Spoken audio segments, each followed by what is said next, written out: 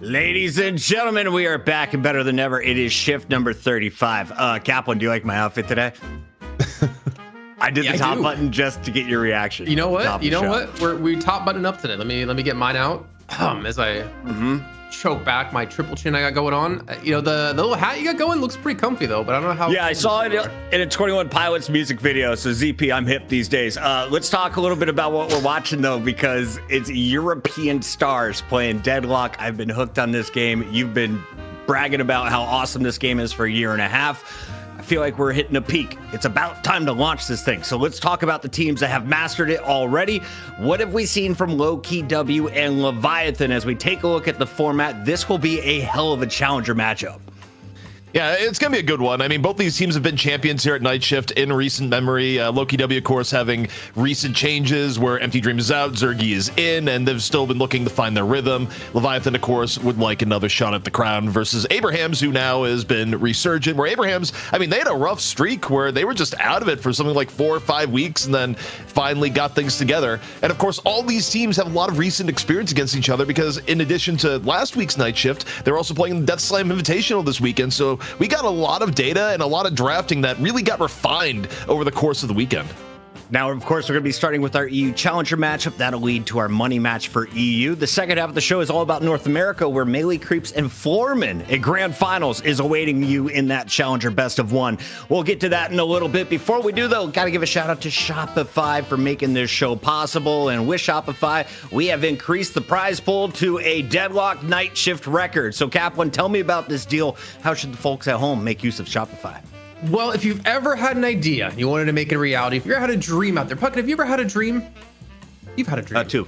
Yeah. Lucid ones. Two lucid dreams. Well, you have one of your dreams, I think, in your daughter, but you had a dream about ways to improve your life, things that you love doing that you want to figure out a way you can make it into income for yourself. Shopify does a fantastic job of helping you invest in yourself with this new AI sidekick. It can help you pretty much put together any sort of business you want to. All you have to focus on is what do I do and what do I do best? That's why I commentate, because that's the only good thing I can do in my life. And I let Sidekick handle the rest. You can type !Shopify in chat to learn a little bit more and check them out, as they are one of our amazing sponsors here on the show, making this one happen and getting the extra bucks here to all the players out there. Also, I saw some people asking questions in the chat. Can somebody point me to a good Infernus build? Well, I'll tell you what, I've been downloading tracklock.gg. The tool has helped me get better already. I have it open on a second monitor if I don't have the app open. And ZP, I learned why people enjoy playing Wraith. If you use the actual build, not the suggested build in game, you can fry. You've got some incredible builds, and I know you have highlighted some of our top pros. If you're looking to learn from an Infernus, who would you go and replicate? Ooh, if I was looking to replicate an Infernus, I mean, it's kind of interesting, right? Because Infernus has really come into the meta in the last few weeks, where he went from not getting played to all of a sudden people think, oh, we got played. And a lot of the builds, basically, no matter who you go for, you're going to be working around dash builds, generally speaking. But if you're looking for specific Infernus players, I mean, look, we're about to cast Lowkey W. Vrake has been doing a whole lot of Infernus. That may be a good starting point for this first matchup, where I think it's probably likely to come to play. Although it was kind of interesting between these two teams that Infernus fell off and then it showed up in the finals. It's been back and forth, but yeah, start with Vrake. Do we have the pick priority from last week? If so, let's bring that up. If not, we can jump right into this week's matchup. And here we do. Solomon, the wizard, is behind the scenes once again. Look how swift he is on the fingers. We saw Vent banned quite a bit. Silver made it through, and when she did, she was first picked. Infernus, as you mentioned, only made it through half the games, and Shiv took the place of Vent. What else did you learn last week, Kaplan? The Abrams is not, in fact, dead. I think we've had quite a few weeks in a row where he was picked one, maybe two times, but to see him now overtake Billy in quite a substantial way, Billy only picked and banned twice in last week's night shift, I think really kind of shows that people kind of overcorrect themselves, I think, when there's any nerfs or buffs end up happening. I think we saw that with Infernus as well as ZP. But Abrams, the Siphon Life build, where you just kind of have the extra survivability in these fights to be that front line, has been very impactful. Yeah, I mean, it's kind of interesting how Abrams, even when he drops out of the meta for a little bit, it kind of reminds me of Shiv, where we've had, believe it or not, we've actually had a few weeks where Shiv is not meta, and then people realize, wait, this hero is still actually good. Abrams kind of went through that period of turbulence where he got some nerfs, and shotgun basically was not the way to go, but then got buffed back up. People realized spirit build was actually good, and as it turns out, having the ability to charge people, displace them, and set them up for picks is still really, really good, even if your shotgun isn't doing 9,000 damage in the process. Shiv's still pretty good. Mina used to be awesome. Is she going to get back into play? If not, is there anyone from that 0 or 1 column you expect to move up, Mr. Kaplan? To move up? I mean, I think Mina is definitely a good shout for sure, considering OCs does heavily rely on her, and that's what we're going to be seeing up first as I take on Lowkey W. In terms of some other heroes, I don't know, maybe some Doorman. ZP, I think you were pretty much watch part of the entire Death Slam Invitational, and I believe you did see quite a few Doormans. Well, yeah, who played it twice, I believe, and Lowkey W, they won once against Abrams with it, and then they lost and got knocked out in their final map of the tournament with Hoot on Doorman. So kind of a mixed success there. Mina, though, is actually way up, and part of it is because people have realized if you give OCs Mina, you probably lose the game. So every game that both Abrams and Lowkey W were playing against Leviathan, Mina became a first-round pick, where if you were picking second, you would pick Mina as one of your 2 picks every single time, just because you did not want OCs to play the character. I accidentally knew the meta, guys. Here we go. Let's jump into our rosters for the day. If you don't know the players, they've been here before, and we have had them so many times in the grand finals. This time around, though, it's just a best of 1, so you got to go big right here. Talk me through the lineup. ZP, who's your favorite player on this team to watch? Favorite player, actually, after the weekend, I enjoy Listic's reliability in frontline, where I feel like people sometimes underrate how much Listic brings to the team, where you may look at it like, oh man, look at Hoot, he's so good at moving heroes, etc. Listic is the one player that will actually like somehow have games where he goes like 1-8, and you're like, that was the most effective 1-8 I've ever seen. Way to go on Abrams. But for me, when I look at Lowkey W, and I'm wondering, okay, storylines, where it's going to go. They have to get a big win with Zergy at this point. Ever since they swapped rosters and they brought in Empty Dreams, or rather they took out Empty Dreams and brought in Zergy, they have been losing a lot of these games. They haven't quite found their rhythm yet. And I know it was a change made with the long-term plan in mind, but in the short term, they've been stumbling since making that roster change. I'm curious if today will be the day that they make their first step forward. Kaplan has a crew. We've done over 65 episodes. That's weekly episodes for Deadlock. Over a year of action, and we have seen Zergy fry on so many different M1 heroes in the past. Wraith didn't work for him last week. What do you want to see him run this week? Is there going to be a change in the play? You know, I think ZP would agree with me on this one. Maybe put him on Mirage. Maybe don't let Cosmetical play Mirage. Let Zergy play. It could be an M1 powerhouse that we know Zergy likes to be.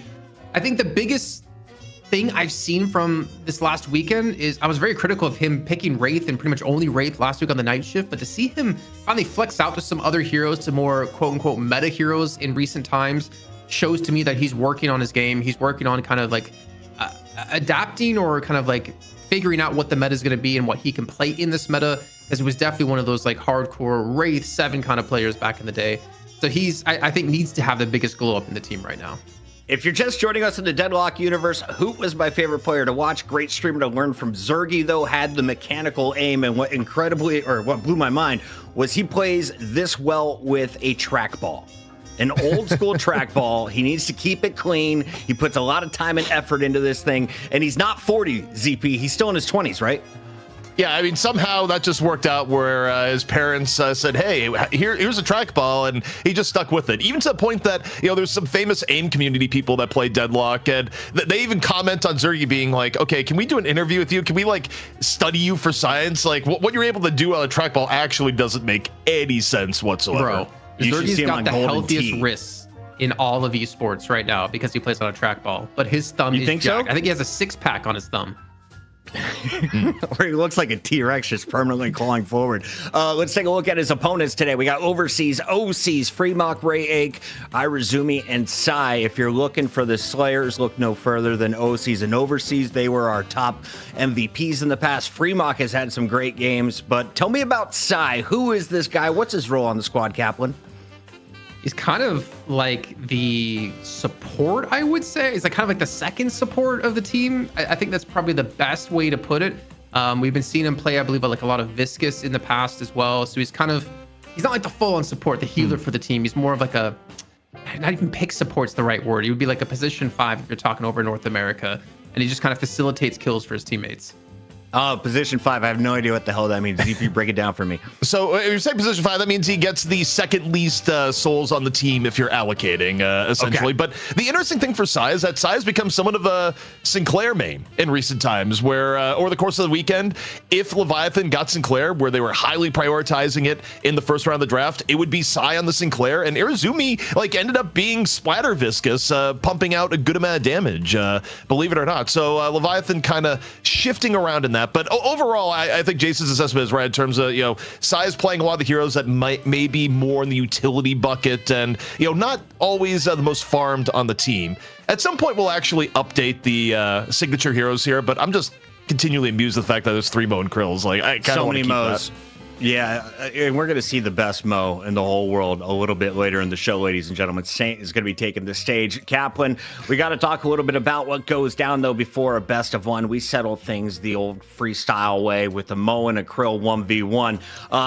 How did this come about, and how can I bring it to my games to decide who I get the lane with? I think you're asking the wrong person about how that came about. I think the person's to my, I guess, the Warlord? Right? Yeah, I think he's the one that initially like brought up the idea of just having him do a 1v1 battle in mid pit. Yeah, and look, it worked out. I think someone in chat even had an offhand combo like Mo and Krill 1v1. I think I saw it as like, you know what, we can do that. We can make it happen. The only way you don't get to see a Mo and Krill 1v1, where it still went down, but the action was clearly too brutal to put on screen, is that the players ended the game too early. So the replay code we got does not work. The Mo and Krill 1v1 happened, but you're just going to have to imagine it's their first the time, Mo fisticuffs. It's the first time they've done this. You know, they're not used to having to do these Mo 1v1s. It's not like it's their We've never had a replay time. issue ever on this show either, especially not live. Shout out to tracklock.gg. Go check out their awesome app. Here we go. Lowkey W versus Leviathan. We're going into our first draft brought to you by Shopify. And Leviathan looks like they chose to ban first. Do you think they won the 1v1 ZP, or are teams preferring to go second? It's hard to say. Preference on first or second was all over the place this weekend. Ven being banned first, though, was very common and often responded to with a ban on the Shiv. Like, Ven and Shiv got hit with all sorts of first bans over the last few days.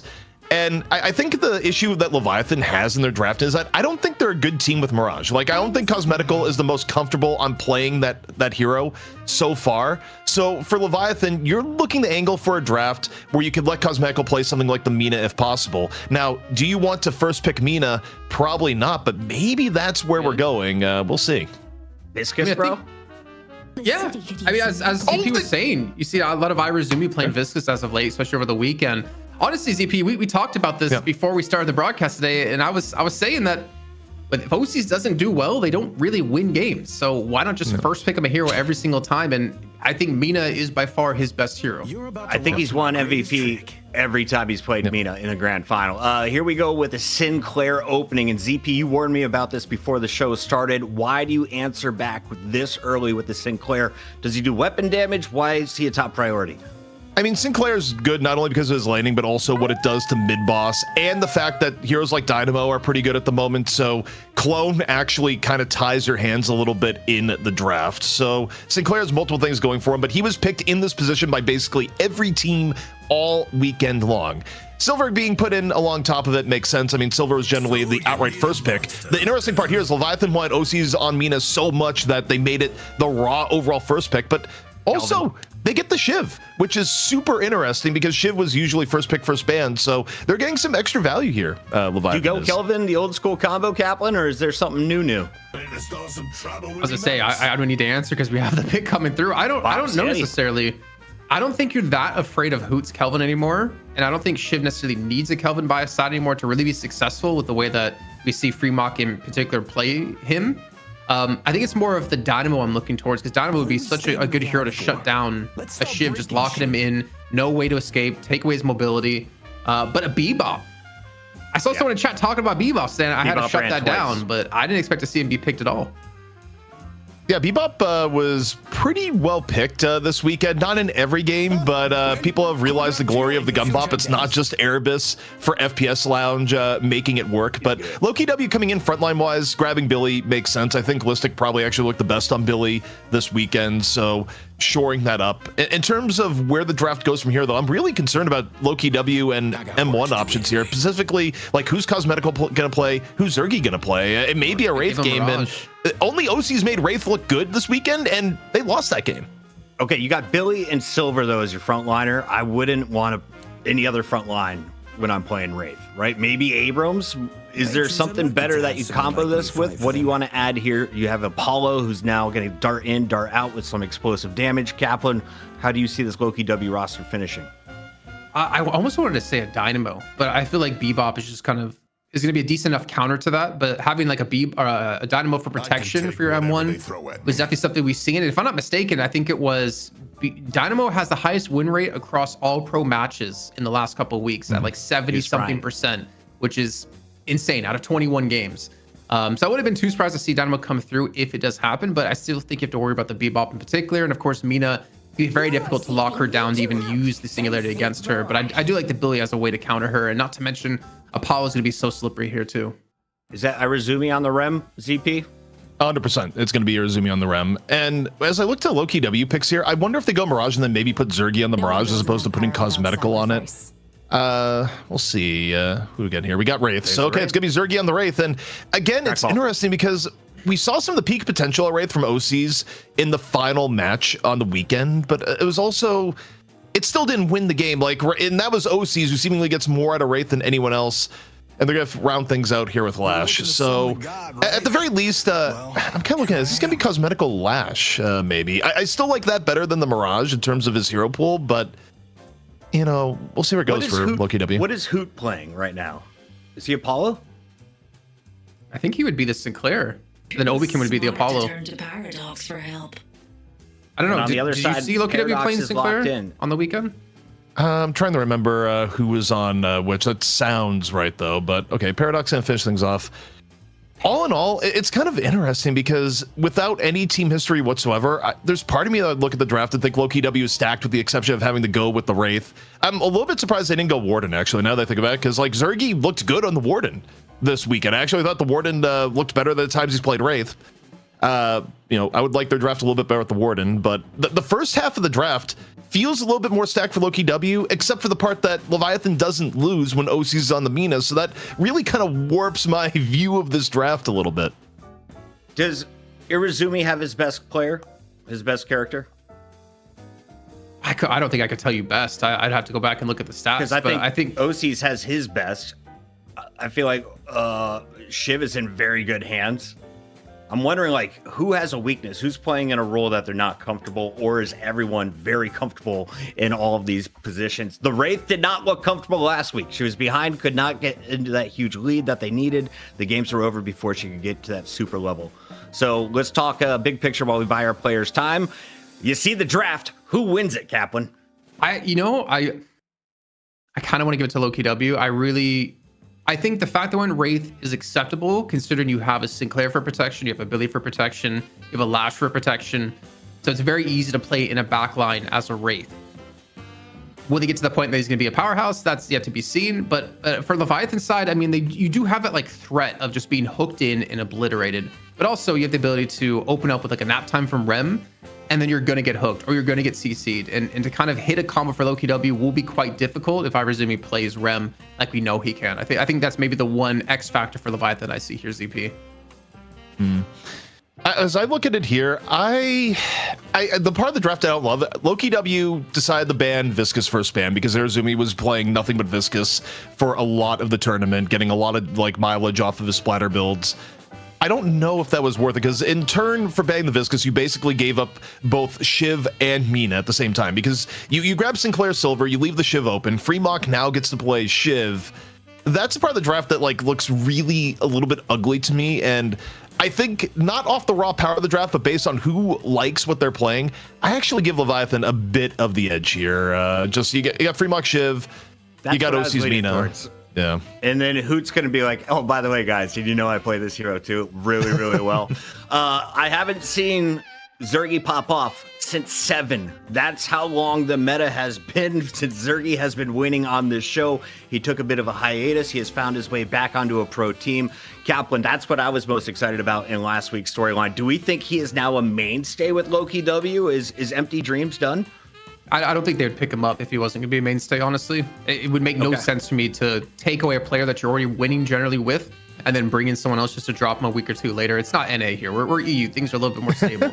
But the thing is, I think they have the willingness to play with him enough till he gets comfortable, until he becomes that 7 that you were talking about before, that like God 7 raining death from above. And I don't know, maybe just the meta isn't really going towards him right now. I would still like to see him on things like Venator if they can secure him that early. I would like to see him on Mirage as well, because I still rate Zergy as a really good kind of split pusher, but I'm not really a huge fan of seeing Wraith at the moment.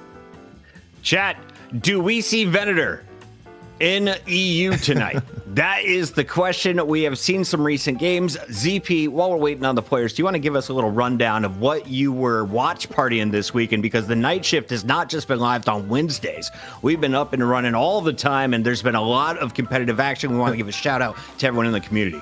Yeah, we were watching the Death Slam Invitational, of course, put on by Death Slam Events. It's Deathy's project, and they had a big EU tournament going on this weekend, and we were watch partying that the entire way through. I was just absolutely destroyed on sleep, but hey, we went for it. And yeah, actually though, to kind of answer the Ven question is that when Abrams and Leviathan play against each other, Ven actually gets play. Like, he's not always banned. Leviathan got to play him in a game. Abrams got to play him. Like, he did see a little bit of play rather than being perma banned. The one thing that's kind of interesting that like seemingly changed over the course of 2 days though is that the weekend was defined by Celeste going up and up in value. Like, Celeste was played in every single match of the grand final, and then you take a look at the draft here in this best of one, and Celeste is just completely ignored. Not picked last, certainly not prioritized at the front. So I don't know how much of that was an Abrams Leviathan specific thing, or just teams kind of reevaluating and went, wait a second, we actually don't need to play Celeste. While they sort out their lanes, got to give a big shout out to Shopify, and a reminder, chat, don't get weird when Shoppy's on the screen. We got a note about it. I'm talking to you, Sketchy.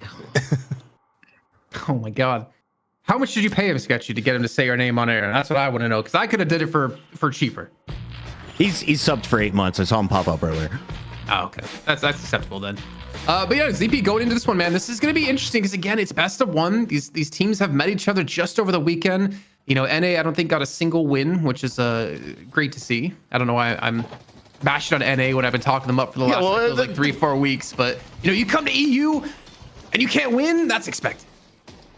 Yeah, I mean, look, ping is still a bit of a factor, but taking a look at the lanes that we got here from the get-go, gonna have a Mina Paradox lane on the right for Leviathan, mid lane, Rem Abrams, which makes all a bit of sense. I mean, a lot of times when Leviathan, actually, it's a little bit weird because normally you'd run the Rem with the Shiv, and in this case they said, no, we're just gonna run Shiv middle with Bebop. That's actually really weird to me, Jason, to have a look at, because usually the Abrams and the Shiv would be reversed.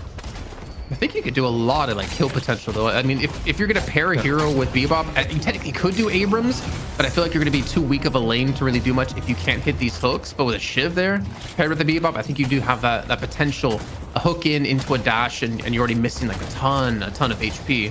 But the really interesting note that I'm seeing for Lowkey W is actually gonna be Obi-Kim over on the Sinclair, and Hoot's gonna be on the Silver, and Vrake's gonna be on the Apollo. So a little bit of a switch up than what I would have expected. Yeah, I mean, I meant to say that mid-draft is that Hoot generally has been the Silver player for Lowkey W purely because Silver just kind of scales with movement. So you have arguably the best movement player in the world. Like, you'll usually get Hoot on the Silver unless something like a Doorman is being played. But, you know, the actual true love of Hoot, by the way, is Doorman from all accounts behind the scenes. And Rayek actually getting pummeled down a little bit poke-wise in the beginning here in mid. He would make a fantastic Doorman cosplay, I will say, though. One day, if that happens. So we do have an initial kill coming on this right-hand side. Obi-Kim taking down OCs, and again, I think we talk about this every week. The win condition for Leviathan is generally OCs having a good game. So this early pressure coming through, already netting them a fairly good start.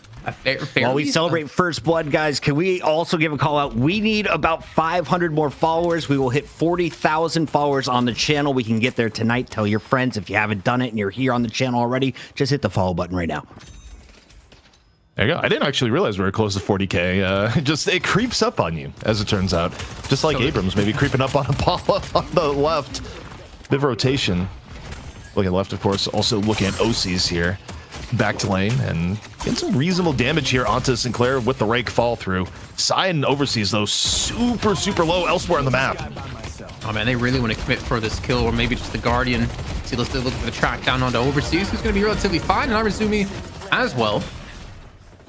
I just heard a kill come through. I'm not sure if you heard that as well. Yeah, I think there's a little bit of a desync going on somehow. Because I thought I heard that in the beginning too with the intro theme. I was like, wait a second. Yeah. Now, was that in the future or was that in the past? I feel like it was in the past. It's all relative. It's all relative to where you were as ZP, I guess, or whose observer feed you were on.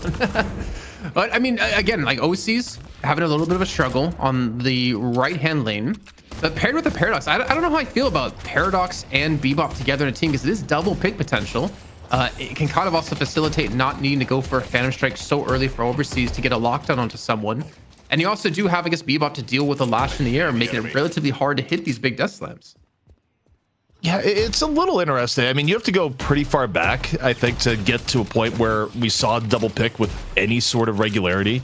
Although I think part of it is that Bebop, people going gun build, you're actually more willing to give Bebop a bit more farm than you used to in the past. So, I mean, Rayek may be a little bit greedier on the Bebop, getting extra farm because Gunbop actually is just that strong at the moment. Yeah, and he's definitely a player on their team that would be given farm too. I mean, typically like a Celeste player for them as well. So he's used to getting a lot of farm soaked up, and the team's definitely going to be playing around that to help facilitate how successful he can be. It is a bit weird, though, to not see Obi-Kim on the Apollo, considering I feel like they've had a lot of success with him on Apollo in the past few weeks. a break, I think, probably has the most pressure on the team to perform here, considering you're basically looking like the old buff enjoyers with this roster. The old buff enjoyers. Why aren't you winning championships like buff enjoyers? Also, look at Drake. You may have cast or cursed a little bit under pressure, both ends, but again, a little bit of support. At the same time, Silver taking down Freemock. Hoot right there, and the laning maybe wanting a little bit more right now. Poking in, but also the dive would have been lethal to the towers, so you stop when you've gotten value. Yeah, relatively fine when it comes to being healed up by the minions too. And again, already Lowkey W off to 2 early kills, a nice 2k lead as well as we hit the 5-minute mark. Also really enjoying, you can see on the left-hand side, a little bit of an adaptation to our UI here from the tracklock.gg guys. With their tracklock app, we can see the permanent buffs that everyone has from these golden statues coming on through. You can see at the moment listed with his 30 plus HP, has 0.5% CDR. And this is something you definitely need to keep an eye on the later the game goes on. Considering, I think we talked quite a bit last week, ZP, about a lot of the lack of souls being made up in these golden statue buffs. Yeah, and of course, this would be even cooler if people were still going egg, but generally speaking, they are not, as Ram getting hit with that bash down towards the very end. Chengang coming out here, courtesy of Listic on the overseas, rising Ram, and with the locket, you're going to be able to get away. Where, we talked about it on the last night shift and saw it all over the course of the weekend, but probably the most improved item over the last few weeks as far as people picking it. Rusto Locket is just everywhere right now, especially against Apollo. I think we had like 6 or 7 pickups in one of the games. The Death Slam's going to come in, and Cosmetical is not really going to have a chance to follow up on it as he gets taken out of the sky with Nox Nostra coming on through out of OCs. He's got a little bit of temp there, but also a switch up in gank as well with Freemock joining in that right-hand lane, helping to facilitate OCs to get himself back in the match. Is at 4.6 thousand souls. We didn't really talk too much about it in the draft phase in terms of who wants a game to go early versus late.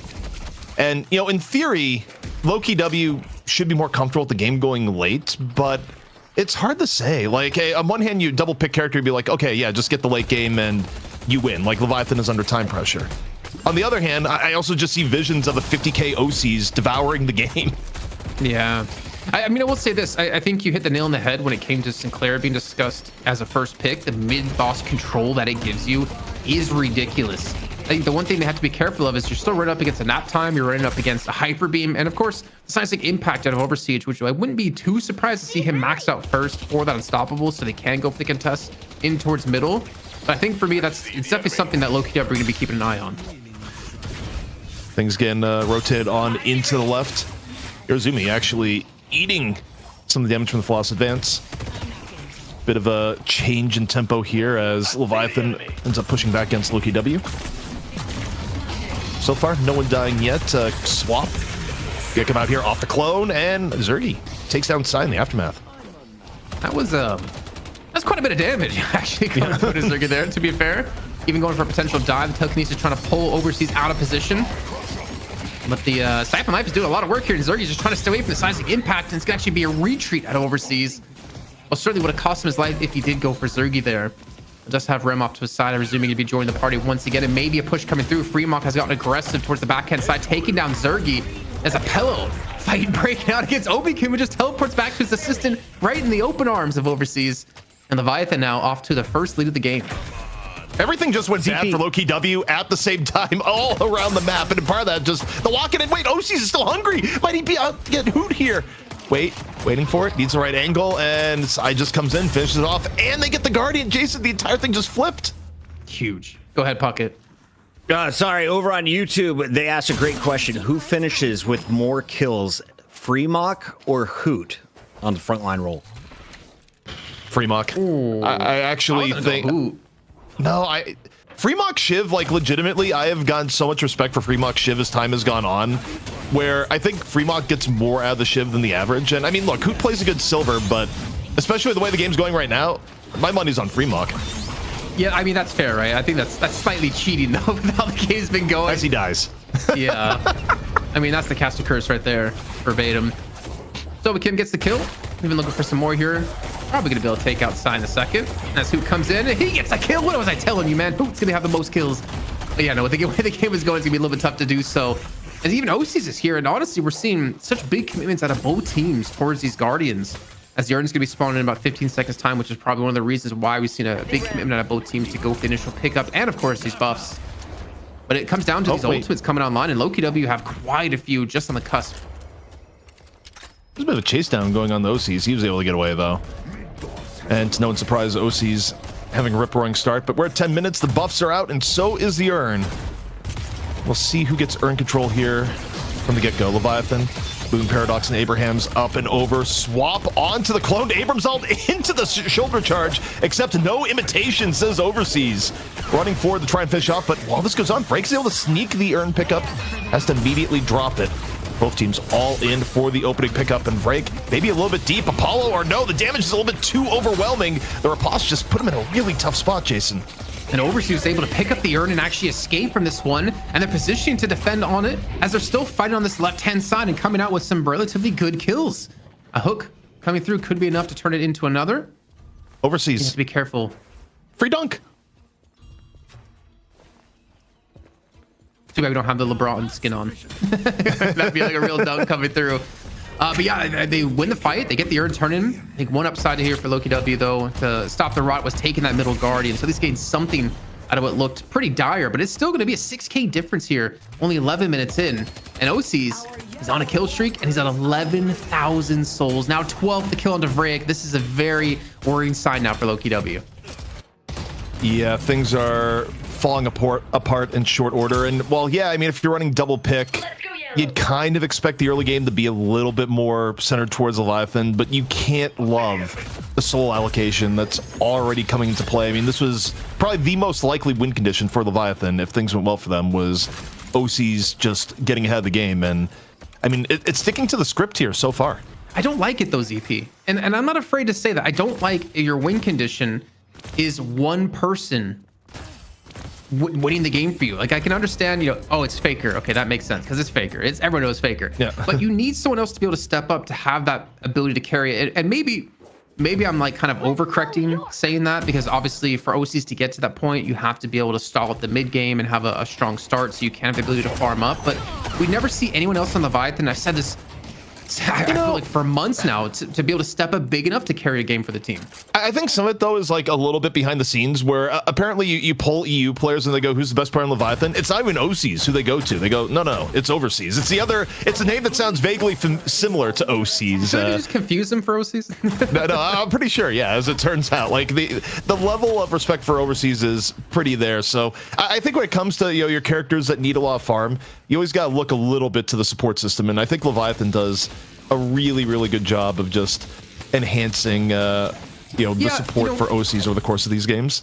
To be fair, I think with Mina, it's very easy to look flashy, and I think it's a lot more difficult to be flashy with like an Abrams, because you really depend on like Warpstone or Phantom Strike to have those flashy kind of plays. Whoa! But we see potential flashy play coming on through here with a little bit of a sneak attack.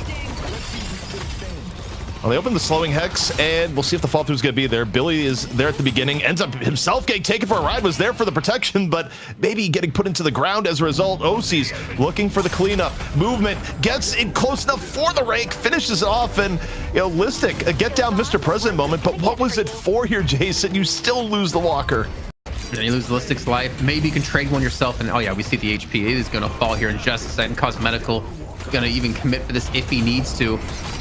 Yeah, he's going to go on down here. Maybe another kill, actually. This time on to Hoot. We talked about the free mock versus Hoot battle, and, well, unfortunately, we're not going to see it here as we just talked about it. But now we're seeing a mid-transition out of Leviathan, so they weren't done just on the right-hand walker. That mid-walker is very low in HP. Yeah, they get it. And they got Zergy. Like, Zergy went to go defend it, gets caught. So you lose some of the uptime on your M1. You lose the mid-walker. The level of map control that Leviathan is going to have now is absolutely unreal. And, you know, very quickly, Jason, we're starting to run into a situation of what are the Lowkey W win conditions? I mean, shutting down Arizumi, that's part one. Who just dines and dashes and jump scare hook at the very end there, Jason. I swear, we need like a Five Nights at Freddy's Bebop skin. I think that would go pretty hard. Just a random Chuck E. Cheese doll getting a hook from downtown. But yeah, I mean, the win conditions, like the steps to get back to the game, not that Lowkey W are out whatsoever. I think for Leviathan, Don't go for mid boss. Don't give him a chance to steal it away from you. Just keep playing the game that you're playing. Keep letting OCs get more and more souls, man. He's at 18k and they're still picking up kills even without him. And he's so far ahead of the rest of the team. I will say, like, the ability to play safely for Lowkey W is kind of tough versus double pick, where you have at any point in the map, you're at risk of getting swapped or hooked in basically any lane, or in some cases both at the same time. And they're so far ahead now, Jason. This is advantage earned for Lowkey W, and Leviathan going out of their way to make sure that it's not an easy dunk for Lowkey W. Looking for the full contest. Oh! Sinclair goes for the Sinclair goes for the swap off the hyper beam. That was sick. Keeping his hyper beam going, swaps with his assistant, looking for another angle to attack. Ballistic coming on in. Chain Gang's going to connect on quite a few here, and you can see that really what can Reg do here in this position as Lowkey W just swarming all over them. And honestly, ZP, this is a fight they need to win. Overseas comes in though, fresh and ready off the seismic slam. Break ending up half HP. Now you got OCs on the hunt. Going for Vrake, takes him down with eases. Overseas, not too much worse for the wear. Down the half HP as Abrams, but making all sorts of space. Still hungry for a little bit more. In off the shoulder charge. How much more does Sinclair have left in the tank? Enough to turn him into a bunny, go seismic slam. But while this goes on, Overseas is just going to happily, Jason, take control of the urn. Now, getting control is one thing. Getting the dunk in the advantage urn territory is another. Yeah, there's... Oh, come on. No, you should not get juked like this. One of you should have stayed back. I think it's going to be a kill either way. Yeah, you shouldn't have the freedom to go for this turn in. I mean, with Sinclair dead, there's a real chance you could go for mid boss, though. You don't really have to worry about that Hex coming on through, but it doesn't seem like they want to be going for that just yet. And Overseas just baiting them in towards middle. OCs is circling around behind him. Listic has gone in deep to dislodge this urn, but will he escape with his life? We'll see. I mean, Lowkey W, they're making a show of this urn because they desperately need it. It would get them back into the game, but that's also why Leviathan is fighting tooth and nail to keep it away from them. Overseas just tries to go for the raw pickup with fire all around him. A little bit worrisome. Swap comes in onto Hoot. Charge, I don't believe, was ready. Break gets the urn pickup, and you look at the minimap here. Should be a dunk for Lowkey W. Leviathan, can they get anything in turn? Thing is, while this is happening, there's little helpers on that right-hand side lane, so that's going to be shoving up to the base gardens that someone's going to have to deal with. And the urn does get turned in by Vreg, so a great little steal coming on through. And they will take all those little helpers, sending it back to the owner of Rem here in just a few. But Lowkey W, like I said, a big play out of them, keeping themselves in the game here. A 7k deficit so far. I think the biggest thing they could have happen right now is a kill on the OCs. For sure, 21k. It's a big bag you can take from him, but more importantly, stop him from farming around the map. Also, you take a look at item builds here. You know, the Evolution of Shiv builds. You just eat your vegetables nowadays, in addition to the locket. More greens and purples.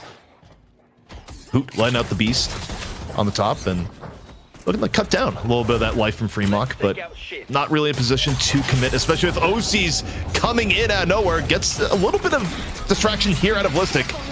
Enough to get the aggro on the OCs. In fact, the punish may be there with Cosmetical over on Lash. Just needs a little bit more, and Zergy gets the killing blow before it's all said and done. And that's going to be a long spawn timer. OC's dead for the next 40 seconds, Jason. Yeah, so they're picking up the pieces. Step 1, take down OCs. Step 2, I mean, it looks pretty good, actually. There's no nap time. Besides the impact's coming up soon. I don't think Overseas has it maxed out, though. Now, Fremont's going to be here to join in just a few seconds. They have the damage to take this one down, but this is still a little bit risky to do. But at least with OC's dead, Overkim's going to have to go huge here with the Hex. Well, they still have swap available, and Leviathan is very willing to delay this. I like the fact that they're coming in now, not right as the Rejuve Crystal goes down, but to try and buy a little bit more time for OCs to get in on the back end of the fight. But here we go. Rejuve up and available. Rabbit Hex came down. Nobikin picks up 2. All crystals to Leviathan. Or rather, to Lowkey W, but Leviathan now looking to just burn some of them away if possible, but instead, they lose Overseas, and a very, very good mid-boss for Lowkey W here, Jason. Oh, for sure. I mean, they've completely caught up here. Hoot at 20k now. A great Death Slam and a Cosmetical to open up that actual Rejuve take for free. As the Robot Arm comes on through and doesn't connect onto anything here, and Lowkey W right back in the game. Can we actually maybe take a look at the Souls...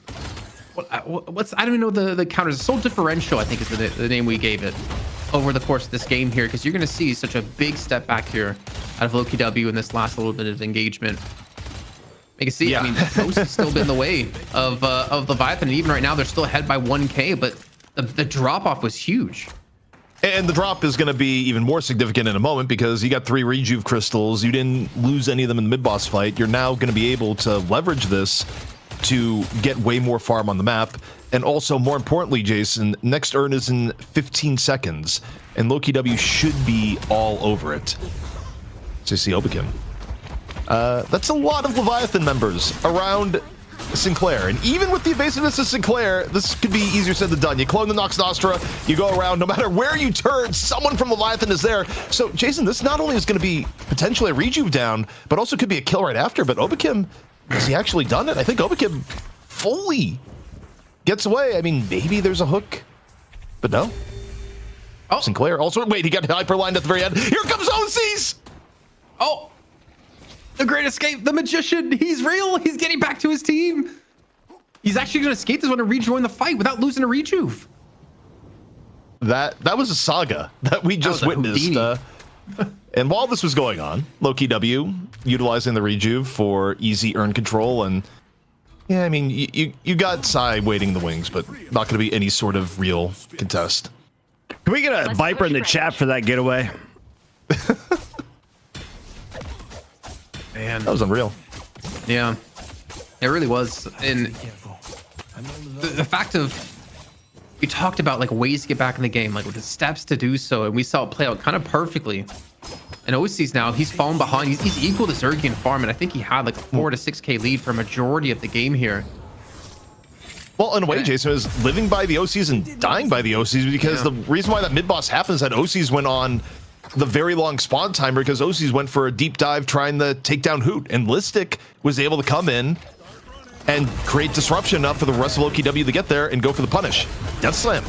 Meanwhile, going on the Rayek here. Hoot gonna let out the beast. Up, over. Resto Locket comes in, but not enough to save. Wraith gonna drop the telekinetic. Over as, okay, another 2 kills here for Lowkey W, and, you know, Leviathan trying to prevent damage to this walker, but easier said than done when rejuve's in play. Yeah, you gotta let this one go, man. They have 3 rejuves, you have yet to take 1. You've lost out on 2 players. I mean, luckily for you, they're not your big damage dealers, but they are facilitators of kills with nap time and with these hooks coming on through. And for free mock here, you really need to not die. You gotta be so careful of these base guards going down. Overseas charging on forward, just trying to feint an attack to force them to back away, but they're not done just yet. Lowkey W take down some base guards on the left-hand side, and now retreat to take away the farm in the jungle as they sport a very big 13 to 14K lead after what felt like that game was slipping away out of their hands. Well, I know we can go a little bit deeper on the data, courtesy of Tracklock. Let's take a look at the golden statue breakdown here and see how much permanent buffs are in play in favor of Lowkey W. And overall, you know, as I read it here, Jason, it's actually still pretty even, I think. Yeah. It's definitely relatively even. I mean, even like Ren currently the biggest taker with Arizumi at 28, and he's got what, 120 HP, 21% ammo. Not the best thing for Rem, I would say, but the CDR is definitely helpful with the 3.3%. Remember, you guys can check out tracklock.gg and pick up the desktop app for yourself as well and use these kind of buff trackers in-game for yourself. Not to mention a ton of other features that it does have for you to check out your teammates and your enemies to see what they are good and bad on. And of course, compare yourself to the others. Jason, you know I'm excited for. I don't know if it's in this week or maybe a future week, but it might be in this week. If Pocket gets played, I think we can actually show who gets hit by affliction on the UI now. I believe we have the technology. No way. Is that a real thing? Has production been cooking? Okay. ZP, do your like convince some players to play some Pocket if possible, so we can see that happen. Just players, please play Pocket. And then we get the first Pocket performance where 0 afflictions get hit over the course of the entire game. that would be not great. That time being used defensively here. Good counterspell coming out of Hoot. He baits out a huge ultimate and gets away. A massive win for Lowkey W here on that. Yeah, I mean, the only downside there for Hoot is it just did a little bit too much damage to the point that I think... Was that a tick of... It was like a tick from a dot that actually ends up triggering there. But, okay, Paradoxical Swap thrown into the ether. Tani Losan from Vrake gets the finish onto Sai. And the last 10 minutes has been Leviathan on the back foot ever since mid-boss. Working at 15K lead overseas. Seismic Slam decides to go in. Looking for Zergy. Brings Zergy on a little bit of a ride. And then immediately decides, nope, not where I want to be. The movement out overseas, though, there, Jason, ridiculous to reposition. doesn't necessarily help the rest of Leviathan, though, as Irizumi gets caught. Yeah, I love a little bit of the shoulder charge movement tech. I still have yet to be able to do this in a high intense moment or do it at all because I'm just horrible when it comes to the movement. Did you even play Abrams? I'm pretty sure you just play a bunch of well, you play a bunch of everything, but more on the Infernus end and less on the Big Blue end. There's a lot of 7 Viper, and I was trying to learn Infernus, but losing as many games as I've done on Infernus just leads me to believe I'm not a good Infernus player. You know, when Black was asking you, like, who's a good build to check out, and I was like, don't say Leffa, because no one can play like Leffa unless you're Leffa, so his builds do not apply to the normal person. OCs was looking for Sinclair. Sinclair simply gets out of there via the assistant, and OC's not a ton of uptime in this game so far. By the way, look at Fremok. Fremok is stuck. Fremok needs an evac at the moment, like deep in the Lowkey W territory. Sai able to get the urn pickup whilst this is going on. Cosmetical, they have gone a little bit deep. Knocks Astra on the silence and the fall through on OCs. So now Leviathan on a bit of a fast break themselves as mid boss comes up 1 here so far. If you're Lowkey W, you would love to get a pick. And also, how did Fremok survive? Fremok is alive, Jason, after all that. I don't know if it's for much longer, and maybe Overseas dies in the process, but he's got good movement. You talked about him as he really impressed you when it comes to Shiv, and I'd say his movement for sure has been one of the best in EU and how he uses those right clicks. But honestly, looking at that fight, I almost want to give the play of the day, our Shopify play of the day, to OC's right there, because the Nox Nostra on top of Cosmetical disabled any chance to get a big death slam off, and that alone allowed them to pick up a kill and then turn it potentially into more, though they did lose Overseas after. But keeping things kind of equal here, without that big wombo, this is gonna be a tough combo to pull off. Lowkey W then make for mid boss and then turn back out, seeking the fight instead. And Rayek gonna get caught in the crossfire. Another one down. Lowkey W, though, getting a little bit wounded across the board. Nap time coming on out.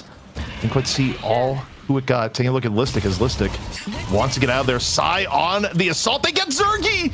One of the best picks they can get in the aftermath here, Jason. And Leviathan being scrappy, maybe about to turn this in their favor. Looking for Vrake. The Paul, not the easiest chase down. Carbine gonna hit. OC's on the case. Death Slam out from Cosmetical. I think it was more of a defensive Death Slam to make a bit of space. Yeah, and we're even seeing the early E-shift coming on through out of OC's, which is very reminiscent of his style, depending on the teams he's up against. I think there was a game over in DSI on Sunday where he picked it up at like 13,000 souls, like his biggest investment off the bat, because he needed survivability, man, against like Kelvin, for instance, in that game. He definitely is, I would say, a master of not only Mina, but a master of knowing what items to take when. And as you saw right there, the E-shift saved his life from that Death Slam. Also, wisely, Leviathan not going for mid-boss. I think doing that even up an advantage against Sinclair would have been a disaster. Knocks Astra into getting bunnied. The bat's still coming out. Another fight here in mid. Leviathan trying to make the most of their advantage. OC's diving in. It's a big rake. Gets Listic all sorts of low. Wants to go for the finish. You just see Billy at 2 HP. Tries to break the ankles in on the corner. Not enough to avoid the next rake. Fremok able to dive in a little bit deeper. Finds Hoot. And now Leviathan back in the driver's seat here, Jason. They're going to be able to go mid-boss after this. So long as they don't give up kills on the back end. They lose Fremok, and that definitely makes it a little bit more murky. Do you think they want to go for it, though, with Obi Kim still alive? I'm still hesitant when there's a Sinclair. Maybe we can take actually look at the build. I didn't quite check what Obi Kim has bought up in terms of items. If it's like Echo Shard with Max, Rabbit Hex, I definitely would not go for a mid-boss here. I think there's an Echo Shard. I swear I saw Double Rabbit earlier, but maybe I'm wrong. We'll see when we... Nope, there's no Echo Shard yet. He's got greater expansion and superior duration. So even without Echo Shard, I would still be very hesitant with Rabbit Hex maxed out to go for that. Because in a best of one, okay, best of three, I could swing it. I could mentally get around it. But in a best of one, if you do that and you lose the mid boss, you could be looking at a lost game. I think they just want the fake here. There's no way they full commit with Listic and Hoot back up in 8 seconds, but they do want to punish people that are out here looking for intel. The problem is that if it's Obikim that's fishing for intel, we already saw firsthand just how evasive Sinclair can be via Spectral Assistant. Probably, I would say arguably the hardest character to chase down in the game. Like, yeah, Celeste has raw movement, but the ability to just continually juke with Assistant brings it to another level. Slowing Hex, though, in on the OCs. This would be a massive pick. The chain gang comes out. E-Shift, though, is there. E-Shift buys time for OCs to get away. That one item, proving its worth and then some. Still, though, turning into a fight that we'll see if it fits Lowkey W's purposes or not. You can see Cosmetical is just trying to look for an opportunity to actually get one of these Death Slams, but they've already lost Vraic. OCs was not dealt with, and he's going to have E-shift up in 10 seconds so he can continue to fight here. And Lowkey W turned tail and run, and I think rightfully so here. You don't really want to give up any more kills. If you lose one more player, I think then you're looking at a for sure mid boss to be attempted out of Leviathan, especially if they have all these ultimates still up and ready to go. It's a very, I think, tense point of the game, though, ZP, and I think with this next turn respawning back in here on this left-hand side is going to be, I think, a good determining factor of how this game is going to play out. By the way, you're seeing the power of Sinclair in the draft. The fact that I think against most other comps, aside from maybe a Dynamo, Leviathan would have slammed mid-boss already. Yeah. But they do see Overkim and they go, maybe we shouldn't. And I believe that estimation is right. Sinclair's just that good at contesting, but oh dear. Is that OC's about to get survival? As if he wasn't hard enough to kill before, ask Holistic 2 minutes ago as to the why. Yeah, I mean, like the E-shift. Survival and E-shift. And he has a Sanguine Retreat. I don't know if he has Dispel Magic, but I'm assuming he has it because it's Mina. Why would you not have it? Very slippy, very hard to deal with here. Not to mention, starts Restlock at no Dispel Magic, but they also even used a Phantom Strike that last time to pull him out of the air, and that wasn't enough to deal with him. Mina is difficult, and it got hard over time too. Ever since her early game got nerfed and she got more late game options, it's like, hey, how would you like 3 Sanguines, even if they don't go as far anymore? Yeah, she wasn't already hard enough to kill. Let's just give her a 3rd. Like, why not? So Earn turned in. Leviathan working with a significant lead. Both buffs still on top. Well, also, I think the scary thing for Lowkey W too is that in some of these neutral engagements, Leviathan is still running a double pick comp. They have multiple ways of getting on priority targets, even if some of the targets aren't super killable. Ooh, some warning shots in the vague direction of OCs. Yeah, I mean, I would kind of say I wanted to go back to the Bebop discussion if we're talking about double picks. I don't know really how much impact Rake has had. I don't know if we have this graphic ready, but it's possible to see a breakdown of player damage. I'm not sure if we have it like ready to queue up and show us or not, because that'd be really interesting to see where Rake is currently sitting at. I mean, dude, 20k. So it's not terrible, but he's also at Rem at 20k. So is it really high, or is Rem just doing a lot of damage? You know what I mean? I'm kind of torn between the two. Well, maybe a huge collapse here on the Vrake, just as we were talking about. You look at the mini-map, it is just Amber swallowing up Blue. I see the enemy. Nap time. Coming out here from Irozumi to set the stage, hitting both Listic and Overkim at the same time. Death Slam over from Cosmetical. Vrake already gone. Let's see if there's any sort of response. Overall, Leviathan still pretty healthy at the start of this fight. We'll get the Freemok, who's very healthy in the back. Gonna get in with the telekinesis. We'll see if Zergy can put a little bit of the damage in. Restowaka gets popped, and Freemok's his HP isn't moving. Elsewhere in the fight, Side does go down, but Freemok is creating space and then some, keeping Zergy away from the fight. Goes back in, finds Listic, and Freemok just creating enormous room in this fight, Jason. Plated with Radiant Regen too. He has so much sustain. So hard for Zergy to deal with him. Listic break, both dead. Who's trying to come in and pick up another kill here on the retreat, maybe on overseas, maybe onto another bunny. I can't even tell who the hell that is, actually. It's going to be Bebop. Rakes, extremely low on HP, but Hoot's also overcommitted into this fight. He's most certainly going to fall, even if he takes down one. But the 1-for-1 trade might keep Leviathan off that mid bus even longer now because Overkim is still alive. That last gasp out of Hoot, I don't think many silvers actually get that kill onto Rayek, but either way, Leviathan decide, yep, we're good mid boss. And you're so farmed as OCs. The Nox Astra comes in. Not quite the old school Nox Astra versus mid boss, but hey, it's enough. But now we got to look at Overkim here, Jason. Can Overkim disrupt this? The Rejuve Crystal's coming down. Leviathan, they think they have the edge. They're going to have to take this against the interference of Sinclair. Nap time coming on in. The stolen nap time. Overkim gets one. 2 Rejuve charges still at stake. Overseas with the charge. Frank is able to come in, get the second. All Rejuve charges to Lowkey W. A successful contest, but they lose 2 charges immediately. It may be a bit of a hollow victory as all Rejuve charges immediately go away, but at least they got the threat of mid-boss off the board. Remember how we were saying doing mid-boss against the Sinclair is very risky? Yep. I think you're seeing why we say that. And obviously really well done by Overkim and Vrake together as well to pull those off, to be able to secure all 3 of them. Because if they lost that, the thing is they had to contest it, I think, at this point. If they lose all 3 Rejuves without contesting, without taking away a single one, I think Leviathan with the double picks could easily push into the enemy team here for Lowkey W and start to take the base. I don't think Cosmetical has anything to prevent from being dislodged. He doesn't have Unstoppable right now, so he could get a good Death Slam off. Freemock run into Hoot in a dark corner while just trying to do a little bit of gambling.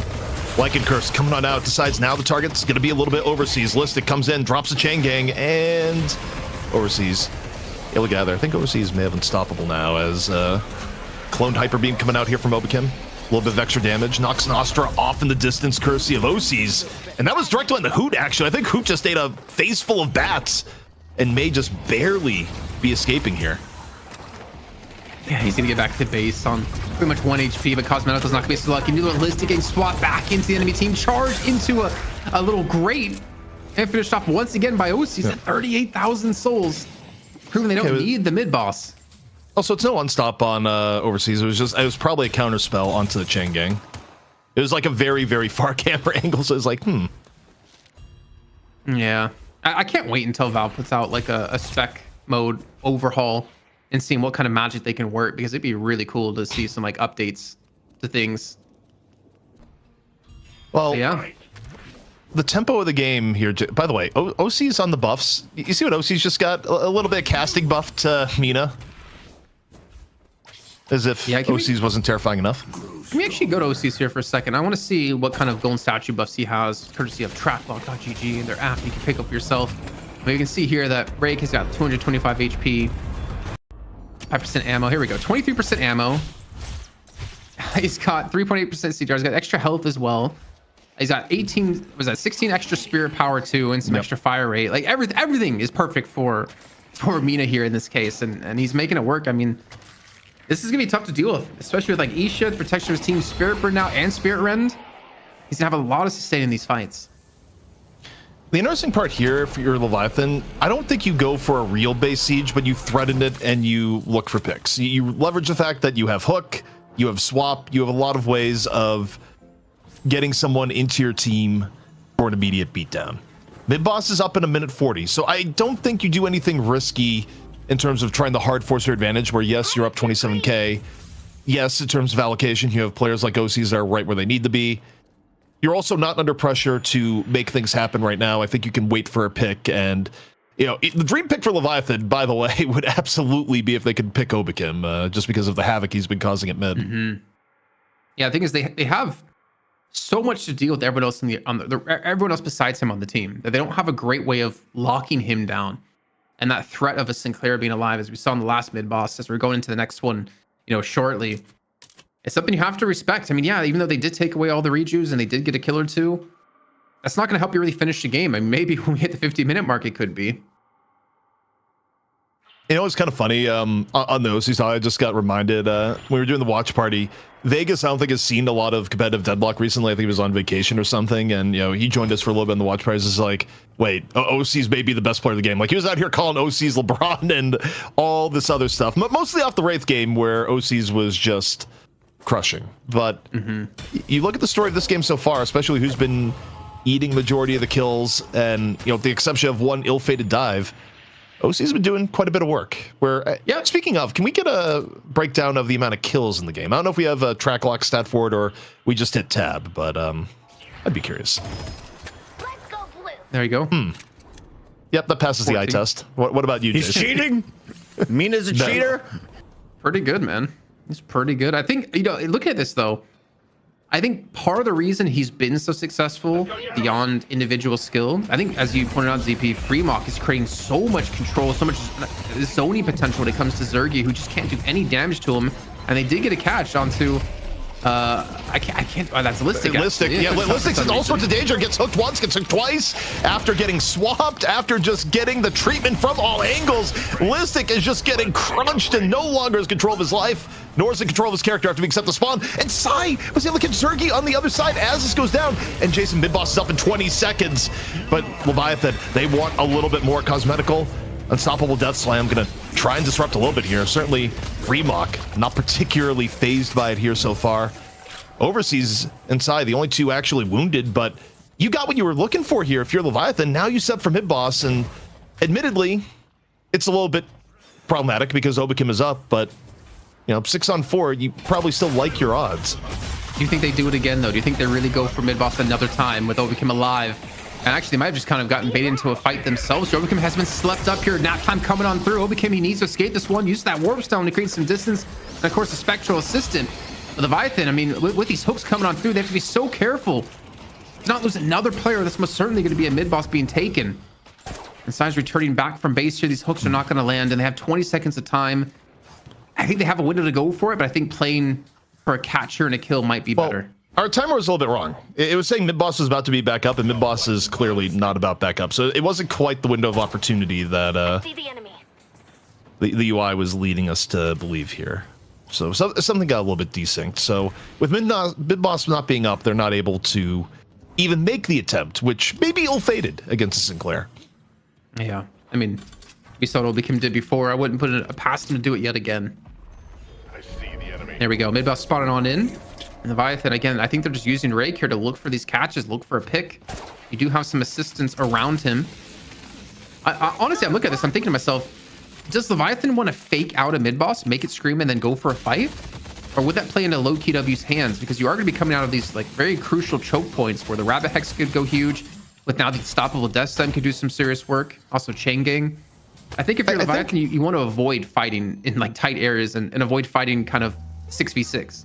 You kind of like the open if you're Leviathan at the moment in terms of your pick options between the Bebop and the Paradox, and the fact that you have more cursed relics being picked up. Nap time, though, going to be used super early into this fight up on the rooftops.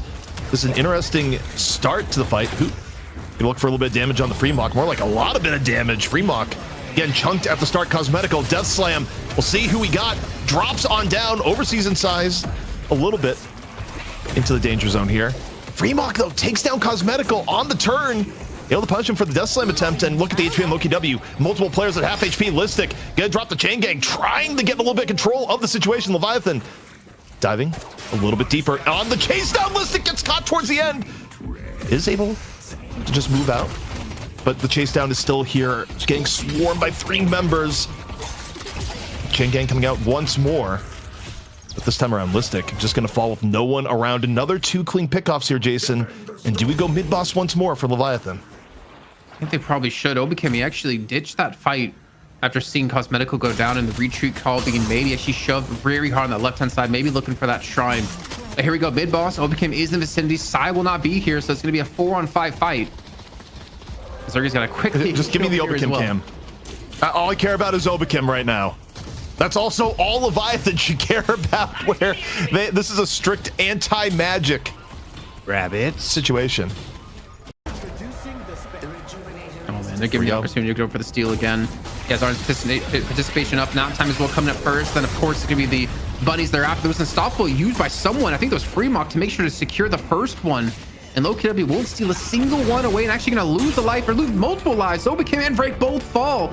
Hoot and Zergy trying to get back to base as quick as possible here. And finally, I think ZP Leviathan are gonna crack the defense and finally break into the base. Leviathan likely just won the game off that, where this time around they had the solution, just needed all the late game options, a few unstoppables, and more importantly, the final level of paradoxical swap, which could swap multiple people, and just got all members of Lowkey W trying to go for the Rejuve Crystal out of the middle, letting Freemock go in and clean up the rest. So now working with a near 50k advantage in souls here, Jason, and 3 rejuves. Lowkey W, just about no more chances left in this game. Yeah, I don't see an opportunity for them to get themselves back into this one, especially with a nice little hook coming on through here onto Hoot, who's just gonna fall. There's really no way to escape this one. They don't really have any pick potential.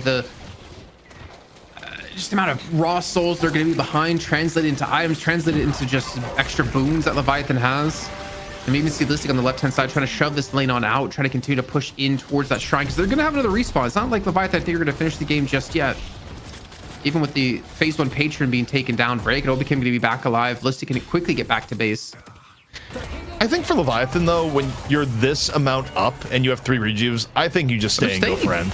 Yeah, you should stay here. I don't think you have to play it safe. I think you have such an overwhelming advantage that you should be able to push and end it here and now. Second stage patron, now vulnerable. Overseas on the seismic slam, looking for targets. Meanwhile, second stage patron, the Archmother, just getting pummeled. Listic trying to buy some time. Off the chain gang. Itani Losan in the back here. Held. Vrake just looking for the right opportunity. Is going to have to hold that a little bit deeper into the pause as Obakim DCs. Oh, man. And you're just sitting there thinking, what do I do here with Itani Losan? There's like no one really in his range to hit for it. And Leviathan, there's just 5 kills stop them from finishing off this game and getting a rematch up against Abrams, who are waiting in the finals. The pause has been finished off here. Fremont takes down Listic and ZP. I think that's going to be it. I think you've hit the nail on the head here. You might as well stay. You might as well just take the second stage patron, and Lowkey W are throwing everybody they have at this. Just need a little bit more, and the match against Abrams is going to be complete. A final Lash ult coming in from Cosmetical. It did not go far enough, not into the fountain this time. Archmother invulnerable by proximity, but Lowkey W is starting to run out of bodies on the point. Leviathan, all sorts of healthy. You may be a rabbit for a moment, but the damage still coming in fast and furious onto the Archmother.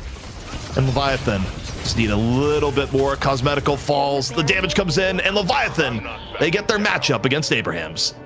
Bro, Overseas was at 2,000 healing with his Siphon Life in the pit was ridiculous. And you're seeing why Abrams is being picked more and more over the last few weeks. But Leviathan, that rematch from DSI, it was a best of 5. And this is a chance for redemption for him. Huge start for Leviathan in a very exciting game, especially between about 80k souls to 150k souls. We saw the lead change 3 different times. ZP, you highlighted a guy, though, that got off to an early start, did not slow down. OCs on the Mina was prioritized. They made sure they locked her in early. Do we ban Mina or do we play Mina? I think you're getting to the point that you have to ban Mina because you don't get a higher priority than first overall pick. Even 2 weeks ago, that would have been seen as heresy to have Mina that high up with all the other powerful picks in the draft. But OCs make something different of a hero than anyone else does in the game. And Leviathan clearly learned from what happened in DSI this weekend, where both Abrams and Lowkey W, they were taking second pick and they were always picking Mina. And this time around, Leviathan said, you know what? We're going to first pick Mina and we'll show you why it's worth it. And I asked production, can you please get a lot of silver clips? Because I want to know what separates a good silver from an amazing silver. Because Hoot was taken over in the first half of the game. Fremont, though, is going to finish strong alongside Overseas Kaplan. Who was your favorite player to watch? Favorite player, I think for me, I think it had to be Fremont, actually. Yep. I really enjoyed what ZP was talking about and what he saw about the space he was creating, constantly being towards the backhand lines against Zergy, so he couldn't be effective against the enemy backlines for Leviathan, keeping him in check, keeping someone back to protect him. I would honestly even go as far as saying that Fremont, for me, was the sidekick of the match. I agree. I think Fremont looked really, really good. I think what stands out to me was that fight in mid lane that was a little bit spread out. And you see Fremont just taking the 1-on-2, not taking any real damage from Zergy in particular, zoning out the M1 carry out of the fight. And then halfway through decides, you know what, I'm actually going to go back to the main fight and instantly gets a kill.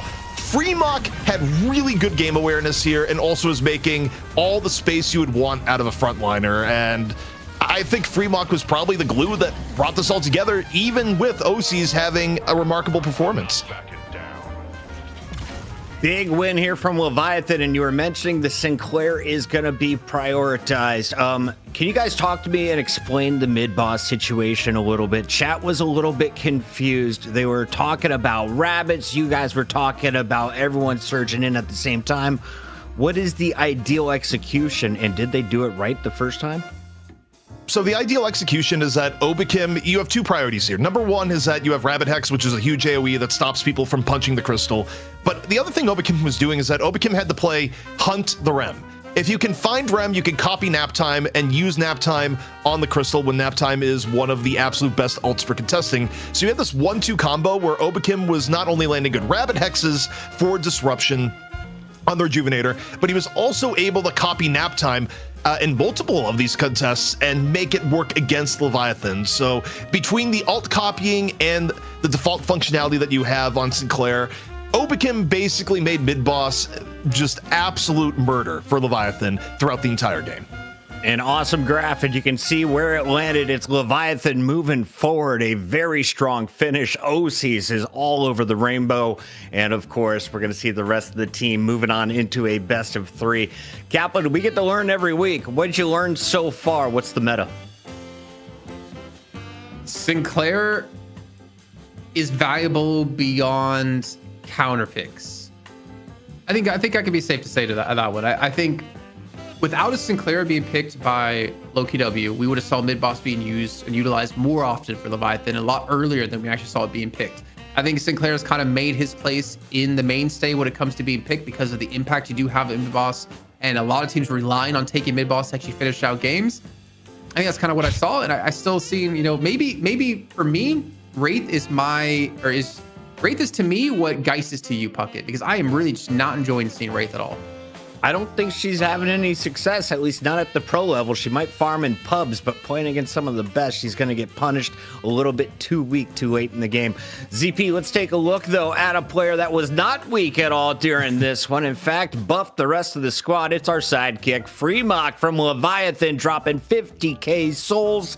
10 kills was his finish. I want to know, where did Hoot finish? Was it 10 as well? 52,000 player damage and 5k objective. When you walk me through his build, for anyone who wants to be a Shiv player, what are some of the key items? Is it that silence wave? What are you looking at? Where do you really take over? I think a lot of it, especially at the early to mid part of the game, is just survivability. Early reactive barrier, early restorative locket, radiant regeneration. I mean, the goal here is that if you want to make space, you have to be alive and healthy. And green items generally help you be alive and healthy, but you still get some extra damage later on, especially when you look at the tier 4 Spirit Item. They got an escalating exposure. That just has very good synergy with knives. If you could keep knives rolling, then people just kind of fall over. But the key for Freemock in this game is that Freemock was just able to continually push people back, make space, and while that's going on, if you're worried about Freemock, if a Shiv is forcing you back, you're not dealing with OCs who's actually chasing people down and finishing them off. Yeah, man, I think yeah, Radiant Regen was huge. Plated armor as well. I think one thing he did really well in that game was realize what is his role, what is his job, and his job was keep Zergy away from these fights, and he itemized directly towards that one. He had the survivability with counterspell on top of that. He itemized specifically to do one job, and he excelled at it, and that's why he's the sidekick of the match. We love it. Thank you very much, Shopify. And of course, if you don't know about the sidekick, get in on it now. It's going to help you do what you do best, even easier. AI has changed in our lives. ZP, we've got 3 more games potentially coming from EU. Do you believe we'd get the game 3 we deserve? Honestly, very likely. You look at this weekend, it started out with 1-1 between Abrams and Leviathan, both throwing good shots at each other. Abrams won the series 3-1 in the end, but Leviathan certainly good enough to still take maps off Abrams, and hopefully we'll be in a situation where at the very minimum, it goes to 3 here tonight. As we go to break, I was wondering, do you think Mo has like claws, or does he have like Ninja Turtle hands? All right, think about that. We'll be right back. It's more Night Shift. Deadlock is a game where information matters. Until now, you've had to keep track of all of it in your head. The TrackLock app changes that, offering in-game overlays with real-time stat comparisons, dynamic timers, and permanent buff tracking. Before the game even starts, you can get key information on your opponents and allies with our match scouting feature, and access the most up-to-date hero builds, tier lists, and player profiles with data synced directly from the game. Your new go-to companion for Deadlock, download the TrackLock app today.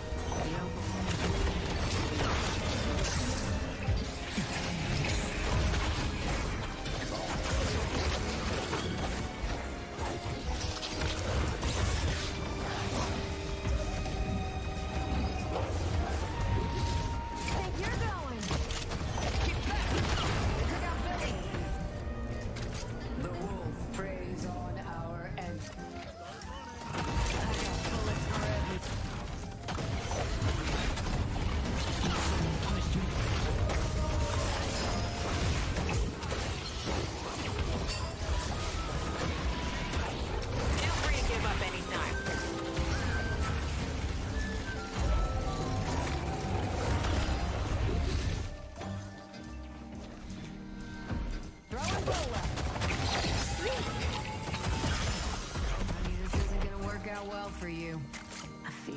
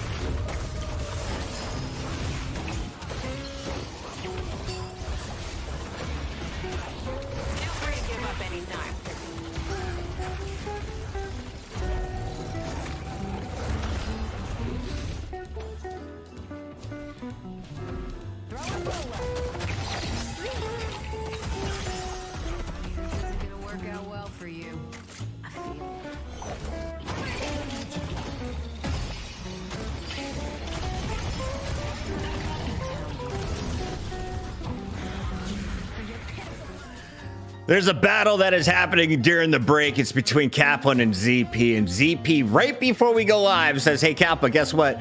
Freemock's the best shiv in the game. Deal with it. What's the beef here, Kaplan? Why was there an instant nah? I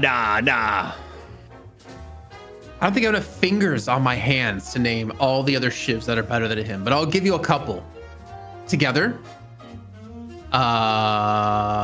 Ido. What? Ido. Even Ido in his current iteration. Puckett. And No. I'll even give Demov. Demov better. That took a curve there, where it's like, together Demov, both debatable. Demov probably the most like the one you'd be able to, okay, Demov versus Freemock, let's have it out. And then we kind of went into a valley there if it was a chart, but we got back up. Hey, don't talk about Ido being the valley. I mean, Puckett's the peak for sure. Come on. For sure. He's been in the hyperbolic time chamber practicing his shiv. He's been talking about McGinnis and some other heroes. Speed run a game when I play shiv. The other team wins in like 22 minutes. We're about to jump into our next matchup, though, guys. It is the EU final. If you're just joining us, welcome to the night shift. We're here every Wednesday at 4 p.m. Eastern. If you're over in Europe, that's around 10 o'clock, I think. Lowkey W versus Leviathan has happened a bunch. This time around, Leviathan moves on to play Abrams, who haven't worn the throne or the crown for quite a while. They got it back, ZP, and they're looking to keep it. Melee Creeps versus Floormen's coming up for NA, but let's talk about this one. What is the lore in EU, and why have the Abrams been on the outs?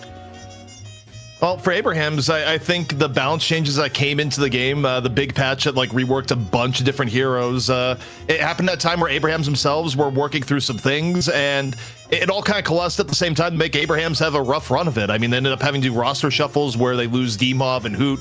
They end up adding Arzo and Bobby, though, which has worked out really well. Arzo probably the biggest rising star of them all, where, by the way, now you were talking about Infernus builds earlier, maybe we just skip Vrake and go straight to Arzo in terms of who you might see in the series, because Arzo has looked phenomenal. And I don't know, I think for Abrams, when you're winning for a long period of time, I think there is kind of this inherent thing where you let off the gas a little bit and then switch with a meta change. You can get caught off guard, but I think they took their losses pretty much to heart, came back with a new roster and better prep, and suddenly they're back on top, both in night shift and even this weekend for DSI.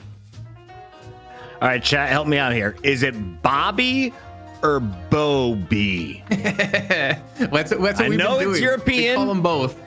We've been battling this internally, externally. I see it both ways in the chat. Let us know how you pronounce it at home. Either way, pretty fun player to watch. A little bit of a scandal.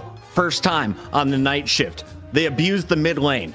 After a little slap on the wrist, though, they come back, and honestly, they have not dropped a game. I was starting to compare him, Kaplan, to like a young John Jones. He starts his career with a disqualification and then just goes undefeated into an accident that ends up with someone leaving a car in the middle of an intersection.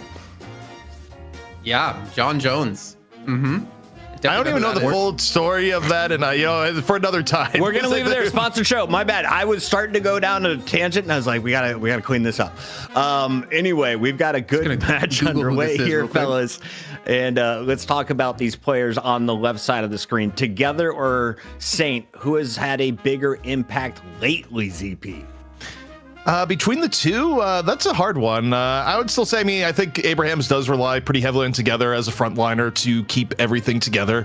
I think for me, the biggest storyline has been Arzo, formerly known as Kakarzo, which for some reason I didn't really put it together. At first, I was buying there. I was like, oh yeah, they scout Arzo from ladder, blah, blah. But I guess like Arzo, who is Kakarzo, who is in and around EU comp for quite a while, just on teams that are usually like 5th or 6th overall, really leveled up his gameplay via grinding. It was like, oh yeah, you guys don't have Demov or Hood anymore? No problem. Let me come in and fill those roles. And in Arzo's case, it's been an Infernus meta, and Arzo on the Infernus has been absolutely phenomenal when Abrams has been able to play it.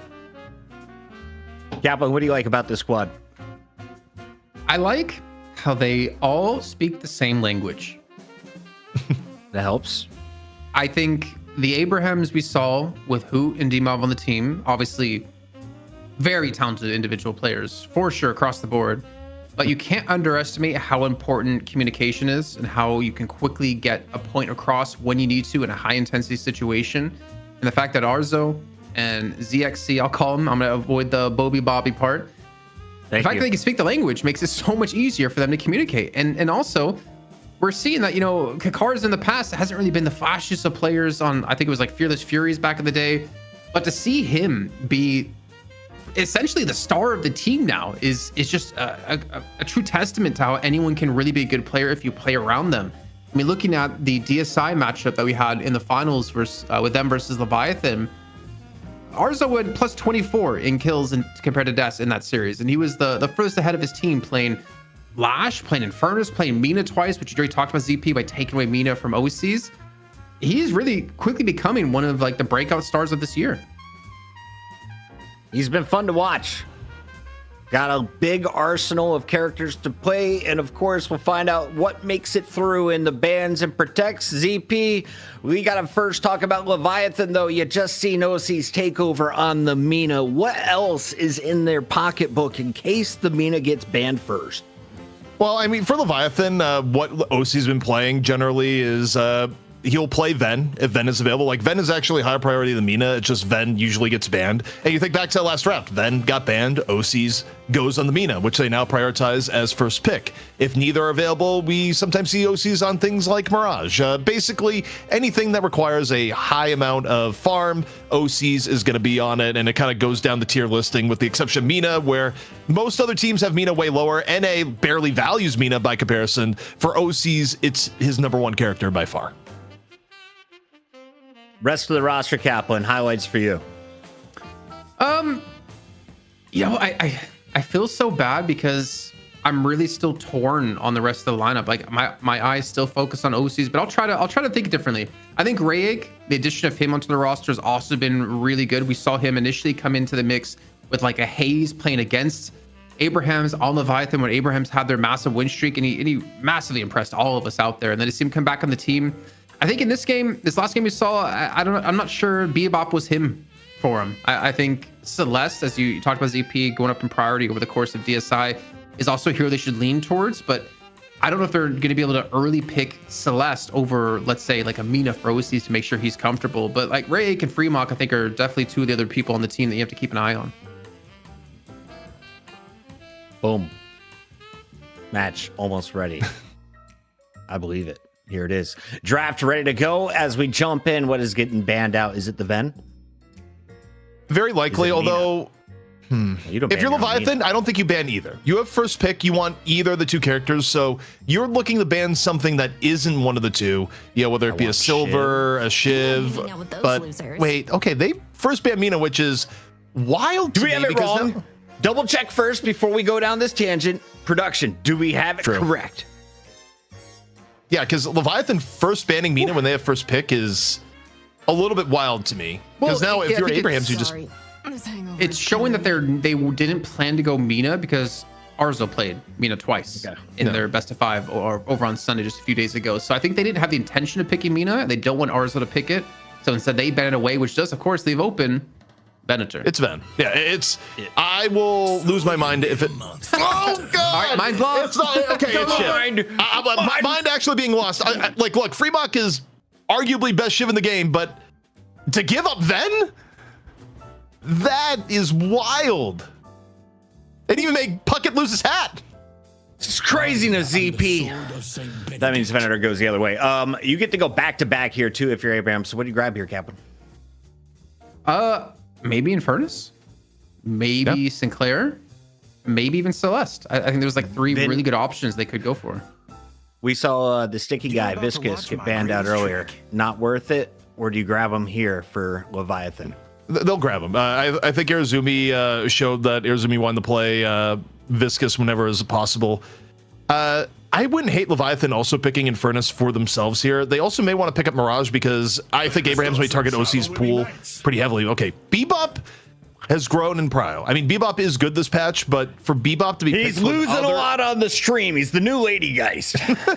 when there's other things available though, like man, that's interesting. So it gets backed up with here, and they go Warden for They lock in the OC's hero because they want to make sure OC still had something he could play. Kaplan, someone in chat earlier said, is this fat guy meta? What is it about all the tanks? This could be someone who hasn't watched Deadlock before, or is that an accurate depiction of what we're about to watch? Don't you worry. I don't think it's fat guy meta actually, and I was almost offended at that if you stopped at fat because I was like, okay, I put on a few pounds. I don't think it's really the fat guy meta right now. I think it's actually more towards like the squishy meta, honestly. Like we don't really see that many heavy front lines picked. I mean, we didn't have Geist used at all in the last game, or Warden. Yeah, Geist went really lower priority in DSI this weekend, oftentimes. But okay, Billy's getting taken down. Abrams Which pick also- Abrams. Or Abrams pick Abrams here. I think that'd be Likely. huge. I think likely at mid-stage bans unless it gets banned, but also where Abraham still needs to grab some frontliners, going with the Billy ban outright is kind of interesting. I think it kind of signals that they only want to add an extra frontliner in Abrams, which I think you've called correctly here. But it's kind of interesting. Also, they could go Viscous. Like, Viscous is still on the board. Irizumi generally wants to go Viscous. It still fits Leviathan's comp. But they're going to lock in the Abrams. So for Leviathan, I think bare minimum, it's probably Viscous +1 here. Because I don't think you can... I mean, maybe... I don't know if Abrams would pick up the hero pool, but... Warden for Leviathan. It's going to be Warden. What are you putting OCs on? Okay, OCs playing with. You are Yeah, about Rem. to see something I think rare and maybe is for back. Leviathan you go Rem because I mean just looking back at the best of 5, Irizumi played Rem 3 out of the 4 games, but the overseas played 4 out of 4 on Billy, which is I think the big hit with the ban coming out of Abrahams here. Viscous, certainly. There Okay. you go. Yeah, as expected with Irizumi. It actually like went deeper in this draft than it was going over the weekend at DSI. So, things have changed a little bit. Celeste went back to the lower end of the draft as opposed to being picked in the first 2 picks as it did near the end of the day. So, nature is healing a little bit. But in response, you've also given up Ice and Fire on the other side. Kelvin gets picked, and on paper, the Abrahams comp right now is absolutely unreal. Like, I don't know if Bebop Shiv is compensation for all the power you've given up to Abrahams. I haven't been hitting it, but can you do the lava dance inside of the snow globe? Yeah, of course. Okay. That's like where Infernus is gonna excel because you have any sort of like spell steal, or spell steal. You're just gonna be healed up, especially if you have Infuser inside of that dome. It's just gonna be ridiculous. But obviously, with him on your team, it makes it even more deadly to the enemy side. But also, Infernus is a really good counter to Warden. You limit a lot of the damage he can do. I don't know if ZP. I'm not feeling Leviathan's comp like at all, honestly. Not against what Abrahams has here. Like, I'm looking at Abraham's draft and I just see death. Like, I look at that. God forbid you go into a matchmaking game and you see this, you're just like, oh, go next sort of deal. And even in comp, when we've seen like comp, I don't know. I'm not seeing a lot of weakness out of the Abrams draft. I mean, arguably it's a little bit light on the front line, but yeah, this feels like a pretty big Abrams draft advantage to me. Are you requiring perfect hooks all game from Bebop? Because it looks like pick and punish might be the go-to here for Leviathan. I see Celeste is doing AoE damage, burst damage. Paradox, what do they do? If you're not cage maxing on Warden with a Bebop, I feel like you're messing up here, because the hook into a silence from the cage, from the binding word, it has to be a play. Like that's almost a guaranteed kill, especially if you keep Kelvin away somehow with like silence waves. But what the Paradox brings, I think time wall's pretty big. The swap as well helps quite a bit. We saw in the last game as well how the team swap can be very impactful, pulling everyone out of the pit so you can get the actual rejuice taken over at the mid boss. But there's something about this comp I'm just not feeling for ZP. They have okay damage, but I don't see a world that OCs is going to be allowed to farm on his Warden compared to having a Venator and Furnace on the other side. Well, I think you kind of touch on a point I was going to go, is that the tension on OCs is a lot more palpable when you can actually punish the hero he's on. I think hunting down Amina, as we've seen, is easier said than done when someone like OCs is as good as they are, and things like E-Shift are now back into being a meta choice. I mean, based on just seeing Listic jump OCs with everyone, you see OCs still get away. Anything even half as impactful as that happens to a Warden, the Warden's going to go down. Also, Warden needs a lot more clearance in the game to have an impactful play. Like, truthfully, I think what Puckett said here is like, does Bebop have to hit every hook? Kinda, yeah. I think that is the one saving grace here, is that you think about player stories we've seen recently. If Leviathan were FPS Lounge and you had Erebus on Bebop, I'd look at this and be like, okay, this is a really bad draft, but maybe Erebus is going to make it happen. In this case for Leviathan, it is going to be enormous pressure for the Bebop to perform, but short of a Bebop masterclass, I feel like Abrams just runs away with this. All right, now I just learned that I could watch this game inside of the game and learn more from my favorite characters. ZP, if I'm a noob, I just got my invite to Deadlock. I'm now watching the night shift. How can I kind of dial in and follow Bebop in particular?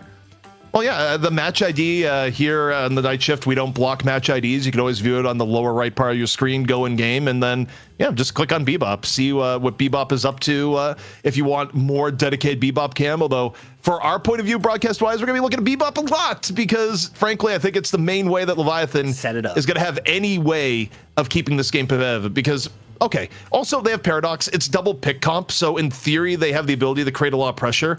I just think they're tasked with doing that against a much more stable composition, and they don't have tools like Amina to help solidify it either. And Yoshi, hear me out. I know you watch the show occasionally. Earlier, the audio issue was not on your game. That was on us. Also, what if, you know how we're hanging out in the hideout, there's that awesome movie theater. What if we make the couch a little bit bigger for all of our friends, and then we make the Deadlock night shift? Big screen, just on the projector all the time, every Wednesday at 4 p.m. Eastern. It could be in the future when the game officially launches. No rush on it, just a thought out there. In the meantime, is the game ready? Solomon, ZP, do we need you to bust out the ruler? The commissioner taking control, making sure the EU finals is official, that no cheating will occur, that no tickling will go down on the middle lanes, and everyone will go 2-2-2 splits. EU players are usually pretty good about getting the lobby quickly. It's not what we deal with in NA, where, for NA, we have things like FPS Lounge players going to the bathroom, particularly Letha getting thrown under the bus by his team multiple times for like, oh yeah, Letha's in the can, or, I don't have to continue the story because the game's right. We're good. Yep. Letha's story, we'll save that for later on another EU fill. For now, it's the Abrams Leviathan episode 35 EU final presented by Shopify. Look at him dance. That's Shopee. Jason, is it a confession here to be like, I don't know if I dance as well as Shopee? Like, Shopee has more rhythm than me. None of us do. My question to Shopee is, can they fix my dancing? Ooh. I think so. It's possible. Can you create a business to fix Jason's dancing? Is the follow up there? But Sidekicks be working extra hard on that one, but I think it's possible.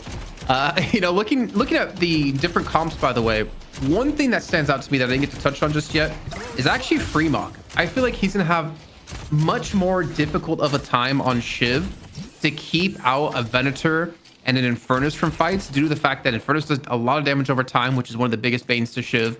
But also Venator has true damage with the way that he's built in the EU. So you can itemize all you want, but it's not going to prevent that holy damage from coming at you. So I just don't think Fremok is going to be that same kind of player in this game, or at least have the same role that he had in game 1. For starters, he's also going up against a lane that causes physical pain when I'm looking at it. Going against Sinclair Apollo, good God, man. The amount of poke and oppression coming out of that lane is unbelievable. It's no surprise that you're already at tower. The level that you have to play safe against that lane is really, really high, Jason. I mean, if Fremok and Irizumi can get out of mid lane without multiple deaths, it's gonna be a miracle. Interesting enough as well that Tass is going to be on the Kelvin and Saint's going to be on the Sinclair. Typically when you see Kelvin, we always, pin that to be a Saint hero.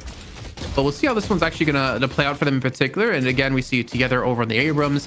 And that mid lane, as you're saying, constantly being shoved back into their own base, into their own Guardian. Maybe one upside is for them. The left-hand side is keeping them shoved back as well here.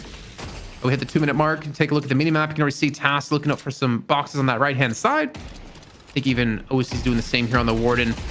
But, man, what kind of pains me with Leviathan is that you can see the comp that they're running. You can see who OC's going to be on. And you can almost kind of predict how this game is actually going to play out and whether they're going to have success or not. And I think you hit the nail on the head. Warden just doesn't have the escape ability, the survivability that Amina will have. And I don't think Warden can carry as easily as like Amina can, especially at like certain soul thresholds. I think Amina, 5k ahead is going to do way more than a Warden 5k ahead. But then again, they get a hook on a tower and everything I just said just means nothing. I mean, this is the most winnable lane, I think, of the lanes they're up against for Abrams. Infernus, Abrams, if you land a good hook, is pretty dealable with by Bebop Warden. Warden himself is one of the better laners in the game. And, if you have to have a lane do well, ideally, you want the OC's lane to be the one that's doing it. So this is the ray of hope lane overall, I feel like, for Leviathan. The mid lane, we'll see. I mean, Saint got a little bit low earlier on. Like, it's been better, I think, for Fremok and Fremok and Irizumi than I might have thought at the beginning, but that lane is still dangerous. Is Fremok actually committing here? Are they going for the full let's enable OCs no matter what? It may be the case. It's a 3-man rotation, or rather 3-man allocation into the left side, but Fremok quickly backs away as Saint was waiting in the wings. Yeah, good read by Saint there. And honestly, a really needed read too, because I think that is the game plan for the Leviathan. Get OCs fed, let them carry games. But as Fremok does return towards the middle lane, we put out some harass here. That's him and Irizumi just looking for that control themselves. On the right-hand side, we haven't really touched on the right-hand side with the Tass and Saudi Sniper combo. Kelvin Venator, that's very deadly, man. That is like the fact that you can take away your stamina or like reduce your stamina regeneration, have him for Venator, get a knockback into the wall with a gut shot. I still think there's some really good kill potential in this lane, especially when you get ultimates online. Honestly, it's a lane that feels pretty good to play as the Ven Kelvin lane, but off in the middle, a little bit more pressure onto Bobby, and hook over and in. Overseas able to connect onto the hook. The cage is there. That's a dead together, and the Bebop Warden lane continuing to output some real value here on the left. And the mid lane is surviving, Jason, for what could have been an apocalyptic lane. I think Fremok and Irizumi have acquitted themselves pretty well. Yeah, they're holding steady, and I think that's probably the best they can hope for in that lane. I just want to point out really quickly, Overseas bought a slowing hex. So it doesn't matter who you hook in, you slowing hex them, they can't dash or charge away, they're going to eat that binding word, and you're almost getting a kill as quickly as you get the hook back off cooldown. That's disgusting. Buff's going to be split. Survival buff over to Sanya, and a little bit of pressure on the Overseas. More like a lot of bit of pressure. Abrams full commit here from Overseas onto the Bebop. 130 HP and a dream. Last stand though out from OCs. Actually creates a good amount of counter pressure. Gets parried, eats some good damage. The fists keep on coming in for Overseas. Just quick melee after quick melee. No parry available for a moment. And what could have been cleanup for OCs ends up being a quick retreat from the fearsome fists of Together. Gentlemen, can I ask a quick question? There was a question from the chat. Is there a hyper beam spike that the pros are trying to play around? I think it's just earn, right? I think that's the only really like big value you have with Hyper Beam is like earn and objective control. Yeah, Hyper Beam is really good for pushing and keeping control over earn. Every now and then, like you get some in a bad spot, you can use it for a kill, but that's usually because apparently it's going to be great for 10 minutes and then it's going to be useless. All right, Chatter 5. I mean, it's not useless if you go for Hyper Beam build, but I don't think you see those kind of builds at this high level of play. You're more based around like utility or your gun damage, but Hyper Beam can do some serious work. And but right now, Sun Sniper has to do some serious work if he wants to escape this one. That's the frozen shelter coming on through, plus the survival buff. 4 people in the frozen shelter, just give you an idea of who was in there. Rayek, though, able to find the fish on the Sanya. That is so neat, Jason, that we have that ability to track that, courtesy of track. Hit us with a replay then. Let's see it again. I'm down to see it again, if even it takes a minute of time to make sure we have the clip, because I didn't fully catch it. I was more looking at Sonic Sniper if he can survive that battle. And the first guard in the game will be going down this left-hand side, even though Abrams have been on the losing end of this lane. All right. And Leviathan, in large part because of the left lane with OCs. I saw that one. Oh. But does leave Bobby pretty low, and while you're evasive as Apollo, this is maybe a bridge too far. Into the underground you go, just a sliver of HP, but maybe there's not going to be a chase down here. At this point, you let that one go. Even with the catch at overseas, with him going down to the fisticuffs together, he's still got a kill into Arzo. And OCs, he's at 5.6. Like, he's off to a very strong start right now, which is obviously what you want to see happen. But I do wonder, is he going to be able to do so when he's left alone in that left-hand side, where he's very susceptible to being ganked?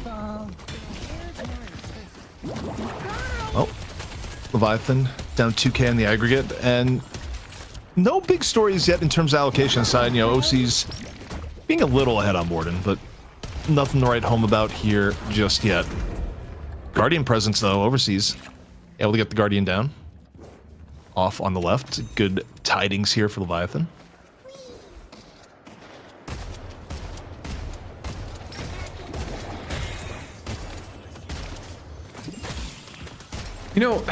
Picking Warden with an Infernus on the table, I still feel like it's such a risky thing to do. I mean, it's not as big of a deal anymore if you're not building like towards Spirit, or I guess more so hybrid. I believe OC's, I believe he goes mostly gun. One of the few pure gun wardens that we see. I could be wrong on this one. Feel free to correct me, ZP, if I am. And Fremok, he might be in for some pain here against Tass. I don't really see him escape this. He has Resto Locket, but only 4 charges isn't going to heal it that much. However, you got shift movement. You got the reverse onto the high ground into Gone, and you don't end up giving up the kill, and the 400 unsecured, you're just holding. Just shiv moment, as it were. Oh, but look in the mid, Abrams trying to get mid Guardian down. Bring Many the Bear here. Hyper Beam, though, going to be coming out here from overseas. Not enough to save the Guardian as the fight. See how heavily it breaks in. It looks like Abrams is looking for a disengage here and should be able to get it. However, look at there, Rayek was a little bit further back, but also not to the point of committing. So Abrams, they get mid Guardian, they're able to back out. None worse for the wearer. But Jason, it's 30 seconds until next set of buffs and earn, and to me that has my eyes glued to the left side of the map. Oh, for sure. And before we get to that point, we're seeing that like Rake's being given farm in middle, Fremok's being gifted farm on the right hand side. Probably the second highest souls on his team at 7.6k. Well, about to be at 7.6. There's still coming 2 players to the right hand side. So are they actually going to give up the earn initial take to get down a Guardian when it's only Sonya there to defend against it? And there is a world they could push this lane and actually get a walker out of this one. But they're pushing mid, they're pushing right hand side. They're definitely getting up the initial control of this earn to be secured for Abrams. Instead, they're going for objectives to kind of equalize the soul lead a little bit. I mean, we'll see if this turns into a full-on push for a right walker, but yeah, earn pickup should be relatively free for Abrams. Well, if you're Rayek, you love little gifts like that. Movement on Celeste. Just amplifying what's already top in class, but instead, it's going to be earn pickup to Abrams and a lane push onto Walker on the right, and Sanya goes down. So now with no one there to defend, this is going to be free damage on to the right Walker, you would think. You're going to get the rotation from Saint here to try and slow things down, and it's not a full commit in any case, as you had Sai lead off, so it's not the full 3 there. They just get Sanya back off, and now more focus on the simply contesting the urn. I mean, turning in this urn though with the Viscous on the other side is going to be a bit difficult. You have Frozen Shelter. Well, I would say it's going to be difficult. Also with the bebop there, but he gets the turn in either way. They still lose a guard on the mid lane. So they've lost all 3 Guardians in the last minute and a half, equalizing the souls at 51k apiece. This left-hand side might get some pressure onto the Walker. Ours is being forced to deal with it, as well as Sonya. It looks like the teams will just back away unless they're somehow going to skirmish here with a catch onto Arza. Interestingly enough, I think leaving Overseas to contest turn was kind of smart there. You either land the hook and thus prevent the turn in entirely, or in that case, I think Overseas got a really significant amount of denies there, which takes away some of the blunt of giving up urn. I'd have to go back and look, but Bebop is one of the best characters in the game at just quickly hitting the orbs in that situation, and I think Overseas may have gotten at least half. So in terms of allocation, really not the worst from Leviathan in dealing with the urn. Yeah, so Bolt Light still picked up here. Probably going for a Vamp Burst at some point. Hollow Point coming up as well. Once he's at 12Ks. I mean, he's keeping even with Sonya, but for me, a Warden even with the other M1 carry isn't good enough, in my opinion. I feel like you need to still be ahead of them. And again, if he's not going Glass Cannon build, it's a little, you have a little bit more leeway with that. Well, the one thing Wardens have been mixing in more often now, kind of blast from the past, you're seeing a lot more Wardens mix in Berserker as an extra damage add. And okay, speaking of Berserker, about to lose some health here for OCs. No Berserker to be had. Chased down from 3 members of Abrams, but does OCs have enough movement to get out? Pretty nice, able to hit the ledge there. Domini brought on out, crossbow, first shot fired. Still 2 more in the tank. Another shot hits, but OCs has nearly gotten clearance here and gets the backup from Irizumi. I see Viscous. I see the enemy. It does open up the ability for them to take some of the jungle if they wanted to. And OC surviving is definitely the most important part, but he is going to be missing quite a bit of farm in the left-hand lane because of this pressure, which is going to be picked up by Overseas. I mean, he's not going to complain, but I think OCs might. And Sonya's now at 13k. A lot of presence on his lane initially on that right-hand side as he was taken down near that walker before the Urban was picked up. But he's being gifted to the left-hand side.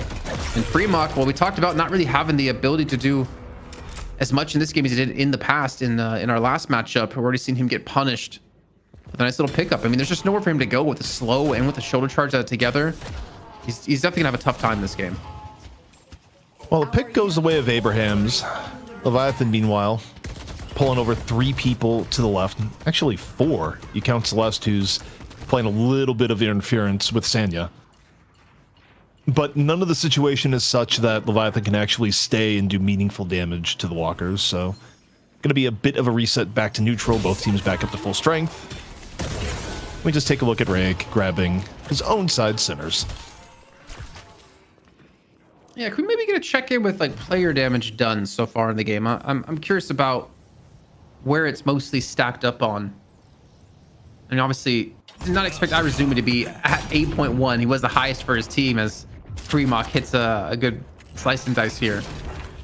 As it turns out, Splatter does a lot of damage. Like at the end game damage stats, anytime Irizumi's been on Viscous, like you do the deeper breakdown and like 40%, if not 50% of the total damage is a combination of Splatter and Tank Buster. You wouldn't think Splatter does that much damage, but weirdly enough, it does. Also, there's the weird interaction here, Jason, where if you're tasked, you really don't want to put Irizumi into a frozen dome because then you just get ultra splattered within the confines of the dome. Are you surprised to see ZXC, though? He's only at 4k on the Apollo so far. I think he's lowest in the game at the moment. Not too surprising. I don't actually think Bobby has been in that many fights other than the mid lane, but we got a hook. Here from Overseas. Buffs spawning, immediately getting grabbed by Together and OCs respectively. OCs getting a little bit scammed. Casting buff as Warden, probably the least prio at this point in the game. Long removed from the Spirit Warden days, and Wardens, you know, Jason, Wardens don't even put points in the last stand now until the very end. But we gotta look at OCs. Swap is out here on the right.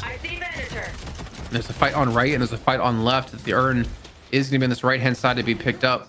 Currently, no one holding it just yet. And we'll have the pickup coming out of Rayek. Well, there's like a 3-on-2 happening on the left-hand side trying to protect the actual turn-in. But with these kills coming on through, the kill behind the walker, I think there was out of Fremont there onto Together with this rated blades coming on through. They have opened up an opportunity to get this urn turned in. The problem is Rake's been just put into the closet here with 2 players right outside of it trying to survive for his life. There's no frozen shelter. And the backup's finally going to be here. Fremont joins in the party. The urn is going to reset. And while this is happening, we're seeing Arzo actually push onto the walker. So his teammates are trying to buy him some time here for some free walker damage. Rake is still alive, by the way, as Bobby nearly gets put into a blender, and Fremont lands the last little bit of damage. Also may have had a knife on him, didn't quite see. But Urn is going to be controlled by Leviathan. However, Abraham's able to get a walker for their troubles, so they may have given up some kills, and they may about to be giving up Urn. They got walker, and a little bit of back and forth between Arzo and Bobby. I think if that turns into a bigger fight, rather Arzo and Rake. Bro, you just helped him with that charge. You just got him to the turn-in together. Wrong team. You get the turn-in for free here, Leviathan. I mean, I guess free is technically relative since they did lose a walker on the right-hand side of the map, but that was interesting. And, you know, as the dust settles from all that, Jason, still 85k to 85k. Abraham's at a notable edge, though, still in control of all of their walkers. Headed to Greenwich. The sole difference on the map, though, is kind of interesting. Where Abraham's, multiple moments in this game where they're pretty significantly ahead, as now it's back to even.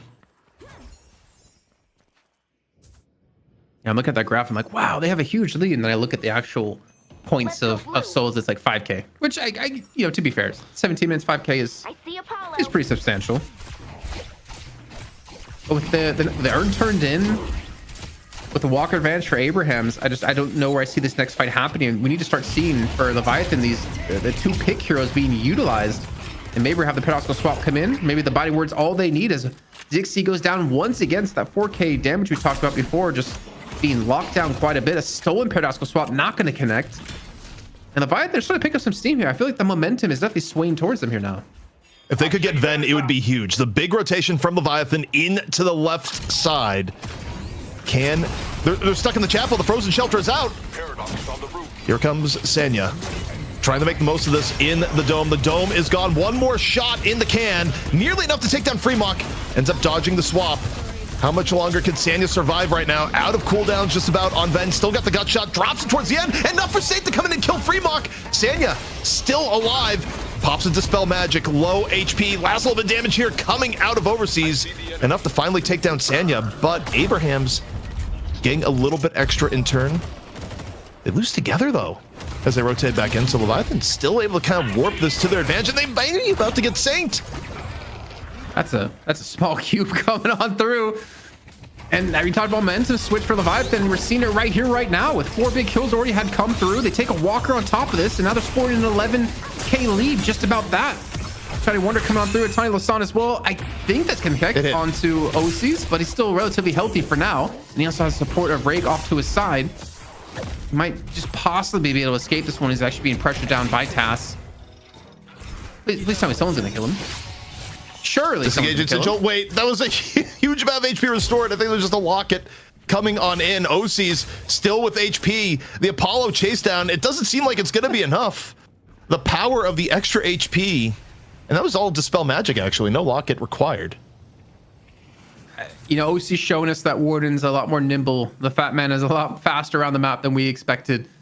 Doesn't have to be on Mina for some good movement. There's the Berserker you talked about before being picked up too. And honestly, this big swing, it's only netted down to about 5k now, but they still could turn this into another kill with Bobby getting caught out another time. The side's just backed away. Paradoxical swap no longer yet to be used. But Tass still falls. I think Overseas hit a hook there on towards him. And Leviathan just maintained this 1-man advantage. Leviathan with so many people in mid that arguably it could have been another opportunity, but looking at the chase down on left, is Bobby caught here? Bobby's at half HP. No, Bobby's able to get onto the zip. It's fine for now. So it's an edge for Leviathan, but not one where they can immediately slam mid-boss in turn.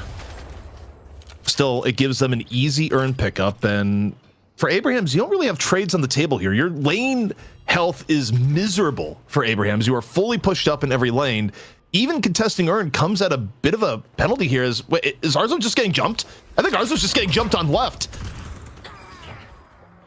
Yes, he is. He's down.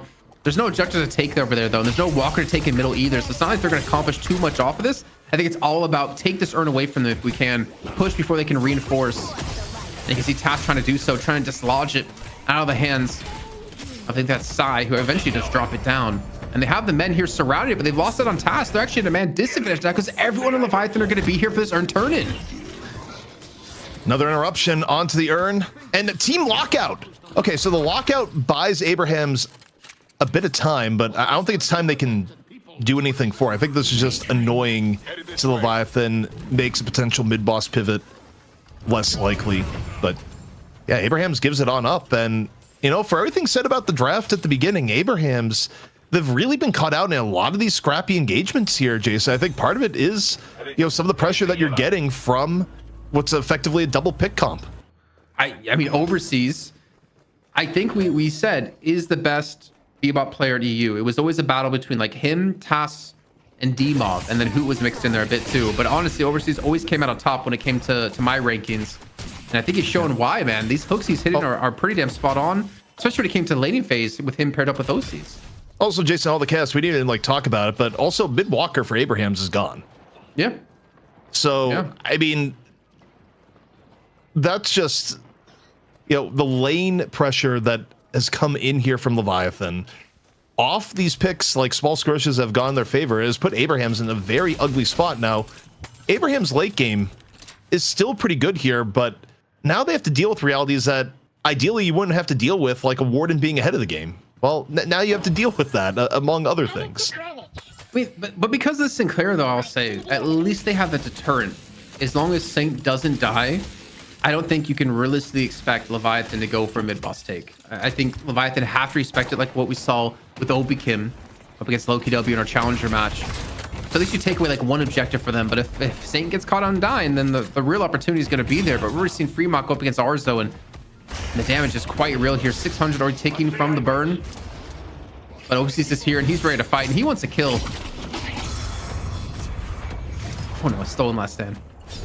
So anyways, that didn't do much. Can we actually check it with OCs to see what he's maxed? Is it going to be Cage? It would have to be. I mean, the standard Warden build, you get everything. You don't max shield right away. You get Flask max first into Cage max. Good. 2 points in shield. And okay, this is a little bit different. Like, he's leveled up more the ult than expected here. Usually some of that goes to the shield first, but he's got some power. He's got his like sprint investment at least. Oh, last stand out of a rabbit. Bear in mind, last stand still a partially cosmetic ult at times, so it doesn't really matter if it ends up getting lost. We'll see. Does this turn into any form of pick? Bobby was able to get away, and now Arzo come back the other end, off the dash, concussive combustion. Maybe Abraham's time to look for a pick here. My. Hook onto Arzo. Arzo just getting everything thrown at him. It's pandemonium in a small room. And Arzo getting saved by the frozen shelter. I love that UI change. The fact that we can see that. Sanya takes on Arizumi post frozen shelter. And now, clean pick for Abrams. New opportunity. Arzo may be wounded, but you're the team with Sinclair, Jason, and this means you're way more willing to go mid-boss off just one pick. Yeah, but you're going to lose another walker. You got to make up for 2 walkers with this rejuve if you can take it cleanly. Hyperion coming in from the side of overseas does at least pull together away, and also the hook helps pull him away even further. Turn fire being used as well to dispel to get rid of the bomb and drop it on that ground. And Rake's here ready to party. He's ready to have some fun here, and fun he will have. As Bobby's going to go down right away, continue to charge straight forward into them, making this mid-boss turnaround. Oh, but they've delved a little bit too deep. Fremont getting burned alive by the dash. They lose together. Pussy's on the Saint, and wait, Arzo's just doing so much work right now. It was up or the top. I think there was just tons of dash damage in these areas where if you're underneath Infernus, you can't really get away. I mean, it's a very advantageous spot to fight with Infernus, so it ends up being a 2 for 2. Something I think if you're Leviathan, you're happy with, because that easily could have turned the mid-boss versus Sinclair. Wait, Arzo just taking the fight here versus OCs. You got a Kelvin nearby, but you know, a little bit risky to square up. I mean, I still think, even though Leviathan lost 2, they stopped the mid-boss take, and they got 3 kills. They technically still came out ahead in that, and they prevent the mid-boss from being taken. I think they should be very happy with that. Obviously, if they didn't lose those 2 players, that could have been a mid-boss take themselves. It could have been a lot more taken from this, but they prevent Abrams from getting the clean take. They continue to power up OCs and Rake even further. Rake at 30,000 souls. And obviously Arzo is a bit of a problem, but the thing is, you only have one Dispel Magic. There's a lot of things you need to cleanse off here. He's got to be very, very careful. I think Arzo honestly has the toughest job out of anyone at Abrams because he needs to use that Dispel Magic at the perfect moments if he ever wants to escape and survive these fights. I think if you're Abrams, you go for a pick here and you don't even worry about Urn. Like, if you can get a pick and go to mid-boss, you're okay giving up Urn. Although... How do they get the pick, though? The way it's looking at the moment... Strike. I think you just run it some... Wait, they're just mid-boss. They're actually just full in mid while this is going on, going, you can have the Urn. We know one person isn't here. The Rejuve's coming on down. The Hyper Beam off on the outside. Tass already gone. Concussive Combustion in. Arzo gets one Rejuve. All three charges go the way of Abrams. Let's see how the rest of the fight goes. Together, off into the staircase. Up close in action here with Abrams. Followed up by the Sinclair. All three Rejuves still up here for Abrams. Even as Sanya gets hooked. Sanya got hooked off from overseas. Burns one Rejuve charge, but you still got to deal with the vendor right on after. And the fight is not done just yet. Dixie going back in to take on Fremok. Together he's going to be hooked in. That's going to be another Rejuve now gone. Only one remaining left to go here. And they may actually turn this into a kill onto Together. He gets back in, gets back towards base, and it looks like they will survive, but only one Rejuve remaining.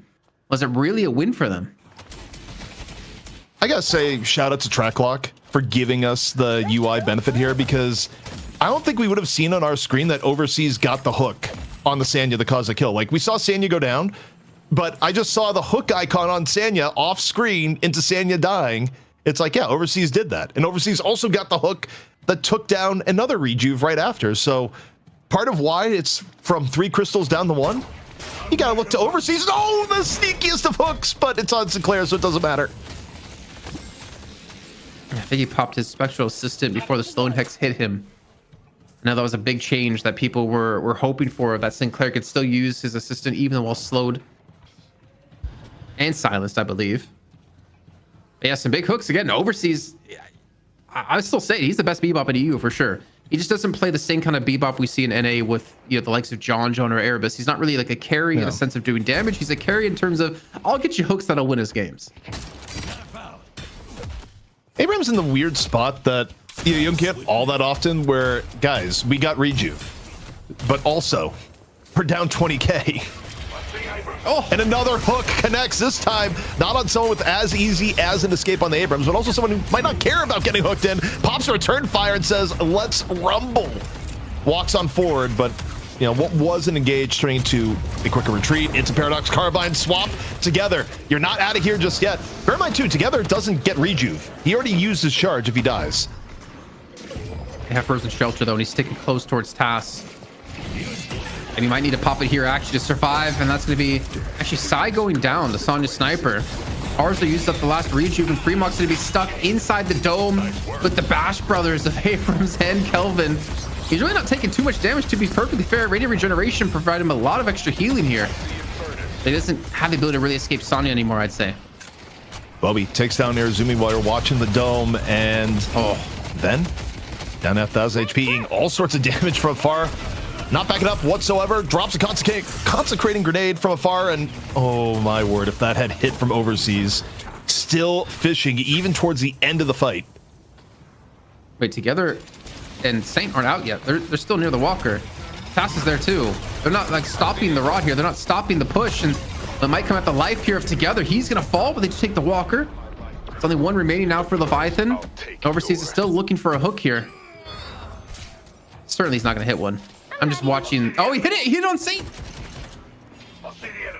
But it's still a Sinclair. It's still Sinclair. Honestly, the biggest hype killer here, where I mean, it's like, haha, a hook. Yeah, but Sinclair. Now, if he didn't have Spectral Assistant down beforehand, it'd be a little bit more exciting, but... He's still being chased, though. He's enemy wait, that's territory. ridiculous.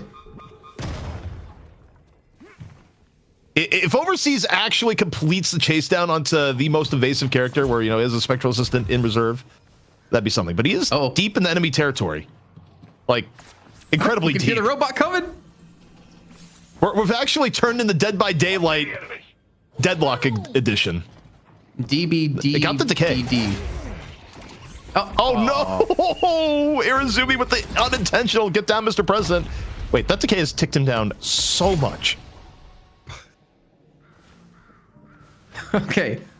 Eventually he'll get out. But the Urn's still being ran. ZXC goes down. The Urn's going to be turned in for Leviathan. And they're still applying pressure on Asanian towards middle. They're actually going to kill into him. He's most certainly going to fall. And while we're watching this amazing chase happen, Leviathan actually take a lot around the map. Arzo has just become, what is your purpose? I solo attack walkers. Except this time, probably dies before the walker dies. It's last walker. It has more HP. And there's a lot of people ready at this point. 8K for Rig. I mean, the sustain at Arzo was quite crazy there with the infuser. Healed up quite a bit under that walker. But Rig at 8K, almost 9. OC's at 38,000. It's actually becoming quite troubling. Now, honestly, I think we still both agree that like Abrams had the better composition, but Overseas has been just doing God's work. These hooks. Well, I wish we had a stat of how many hooks he's landed so far. Okay, so we did have the small disclaimer on the draft of going, if you had a Bebop that pulled the Erebus, who knows? Like, Bebop does have that X factor of, well, the other team can have the stronger comp, but we have a Bebop. And it puts a lot of pressure on the Bebop to perform. However, you take a look at the results here so far, and I mean, clearly Overseas has lived up to that standard and then some. Can't believe you're putting Overseas and Erebus in the same sentence. Yeah, I know you're going for the angle. It's like Erebus Bebop. isn't nearly that good. No, it's just that Overseas is like the original OG with Bebop. At least for sure in EU. We have some great Bebops in NA, but they're just different types. They're carry, like damage carry Bebops. They're not hook enabler pick Bebops. He even has a inhibitor picked up now. Hunter Zora weighted shots. Escalating is gonna be quite nice here if he hits any of these serrated blades onto anyone. Oh my god. I saw a world where that hook hits, but Saint just preemptively gets out. Also, 40k Warden, but still actually counterbalanced by a 39k Sanya. Like, relative to the team farm, Sanya's farm total more wild. I'd say also, I mean, Arzo's been part of the walker kills that Abrams has been getting, so Arzo's farm also pretty solid. Like, even though the gap between these two teams is roughly, what is that, like 30k right now? 50, or is that 40k? I think that's 40k. A little bit under, but even still, it could be worse if you didn't have the allocation as good as it was on both Arzo and Sanya. Like, Abrams can actually still compete in these fights. Yeah, as long as the fights don't start off with a hook and then someone dying pretty quickly. If it was like head on head, I think if you're Abrams, you just want to force a 6v6 before a hook happens, and then you're having to fight 5v6. It's proven to be very difficult against Leviathan because Irizumi obviously gives you a lot of mobility and a lot of safety with these cubes.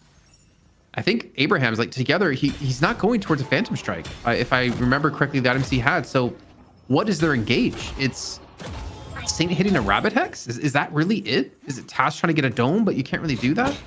I mean, part of the engage may be just waiting for Leviathan to mess up, but I think it's telling the level of impact Sinclair has on a game that normally, I think with this big of an advantage, you can make the case to simply go mid-boss, even with everyone up. You can't do that when Sinclair is on the other side.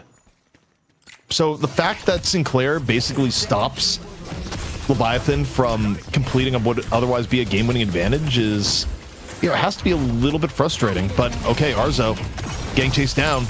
Rayek looking for the Infernus. Shining Wonder already out. Down the half HP is Arzo.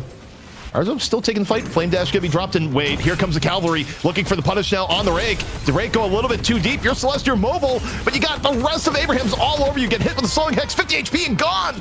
The left hook from together mid-air. And is it going to be clean? Can Leviathan get anything else towards the end here? You got multiple people set up in the Veil just waiting for the hook that never comes. Well, I don't know about the Bebop. Go on.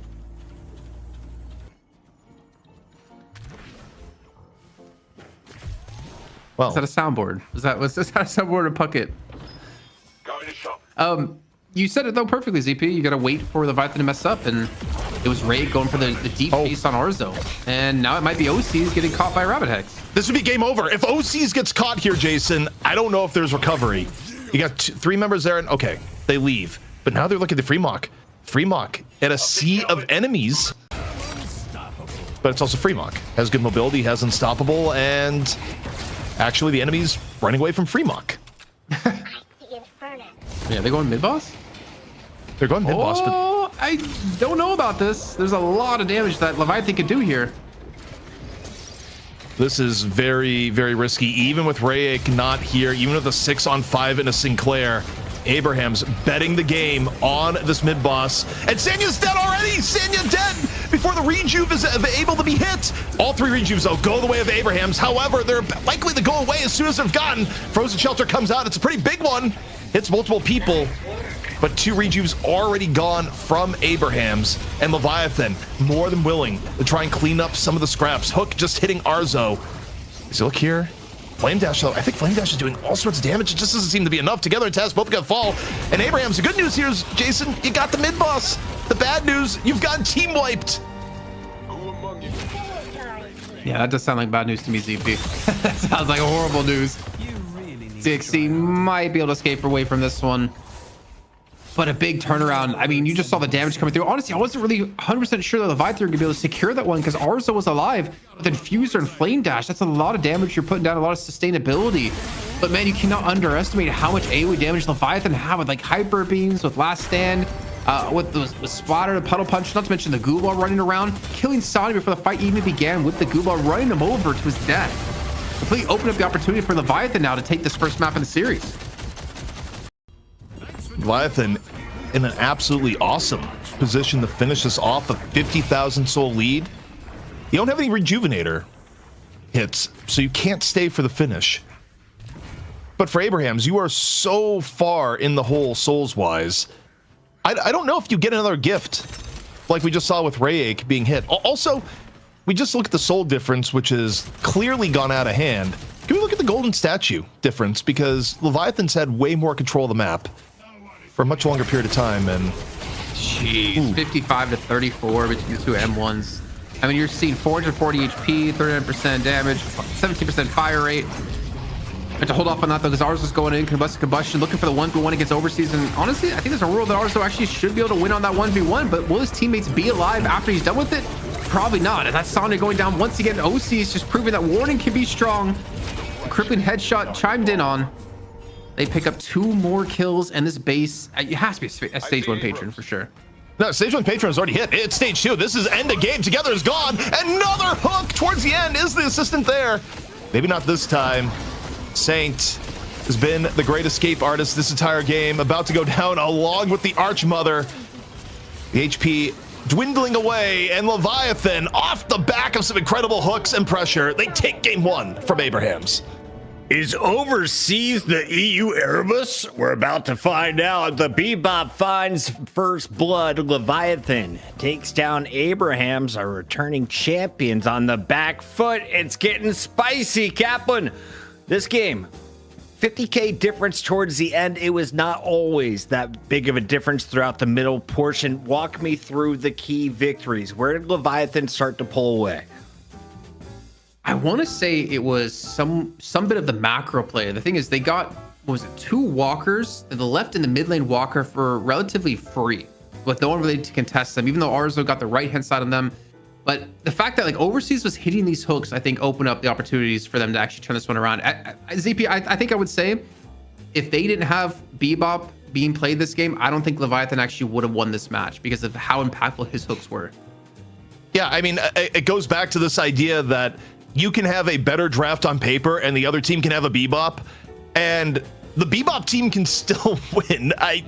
What more can you say? Overseas had so many impactful picks, and Leviathan was able to play the double pick comp well enough to keep Abrams off their tempo for most of the game. So even with Abrams having, on paper, a far superior composition, it doesn't account for Overseas just being a continual menace with great pick after great pick. And as far as the rest of the team goes, OC's was very reliable on the Warden. I'd also say for Abrams, in terms of people that were underperforming, wasn't a good game for Bobby. Probably one of the weaker Apollo showings we've seen on multiple avenues. Cowboy, I wanted to ask you, how much of this was the fact that Fremok is the best Shiv in the game? I think a good portion. I think there's definitely room to talk about him for sure. Because there's a couple of opportunities or a couple of moments where ZP points out he's entirely behind enemy lines with like 3-4 players around him, and he still manages to escape, still manages to survive. I still feel like he did create some space quite a bit.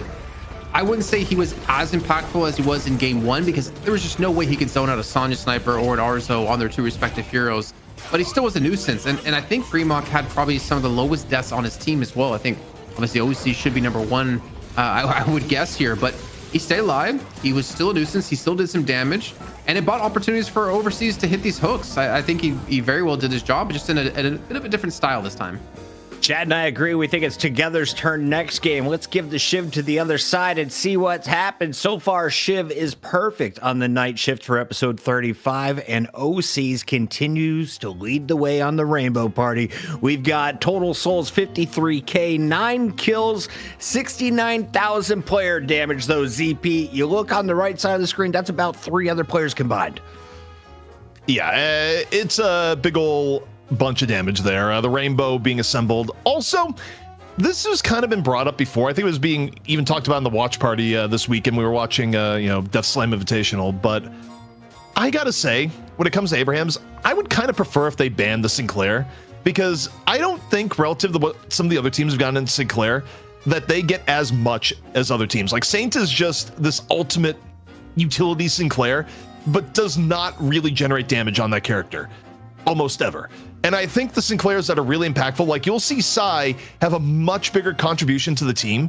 So for Abrams, I think it's a little bit of a liability if they have to invest early picks in the Sinclair because he's so good for all the other reasons of the game.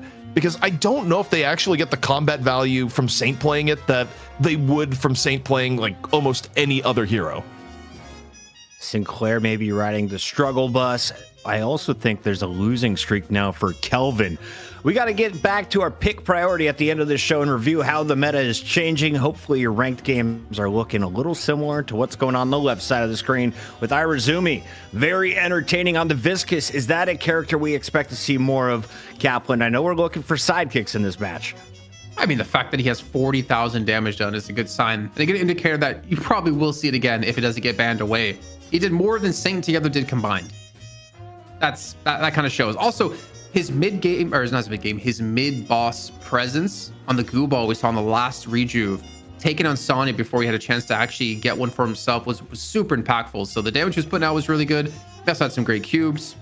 Yeah, did his job. Definitely a big threat. When we saw those perma buffs for OCs, was that from all of the golden statues, or is that just his kit and doing all the objectives throughout the game, ZP? Sorry, I was dealing with something player-related background. Rephrase the question. Yeah, from the golden the Buddhas that we see on the map, all those golden statues plus the sinners picking up, really stacking his golden statue buffs overall. And the thing is, you see 53k souls, but realistically, he's probably upwards of like 60 to 65k because the amount of impact he gets from those buffs. 50k soul difference, 20 kill difference. ZP, final thoughts on this one? Sorry. Final thoughts for me is that I think Abrams came in with a pretty good plan. I think things that fell apart was, I'm not convinced about Bobby on the Apollo. Didn't seem to be one of his better characters. I think Saint historically gets a little bit less out of Sinclair than other Sinclairs. Yeah. And overseas on Bebop was a menace. The Bebop X Factor remains alive and well here in the night shift. And for Abrams, I'm curious if they either prioritize it or ban it to remove that, because I think aside from that, generally speaking, they've looked way better than Leviathan over the last week. During the break, who are we bribing to make sure this goes to a game 3? ZP, of course. Put it in the chat. We'll be back. More of the night shift after this. Deadlock is a game where information matters. Until now, you've had to keep track of all of it in your head. The TrackLock app changes that, offering in-game overlays with real-time stat comparisons, dynamic timers, and permanent buff tracking. Before the game even starts, you can get key information on your opponents and allies with our match scouting feature, and access the most up-to-date hero builds, tier lists, and player profiles with data synced directly from the game. Your new go-to companion for Deadlock. Download the TrackLock app today.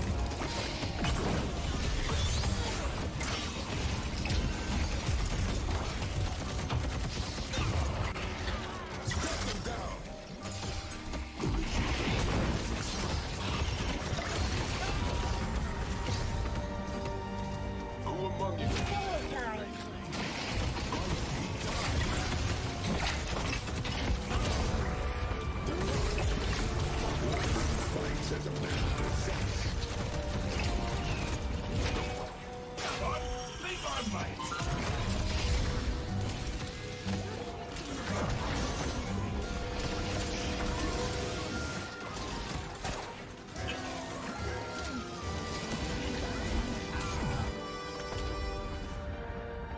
deep will be silent no longer.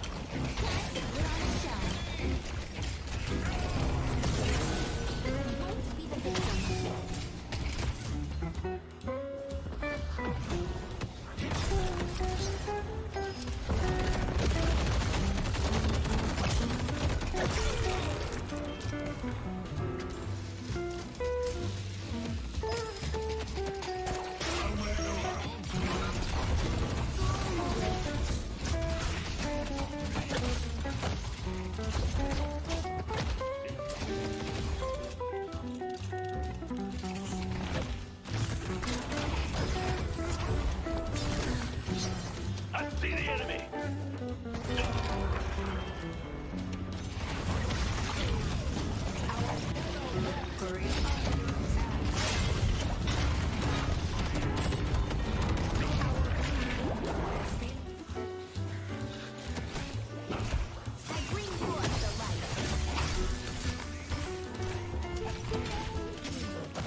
I'll take Kelvin.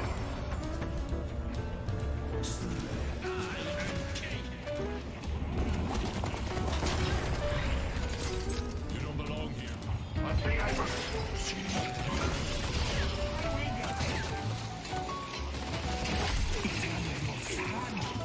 I see Abrams.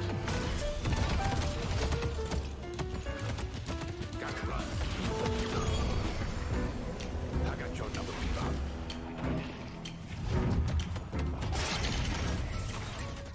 John69 just found his diamond in the chat. Nice. Welcome back, everybody. It's the night shift. It's episode 35. ZP just got done banning people, timing them out, putting the chat in order, telling them to calm down. We're going to a game 3. Abrams fans, just relax. Leviathan may look like they're on a heater, but it's all going to change in this draft, right, Zeep? Yeah, I mean, I'm curious to see what the adaptations are going to be. Oftentimes, if the team just gets slapped with the Bebop, they'll ban the Bebop. Now, do you first ban Bebop? I think that's a different question entirely. Also, I think you have other things to look at here, like not letting OCs get Mina. Like, I think the problem that you get for Abrams is that if you start getting to this world where you feel like, oh, I need to get rid of this must-play thing, well, Leviathan has multiple must-play things, and you might be able to stop overseas from playing a Bebop, but then you have to deal with the OC's Mina. So I guess the question for Abrams is, what poison do they least want to consume? Can we just do an age check here on the chat? How many of you guys know what a bop it is? Bop it, twist it, pull it. I was thinking we could sign Bop It on as a new sponsor. Then we do a little Ozzy Lion remake of the character. The hook is the pull it. What's the twist for Bebop? It's Naka. Figure that one out. And in the meantime, would be his ultimate, I think. Yeah, for sure. we're onto something here. Chat, we got to keep this moving on, though, I'm told, because the match is almost ready. ZP, which player do you think brings us to a game 3? Because Abrams are in the hole, so is there a hero? Is there a hero? You start with, like, is there a player? Is there a hero? I mean, look, I think for me, I think Arzo was still doing God's work in that last game as Infernus, getting multiple solo walkers. There was one mid-fight where I think half of Leviathan essentially burned the Flame Dash. And I think that's one thing you look to maintain here if you're Abrams.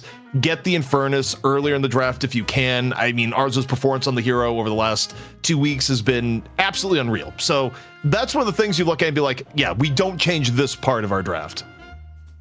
What? Oh, you're smiling too, Puckett. You know. I think I know. I think I saw what you saw.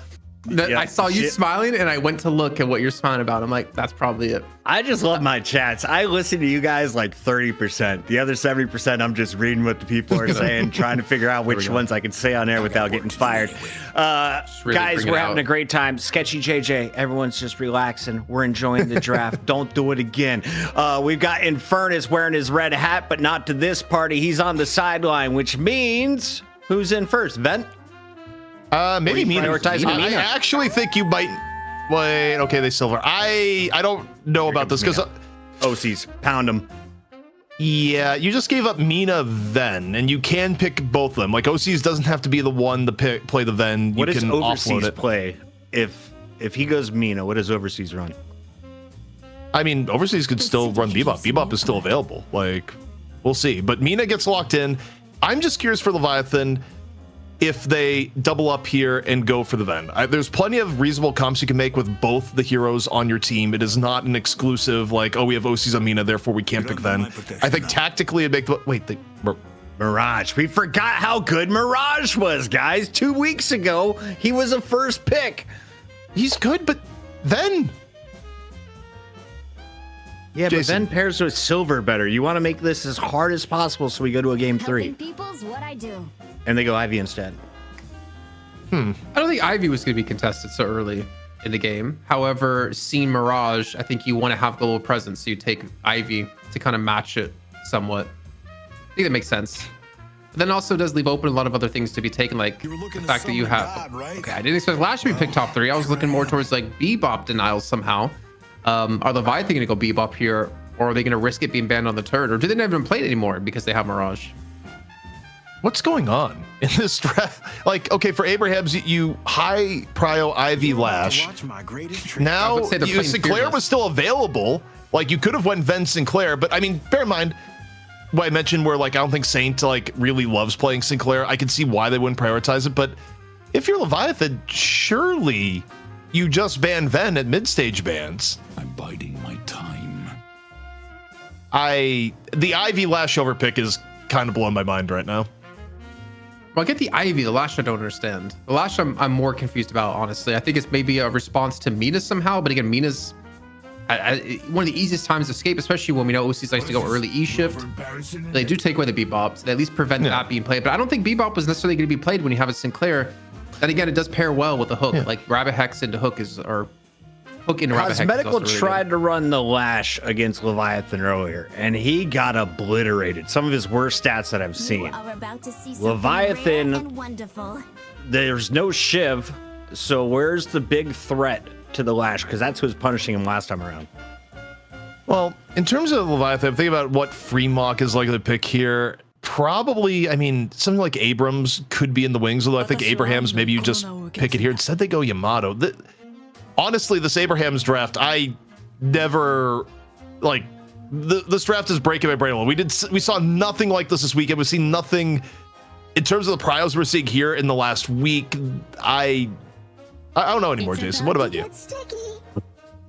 We're gonna find out, guys. I don't know, but I'm looking back really quickly at the last time they played on Sunday, and ZXC did play Yamato 2 games in a row. He played Celeste 2, Yamato 2, so maybe giving him more towards a comfort hero, though I'm waiting to see what would Together be on at this point. Probably the Silver, I would assume. But I don't fully know if we see an Arzo. I guess Arzo's going to be on the Lash? That's possible. Arzo Drifter time. No. We don't need to see Drifter. Please. Yeah, I mean, Arzo does have in his hero pool. Okay, Leviathan, they fish off Paradox, so they still want to have a pick option available, even without, Bebop being there. It's not double pick, but you still got Paradox to help out with it. Abrams will see what they finish out here. I mean, they need an M1. what M1 right? Like is Geist? it Warden? Geist? Yeah, it's Warden, Geist. No one builds an empire without Wraith? sacrifice. It's a Wraith. It's a Wraith. Can Wraith get the first win? It'll belong to someone other than Zergy. Zergy's tried to run it twice, and he has been beat down in EU. Abrams, I wanted to see a game 3, guys. What happened? That's what we said about the Leviathan draft, by the way. We shit on the Leviathan draft. We thought Bebop was over prioritized. We were confused. So if Ivy is not a hero, she's less than Bebop. That's all. I mean, I think Ivy was picked strictly to deal with Mirage, so they both have global presence. I mean, Ivy technically not true global presence, but the fact that you can fly around and get to where Mirage is going pretty much just as quick as he gets there is like, super impactful.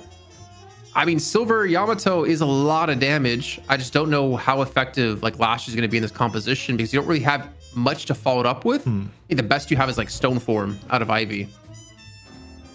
I'll be honest, I haven't been this broken at a draft in a long time. The Abrams drafted nothing.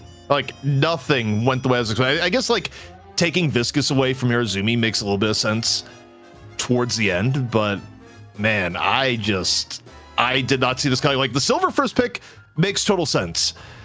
The ultra high prio, the Ivy after, I mean, even if you go for the like, okay, Mirage is global, now Ivy is global, sure, but not grabbing Ven when you had the chance, giving up Sinclair. I mean, again, it makes a little bit of sense for Abraham's game they're weaker at, but I don't know. This is a weird draft from Abrams, man. To quote Neptunix, Leviathan's draft seems a lot better. Kaplan, we agree. It's time for game number 2, and these players are ready. In the meantime, we got to give a shout out to our sponsor. Shopify is on board, and we want you to keep doing what you do great. And Shopify has an awesome sidekick, our AI tool, to help you get the job done. We also have Shopify helping present the second half of the show, which is North America. And Kaplan, I got to think we're going to see a little different lineups. What is standing out about EU this week? I have a way of telling you that. Now, Solomon, do you have the power to show us pick priority in EU with these picks locked in? Because if so, then we have an idea. I think Sinclair, but that's not necessarily new if you looked at the weekend with DSI, but I think it's new in general within Night Shift. I think the meta has kind of adapted into Sinclair. It's brought Mina back. It's brought Abrams back. I not with these ones we can't look at, I'm hearing. But yeah, I don't know what's really stood out meta-wise. Honestly, I think I'm just more surprised to see Bebop be such a mainstay in EU at the moment. Then again, if you exclude what happened over the weekend. Oh. Someone worked their magic. Wizards are wizarding. This is why we got the best production crew in the business. We hired them from around the planet and we pay them peanuts thanks to your primes. Be like GingerBot53. Use your Amazon Prime to keep us in business. In the meantime, give a shout out to Mina. She's been busy with Silver and Ven constantly banned. You see a Sinclair appearance, but I think he's 0 for 3. Is that right? I don't know if I'm trying to think. We can win with them game 1. Yeah, I mean, if Obakim went with him game 1, then he lost there. Yeah, he lost. So yeah, he's a big ol' loser. Also, I had to like pivot and just ask Lightbringer what in the world was his take here. His view is that, like, in his words, he's saying Abrahams is thinking about the draft in the sense of not about like they're not drafting for meta. They're thinking more so how we're gonna play this draft versus them, and as a result, for them, they've kind of approached the draft in a different way than raw meta power. Now, generally speaking, when people have described things in this way, either one or two things is going to happen. Either Abrahams is actually like secret 500 IQ, and this is going to work way better than expected, or they're going to get run down by Leviathan, and you're going to go, what in the world was that draft? Which a little bit of extra hindsight added in, but I think that those are the only two ways that this goes down afterwards. So there is a possibility of map 3, but for me, I'm probably still a little bit more on the maybe too much power was given upside. Remember, I did say ZP. We're going the full 8 maps today, at least 40 minutes per game. And of course, we have to have a draft like this to make sure that happens. True. Here we go. Is this the final game in EU, or are we going to a round 3? Abrahams may have fumbled the draft, or do they know the game better than we do? They probably do. They play it all the time. Like, seriously, they played all day. They streamed it until this match was ready, and now the match is ready, kind of. As soon as you see, like, this thing open up and you see the cursed apple start to move a little bit, then you know we're officially unpaused for the 3rd time, but they're probably going to pause it a 4th or 5th time. Here we go. The Hidden King. He's gorgeous. You know, Jason, one thing I have to give credit to Leviathan for in the draft, I think I was already talking up Arzo beforehand, going, it's like, hey, don't change Arzo on Infernus. Leviathan made that decision for Abrahams on the pick ban. Yeah, you know what? If you want to play in front of us, we're not going to let you. And the thing is, he also was pretty annoying presence, I would say, in the first game. But obviously, there's a lot more than just one individual player to carry a match, unless you're OCs and overseas paired together. But we do see, again, OCs, of course, going to be on the Mina, going to be in the right-hand lane with Paradox played by Psy. And Freemox, well, we got the answer, going to be over on the Mirage instead of the Shiv from the last games. And on the other side, yeah, I don't know. I don't feel like Saint.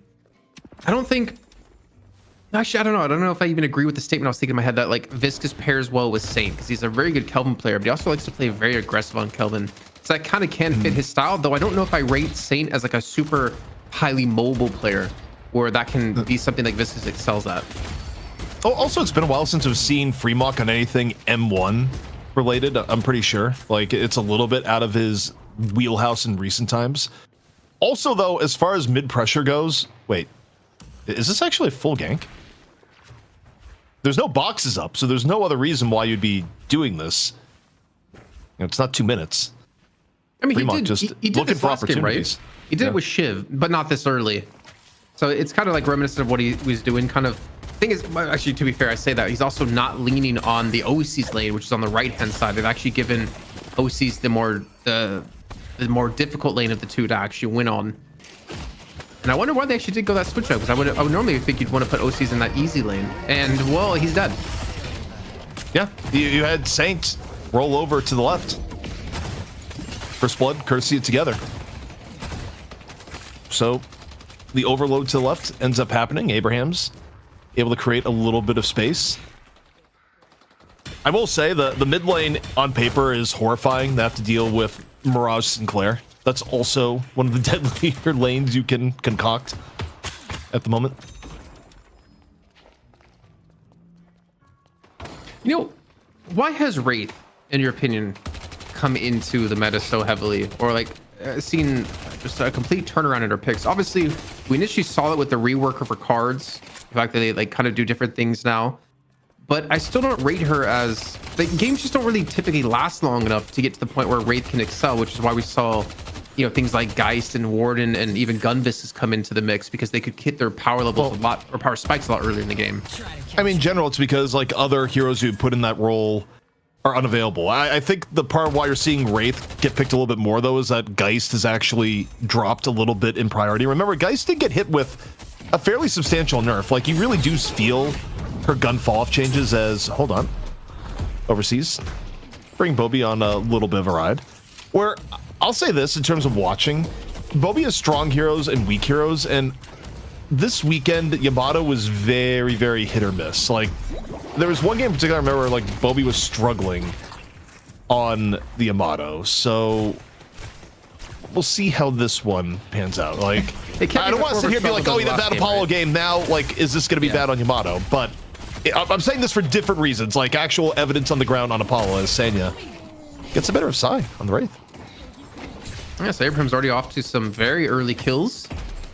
Yet again, I mean, it's been pretty much on this right-hand side. Sanya able to clean up two now.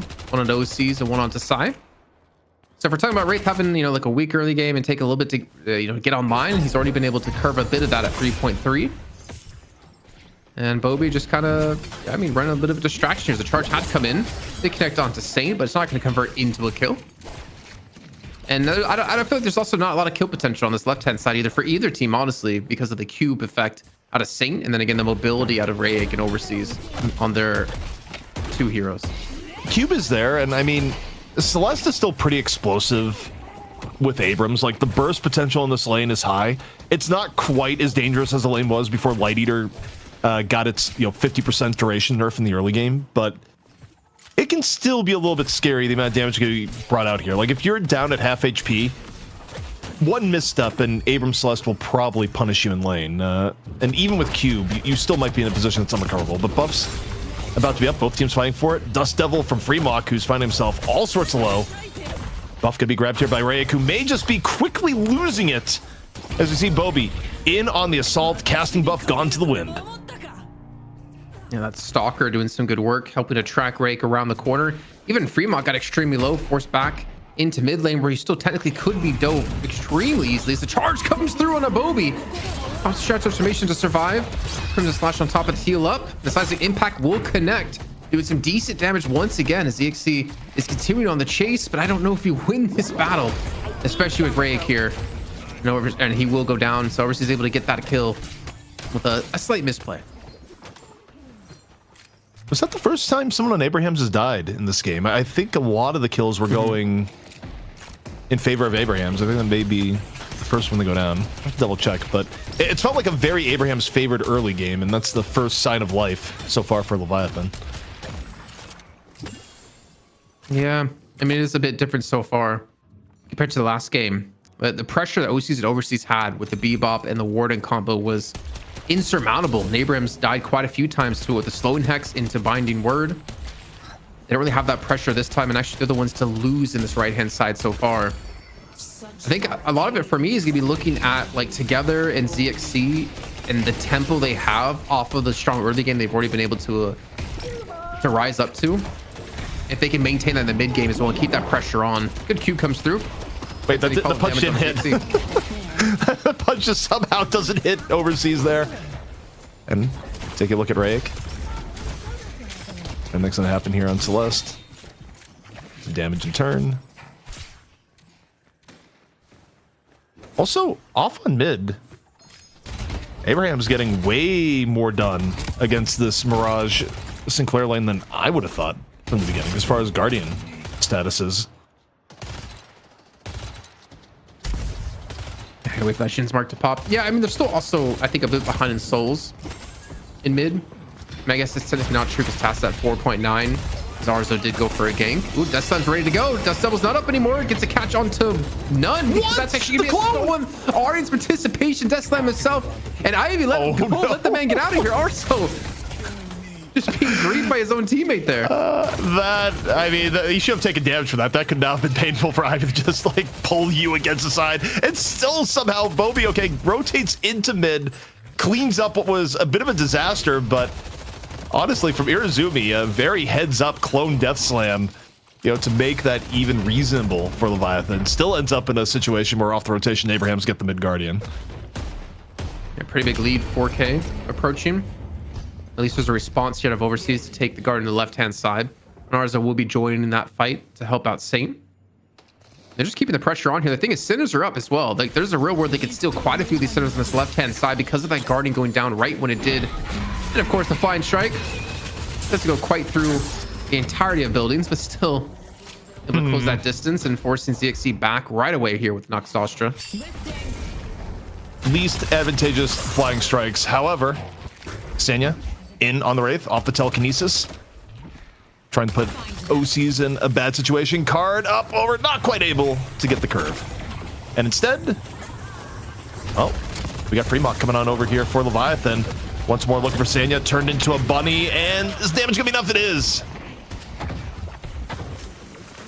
You know, it's a stolen airdrop out of Irizumi to get on towards this lane. And then finally the real airdrop comes on through out of Tass.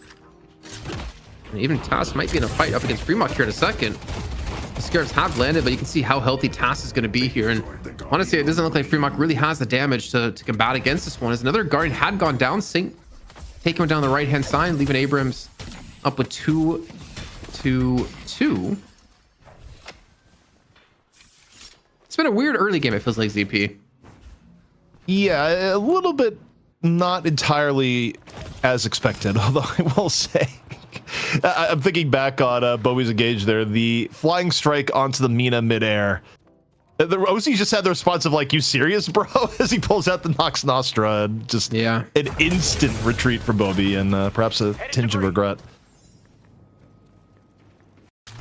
We've seen some actually like pretty crazy movement with Flying Strikes. I think it was like last week or maybe the week before, using it for the momentum that you can get.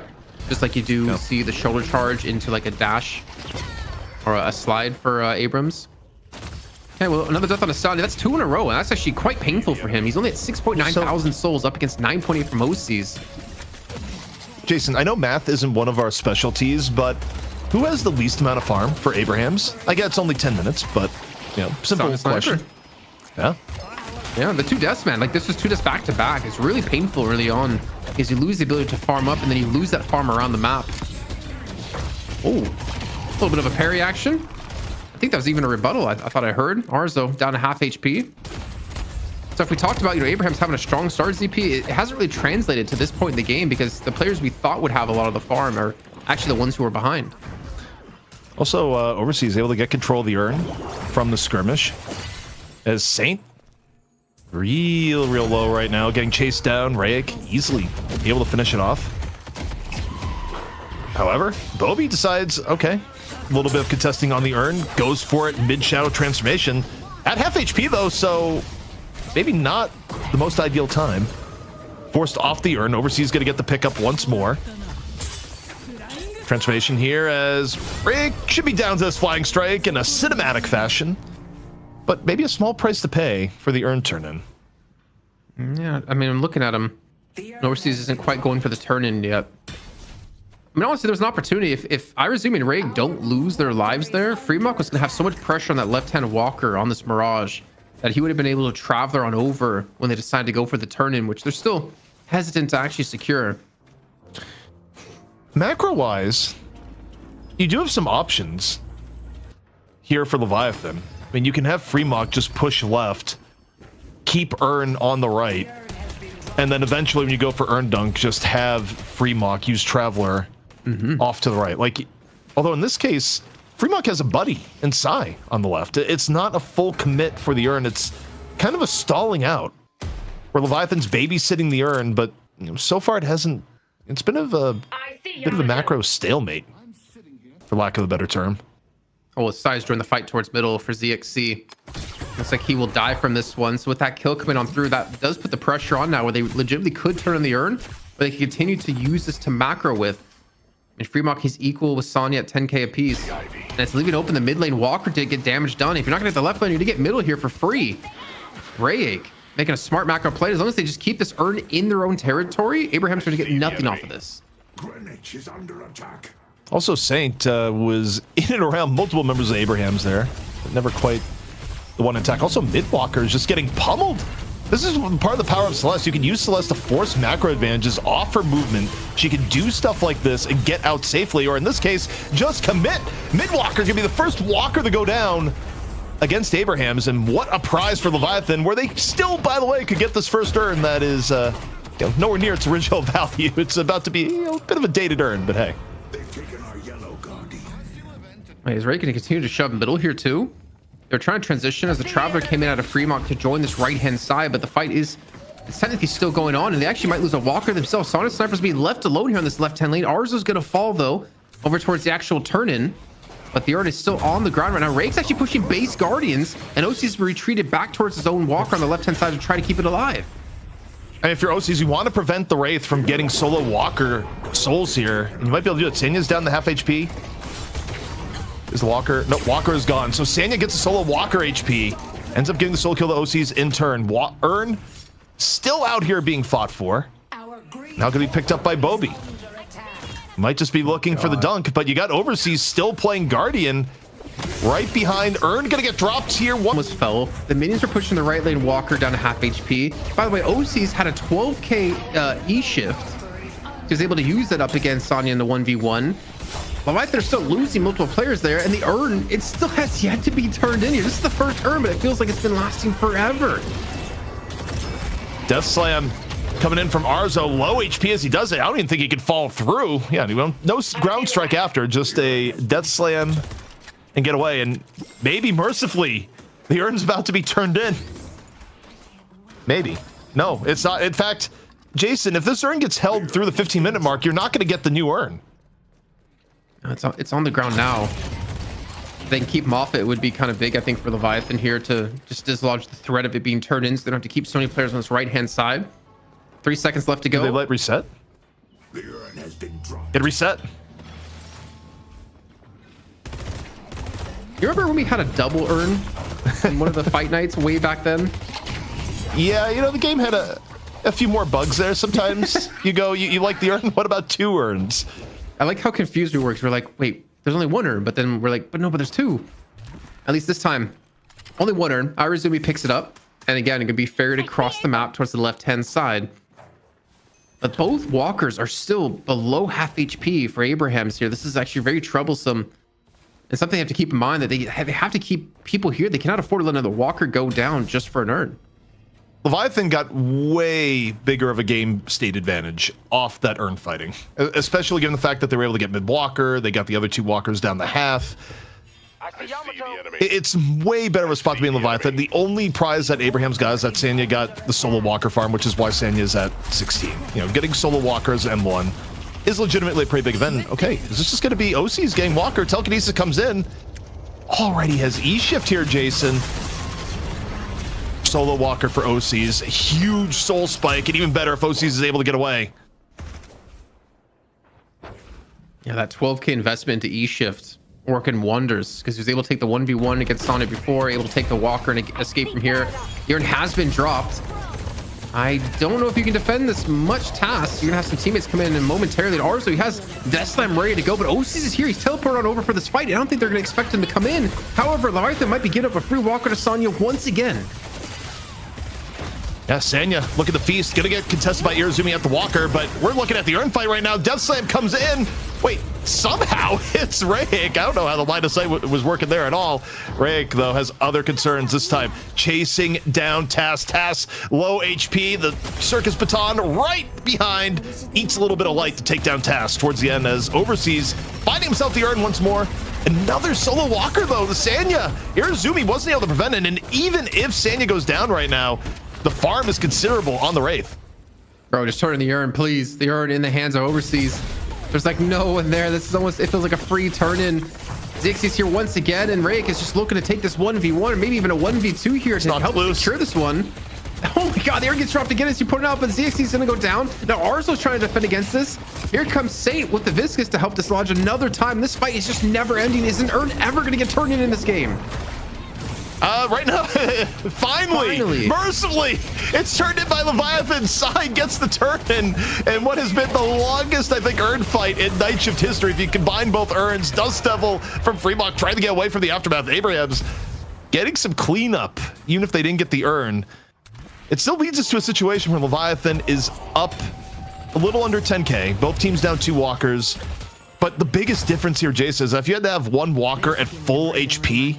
At, of course, the, walkers gain more HP as other walkers die. Having a fully healthy mid-walker feels really, really good in this situation.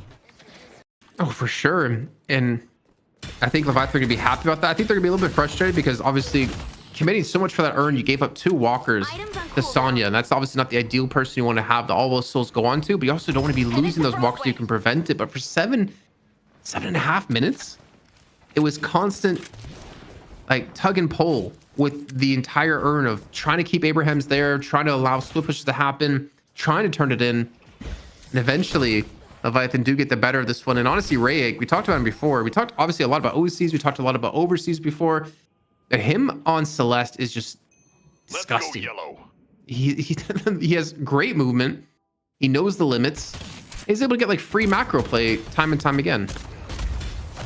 Yeah, and it's kind of interesting. The best prize Abrams got, the 2 walkers they were able to get and all that were both eaten by Sanya. You cannot overstate what a big deal that is to be able to funnel 2 solo walker hits into your Wraith. As a result, Sanya's at 23k. However, you got OC's at 24, Rayek at 23. It's not as if Sanya can bully the entire game. Still where you want in terms of soul allocation for your team, but it's not the prize that would be in other game states. If it was like a Warden as well, like 23k here, it would be much different than a Wraith who's still not gonna hit a spike until like way later on or have the potential to 1v1 easily. I think Sonner's really dependent on the rest of his team to keep things, positive for them to continue to power up here and maybe look for those 1v1s. The thing is, he can't kill OCs anymore because of E-shift. I feel like E-shift's just a big shutdown to Sanya. And then, of course, some ability that OC is going to have. Uh-oh. Jason, it's already earned time once again. Oh, please. Not again. Also, off the buffs. Movement buff for Together. Rayek. Getting a taste of survival as if Celeste wasn't hard enough to hunt down. Tess with the pickup into the immediate drop. Nox Nostra from OCs. Engaging the fight. Just nearly rips off Ivy at the beginning. Tess super low HP after just a half taste of Nox Nostra. Earn though, in progress. And you got it to Celeste. Rayake using movement to bring it across the map. And Abrams, I don't know if, like, okay, maybe Bobby's able to get line of sight for Flying Strike. That's your best case for an interrupt. On the Celeste, the Flying Strike comes in and canceled. I think you let him have it. You go take mid walker or try to take mid walker. I don't think it's gonna be hard though. Final walker, that's a lot of HP on the walker. It is not like taking, you know, a side walker when all three are still up. Oh, you walked away too early, right? I think the thing is, like, I look at mid and the urn and I look at left lane and the urn, and you're really, you have the ability to take a free walker where they can't really take one as easy against you. And yeah, Rake will get the turn in. They'll lose a couple of the orbs over, but they're still scoring an almost 10k lead right now. ZXC trying to escape. No strike transformation. Dust Devil comes on in to knock him on up, but he gets knocked back down by Psy. So man advantage for Leviathan. They also have a Sinclair. Is there a world they go for mid boss? Yep. Is going to be the answer, because in terms of picks, Yamato's one of the most important picks for securing mid boss. You don't have to worry about Shadow Transformation coming in and being immune to CC and potentially getting rejuve picks and ruining some of the advantage of a Sinclair. That was the most important pick to get for Leviathan if you wanted an easy mid boss. And we'll see. They're getting pressured by Together. They don't really much seem to care. Rejuvenator dropping on down. Irizumi ready to interrupt. Together's able to get a piece of the pie. Together gets two! Together with 2 rejuve hits here, Jason. And Abrahams, we'll see what more they can do. They lose both rejuves just as quickly as they get them. All teams, both teams rather, rejuve list at this point. Now it's just about who can get the better fight towards the end. Leviathan looking way better positioned here so far. Saint run right down in the corridor. E-shift gonna be forced out of here by Mina. Bobby into the fight, but it's 3 down from Abrahams. I'm so confused though. What happened with Irizumi there? Did he not, like, he didn't rabbit hex at all? I didn't see a single rabbit hex go off at the rejuve. Well, it's either that or can we get a look at Together's items? I didn't look closely. I don't know if Together, surely it wasn't an unstoppable rush or something. I don't like think those so. lines. I just didn't see any rabbit hex.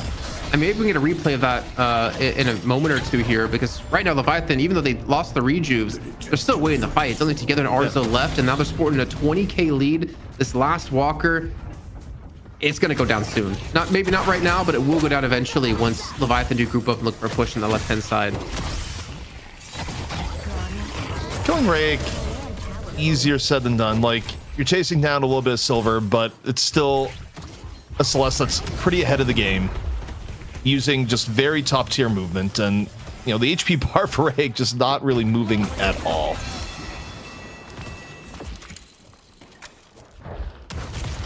No one saw that, don't worry. It was It never happened. Was, oh wait, okay, no one saw that either. The swap just size swap just a little bit off to the right on Arzo. That was just mid mantle, effectively. But yeah, I'd like to look at Together's items just to make sure I'm not missing. I think you're right that, you know, Hex may not have just gone off there. Like maybe Irizumi was getting pressured by something else. That's something I could think of, is that he was being pressured. Okay, so we can see here. Irizumi has Rabbit Hex up. He's off to the side.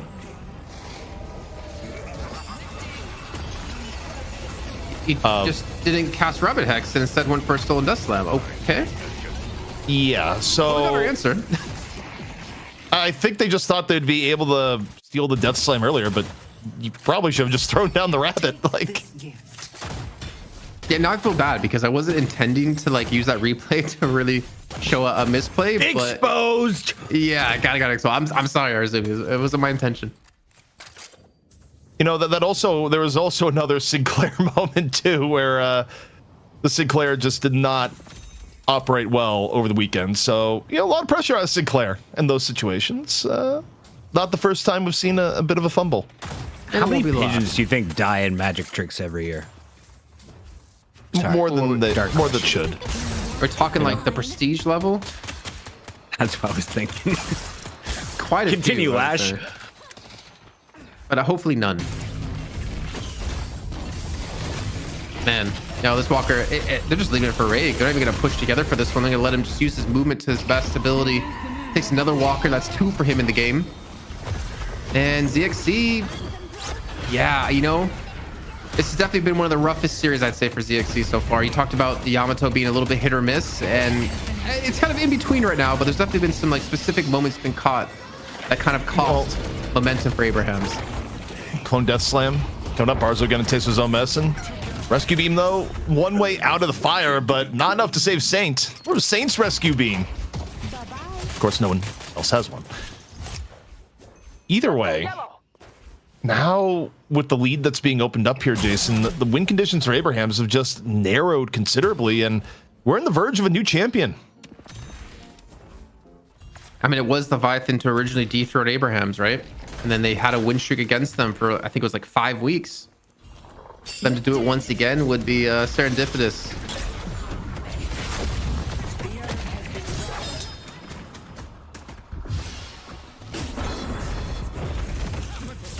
Okay. Turn in, courtesy of Overseas, just able to walk it on over as once more we see Ray coming in from the distance is just turned into run you down Celeste mode.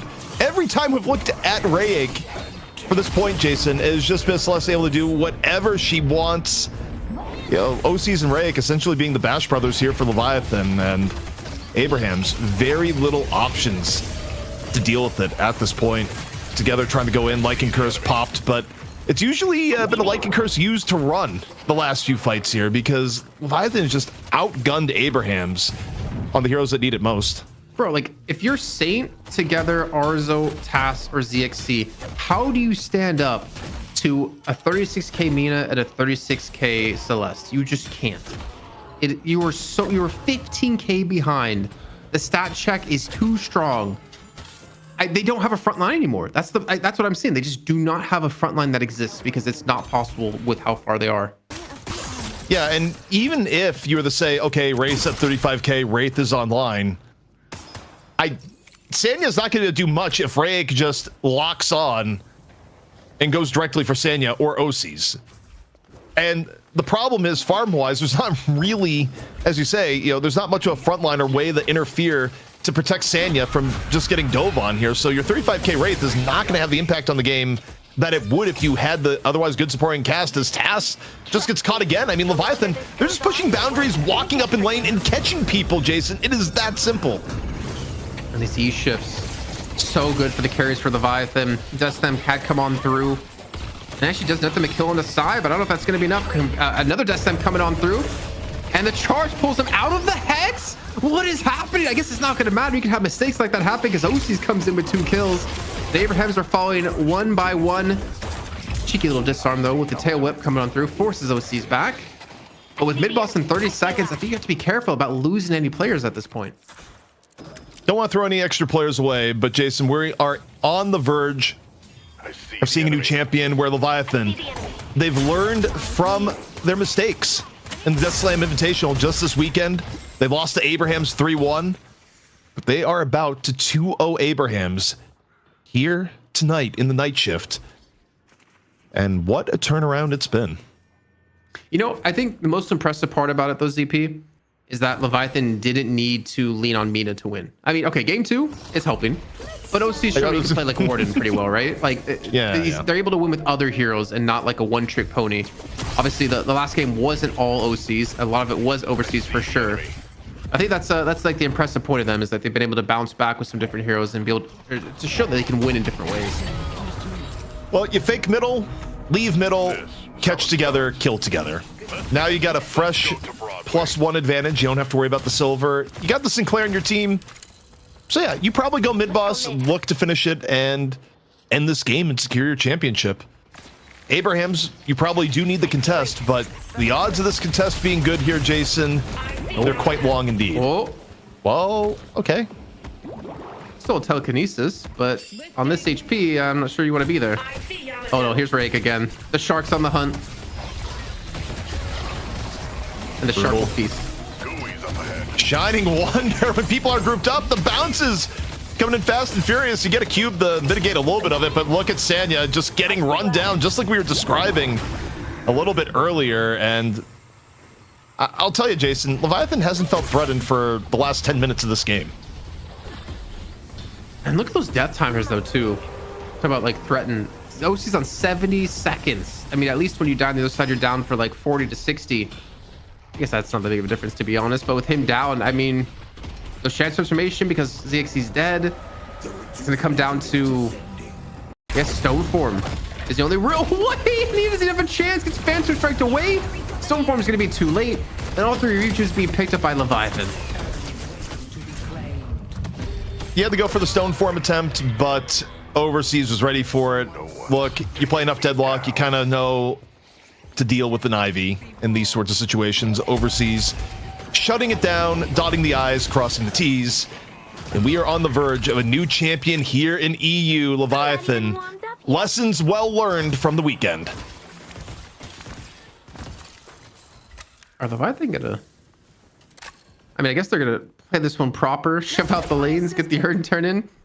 Not looking for shrines just yet. But it should be their game. It should be over. I'm saying should, because we've had some wild comebacks. But it should be over. I don't know what to if say. you lose at this looking point, match-fixing allegations will occur. Yeah, I actually, with Puckhead, this is why if you lose this one, this is where the 322s become a very actively spammed thing in chat. But something tells me we're not going down that path. Arzo getting just a swarm of bats in his face. It's not much of a race. I mean, yeah, you're not wrong. There's no one there to defend. Okay, they will head back because of the speed boost of the base gardens being down, but they're still going to lose both their shrines and the stage 1 patron. You know, you think with 2 rejues, right? You think Sanya's talking to Saint, going, it's like, why are we going back here? And Saint just like, to die. 2 rejues left, teammates. Still 2 members dead. You force the issue, you claim your crown. If you're Leviathan. Only a little bit left to go. Abrams will see what, if anything, they can do on the defense. They forced out knee shift at the beginning. They still need to do a whole lot more. Arzo, 2 seconds away. Could be the biggest death slam of his life. Out, ready to death slam. They lose Tass, they lose Sanya. Ring the gong. You got 1 more left here for Arzo. We'll see who you can throw into the fountain, if that, but the odds are pretty long. You get Nox Nostra, you don't even get a chance to go for the death slam. You go up, and Osis has the immediate answer. Now you go up, death slam, 4 green circles. You drop them down, you look for the damage. Maybe you'll kill Paradox, but instead, what about a counter death slam courtesy of Sinclair into the Dust Devil? It's a lash getting thrown around as the Archmother writhes in pain. It's Leviathan here, Jason. They are your new champions here in Night Shift EU.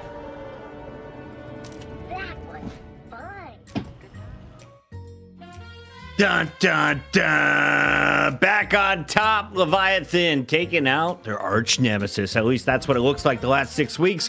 3-way battle at the top, and it's been this team more often than not. Talk to me about the squad. It wasn't just Overseas in the final game. Who else made you smile? Kaplan. You did, Puckett. You always make me smile. But if we're talking about people who are playing this game, it's gotta be Rayek. I mean, I don't think there's any other way around it. The flawless play out of the Celeste, getting 2 walkers in the game by himself, the constant movement being just harassing and being annoying, like little fly buzzing around your room, or in my case, mosquitoes, because they love it here in Italy. I think he deserves a lot of credit. But the thing is, we knew that about Rayek. We knew how strong he is on Celeste. There's a reason the Celeste Prio went up in this best of 5 when they met over in DSI on Sunday. He's just a phenomenal player. Movement is king in this game, and he showed time and time again that you really have to respect the heroes he's playing. ZP, best moments in this game for you as we're taking a look. This was at the 50K mark. The Yamato with some highlights. Chat saying, hey, Abrams, if you need a better one, I'm your guy. Bobby didn't play that Scottish, did he? I mean, did Bobby have the best game on Yamato? No, but were there other problems here, including the draft? Yes. Yes. Also, I think you really have to go back and slow-mo VOD review some of this, because we had the most eternal urn fight taking place over 2 urns. The very first urn got reset, but is being fought for the entire time. So a lot of the game kind of was decided by those urn back and forths. But things that hurt Abrahams pretty badly is that they gave up mid-walker to Rayek just being able to pressure mid in the middle. It was the first walker they gave up. Not something you want to have happen while you're contesting for urn. And the prizes they got in turn, yeah, they got Sanya some farm, but it wasn't quite enough. And I do wonder how much different this game is if, you know, the draft is a bit different and you have a Venator that ends up getting the solo farm for Abrahams instead of a Wraith. probably would have felt a little bit better, especially for the mid part of the game where there's a wide berth of difference between a 23k Wraith and a 23k Venator when you're a bit ahead of the game. Lot to think about before you go again next week. We expect them to be back stronger than ever. A crushing 2-0 defeat. Wasn't even close. Another 20 kill difference in this game, Kaplan. Who shined this time around as we take a look at the numbers? The rainbow is spread across. I don't think there's any. I mean, it's got to be Rake and OCs. I don't think we can say anyone else. Like, not that Irazumi didn't do much, not that Freemock overseas side didn't do much, but it was just purely always them. Always Rake, always OCs. On the other side of things, I can't really think of one player who really stood out my eyes. I don't know if you can, ZP. Obviously, Sonya had like a decent early game, able to get ahead, getting some early kills on the OCs and Sai, but no one had a standout performance, Abrams. And I mean, when you lose by 70k, it's kind of hard to be a standout player. Yeah, I mean, I think about also in comp-wise, when Tass has looked good on the Ivy, Tass has usually been comboed with things like an Abrams, where Tass was dropping Abrams bombs. You didn't really have the same level of airdrop pressure with the comp that Abrams was running, so even things like Tass on the Ivy didn't really have the natural pressure that the others would. I mean, I guess maybe there's a world where you could have done it with Together effectively, but Together fell behind early, and all in all, Abrams, they really were trying something unique comp-wise. But as we said at the beginning, when you go down these paths and you draft very unconventional drafts in terms of power, you're either going to look like a genius or you're going to look a bit foolish. And unfortunately for Abrams, I think this one ended up as the latter. We got a raid in from Metro. Metro, I have a challenge for one of your future videos. We'll call it Console Player Tries Deadlock, Halo 1 Pro. And you just try and review my footage and make me cry without as many mistakes. I'm choking on my own cough. Anyway, we got to jump into the highlights and, of course, talk about our sidekicks, because Kaplan, that's what we get paid for by Shopify, because they have an awesome AI sidekick that you can use to step up your game. It's all on Shopify.com. We'll tell you more about it later. In the meantime, though, who'd you put in the little chat so that our observers could start clipping out the best highlights? And then I don't know if it's ready yet. Together. I think it was kind of difficult because the player I had in my mind was overseas. Because in game one, you can't understate how important his Bebop was. In game two, he played Abrams, which was quite different. He wasn't really getting picks. I think he still did some good things to facilitate kills. Like, for instance, when he Phantom Striked up onto Tass on Ivy from mid-boss and charged him away so he couldn't stone form for a potential steal, maybe that was deserving. But I think just the game one performance alone for me, ZP, is the reason why I chose him as a sidekick of the match, in my opinion. Yeah, I think that's entirely fair. Overseas, again, I think when you look at Leviathan, it's pretty easy to look at, OCs by comparison, to be like, OCs is the guy. And OCs is pretty good. But you talk to players behind the scenes, and they will not stop singing the praises of the plays that Overseas makes, the presence he has. And also, I think if you're talking about sidekick of the match and supporting your team, the gigantic urn fight in game two was largely being run and disrupted by Overseas. I mean, Overseas was all over that urn for about 7 straight minutes, Jason. And good call. Yeah, that's what I'd look to.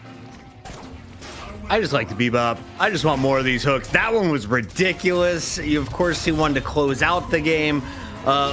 Overseas continues to impress. OC's, of course, showcasing what he can do on the M1. Rayek, though, got a chance to shine today, and Freemock shows that he could be one of the better shifts in the game. What stood out, though, about our sidekick in your eyes, Kaplan, as we close this baby out? EU is done dusted for episode 35. I'd say it's more personal for me. What it kind of showed me is that they're more than just skin deep, I would say, for Leviathan. I think it's been hard to see that and say that in the last weeks. The fact that we have OCs always be like a staple, an anchor in their team, but to see like Rayek step up, Overseas step up when they needed it, obviously some other players on the team too, depending on the situations, it shows they're kind of like well-rounded. It's just not a one-man squad.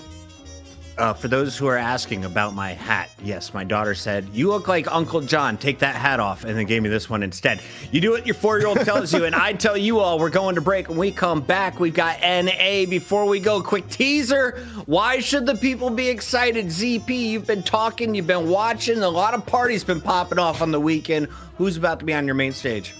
I mean, look, you gotta be excited for Melee Creeps, where they were on the verge of disaster. They played a qualifier match that was going on Monday because we have so many good teams in NA that we need another round of competition. Down. And they lose map 1 to Bird with Clock. It was looking like Melee Creeps was about to just be gone for 2 weeks on the night shift, but they pull it together in the BO3. They earn their right back into the qualifier match. And now we'll see if this is the start of Melee Creeps reclaiming the throne here tonight. If they do it off the back of the qualifier, it's a great story indeed.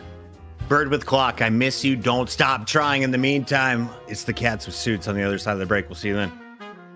Luck is a game where information matters. Until now, you've had to keep track of all of it in your head. The TrackLock app changes that, offering in-game overlays with real-time stat comparisons, dynamic timers, and permanent buff tracking. Before the game even starts, you can get key information on your opponents and allies with our match scouting feature, and access the most up-to-date hero builds, tier lists, and player profiles with data synced directly from the game. Your new go-to companion for Deadlock, download the TrackLock app today. Hey all, ZP here to bring you this week's Shopify build of the shift. This time around, we're going to be taking a deeper dive into Rokane's Lady Geist build that propelled FPS Lounge to victory back in Shift 34. Starting things off with the early game, 4 minutes in, or a little bit before, we have the standard Geist opening. Rejuvenating Shot, extra regen, and Mystic Regeneration. Nothing surprising here if you've played Geist before, but because Geist burns more HP than the average from Essence Bomb and Malice, itemization goes a little harder on regeneration than the norm, especially when Mystic Regen upgrades into Radiant Regeneration a little bit later into the game. Also of note, Rokane ended up maxing Bomb first here, only putting life drain to level 2 at the beginning. Moving along to 10 minutes, we have a few extra additions. Mystic Regeneration has been upgraded into Radiant Regeneration as it's the most core item on Geist, no matter what your build, and Rokane has additionally added in both Bullet Resist Shredder and Monster Rounds for easier jungle clear. Moving along to 14 minutes and a little bit delayed for most Geist builds, we see Rokane pick up Berserker and Kinetic Dash. Berserker, of course, being a mainstay on Geist, as she can maintain Berserker at 10 stacks way more readily in base kit than any other hero in the game, not requiring something like Blood Tribute to keep it going. And Kinetic Dash just makes a lot of sense with her gun, which is a little bit ammo hungry, and also, attack speed works really well with her later itemization. At 19 minutes, we see more of a prioritization on utility and defense, with Rokane picking up both Dispel Magic and Warpstone.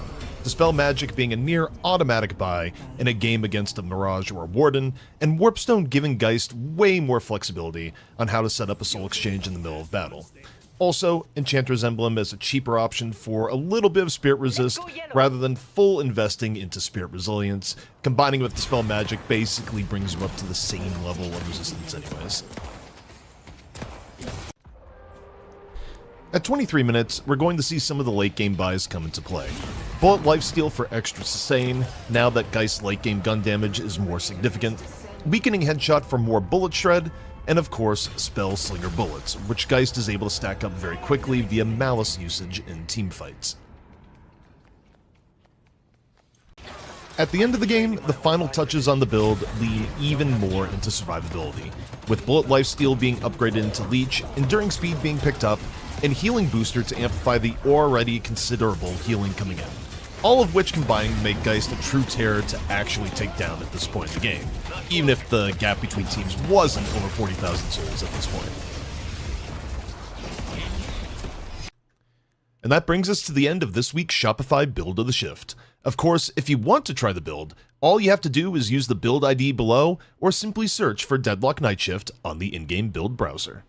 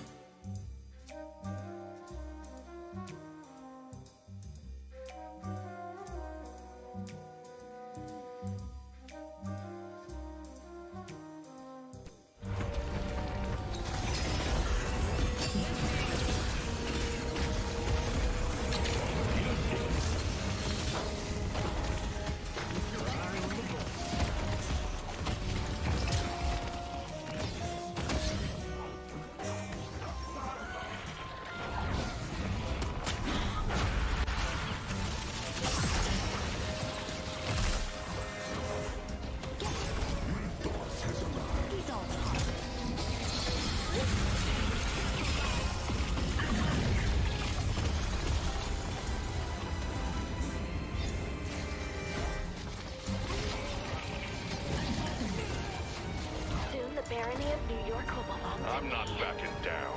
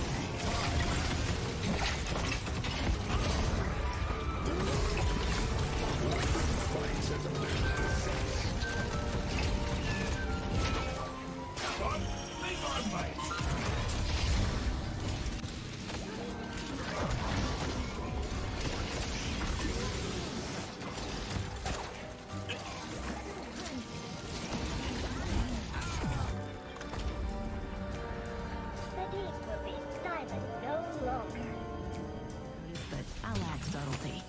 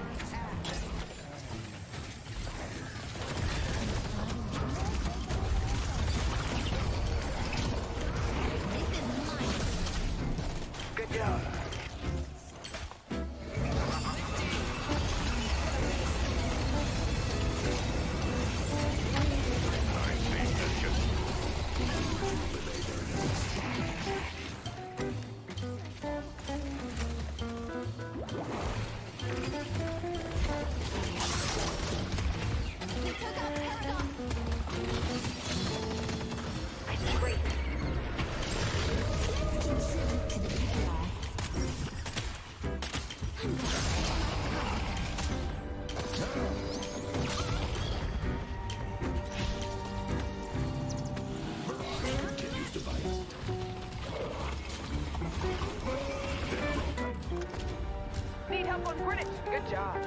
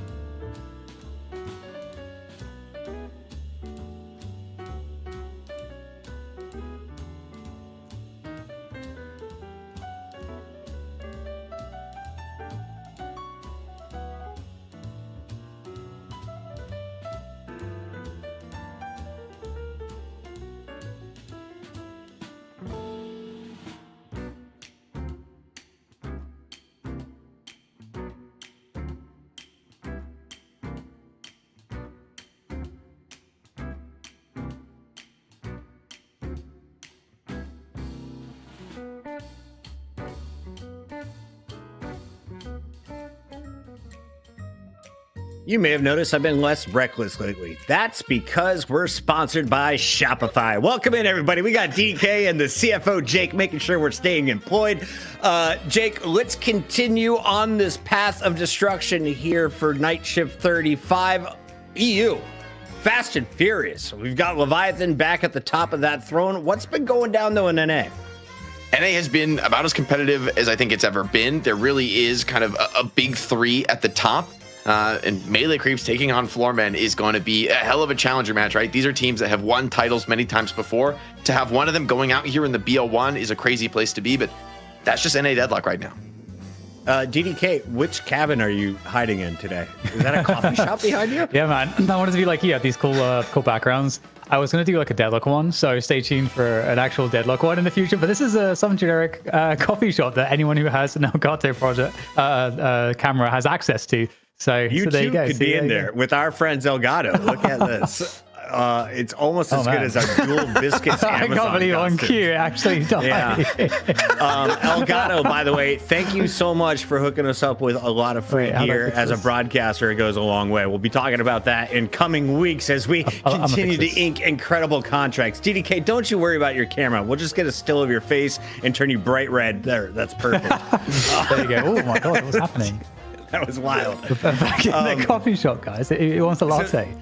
Jake, have you ever been banned because your toddler fell asleep and then projectile vomited in their sleep and then like throw up was in their face and their hair, and so you had to leave the Deadlock game because your wife was screaming, and you went upstairs and you came back and it said you cannot play until the same day but 11:49 ET.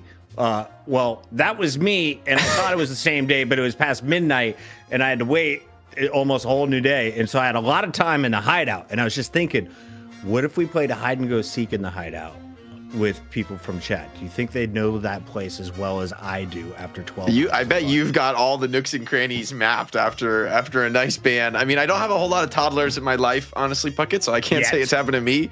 But Godspeed, brother. I think you did the right thing. I think we can all say, I think you did the right thing. Octomom is single, I'm told. She's out there on the market, Jake. You could have a whole bunch of tiny Jakes with perfect hair. Think about it. In the meantime, let's take a look at our NA bracket before we get fired. It is Melee Creeps wearing cat suits and Floormen. The Doorman, is he back in action today? We'll have to find out. The Capybara means that hydration is waiting for you in the NA finals, and that was a surprise because they've been struggling until last week. Here we go, though. Smoldering DDK. Let's talk about our teams. North America's finest. The Melee Creeps used to be the best of the best. Are they right now? Where do you have them? John's in the chat. Be nice. Yeah, I mean, this is like a very cool scenario we have in North America right now, because Melee Creeps for ages, they were the best, indisputably so, and now they've got the fire in them because they've lost that spot. So these are the situations which drive teams as good as Melee Creeps to have to reinvent themselves a little bit, and I think honestly it's an exciting thing for them. I mean, it kind of gets boring if you're on the top for so long. So now they have to reclaim it. They've got to re-earn it, and obviously it's a really stunning team. And one thing I think that's a key detail that we had over the weekend is that we actually had the NA teams playing in Europe, and Melee Creeps are one of those teams, and so they got exposed to some of the European style of play as well. So there's definitely a lot to innovate upon in this NA region as things move forward. And I think Melee Creeps, they're always forever dangerous. You can never count them out, and I believe they qualified over BWC to get into this spot. And it's actually kind of a tight game, so respect to BWC, but Melee Creeps still looking pretty good. Bird with Clock still down there, and the Challengers ready to get onto the show next week. In the meantime, I got eyes on Ido. He was shut down last week, Jake. Was that a character issue? Was that just a game plan problem? Ido is a superstar, right? Yeah, I mean, for Melee Creeps to take an L like that is a pretty brutal spot for them to be as a team. But I think what we've heard is that, hey, they weren't really scrimming that much last week. There's a team with a lot of real life commitments, other, real jobs and things like that. So, for this squad, I think you could look at that performance last week and say, oh, have they fallen off? Are they not as big of a threat anymore? But, given the experience and strength of all the players on this team, I really would be surprised if they don't get back on the horse in a major way. This is a team that consistently has taken some tough losses and yet come back stronger time and time again. And I'm never going to count them out until the fat lady sinks, frankly, because this team goes the stretch. I really want to see what they can do. Maybe in a BO3 there in that money match. Always great to see Melee Creeps back and competing for those top slots. Chat, do the fat lady still sing? They all got skinny. Think about it. Let me know. In the meantime, we take a look at our second roster, the Floormen, AVG, Rocker, League, DMB, Zeno, and Dimov. Why is this a story? Well, Dimov is European. The Bulgarian has come over to the NA side, and he was expecting instant success. I think they found it, but then some slip-ups. So what's going on with the squad, DDK? Where are they at right now? Yeah, I think they're still in this spot where, you know, there's still a young team with Dimov coming onto the roster, and he's given them so many more opportunities because Dimov has one of the best hero pools at the top level, I think, across both regions. So it gives them a lot of options, and so I think it's just really, you know, they had that kind of initial bump where things all, you know, clicked super well. You know, 2 weeks in, starting to really get, you know, integrated into the roster. Sometimes you can have you know, shakeups because you're trying to create what is going to be the more stable look for the future in terms of the hero pools and everything else. So I think it's just still a case of just figuring out the roster a little bit around Dimov. And that's my interpretation. I would expect Floormen to still be looking really, really good here, and to be honest, a lot better than last week. We'll have to find out. Zeno, we have eyes on you. DMB, a local legend. Of course, League has been known for his play on specific heroes. Jake, when it comes to the meta, we have seen some switch-ups, some priority around Sinclair that has not gone the way that people thought. The Lady Geist effect seems to be affecting that character. Anything that you expect to change, though, from EU to NA as we switch things over? I think there's always a pretty healthy dose of change between the regions. I mean, even though they're you know, both are playing Deadlock on a super high level, they end up with pretty different styles, different approaches, different strategic theories of the game. So, you know, it always does kind of feel like we're watching two different patches when it comes to what the NA pros do versus EU. So I'm not expecting anything to carry over too much one-to-one. Maybe some of your strongest heroes, your Mirage, your Celeste, or, you know, Silver, are still going to be pretty high priority. But where the actual draft shakes out is anyone's guess. I do expect to see a lot more Bebop, though. I think this has been a big winning character in the current patch, and one that I expect NA is going to use a lot of. DDK, who do you have on your block or avoid list when it comes to heroes when you search matchmaking? I recently removed Rem from my games, and it makes things so much better. Yeah, I don't know. I don't care. I mean, to be honest, I've never used the feature. I just don't care what I'm up against. I'm not that kind of person that gets really annoyed and wants to ban something out. You haven't had 24 hours in the hideout yet. Yeah, you just wait. Fair enough. I don't know. What about you, Jake? I feel like maybe you have something. Yeah, I kind of change it around. You know, for a while I was banning Bebop, but now I'm an inveterate Bebop spanner. I played like 20 games in a row of Bebop. So it's hard to say. Sometimes I'll just ban whatever like the top flavor of the month hero is. Maybe I think Mirage might be the current ban I have, just because he's so dang good, and you know, the macro pressure is great. But even when I play against him, I don't mind. I think they've just done so well with Deadlock. Like, I don't think there's even a single character in the game that I can really point to and say that's a problem, except Viper. Viper is a problem, and I might need to change my ban to her.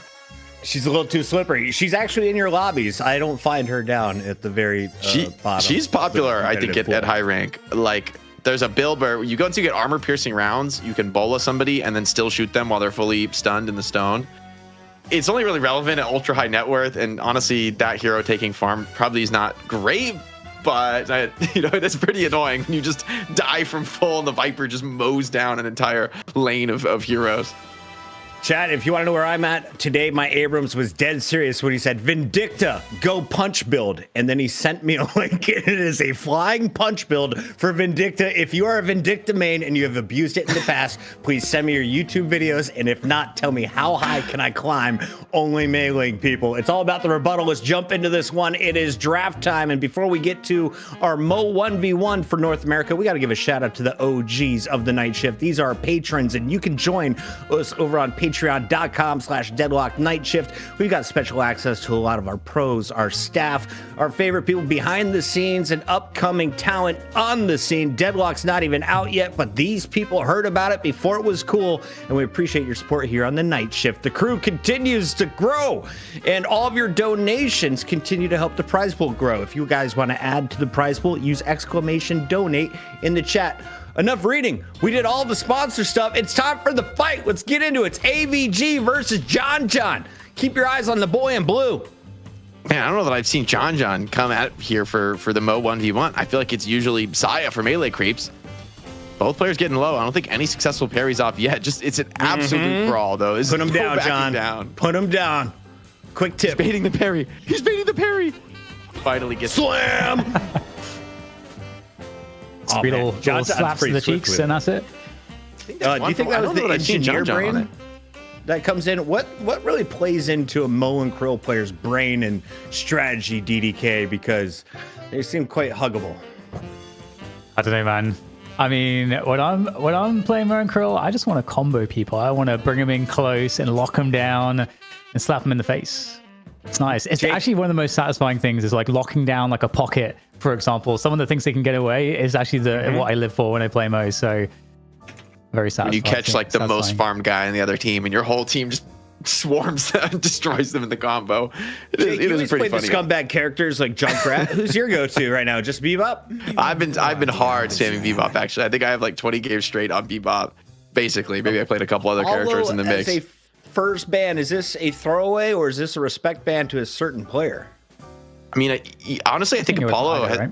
Yeah, it could be an attack on Ido. I mean, not that you're really going to limit Ido's options, but I think Apollo is just a really strong sort of snowballing spirit nuker hero. And sometimes if an Apollo just has an amazing lane, they almost take over the game for the first 20 minutes. And for Floormen, I think they just want to make sure that does not happen. What they grab in this first pick, though, I think is going to be pretty interesting. Silver is maybe the most straightforward, and they do go with her. And one thing that's really interesting too that we found out over the course of the EU tournaments with the NA teams lost weekend that just passed. I was asking Lightbringer about where he thinks the NA teams are against Europe right now, and he's like, oh, they're about like a week or two behind. And he's like, they're like all about spamming Dynamo right now, and there we go. There's Dynamo ranking. Speaking of the first pick, Dynamo is crazy. And he's not factoring Dynamo in. They're like past that point in the meta now because they pick Sinclair, which is like a good way to block it. And Sinclair also is very legit in his own right with the Rabbit Hex and so on. So there's a Dynamo. I mean, it has been winning for the NA teams in the NA matchups. Yeah, it's been paying off. Well. Melee Creeps is, I think, one of the earliest adopters of the Dynamo too, and you get the Venator for John. So this is, I think, a really strong top 2 for Melee Creeps. It's very much in their wheelhouse, in their comfort zone, and on the NA meta. Floormen, this is the opportunity to pick Sinclair. That's for sure what the EU teams would do is grab Sinclair. They go with the Shiv first, see if that is going to be followed up for the Venator by the Magician. If everyone's pulled together by Dynamo, does it hit multiple players? Wait, which ult? Up or only the first one? Venator. Your domain. I think it does pierce, actually. I'm not sure. I mean, it does. Yes, it's a little. It pierces. It absolutely cleaves everything. You can even hit multi headshots at the same time. It is the greatest thing ever.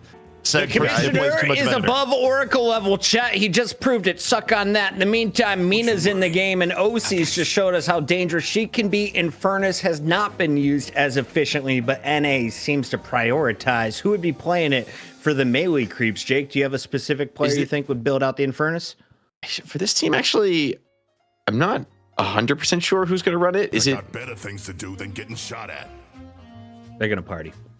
Yeah, I mean, I do think Abrams it's a really strong top 3. I think you have like, and for Venator is the top carrier right now. I think that's like pretty decisive, honestly, in terms of like being true number 1.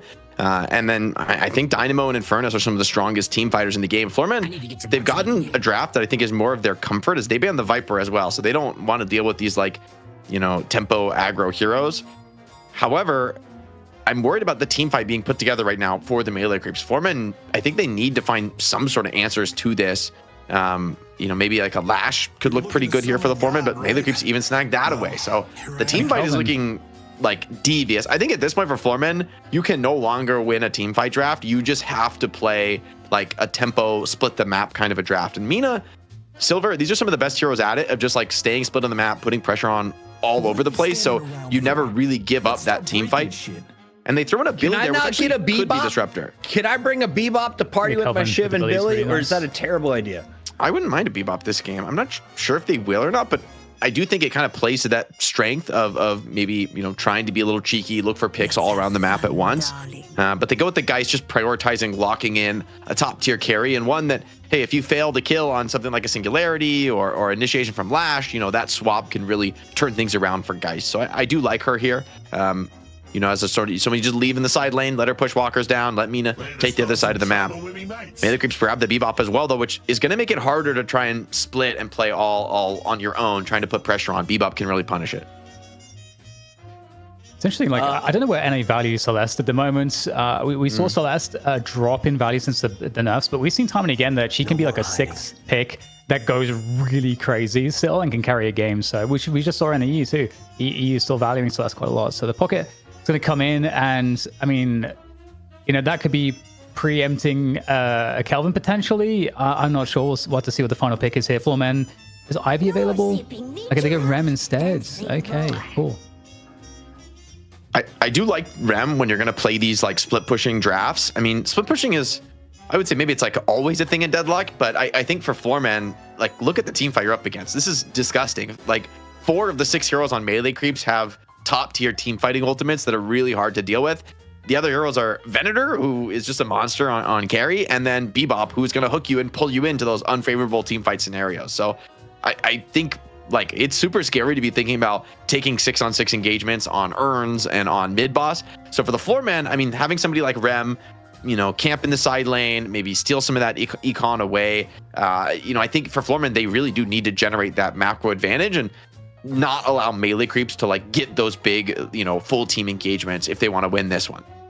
Well, there's only 2 characters on Floormen I respect, and that's Mina and Silver. The rest of the team, garbage. I got melee creeps getting this one done. They're moving on to the NA Grand Finals. Venator on Ido is putting up 26 kills in a 48-minute game. DDK, that's my Puckett prediction. What is your breakdown of what we're about to witness? Yeah, I feel like melee creeps coming out pretty strong in this draft. I think the Venator and Furnace threat is so dangerous when you get into the late game. And I think there's obviously a lot of, other very disruptive, difficult things to deal with in terms of like the capacity for melee creeps to also provide some tempo and have like a decent early to mid game. So I feel like melee creeps, it's a ticking time bomb for Floormen. They're going to have to find early momentum and some snowball early. And I'm not sure how successful that's going to be. But with that said, it feels like they kind of dropped a little bit more comfort over maybe some more of the meta here for Floormen. We just watched that not work at all in the EU final, right, Jake? Yeah, I see you're saying. I mean, I think for Floormen, I think they're wise to like sort of not try to match the team fight. Once the enemy gets Dynamo and Infernus and Lash, now even Pocket, like you just aren't going to succeed trying to force those big engagements into like that kind of a comp. But, I can really see a sort of a weird game plan here for Floormen where Shiv with like the knife build is running people down on lanes. Silver's finding, pickoffs here and there. Like the individuals on melee creeps aren't really the best at these 1v1 or 2v2 kind of engagements. And I think Floormen are going to look a lot stronger, maybe off the lanes and maybe into that early mid game. The question is, can they actually get enough off of that, and even getting like those pickoffs in the later stages of the game to where melee creeps just never gets to force the fight on their own terms. But I always think these kinds of matches are particularly exciting to watch because it's sort of 2 different teams with almost completely different takes on the meta. Like they're not trying to do the same thing really at all with these drafts. And it's always for me interesting to see, who comes out on top in a battle like that. I'd imagine we see for Venator, that would probably be John, I imagine, right? And I was going to say, chat baited me with the Venator, and then I was thinking Ido played Lash last week, and they got obliterated.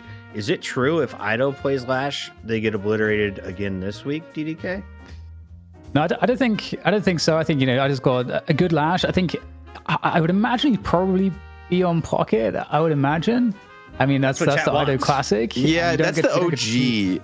I think since they brought Do on, I think it's more often where Do plays Pocket, but then that's true. Do also plays often the sort of like secondary carry, which is kind of Infernus right now for in this draft. So I actually think this is like sort of hard to nail down. I do expect to see, I guess between the Bebop and the Dynamos is also interesting, right? It's like maybe it's going to be a Saya Dynamo this game so that Scout can play Bebop, which is something that we've seen Scout. It's been a while, right? But I think Scout has looked super good historically on the Bebop here in Night Shift. I think he looks really good anytime he's playing these like early game roaming heroes that kind of pop up everywhere and make plays. And if Bebop does that kind of a game where he's off to a hot start, shutting down some of these side laners, building an early advantage, that game could get pretty awkward pretty quick for the Floormen.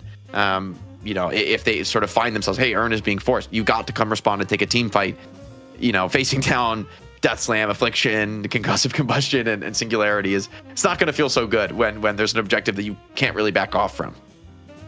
Sounds like a rough time. I just had a quick question for the chat. If it's hailing outside, does that mean a tornado is nearby? Because I see it in the movies and stuff, and like we've got like this big. My daughter just brought a whole bunch downstairs. I was like, that's dirty ice, honey. Where's it from? Outside. Cool. So it's hailing in Ohio. Best of luck to wherever you guys are watching Deadlock from around the world. This is your North American Challenger matchup. We have an NA final, and if I just disappear because of the internet, it's because I got attacked by a tornado. I'm in the basement, but hopefully my family's all right. You know, back in the day, I had a tornado warning when I was like playing competitive Overwatch, and it was like, I was like, come on, guys, it's fine. Like I was looking out the window, I'm like, guys, it's just a little windy. Like let's just play. Come on, let's just play. They're like, come to the basement. I'm like, no, come on, guys, I got a match. I gotta lock in. I gotta play. Priorities. Like if it takes kind of regret while that, gaming, I went the way I wanted to. Yeah. What, like, Jake, you were just playing the odds. Like, how many people do you know in your life that have actually been taken by a tornado, right? Yeah, like getting sucked out the window and flown up into the sky. Probably not going to happen. Like, it's probably fine. Let's just play the match. Let's play the match. If the window shatters, I'll leave. All right. That's the deal I made.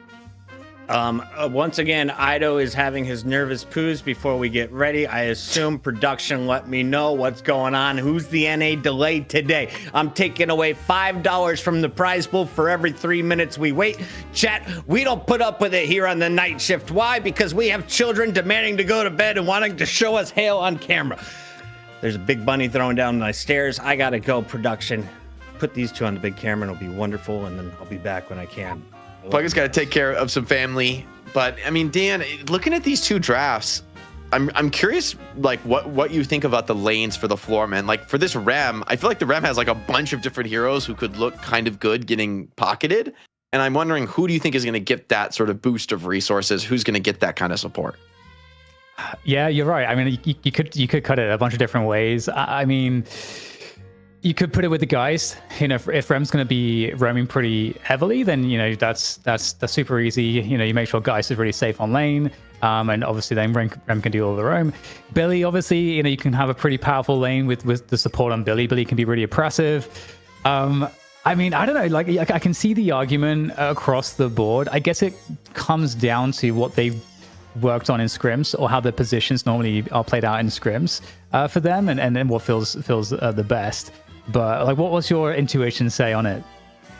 Yeah, I mean, I guess I look at this. I think I do like the Mina plus. I guess I could see either way, Mina plus Shiv or Mina plus Silver lane. I really like when you pair a lot of like Spirit nuking with Silver. Silver can like lock people down for that 1 second, and that's all you need to like get your dash off on Shiv, put a knife in there, and kind of start a chase down that is just going to go really well for the Floormen. And so I think it might end up being Geist maybe on the side lane with Rem, but honestly, now that I think about it, it's quite a good Rem game, because those little helpers, the spirit resist they provide, it's a pretty spirit heavy draft overall from melee creeps, right? It's really everybody except for Venator is pretty much hard spirit, and so hey, that spirit resil is going to be quite valuable. It's like kind of a really nice stat to be able to have, especially when you're going to be playing Shiv and Silver, and like you need to be able to tank through that damage. Evading it isn't an option. Yeah, that's a really good point. I think that's a lesser represented point, I think, with Rem in general, especially in the early game when Spirit's a lot more powerful. It can definitely make a really big difference. But it's going to be the Mina with the Shiv, which is also a really, really annoying lane to be up against. And just who is on the other side. You got Pocket and Lash, so a lot of Spirit nuking on that lane. Yeah, so Rem actually going to be paired with the Billy on the lane. Also can be pretty scary as a lane that can just run at you. It's going to be Geist and Silver in the mid lane. So an interesting choice to put Geist as kind of the hard farmer typically, I would think, I guess, of this draft on the mid lane.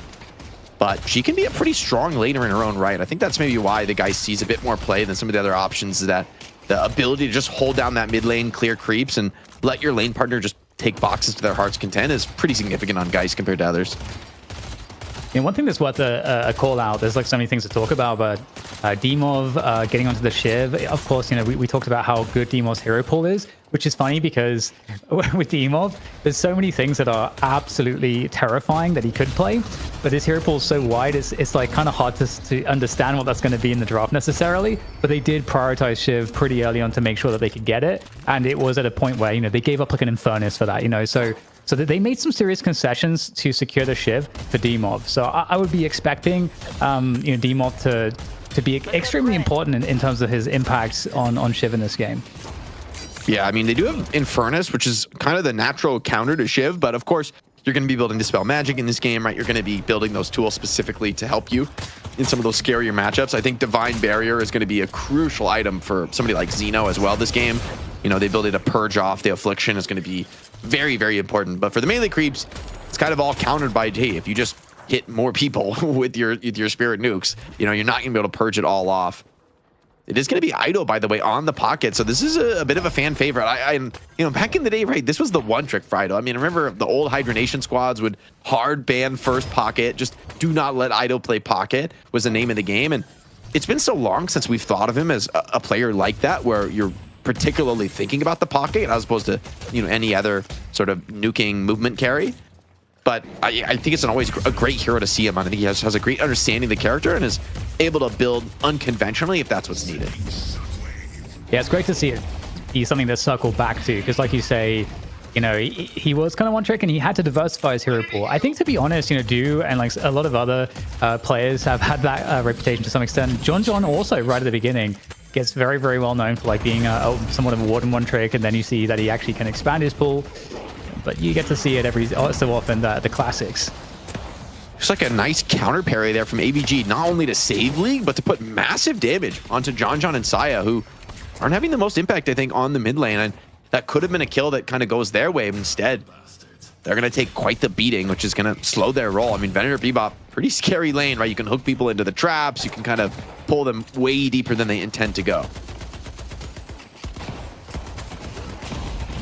I'm really interested to see how this game is going to play out, because I do think that kind of obvious draft strength is in the camp of melee creeps to some extent, but it's, as we've highlighted, it's not to say that any of the picks here really are bad or anything from Floormen. We'll have to see how it all pans out. And so far, you know, things are looking pretty even. I was kind of concerned that the Infernus Dynamo lane would be very, very hard to deal with, because it can be a very annoying combo to be up against. The kinetic pulses plus, you know, just the afterburn and so on, and the flame dash. It's just, and there's a lot of sustain, obviously, with the heal that Dynamo has as well. So it can be just very irritating to be against that lane. But, you know, Shiv, Mina, also, you know, a very nice lane, I think, performing pretty well so far. And I think, as we said, you know, those are two heroes that you need to have a good start on. These two heroes, they both can snowball and really control the game quite effectively for you. So you got to protect that. And so far, they're doing a good job against Ido on the pocket, Fishcake here on the Lash as well. And DMB's taking a lot of damage on Mina. I mean, one of the things that's been nerfed about Mina is that her sustain is a lot weaker. Tempted rundown here from Ido. Doesn't want to chase any deeper than this, and does get a couple knives in his back for his trouble. Dimov might actually be able to find this here. I guess the last tick of the knife, the cape away. Ido doesn't actually take the teleport, though, so he's taking a ton of pressure here. Does have that resto locket, so maybe trying to bait just a little bit here. Dimov wisely, I think, reads that one, forces the resto lock, and gets out of the play. They do find this kill diving in onto the Infernus. That's a nice one to find for Rocker, but it is traded right back, so pretty limited in the impact on that one. Still good wave priority, though, for Floormen here with Xeno on the Rem. And that does allow Rocker to come back onto lane. I got to say, you know, Billy's interesting, because Billy was really heavily prioritized in the drafts. I think across the board until somewhat recently, where we've seen a big return to Abrams, and it feels like EU doesn't prioritize Billy as much, but NA still values Billy quite heavily. So cool to see some of those differences. Yeah, I do like that Billy, you know, with the Unstoppable on the maxed ultimate. I think that's actually going to be a deceptively important timing this game. You can't really rush it, right? Because you're just kind of too weak the rest of the game if you do. But once we get a little bit later in the game, by the way, look at that new affliction UI on the HUD. Dimov has been afflicted. I love that. It's actually such an important thing to know how many people get afflicted in a fight. And, you know, the fact that it was always really hard to tell before was really annoying. Yeah, it's going to be way more hype now, where we're like not having to be like, let me just look at the health bars. At least two man affliction. It was 4 people that got afflicted. Yeah. And we're eating good here. In the side lane. And it's going to mean a lot of the souls here are going to go to Dimov, where, as I say that, looks like it was DMB's damage from beyond the grave. Maybe a tower shot got that kill. Ooh, one more knife. That's huge from Dimov. This might be enough to take out the Lash. It's going to be a little close, and the 5th knife absolutely seals his fate. Gets cut to pieces there. Dimov styles on Fishcake. Does not miss a knife. Yeah, such a pleasure to see Dimov doing his thing. All right, there's a live swap coming through on mid, and that's going to force a bit more of passive play here on melee creeps' ends. Quite a few weakened players, and there's a Geist Bomb just chasing it down.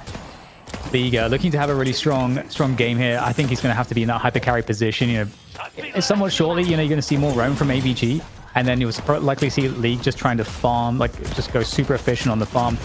Speaking of which, you got John actually gets the connection on the gut shot there, and some harass here, some good damage trading from John, but nothing too worrisome.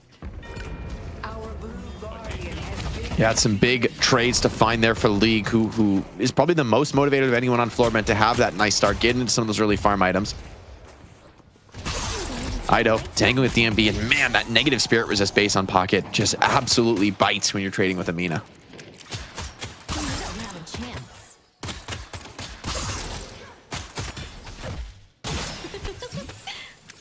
Guys, update on the hail. The hail is now starting to melt. The sky is gray, not green. I think we're all right. Okay, hopefully no tornadoes for Puckett's family. I would appreciate that. AVG's coming through. By the way, Jake. I see Lash. Say that. Maybe a dive coming in here. You do have a Lash ult here, so you got to be kind of careful diving too deep, but maybe with this many players, they'll be able to overwhelm still. Mina's got to be careful. Execute, though, is good from D-Mov, and Mina holding on to those bats. No way that Lash can really get that damage in. Oh, Ido's coming straight back in with the affliction. We can see very clearly two players getting afflicted here. That gives a lot of momentum potentially in the fight to melee creeps, but Ido will get traded out instantly. And D-Mov always able to escape with that excellent shotgun movement. And in the meantime, something that we missed was that there was a huge pressure on the mid lane from melee creeps to take down that Guardian. That League, I think, would have had so much benefit for his farm efficiency to just keep that to keep that up. And because that goes down, you know, some nice trade on the map there for melee creeps. But now, you know, the game changes a bit here, Jake, because the roam is really unlocked for both teams. Yeah, I mean, Guardian's dropping like flies. There's really only one remaining. Geist is probably going to be just chilling here in the mid lane. Don't expect to see too much action there. I wonder if she will end up going to take over a side lane with that last remaining Guardian they have. And yeah, it looks like it will be the move. I mean, you can definitely get a lot more farm there out of the side lane on a character like Geist. Consideration of looking for this Infernus kill, but AVG just doesn't really have the cooldowns for it, and so is instead going to just focus on clearing down this last Guardian of melee creeps. Yeah, the game's starting to get maybe dangerous for both of these teams. We're looking for the mid priority right now as well, and that's going to be melee creeps getting across to the left side bridge buff, have that high ground superiority. Definitely numbers here, though, for Floormen as we look to these buffs and the initial first turn contest. And I mean, like you're saying in the draft, you know, the team fight is quite scary from melee creeps' end, especially in these objective fights.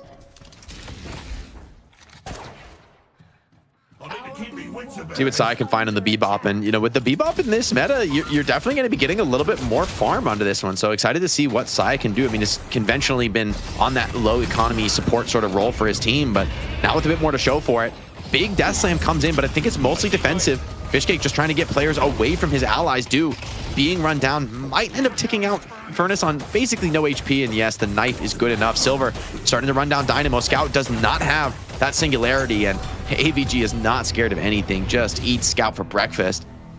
And with an earn control to show for it as well, Saya does find it. Looks like a hook and a trade there onto Xeno. Ido's getting battled down here, but maybe the overwhelming numbers here from melee creeps are going to be enough, and they do find the kill on the DMB.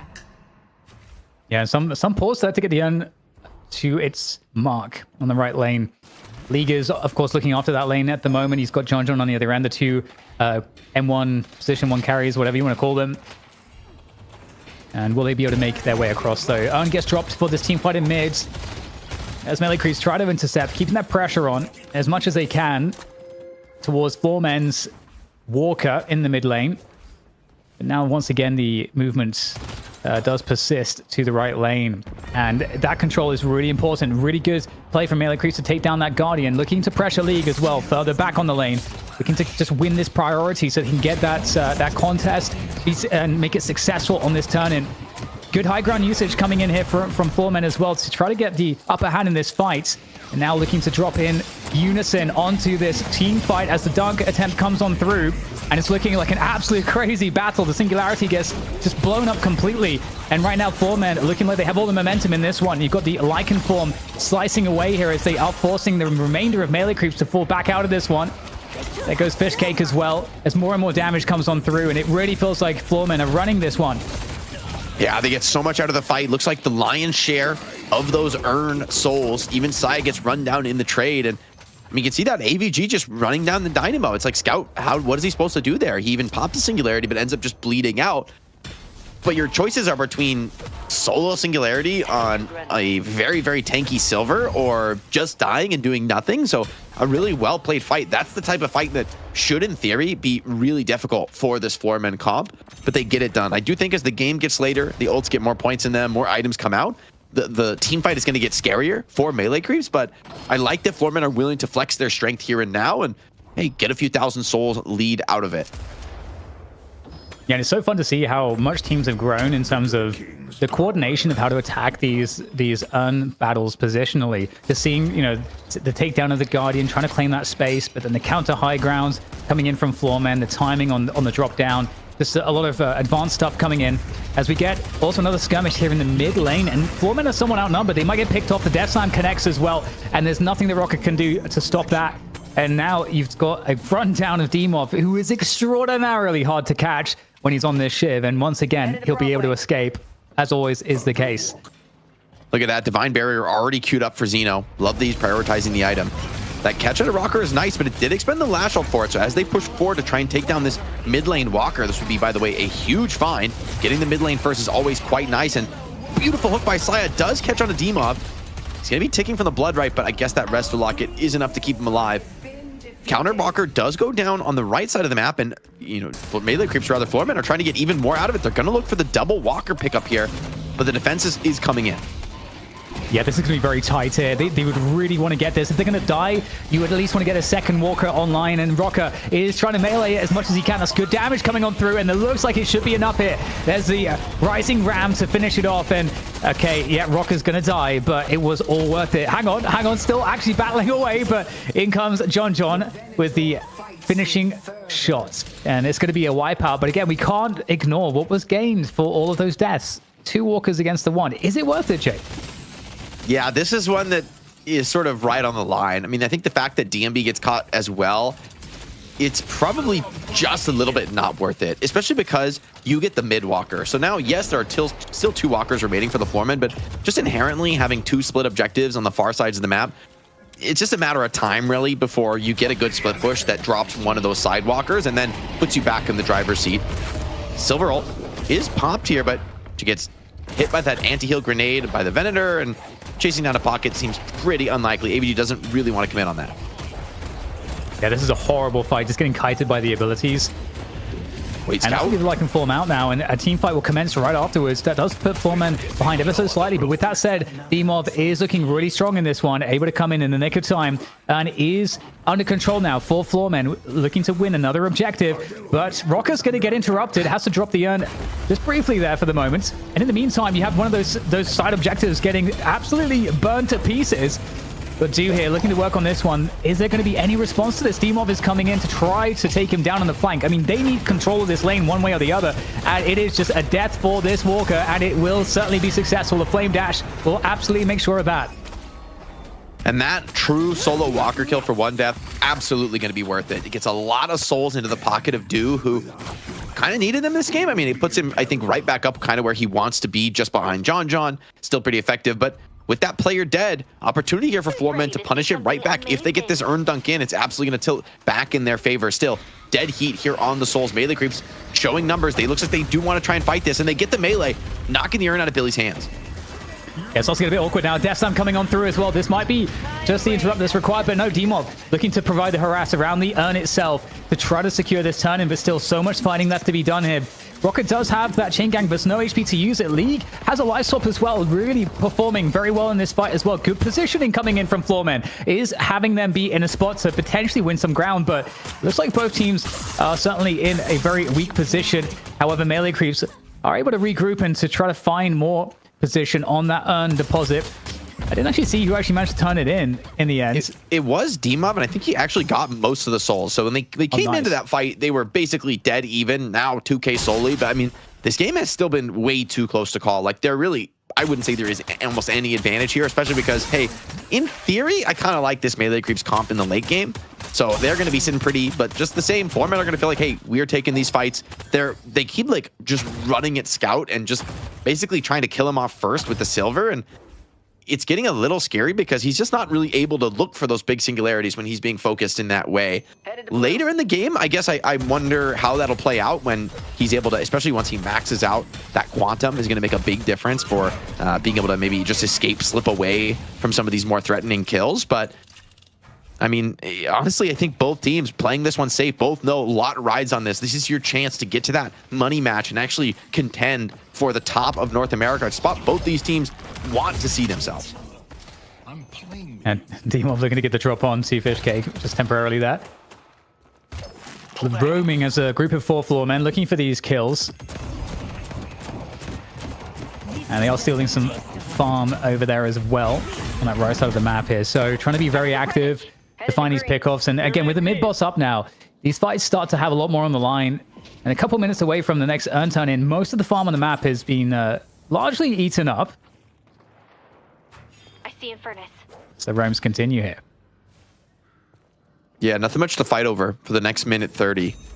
So both teams just jungling. I think in theory that should be a little bit favored for Floormen because they do have the Ram who can, hit those tunnels boxes, which is a not insignificant amount of souls to be found on the map. On top of, hey, any sinners you're able to steal. But I mean, both teams fighting for their own jungle. Attempted go here on mid. They do catch the Dynamo. They're gonna follow up with the sleep as well. No quantum deployed just yet. And once again, Scout just annihilated first. Big death slam on a 2, but these are tanky heroes. Affliction onto 2 more. Maybe it'll be enough to keep this fight going, but melee creeps are taking a lot of damage in this trade. Yeah, now the big players are coming on into the fight as well. D-Mob doing a lot of damage. The Affliction on D-Mob, though, is going to tick him away. However, League doing so much work here to force everybody back here. Massive damage, fully HP'd up. And so this is an impressive force. Melee creeps, 3 players down. They just did not have the start to this fight. I mean, in fact, it of course was Floormen taking the initiation. As you said, that unrelenting focus coming in onto Scout on that Dynamo. And I was expecting to see a quantum entanglement, but I don't know if it was on cooldown or what happened exactly, but it wasn't available. And there was no saving that. There's got to be like some slowing hexes or something preventing him from using it there. There's no way he doesn't find that if he has the option to get it off. But I mean, the strategy for Floormen has been, hey, like, kill the Dynamo, right? It's simple. Now, a go here on D-Mob. They do find the hook. They pull him in. He's getting absolutely swarmed and bursted. Does ult, jump away. Wrestle Lock heals him for a second. Lash is really desperate to find this finish. Such a valuable kill to find. There's no way D-Mob gets away again. This is the second time, Dan, in minutes that he has lived on less than 100 HP. I mean, he lived the last fight after the Affliction on a sliver of HP, which for most heroes is normal. For Shiv, it really requires you to know your limit perfectly. Speaking of being low HP, John's in trouble here, and I don't think he's got as good escape options. I mean, against Amina, I mean, how on earth do you get out of this one? The raid comes through, and that's an easy finish. Grab the bag, and it's a good spot here for Floormen as they look to go into the next team fight again. We've got the objectives up here. The urn has been collected by Scout. He's running it the long way around, but that means he's not in the team fight. Rocket in from the back here, looking for the chain gang. Mina as well, looking for the cutoffs, and here comes Nox Nostra over the top. Everybody isolated and getting absolutely destroyed here. Mina, though, is going to get eventually traded. DMB somewhat exposed in the fight, but Floormen still here with a strong presence. Oh, so interesting. DMB, he went for the superior stamina instead of the Dispel Magic, and so a simple slowing hex causes him to die there. He can't get out and loses a 1400 bag. So that kill on Saya is incredibly expensive. Likely not going to be feeling like that was worth it at all. D-Mob looking to maybe get an early contest, but holding onto the Walker could be strong with singularity like this. Finding a couple players still. The swap is good from League. He's going to continue fighting forward here without much fear, but with the respawns coming in from melee creeps, Floormen think bit off more than they could chew into this one, and it's going to be a full commit. They really want to chase down League. Remember, no swap here for the Geist. This would be a really nice kill to find. And especially because, again, mid-boss is up here. This could be a massive pick-off. There we go. They finish it off. A lot more action to be had there in mid as the urn swaps hands. It is actually back in AVG's hands here, I believe, on the minimap. He's going to be running it, but there's so many players chasing him. There's no way that he is going to get away with this one. He's still got it in hand somehow. What a run there from AVG. Drops it to try to escape this one, but I think he gets locked down by the slowing hex, and it's going to be an urn for melee creeps. And you know what? They could probably go mid-boss off this if they wanted. They might. I mean, still 4 players alive and healthy for the Floormen, so I expect them to do what they can to kind of attack and punish this attempt. John is going to start hitting, though, putting in that damage, forcing a response. Floormen, 20 seconds for the spawn. They're going to need to fight this with a few players down. An attempt here to get off the mid-boss. Affliction onto 2. It's big onto D-Mob. That's the ideal target onto this one. And with Infernus assisting, running that one down, D-Mob just has to run for the hills. Slowly ticking out of this one. Does dodge that hook. Great movement there. The Affliction ends, but the Bloodletting still going to continue to tick. Any bit of damage you can find is good, but just again, D-Mob, the movement, too clean. Yeah, with everybody coming back here for the mid-boss, it looks like it should be pretty safe here. I mean, I don't know what can be done here from Floormen. They're going to try to do something, but the Death Slam comes on through, and that's going to just lock them out. AVG goes in with an attempt for a steal, but every single crystal taken by the melee creeps. It's been a pretty rough game, but this could be a huge turning point. A big chain gang comes on through. That's going to deal with one of the Rejuve crystals. They need more than this. They've got to get a lot more than this here as they look to try to get every bit of value. Lose the Rejuve crystals, but then goes AVG trying to slash his way to victory, but eventually has to try to find his way back out of the fight. Rocker on the other end here as well, controlling that exit. They're trying to heal up. They're trying to play on scout. Everyone low on melee creeps. They want to get out of this with their Rejuve's intact, but Floormen don't have that much HP themselves, so they can't be overconfident in this one. Hook comes in from Saya trying to get a trade off of this one. The Rejuve does go down. Silver probably going to be happy to just get out of this. Melee creeps, only 1 Rejuve remaining. They're trying to save this last charge with the Quantum. Floormen playing really well despite not getting a single crystal in that fight. I mean, I think they do about as well as they can considering the circumstance. Yeah, unbelievable, honestly. I mean, I felt there was a strong chance at a potential wipe. You'd imagine. I mean, they're pretty even on the soul economy. To fight with 3 Rejuve crystals and like more players in the pit. 4 melee creeps. It's very hard in these team fights. You know, in the future we're gonna have, I'm sure, like the ability to have all the fancy replays to really work out kind of what was the sequence of actions that gave Floormen the edge in some of those battles. Oh, nice hook, slowing hex to catch. Nox Nostra though kind of turns this fight around. Puts a lot of damage onto Saya. Takes basically the entire duration of that ultimate. And Bebop, not much HP left for him as DMB wants to run this one down, get the finish. He's able to find it there, and with the Sanguine Retreat as well, shouldn't be in trouble. Even wants to, hey, maybe go a little bit more here. Saya's down for the count, had already lost his Rejuve. He would love to be able to take it off John, and John actually might be ticking out. The bleed. Oh, not quite good enough. So close. Oh, man, the last tick. I wonder if that was not saved by Scout or something. That was really down to the wire. An attempt from Ido, but capes away. Just looking to be annoying harassment. Both teams, I think, are so aware of catching each other's Spirit Nucleus. Both Mina and Pocket on notice with all these slowing hexes. Really, really entertaining game so far. Urn comes up here on this right side. And it does look like melee creeps have more players in position on this one. So they should be able to get the pick up. Now, lane prio is for melee creeps at the moment on the left lane as well. It looks like maybe a late attack here onto the Urn position coming in from Floormen. However, they have conceded the pickup. That's going to be Scout on the Dynamo. He's going to take that one into safety. And for Floormen now, they'll have to work their way across the map. This is going through the base, so hard to intercept. It's really defensive rotation, but with only a mid-walker standing, it's really hard to do much to punish for Floormen. Like, all-inning the mid-walker is not very realistic. You know, even if there's just 1 or 2 players defending, and that's going to be enough to stall you out and get you caught in an awkward team fight. Still, Rejuve's what, 30, 40 seconds left? I mean, not a lot of time. Melee creeps, they took the long route, the safe route on this dunk, but it means there's really not much margin for error from a time perspective. Spirit Burn also bought up by Mina. That's going to be very big for DMB, his ability to shut down some of the healing in these fights. Yeah, and I like some of the mid threat there onto that mid-walker pressure from DMB on the Mina. Just trying to keep them honest in their rotations, melee creeps. They can't give up Bebop positioning. I think Bebop's getting ganked here. AVG, you'd love to be able to catch him first. Does get hooked. They're going to attempt to Urn Dunk at the same time, so trying to split the focus, trying to punish Floormen 4 going for this kill onto Saya. And a full secured Urn Dunk is absolutely going to be worth it, even if you do lose the Bebop. And hold on. Okay, yeah, he does eventually go down, but I think this is just going to feel worth for Saya. It does get you a full Urn turn in. That being said, the tick out the Spirit Bird pocket on no HP at all. He does bleed out there. DMB assisted by D-Mob with the finish, assisted by the entirety of Floormen there. 2 players are down. It's going to get worse here. Another one. 3 players down. That mid walker is absolutely going to fall here. Floormen in position for a full assault. However, the lanes are pushed on both sides. They might lose a lot of damage on their right side walker whilst this is going on. So they got to be careful about that. But the chase coming on through here to do. Very hard to catch the Infernus with all those flame dash charges. And Scout now is going to be in the mix. But John in for some help. Good isolation onto AVG, going a little deep, and they can't trade this.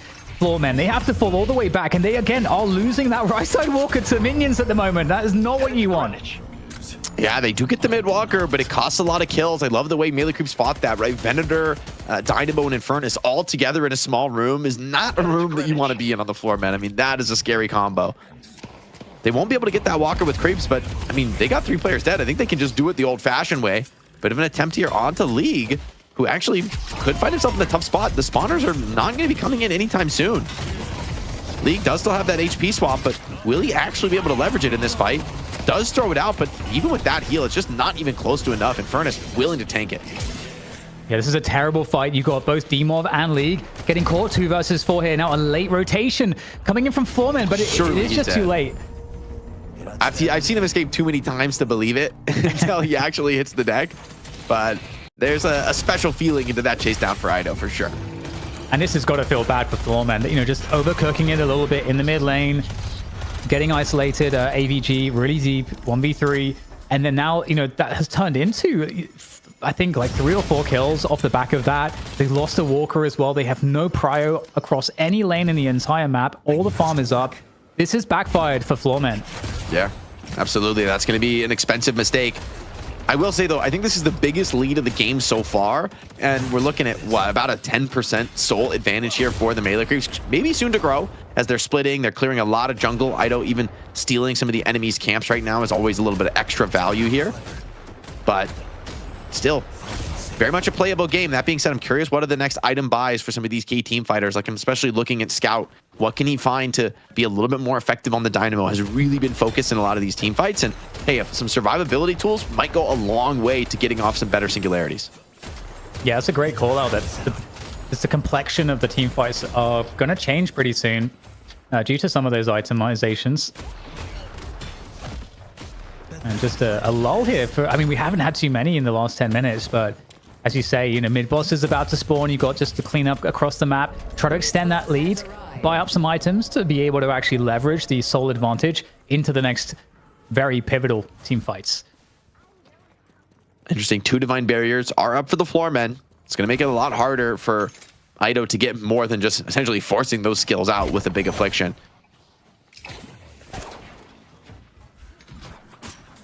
I also feel like Bebop is kind of scaling into this point where he's going to become a very real threat in the team fights, right? A couple more items come out, it's a little bit more damage, and a gun buff for Venator might actually be enough to kind of make you look for a fight. That being said, they have just enough souls to mean this is an advantage turn-in. I believe. Oh, wait, no. It just equalizes right at the moment, and it comes down. That is pretty painful. Hey, they're going to try to make the run. You've got Floormen, though, looking for opportunities here. Protecting the urn with a nice formation.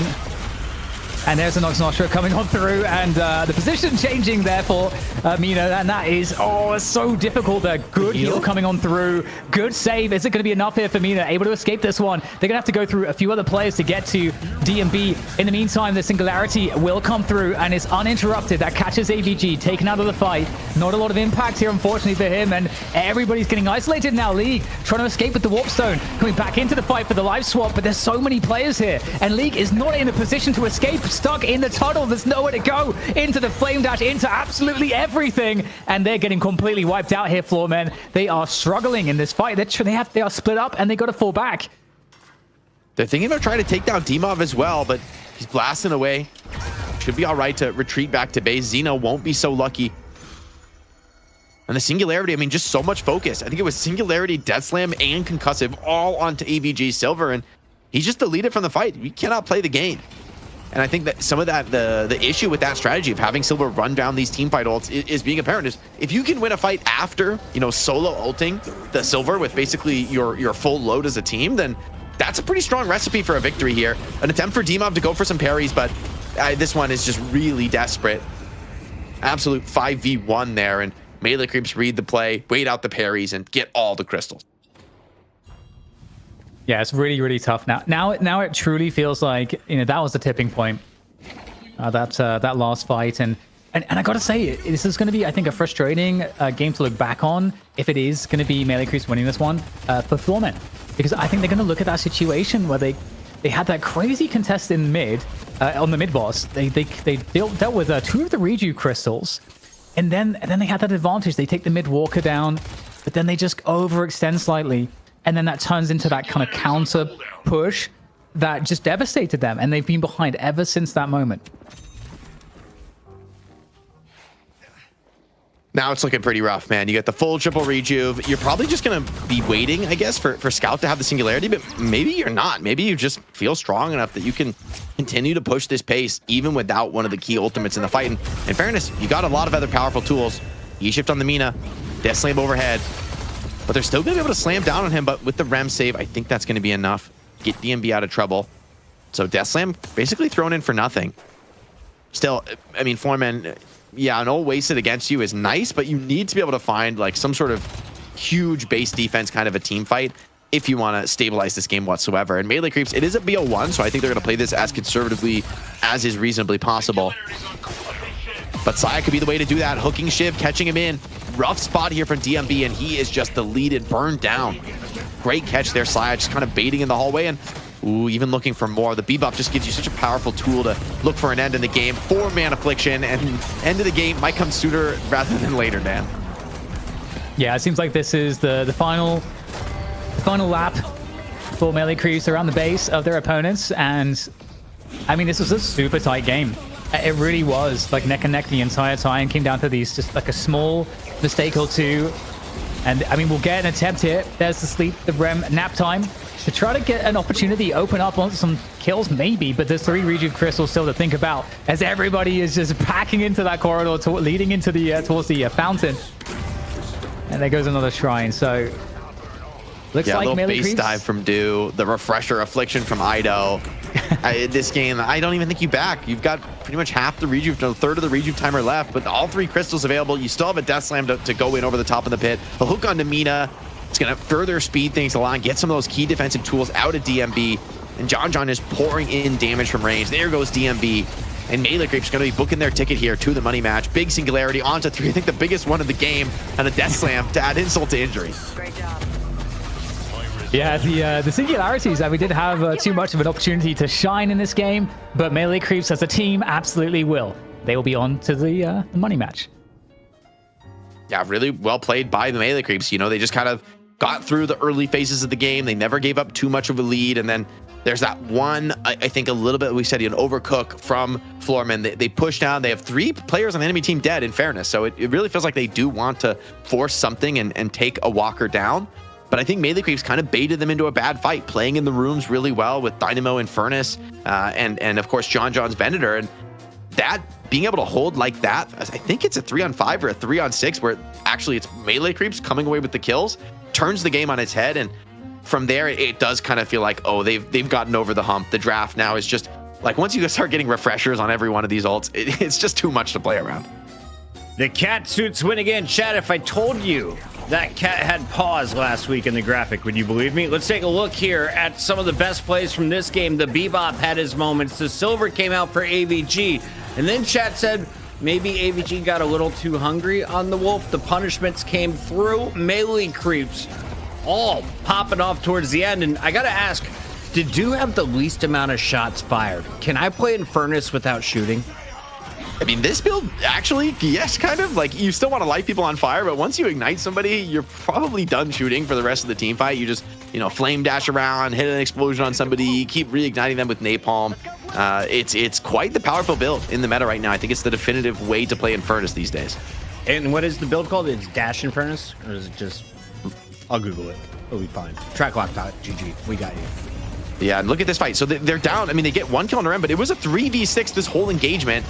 AVG just goes in the room thinking, hey, we have the numbers advantage, but with Dynamo holding the door with Singularity, the rest of the team doesn't want to follow. And some of these hooks in from Saya just had so much impact. It felt like DMB was just running for his life more often than he was actually playing the game on Nia. Jake, I know it's a Bebop main. You're going to give Saya your MVP. DDK, who caught your eye, though? Well, I'm actually also a gun bop and an Infernus like main. Yes. Basically, so this is my meta right now. So Wow. I'm as bad as asking Jake is asking me. That's fantastic, actually. So I guess the harder question is, Dew finished on fire, and then Gubbop did not. So are you going with Dew on the Infernus, or are we feeling Saya here? What did we like, DDK? If you had to choose between two of the teammates, it doesn't have to be your sidekick. I'm trying to think here. Like, who do I feel like had the most like sidekick level impact in this game? Because I feel like this was an interesting and unconventional game in terms of kind of how it played out. It's super team oriented the whole time. I might go Fish Cake. Actually, I felt like the last play was really, really good. I think he was able to get a lot of really important positional play off. I mean, that is, of course, like what you need to be able to do as a Lash to set your team up, to create the disruption, to get the key death slams. And especially because the singularities were next to impossible to get off, it actually ended up being one of the more important team mods, I feel like. Jake, as we take a look at some of the numbers, what were some of your thoughts here as we break down the performance of both squads? 34 to 26 total kills.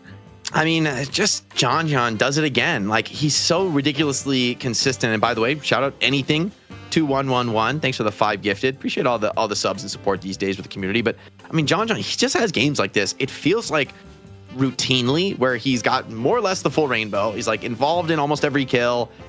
Very, very low deaths, top souls in the lobby, top damage in the lobby. Like, this is almost an average performance for John, but I just feel like we have to keep highlighting that this guy looks to be the best carry in NA kind of by a bit of a margin right now in terms of his consistency, his performances, the way the team plays around him. It's so insane. Speaking of that team around him, though, I got to give a lot of credit to Saya. I think some of these Bebop hooks is like look at Saya's player damage. He takes a lot of deaths this game. It's the nature of playing Bebop, right? Putting yourself out there to find those openers means, hey, you do get punished quite a bit for those kind of moves. But he still finds 40k player damage. He's right up there with Pocket, which is honestly kind of insane when you think about like the amount of damage that Pocket does with a single affliction. For Saya to be keeping pace with that is super impressive. So for me, the Bebop earns my vote this game. A 0.75 KD is good enough for you, DDK? Is that true in the Quake world? Yeah, why not? Why not? All right. I like it. It's a support role, getting the job done. 6 kills, 8 deaths. That's the Saya we know. I don't know if I did the math right. You guys are probably smarter than I am. In the meantime, we've got to keep the show moving because melee creeps are moving on. The Floormen are out. Is there a shocker there? How do the Floormen rebound? And what's next? Do they have to go through a team like Bird with Clock? I don't know how this works, Jake. Yeah, so we'll have to see, who ends up qualifying. It's been these 3 teams, though, who I think have kind of distinguished themselves from the pack. It's been a while since we've seen Bird with Clock here making it to the stream in the main event. But that's just how the cookie crumbles. North America has gotten more and more competitive. I remember a time when we were like who is going to be the 3rd team in NA, man? We're struggling to find these like competitive top teams. No longer an issue now. Like, even the way this game goes, I feel like you can't like I wouldn't even look at this as Floormen like that's some huge deal. It's like a couple team fights go a different way. Maybe the draft maybe you take like one of these team fighting tools away. Like, we could have had a very different game with just some small tweaks. So for the Floormen, I don't think they should go back to the drawing board. The D-Mob Shiv always has my vote. I think if that snowball fight under the Walker goes a little differently, they could have won this game, like very, very easily. They could have maybe stayed in the lead, stayed in control, get a mid boss, and go on to win here. Maybe going on to win the money match itself. So I don't think Floormen should change too much or go back to the drawing board. This was a match between 2 incredibly even teams. Shopify sidekick. Who was it this time around? It's time to find out and reveal it officially with a fancy graphic. DDK, it's Saya, the Bebop. And as a Lisk Arc in the chat said, oh my God, almost 40k damage. Yeah, over 40k damage on the Bebop. It makes all of us gun bops happy. Yeah, I mean, one of the things about the Gunboat build as well is that it's It's kind of crazy how many gun items you can spam, but still like get to like 3-4k health like pretty quickly. So you have a lot of staying power in the front lines. You have a lot of ways to heal. You have a lot of ways to just be someone that can just always be looking for the picks, and you get that consistent gun damage as well at all times. I think this is one of the reasons why, you know, it's kind of like an interesting meta in that respect right now, because you can just always be shooting the laser. Yeah, and you know, the fact that you do damage like this when, you know, in the end, really your job on Bebop is to like find these hooks and actually kind of initiate fights, kind of start things off on the right foot. That when you have damage like that, you know you're putting on a very, very dominant game. And it's part of being Bebop here that you also get to be the punching bag. And, you know, he does not build Dispel Magic, right? He does not build a lot of survivability tools that you might want in this game. He's all in on the damage with the Hunter's Aura. I mean, he does the Slowing Hex, right? He's all about finding those kills, punishing them. And it felt like it was really those hooks on the DMB where Floormen had the advantage. They were starting to push the tempo, starting to look for their own, you know, kind of team fights that lead you to a victory, lead you to bigger objectives. And some of those hooks on the DMB meant he just couldn't participate in the fight. It leads the whole team fight to kind of go awry for the Floormen, where they're kind of missing the output of one of their main cores. And I think you got to give Saya a lot of credit. Like, you know, 1 or 2 crucial hooks can absolutely swing the game. Bebop's won all of his games today, I feel like, and he's probably going to get banned the rest of the night. Do you agree, DDK, or do you not have to prioritize him in the next process? I honestly, I can see it being valuable to ban him. I think one of the things about Bebop that I could see getting nerfed, and I just don't even want to speak this into the ether because I want to keep abusing him, but when you rush the level 3 like uppercut, and that gives you that 17% heal.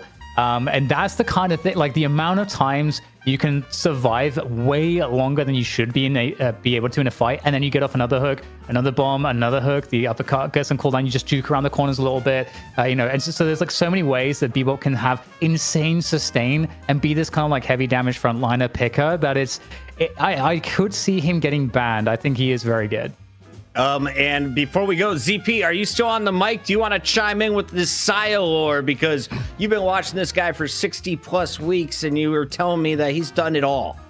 Yeah, I mean, I think, again, the fact that Saya comes in and melee creeps realize, okay, we've been on a bad run for a while. We need to change things up. We're at the verge of getting taken out of a qualifier match. And Saya goes, I'm the pick hero again. Goes back to classic Saya, where he came up on heroes like Paradox and starts playing Paradox in the qualifier. Comes out and plays Bebop in the challenger match here today.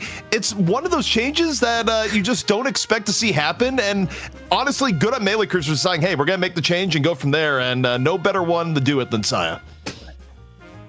Awesome stuff. Couldn't have said it better myself. That is ZP. He just crushed it on the EU cast, and we have the NA finals on the other side of this break. Don't go anywhere. It's the night shift. Luck is a game where information matters. Until now, you've had to keep track of all of it in your head. The TrackLock app changes that, offering in-game overlays with real-time stat comparisons, dynamic timers, and permanent buff tracking. Before the game even starts, you can get key information on your opponents and allies with our match scouting feature, and access the most up-to-date hero builds, tier lists, and player profiles with data synced directly from the game. Your new go-to companion for Deadlock, download the TrackLock app today. You're not stabbing me.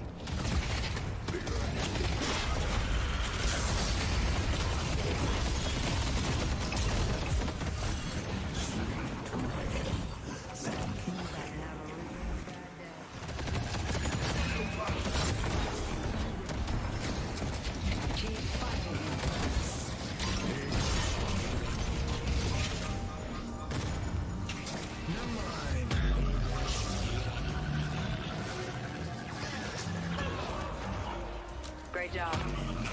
My resolve is Spectacular!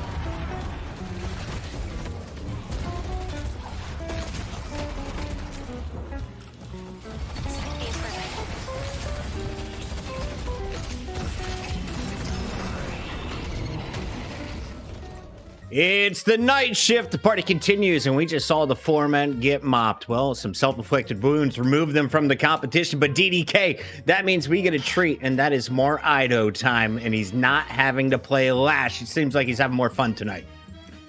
Yeah, he got to play the classic Pocket, which is really cool to see. I think, he got some good afflictions off as well. We didn't get to see Ido dominate the game, but we got to see him do his job. And I think, Pocket Pocket's one of those heroes that has had a lot of nerfs over time. It's not the same Pocket as it was back in the day, but still, you get those afflictions. We get to see it on our new fancy UI. It makes a huge difference. Jake, I heard out in California you've been working on pottery. So other than your Rem statue and lamp, what have you been working on? I've just been spamming Bebop, honestly. Don't let any of the rumors fool you. I have been hard abusing Gun Bop, so I'm excited to see, Saya showing what the character can do here in the night shift. And I will say, it's great to see Ido on the Pocket. I do wonder if Pocket won't get some more changes. I just feel like Pocket's a weird hero right now where you're ultimately just an affliction bot. Realistically, in the late game, your purpose is to apply affliction on as many players as possible and not be dead. And you're like a damage store man?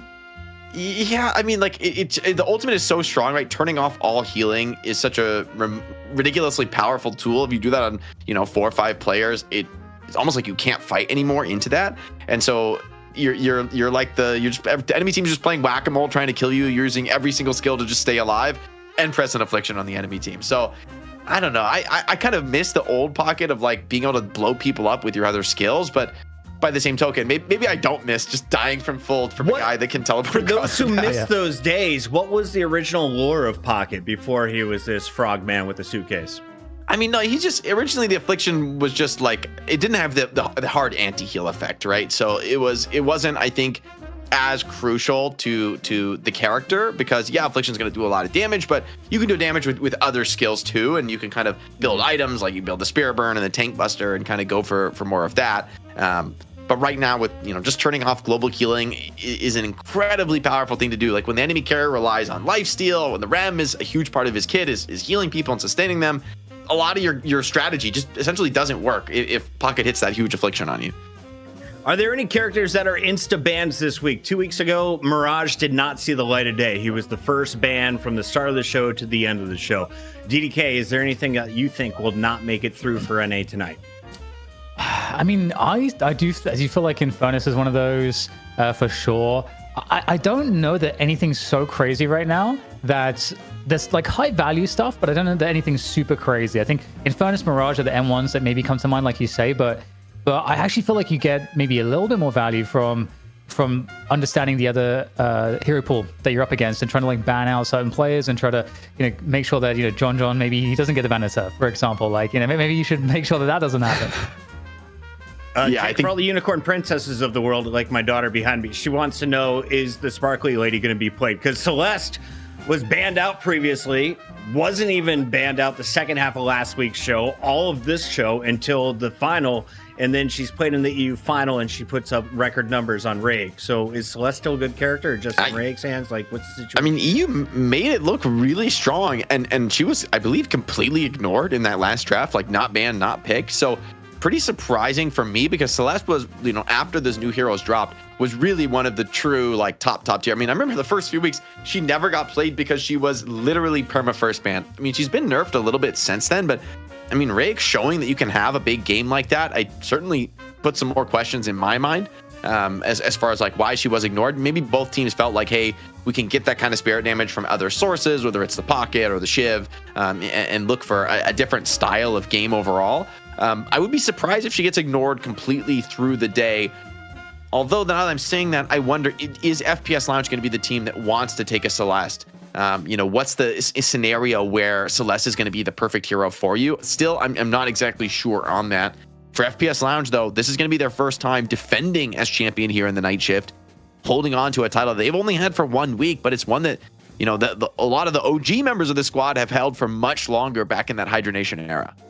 And as we take a look at the roster, I know Hydration. He is one of the longest standing pro players in North America. Snakes, though, is a guy who was kind of off my radar, had a terrible first outing on the night shift, and then last week totally bounced back. So, DDK, as you're looking through the rest of the roster, what do you think of when you see these names?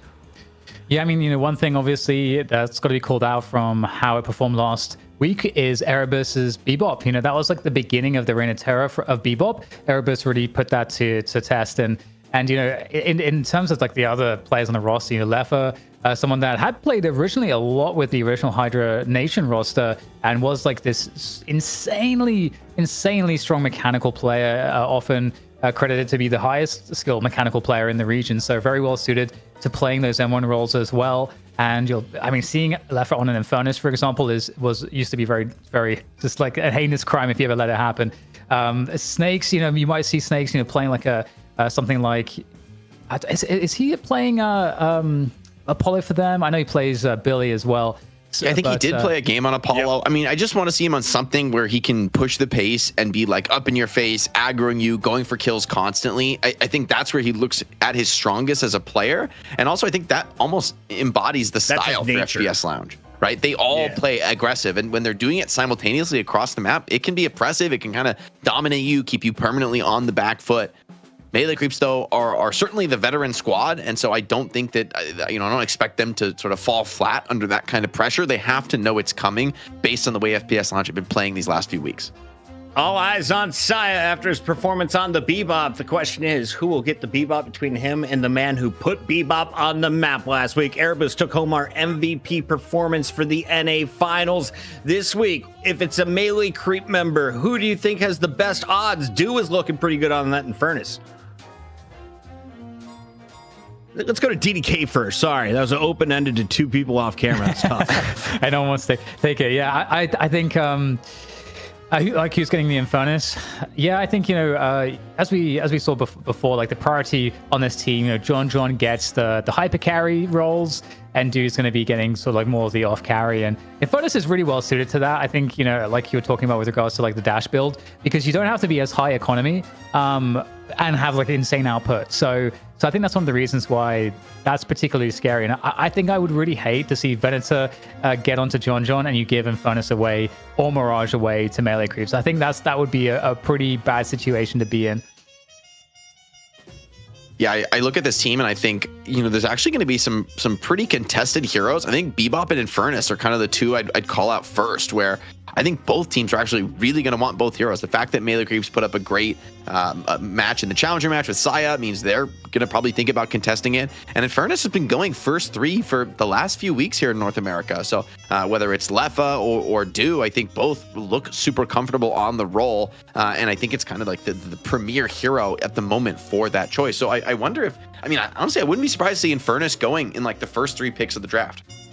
He's going to be spicy. I think he's either getting banned out or, like Jake said, he is going to be prioritized. Do we see a player or a character like Mina, where OCs was just able to take over for EU if he gets his guy, gets his character? DDK, thoughts for either side in this fight? Yeah, I think so. I mean, it's definitely possible. I think it's, for Ido, for example, on Melee Creeps, Ido can be an absolute terror on a Mina pick. So I don't think it's going to be foreign for either side. I'm curious for FPS Lounge if it's in their kind of approach as much. I think maybe a little bit less is what I want to say. But the opening silver band coming out from FPS Lounge is how they want to start things off, and Mirage away from Melee Creeps. Okay, so you got Venator open. Will FPS Lounge take it away from Melee Creeps? I expect actually, Dan, that they won't. They've honestly not generally prioritized Rokane's heroes. But in fairness, he looks great on the Warden, so I don't think you're that worried about Rokane getting necessarily the premier pick. As I say that, completely wrong. They do. They want to give Rokane the best carry of the patch, and maybe also taking it away from John. Yeah, I agree. It just looks too attractive. Do you think that's just like hey, you banned out my Mirage, go screw yourself, I'm taking your Ven? I think Venator, everybody wants Venator right now. Like every team, I think, will always pick Venator if given the option. Understood. And so he really has felt like that pretty consistent first pick hero. Melee Creeps Sinclair. Hydration didn't get Dynamo. And honestly, I think that is FPS Lounge's greatest strength, is hydration when he's on Dynamo specific. All right, he can't play Dynamo this game, but he could play Sinclair. And actually, I think this is a great time to pick Sinclair. I think both Apollo and Dynamo are insane ults to steal. And I think if you don't pick Sinclair now, I think it gets banned out in the mid stage. That being said, last game, I'm also really surprised we didn't see a Sinclair. So many good ults to take. Getting the Infernus though for Lefa, also ultra high prio. So no complaints for me on FPS Lounge getting Lefa on his best. Yeah, I'm super curious here.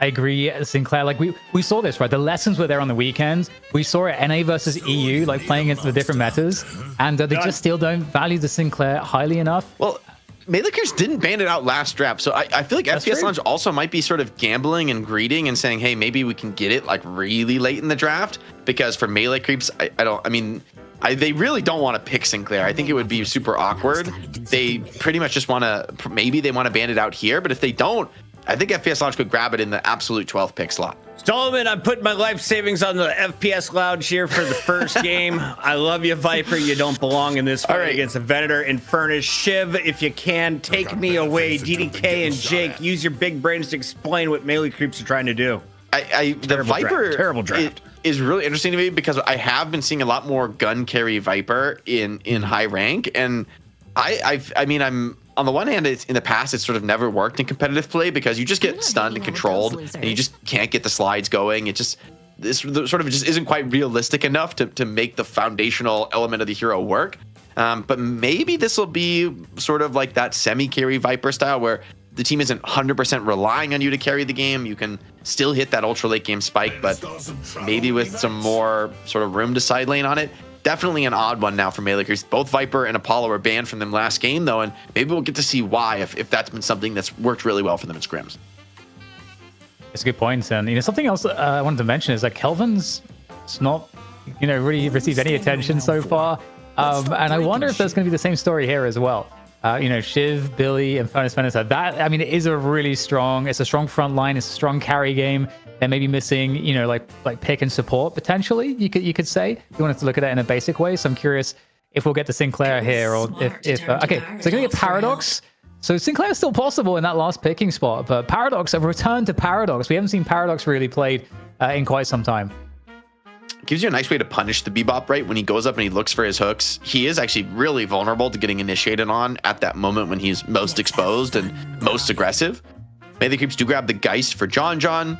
Certainly going to feel less prioritized. Bucket is ready to wrap this one. Once he's a Geist in the draft, 27 minutes. Wrap it up. Not a Geist enjoyer on Bucket. Yamato is going to be the finisher for Melee Creeps. An odd draft, frankly, Dan, for Melee Creeps. Like, a lot of spirit nuking, a lot of tempo. I kind of am with Bucket, though. I don't know that I fully see the vision of this draft the way I saw it in the last game, where it was like, okay, you have the team fight of all time, every dominating team fight and I kind of like the Kelvin, even with Dynamo being able to potentially pull people out with the Quantum. I could also just see people isolated in with an Infernus, a Shiv, a Venator ability. Like pretty much any of the four primary cores for FPS Lounge get locked in the Frozen Shelter with Melee Creeps, and whoever's in there for Melee Creeps is dead. Like, you cannot fight these heroes inside the Frozen Shelter. Yeah. I love the cat suits, but DDK, the coach here, he's either got to be ahead of the meta or under the influence, right? Yeah, I don't know. We're gonna find out like if there's any method to the madness here, but yeah, I think like Jake said, there's a lot of just burst in this team, a lot of burst, interesting catch as well. Between the Bebop and Dynamo potentially as well. So I'm really curious how it's going to play out, because they're definitely good heroes, right? So it's the synergies that we're wondering about, the play style. If you would prefer FPS Lounge on the objective play, then you'd need to see Melee Creeps, winning more of the tempo roam split pushing type of game where they're not, they're getting the leverage point is when they're not grouped up in these big team fights. So that's gonna be one of the interesting things. But then with that said, a Dynamo in the right place at the right time can always be game changing. So I like Bebop. I want him to win. I want Bebop to get the upset here, but I look at Venator, Infernus, Shiv, Billy as a start, and then you give them Kelvin with their 6th pick. I feel like mistakes were made along the way. Yeah, this is a rare spot where I kind of feel like the other team actually got a better draft than Melee Creeps, which is rarely a place that I'll criticize Melee Creeps, because I think they're one of the best from a drafting perspective in the region. We'll see about how this Viper and Apollo. I think a lot of the draft really hinges on the success of those two picks in particular, right? They were both banned in the last game. I think maybe, that's something coming from scrims. Floormen were like, we're not going to give you those characters. And here's the opportunity to show why. If they can have the sort of crazy pop-off, take over the game style performances, you can absolutely just blow up a game and kind of snowball it out of control with those picks. However, a lot relies on you getting off to that kind of hot start. I don't think we're going to see that same style of game where you can slow things down and just get later into the game. And then, hey, enough items come online and you're going to be really strong. Honestly, I kind of like FPS Lounge the deeper we get down the stretch. And so for melee creeps, a little bit more pressure on them to show they can keep pace in an early game and put up some strong lanes. Ranger is on something. It could be on a new scent, DDK. Did he sniff out the new meta? Is Viper the new game? Are the enjoyers going to be spamming my chat? I don't know. I'm excited to find out. I hope the players are excited to find out. Do you think we're any closer? Normally ZP is like sitting in Jake's spot and I can read his face. Like if he's panicked, I know I have to fill for like 3 to 7 more minutes. If he's like all smiley, it means like, hey, I want to chat because the game's about to kick off. It's like, all right. I bet we're nowhere close because we're getting there. We're getting there. We're getting the team set up. I mean, the stakes, I will say, for these last few weeks and the next few weeks as well are higher than they've ever been here. So we got, some of our biggest prize pools ever. And I mean, it's a great moment, of course, to talk about the reason why we can deliver the biggest historical prize pools here for Night Shift. It's because of our sponsor, Shopify. Shopify has done huge stuff here for allowing us to take things to the next level. They can also do that for you and your business. It's one of the best ways to build a business online. I mean, frankly, makes it as easy as it possibly can be, helping you, holding your hand every step of the way. They got Sidekick integrated in. If there's aspects of it that you don't understand, that's true for everybody. That's true for me, when you're building a business. Of course, they all have those tools inbuilt into the Shopify ecosystem ready to help you. So it's never been easier to build your business. You can do it with Shopify. Links in the chat, in panels below the stream, or you can just go to shopify.com/DL Night Shift. So a lot of love to Shopify for us. And of course, the Sidekick product for you guys to be able to help you out, build your business. Check out the link. Really helps us out, really helps Shopify out, and just see what they're about. I mean, no commitment required. I am like getting blasted with pollen over here in a basement somehow. As we get this game kicked off, DDK, I am excited to see what we're going to find out from the melee creeps. If there is a star character on this lineup, are you building around the Bebop poles? Are you looking for some Yamato super plays? Like, who is supposed to be the star? Because I know Dynamo has a pretty nasty ult, but it takes a while for that to come online.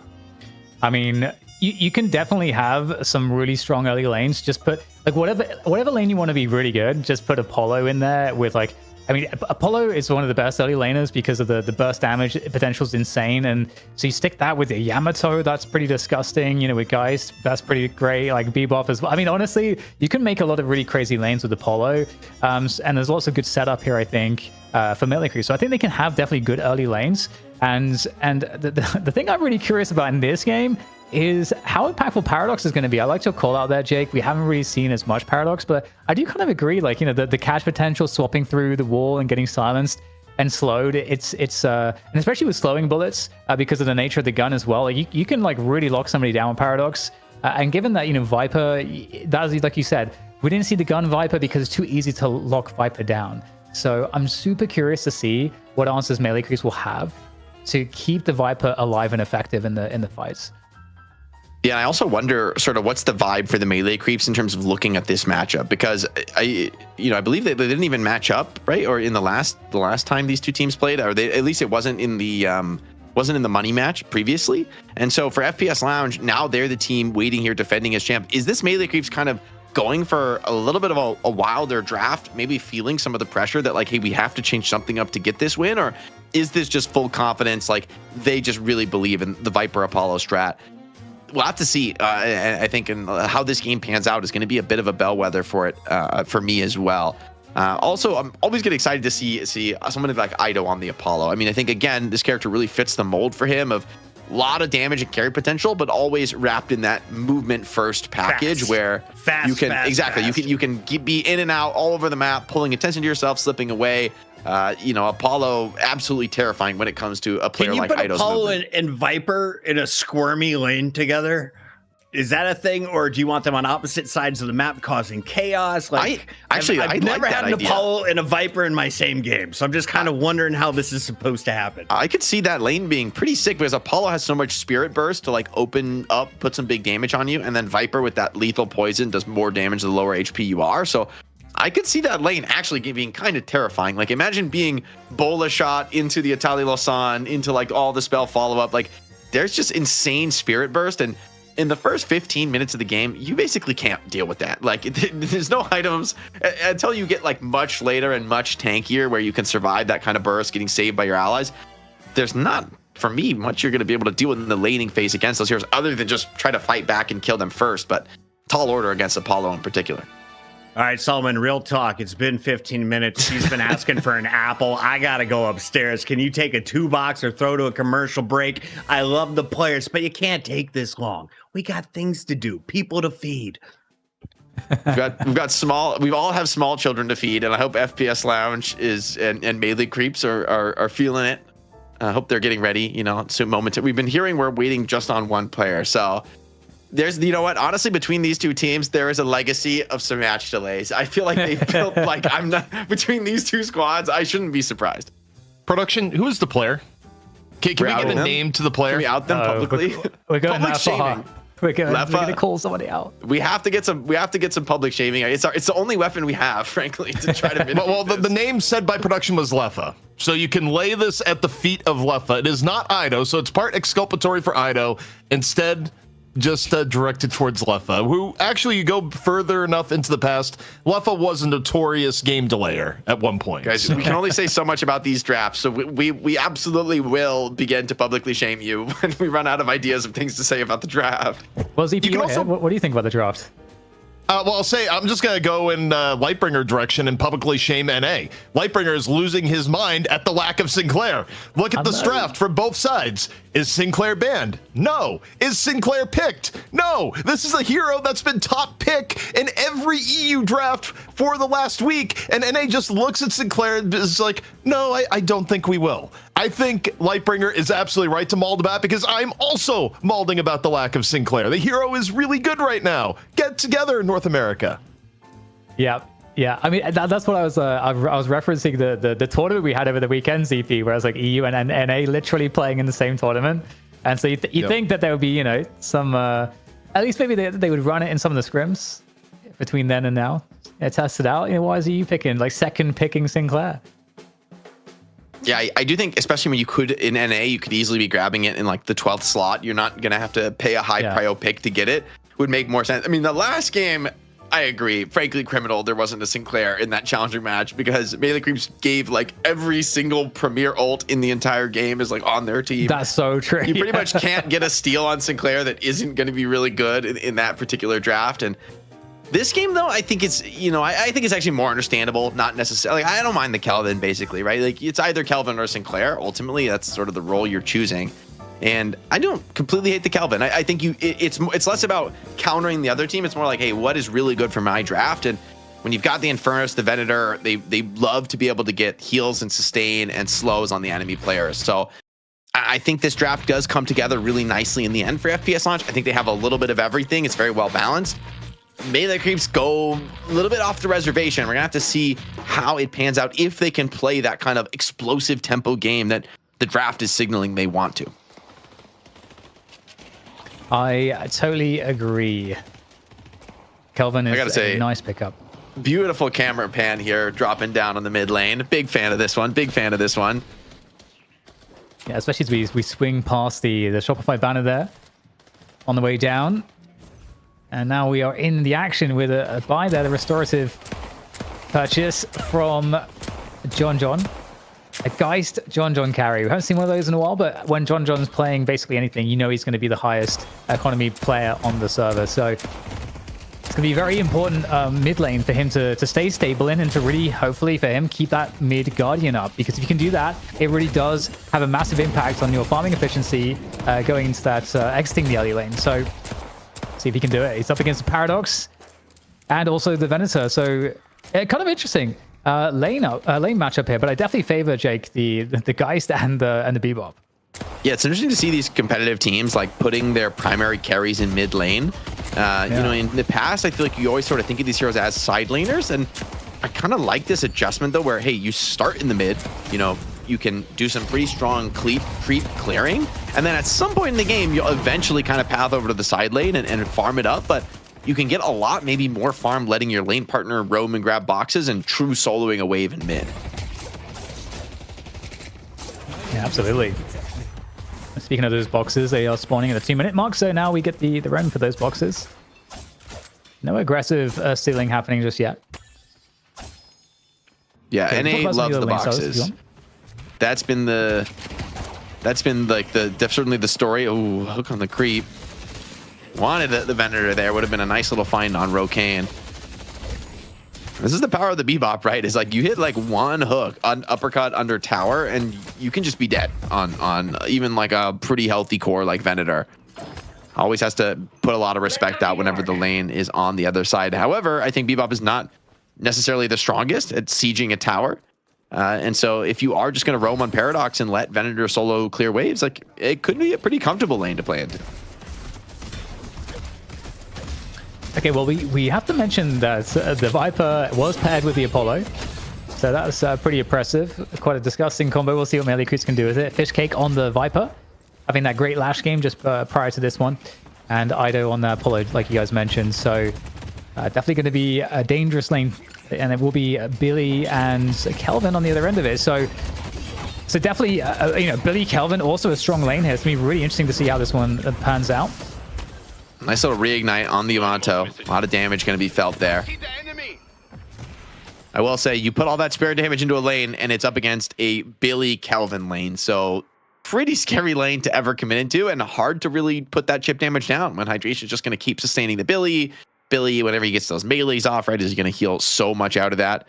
Looks like going to be a quick restart from Rocaine. Got a quick game bug. Of course, going to squash that one early. Looks like there's a little bit of action, though, shaping up here around the mid lane. I mean, Viper's in the neighborhood. Still, it looks like Erebus is going to scout that out on the Paradox, and I don't expect to see much continued aggression. Still, it's just 3 minutes into the game. Still a bit to go before we see those buffs spawn. So we're here at the Shopify Sidekick shop on Deadlock Night Shift. Yeah, Rocaine, it's looking like he's waiting for some ramen or something. Yeah, seriously, he's he's waiting on his to-go order. It's taking forever. That's a power stance. That's a guy who needs to air out. He's steady. He's stable. Looks like we got the ready, and we're right into the action. Erebus scouts out that rotate from Fishcake. Nothing major going to occur just yet. Oh, okay, connection. Oof, big hits. Flash. Yeah, Lomain and Lefa get kind of smoked in that trade, and it looks like the creeps go to Dynamo and Yamato. So a nice little win for them on the lane. Yep. That single trade, it really puts you on the back foot. Lefa and Lomain, I don't think they're players known for wanting to be in this posture, right? Where they're just trying to survive and sustain a lane. These guys want to be aggro. Fighting into a Yamato and a Dynamo, though, can be pretty challenging. And it also, I think, tells us what is probably likely to happen around the buffs, because if they were able to get that lane priority on the weaker side there, it's definitely, I think, an omen that they'll probably be able to get lane priority again. Like it compounds that advantage. And by the time the buff is coming up, and this is that 430 wave, the wave that's coming down the rope right now. This is the wave that you want to try to clear as quickly as possible so that you can get that positioning. But quick flying strike there, not going to amount to much. He has to cancel it out. An attempt from Lefa to find an ignite, but these players low. I think it's just like you said, right? Trying to force the wave is going to be pretty difficult. They're going to do their best. Flame Dash is available for Lefa if he wants to commit it to clear this wave out quick. He's thinking about it, doesn't want to commit it just yet. Man, those stomps from Dynamo really hurt on Infernus. Pretty hard to dodge that. Lomain is going to go to the buff, but it looks like Do is going to get there first, and it's going to mean Lomain just does not want to stick around. Infernus taking an absolute beating, and a movement buff is actually, I think, pretty nice for Yamato. Right, she has a lot of sustain in this early game. When she gets that Stalker up, it's really going to let her push the pace, so Lefa absolutely on notice. Super low HP in this lane, just getting every heal he can out of those regen orbs, but feels like it's hard for him to get healthy. Like one big stomp and power slash could be taking him down. Yeah, that's a good point. I'm curious what Lefa will build, because we talk about the Flame Dash build, but I think for Lefa's skills, I don't think you even want to see him go for that kind of a build. But then we get some Hyper Beam coming in to try to finish off Erebus. Not going to catch him though. Still good damage. Like, what do you expect Lefa to build? Because he's not going to get as high economy or the priority that John's going to get on the Geist. Are we going to see him try to get a bit more greedy? Maybe go for, not a dash-oriented build, but more kind of catalyst build first, as opposed to maxing flame dash first? Yeah, I do think you'll still max flame dash. The build we see a lot with this dash and furnace is a build that is super focused on getting your green spike up early. The Viper getting a big trade here. Would love to be able to find this kill. Doesn't want to commit melees here. Scared of the parries. Gonna go double down with the chain. Even with the vitality buff though, Ido also feeling some of the pressure here. So great fight from Snake so far. Going deeper on this, pretty risky. The cold front. And that vitality buff, I think, makes a world of difference there. Snake's a little bit of an overextension. And John finds Rokane in mid as well. Early bloodbath here. So far coming up well for the melee creeps. The FPS Lounge want to turn it around to the side lane. Sticking out to the knives. Takes down Dynamo there. And does low main. It's a good look here on this lane. Taking some control back after, being really against the oppressive force of Dew on that Yamato and Scout on the Dynamo. How many Resto Lockets are in the game right now? I know people have been buying Resto Locket, but I feel like it's a little out of control. I think there might be like 7 or 8 in the game in the first 7 minutes. Yeah, it is just so good. For those who don't use it, can you explain the item? So basically you get a charge when the enemy uses a skill in a radius around you. When you pop all the charges, you get a bunch of heal and you get some stamina back. So it's a good way to get a little burst heal and some extra stamina. And oh my god, I think there were like 10. This is crazy. It's like 30 every charge. And I learned that if you're against an Apollo lane, like Apollo's lunge, like every lunge gives you a charge. So that ends up being 90 heal if he uses all 3 of the lunges. So it actually makes up a big difference. And another thing about the Resto Locket is that it can force the opponents to make mistakes because they won't necessarily know how much healing you can do. And you can kind of bait them into a fight and then heal up at the last moment. And here's the dive you're talking about. He's trying to make something happen here, but it's not looking like it's going to go his way. The Quantum Entanglement will get him out of dodge for now, but pretty low. When he's to get burnt here, there's that Resto Locket coming in, and his portable his life is very different. Yeah, basically good defensive movement from Scout, but that's your Shadow Transformation and your Singularity committed, and you actually don't get the kill. So you just getting out of that trade and having Lefa kind of be back to a healthy status is a pretty big deal, I think, for FPS Lounge. I think they're going to be quite happy with the way that one went down. Lefa doing everything he can to try to put some pressure on the side lane. Would love to be able to knock this tower down to secure himself a nice, comfortable place to farm. And Lowkey still won't back down despite being on low HP. A lot of clear on the waves here from Lefa. Mato, though, looking for the easier target in the Shiv. Super low HP. The Resto Locket diving in. Extra stamina getting him around the tower. But eventually, the bloodletting is just going to be too much. Claims his life. Dew gets that kill. How tanky actually Dew is at the moment. The Resto Locket, 1600. So you're getting a lot of investment on the vitality. I think that's another reason why it's kind of a nice item. And Dew looking to try to fight the Infernus here. I mean, this is not a bad fight for Dew. He is pretty well. Okay, Resto Locket is out of charges now at this point, and in comes Snakes for the help. And that's going to be a wipe out there. And I mean, where do you think the game is right now, Jake? We've seen the early laning phase is basically ending now. Yeah, as we're getting these rotations in, I feel pretty good about FPS Lounge's position. As I say that, though, Erebus hooked in deep, wants to actually turn this fight around, potentially on Desaya, but with the bomb exploding, he's going to be happy to just run away, and he won't even be able to do that. John, very confident posture here, up right by the enemy mid-walker, but there's nothing they can do about it. Life can only be bought with life. Here come the buffs. And looks like Melee Creeps will get position on the left side. There is nobody here for FPS Lounge. It's 3 Guardians to 0. That's kind of wild. I mean, there's a lot of souls locked up in those Guardians. It's eventually, certainly some split pushes will knock some of them down, but nonetheless, that's kind of rare. We see a game start in a true 3-for-0 when it comes to that Guardian count. And a laser from Saya is going to further assist the defense in the mid lane. Just overwhelming pressure from Erebus is going to be enough, and with that mistaken hook onto John, I don't think there's going to be much of a chase to be had either. Second Guardian goes down, so that 3-0 advantage pretty much gone. Even Lefa has already done some ample damage to that left side Guardian. Yeah, and a very important play to recognize for FPS Lounge. You're not even thinking about it, and if there's all those Guardians up, you can you can easily get the Guardians if they rotate to take the urn. So things beginning to equalize, and now we've got the story developing of the urn dunk approach from Scout, looking to try to get there. But a big fight at the secret shop here now between both sides, as the urn now has opportunity to get dunked in, and is trying to get in there still.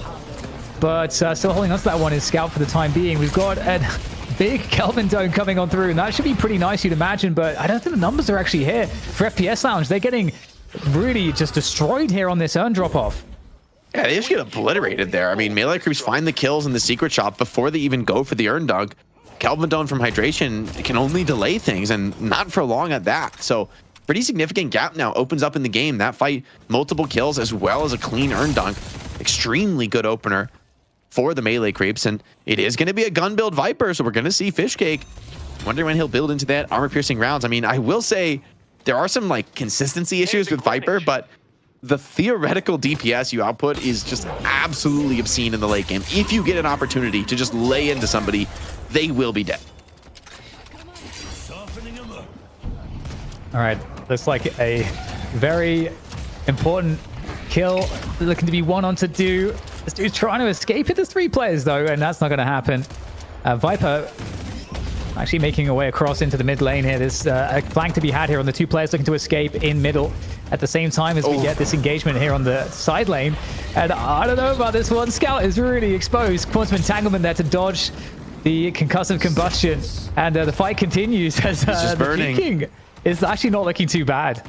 I mean, he's juking, but he is burning down, and Lefa just will not back down, keeping that on essentially forever. I mean, Scout basically only from the efforts of Lefa gets down low. That low HP, they're going to need reinforcements if they want to hold on to this Guardian. Lefa, though, wisely is not going to overcommit into this. Reads that the rotations are coming in and plays it safe. Super tanky as well, by the way, on this Infernus. I mean, a lot of HP. Even though he takes a big power slash here, it's like, you just aren't bringing this guy down. He's still sitting on a half-full Resto Locket. And Infernus, one of the very few characters, maybe the only, that can farm as he's trying to escape sudden death. And it's a lot of burst damage here from melee creeps. Maybe starting to see the vision come into full play there. Oh, that's such a nice execution there. Killing blow into the singularity though. And has Scout done his job? Wow. You've got so much pain coming in from all of the spirit bursts. The Lotani site is going to be very problematic. Heals from hydration were huge in that fight. Kept people alive, keep them stable despite tanking some big ults. Once again, the singularity from Scout fails to find too much impact in this game. Nice recovery for FPS Lounge. Still, though, there's a pretty significant soul advantage here for the melee creeps. They're down a few key ultimates. I think FPS Lounge have an opportunity here to kind of make back some ground if they want to, but for now, they're pretty comfortable to farm this one up and to go, down the stretch to a later game. I mean, I think everyone on the FPS Lounge team is going to feel pretty good about going into a late game. However, for melee creeps, I do think Dynamo has some crazy late game. Once you get Refresher, Unstoppable, Cheat Death, like, all right, that's an unrealistic amount of items, but at some point, right, the Dynamo just becomes a bigger and bigger problem when it comes to team fights. And speaking of team fights, we do have the urn in 45 seconds, and Dynamo looking to force a team fight there. Takes a lot of damage thanks to the kinetic carbine coming on through. Just wants to get these this tier 2 camp. Getting completely harassed away from that one. And now kind of moving in the pack again. 30 seconds out for the next buffs and urn. It's going to be an odd urn. And looks like Snake's able to find the initiation onto the Dynamo. Okay, looking like the entire team of FPS Lounge collapsing onto this one. This is a perfect fight to find before the bridge buffs and urn come into play. Scout goes down, and there's a great parry coming on through. And does that make the difference at all here? As now into the dome. It's a great dome to find here from hydration. And it should surely be the end of these players here from melee creeps. They are getting really low there. It goes to Ido was in the mix, has to get out there as well. And they're all getting chased down here. Snake's extremely low, goes down as well. FPS Lounge are starting to bleed a little bit, but they just have too many advantages. And Lefa takes down a side guardian, maybe looking for more. Fishcake trying to do what he can to hold on to this walker. Does not want to back down and let Lefa grab a quick solo walker for free, but I think Shiv's coming in from behind, gets the flank on. That return fire, I believe, on Lefa makes it really awkward for Viper to commit for the kill. The dagger from Shiv, almost enough, hold on. He just hits a shield in time, but it's not enough. Concussive even popped from Lefa. Not going to be enough to shut down this Yamato, who should be able to get that cleanup kill, but I think Lefa's work is done, right? Got that walker dropped, got some kills. on the trade. Soul count completely even. That's a massive dome from Hydration to turn the game around. Yeah, huge find in that mid lane. And now looking to try to compound the advantage.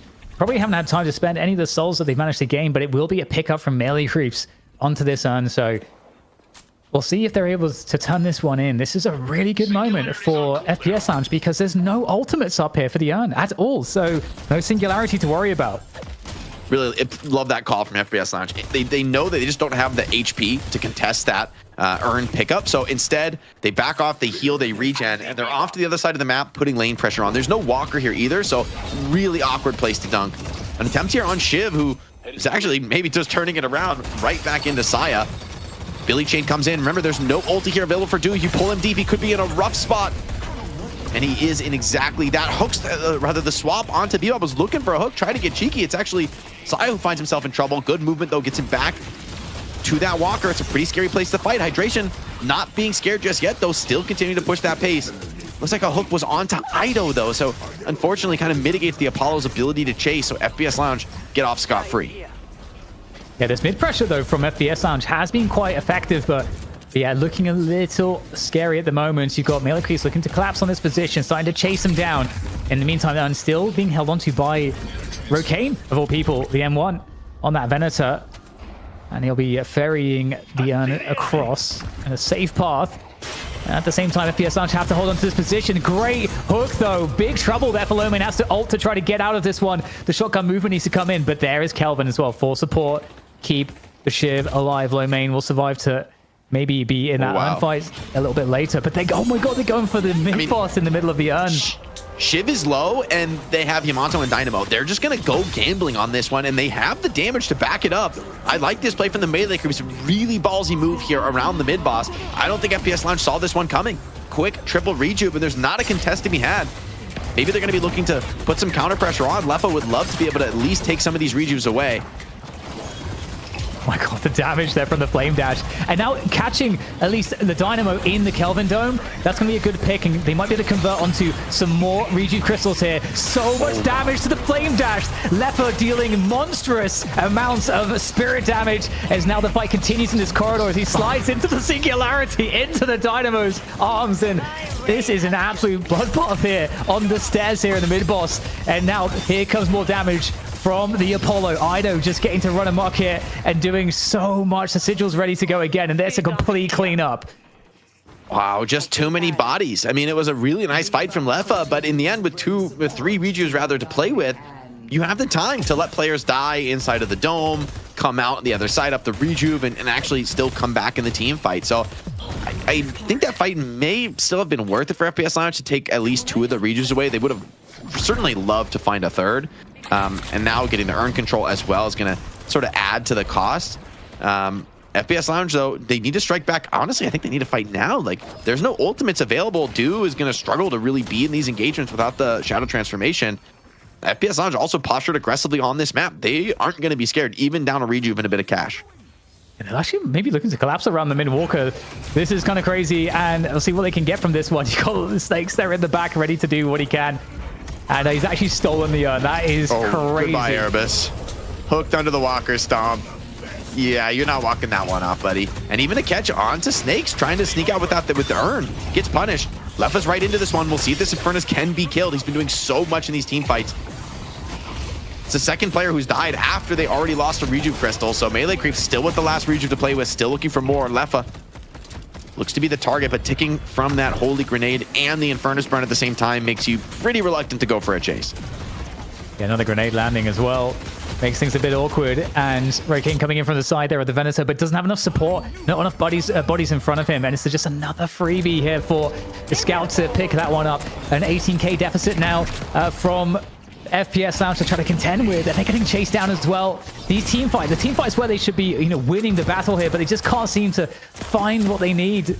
And there's still a Rejuve Crystal up, even though they lost two earlier on. They managed to maintain one throughout that entire skirmish. Yeah, both Scout and Fishcake died 2 times and died after losing their rejuves, but the middle 4 stayed alive through this entire battle since dropping the mid boss. That's a pretty brutal team fight, but with an advantage urn turn in and the spawn timer is relatively short, FPS Lounge still going to have a new lease on life in this game. Things are starting to get pretty scary, though. I mean, Merc Mag is up for Viper with the gun buff as well. Do now, I think, has kind of reached that point where, hey, he might just be two-shotting people with the Power Slash into Shadow Transform into Power Slash. You have a team fight brewing here as well, because you got FPS Lounge defending the comeback turn in, going for the deepest of hooks through the veil. Okay, drop onto Ido, Snakes. Very hard to lock down in Apollo, though. A little bit of low stam here. Still, nice catch with the stomp. Billy, though, pretty tanky into this one. A swap comes in on the high ground. There's a lot of healthy players here for FPS Lounge. John uses the swap, and he's still low. Lowman's going to heal back up through a lot of that, and you do still have the Kelvin Dome yet to be deployed. FPS Lounge looking for the right moment in the fight. Itali Losan hits onto Lefa, but maybe the explosion has done its work already.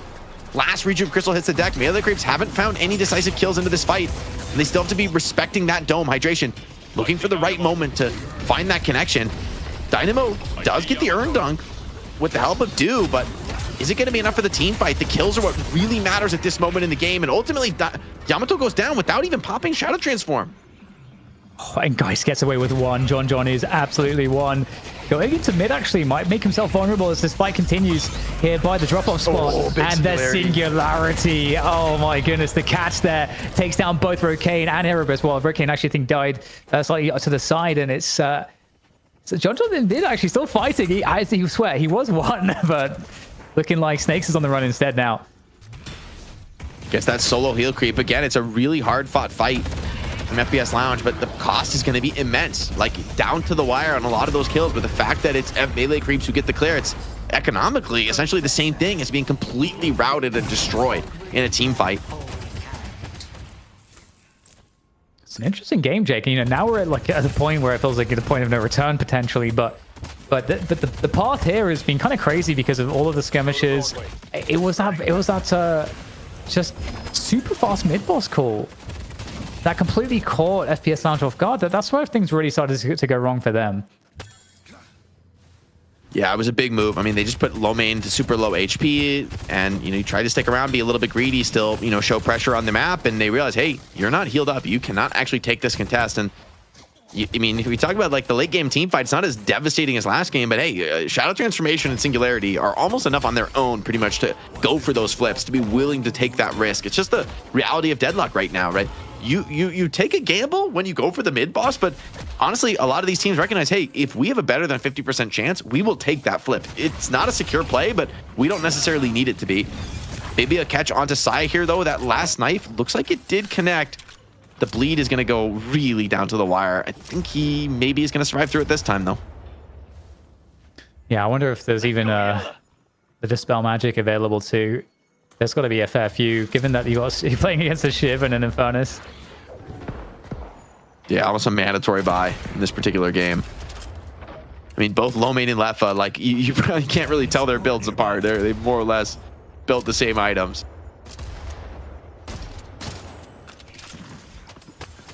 But now, firmly on the back foot, FPS Lounge, not a comfortable spot for them. They like to be aggressive, right? They like to push the pace. We've sort of seen it in some of these fights, even when they're down souls. They're willing to take those team fights.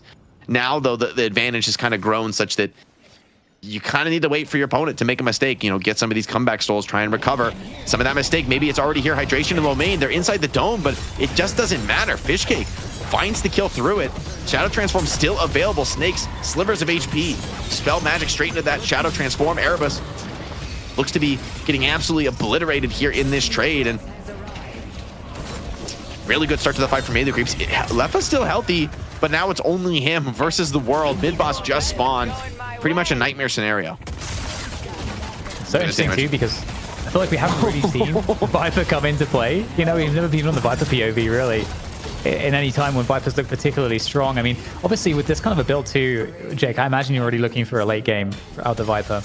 Yeah, I mean, I do think when you have Unstoppable, that's really a power peak, right? Where he has enough farm to have very, very significant damage, and he can still invest in the Unstoppable without sort of gimping his own damage by skipping another item.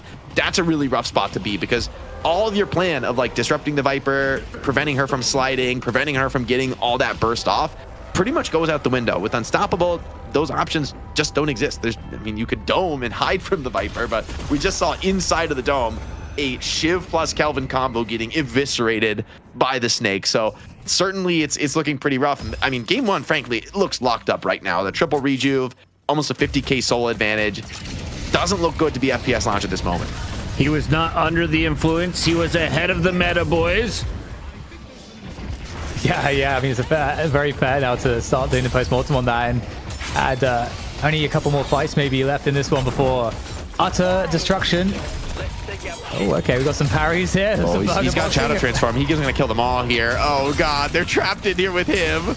Just continuing to push this pace. Snake's doing well to fight inside. Hold on, Leffa getting a lot of burn off. That's the last rejuve out, but in the end, FPS Lounge looks to be routed. Leffa doing his absolute best, but the power slashes in the closet there are just too much. The takeout from Leffa is going to kill Fishcake, which actually is a pretty crucial pickoff because at least you might have like a slightly longer amount of time to be able to like, or before the base drops, but realistically, this is a patron drop. Very interesting game.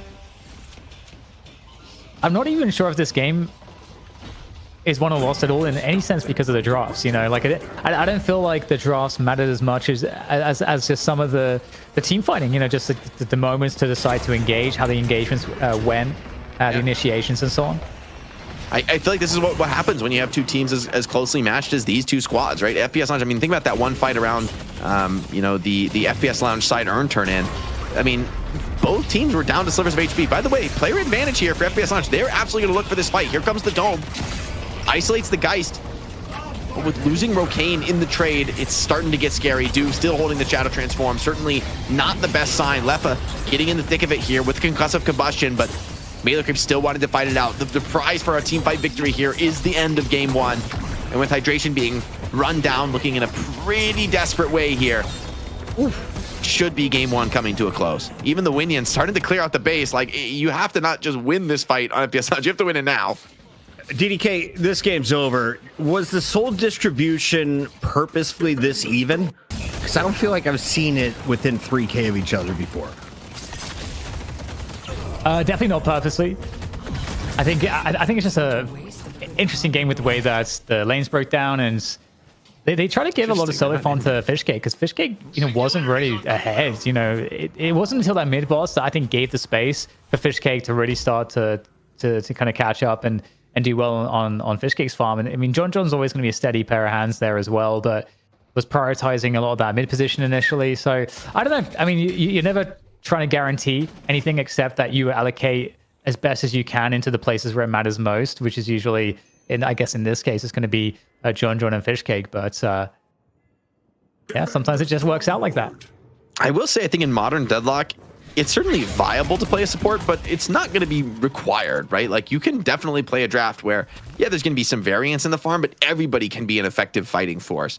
I don't think it's necessarily bad to play a Rem or a Kelvin and to be more focused on healing and supporting, but I don't think there's anything wrong with the Melee Creep style of having, hey, everybody can fight, everybody can heal and sustain one another, right? That's sort of Deadlock right now. You have the option to play creatively with your drafting.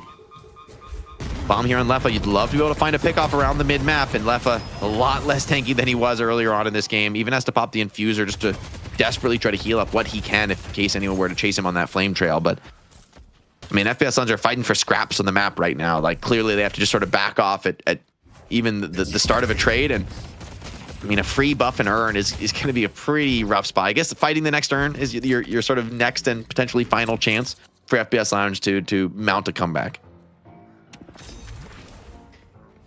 Yeah, I mean, at least it's game one.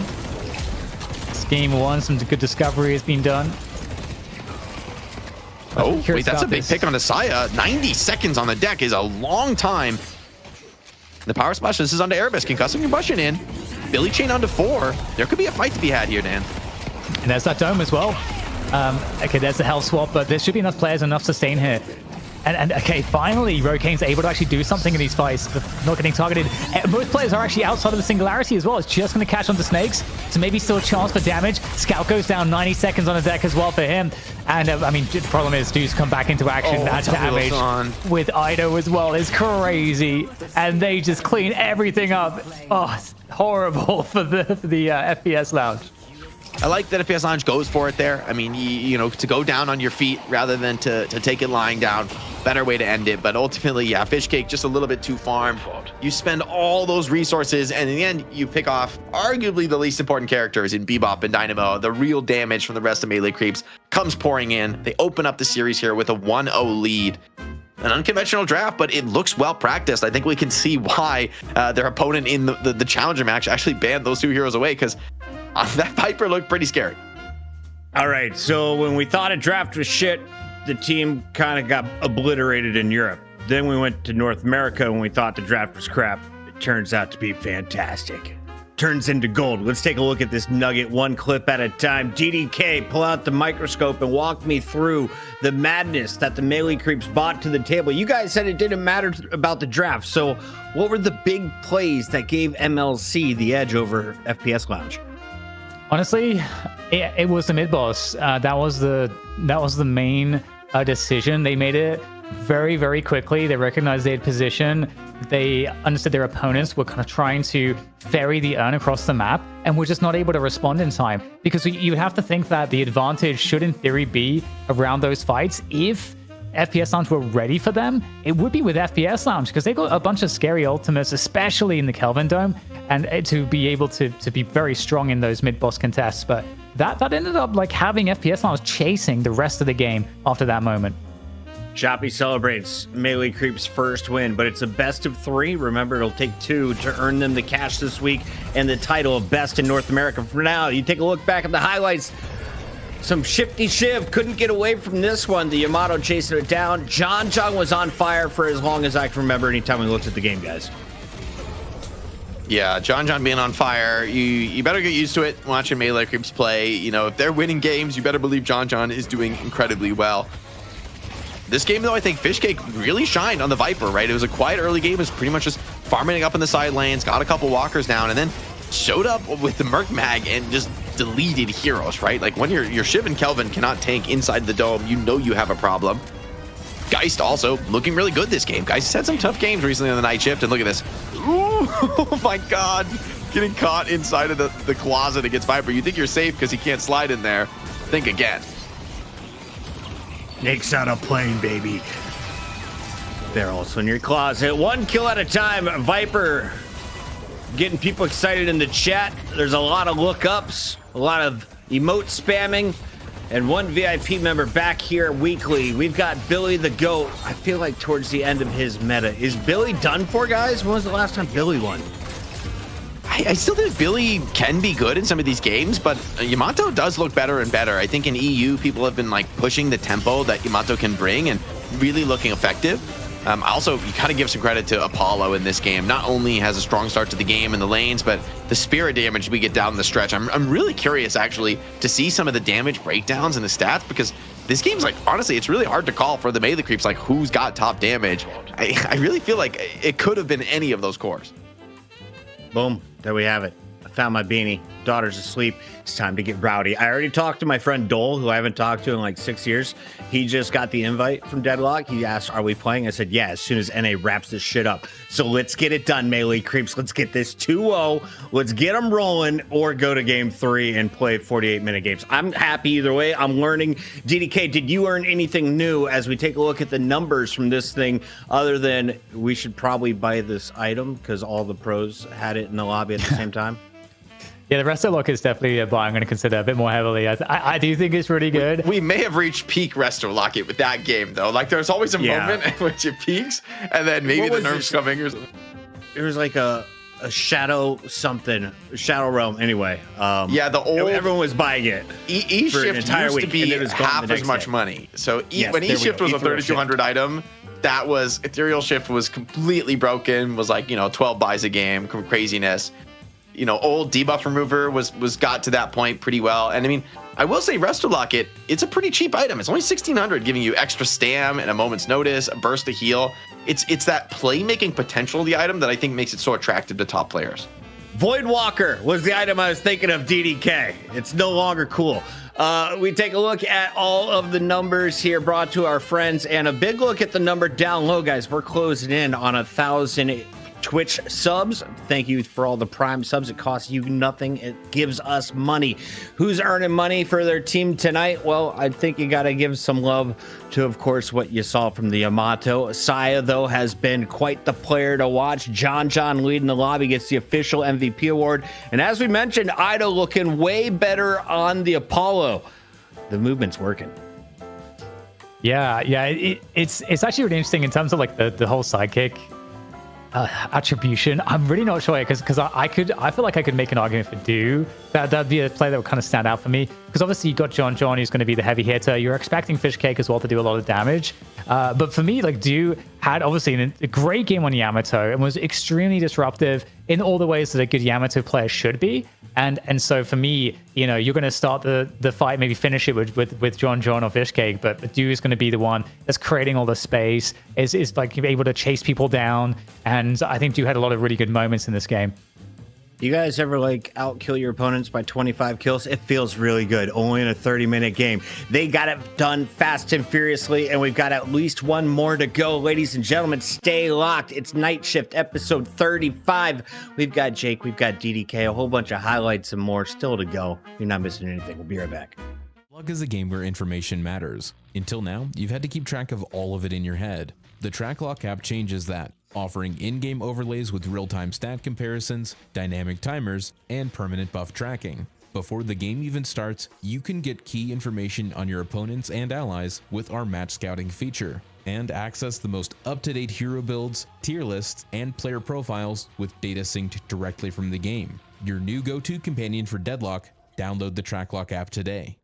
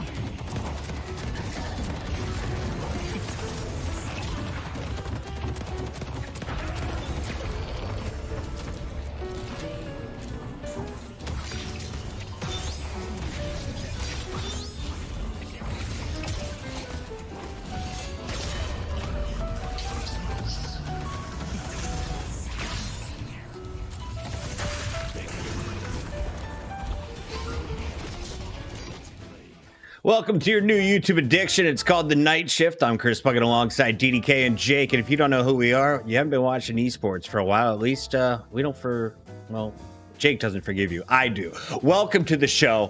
Jake is an Overwatch pro. DDK is a Quake pro. I'm a Halo pro. So that takes you back to kind of the beginning of esports. Different eras. Different generations.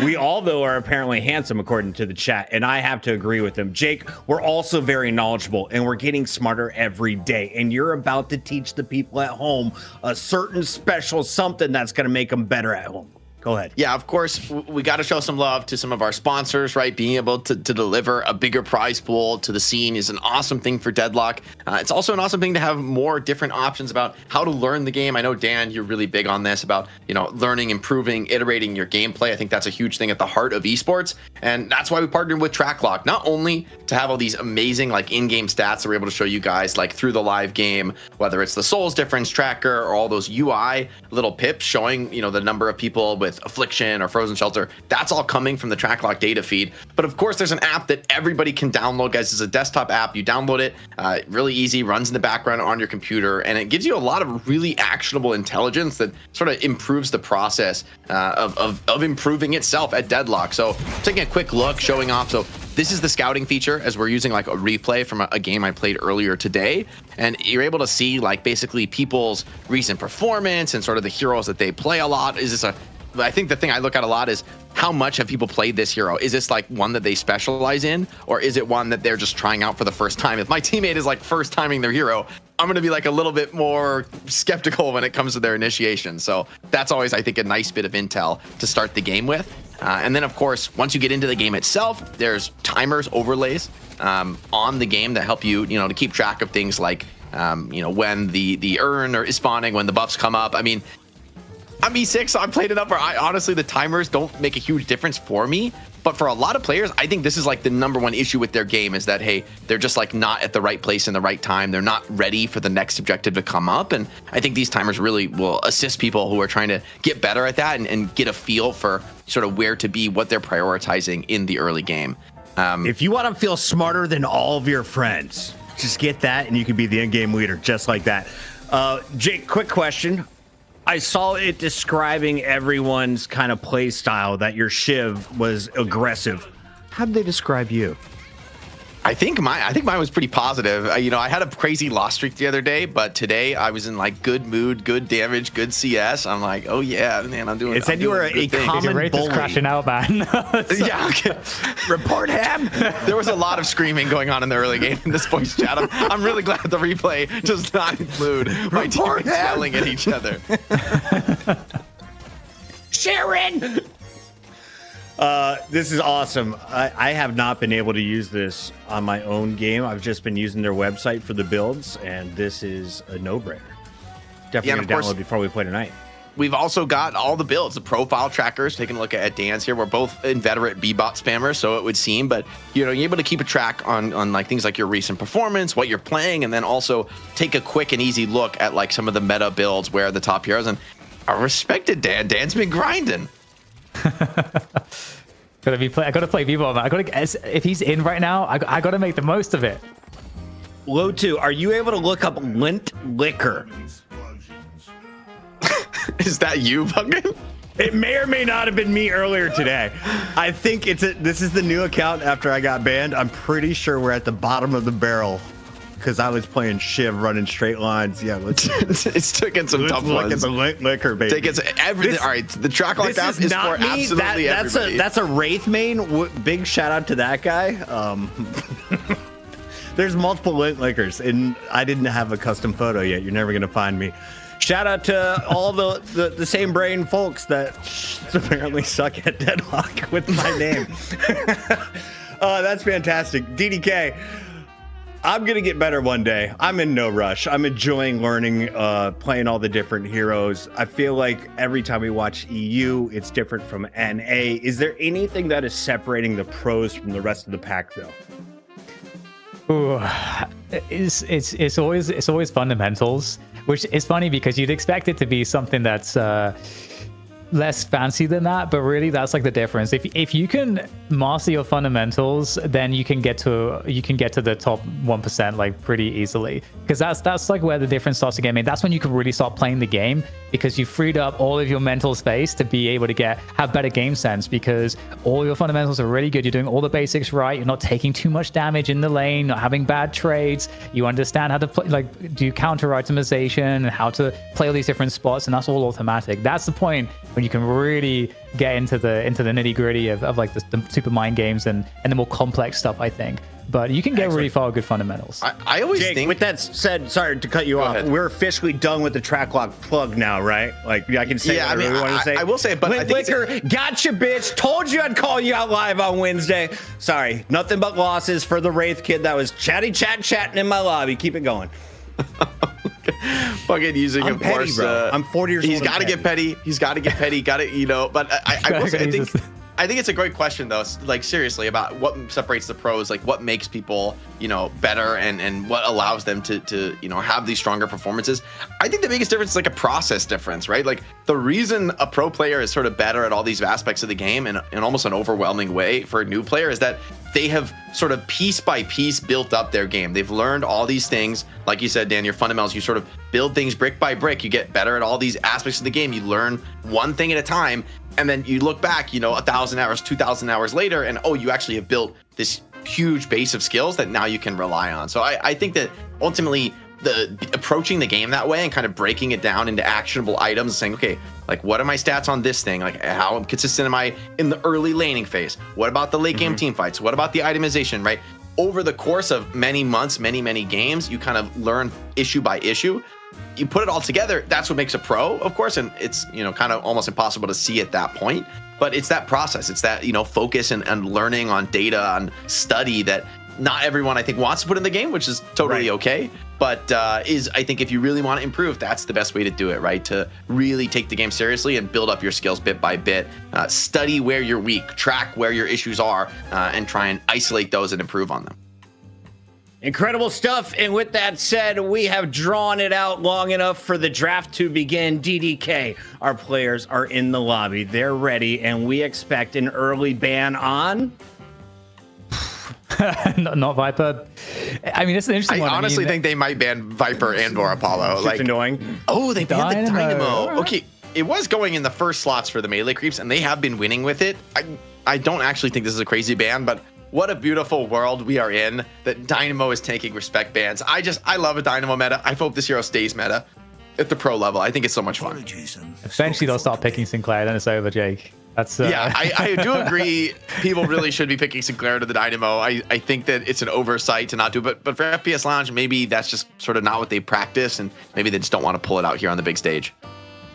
Totally, and the Mirage ban comes in, so I mean that leaves up Venator, leaves up Infernus. It has like the next two top like super high value picks. Silver as well, I guess is something also that often goes in the first spot. So these are the things we could expect, I suppose. I'm curious where Viper's gonna be found in this game right now, because I feel like Viper was fine in the last game, but I didn't feel like it. You know, I felt like it could have been other stuff there, and it would have been fine too. They do grab the silver. No big surprise there. I mean, I think pretty much every team considers her one of the top priority choices right now with the level of aggression she can output. Even without too crazy of a soul count, I feel like you always, pretty much in every phase of the game, need to respect silver. She's very tanky, does a lot of damage.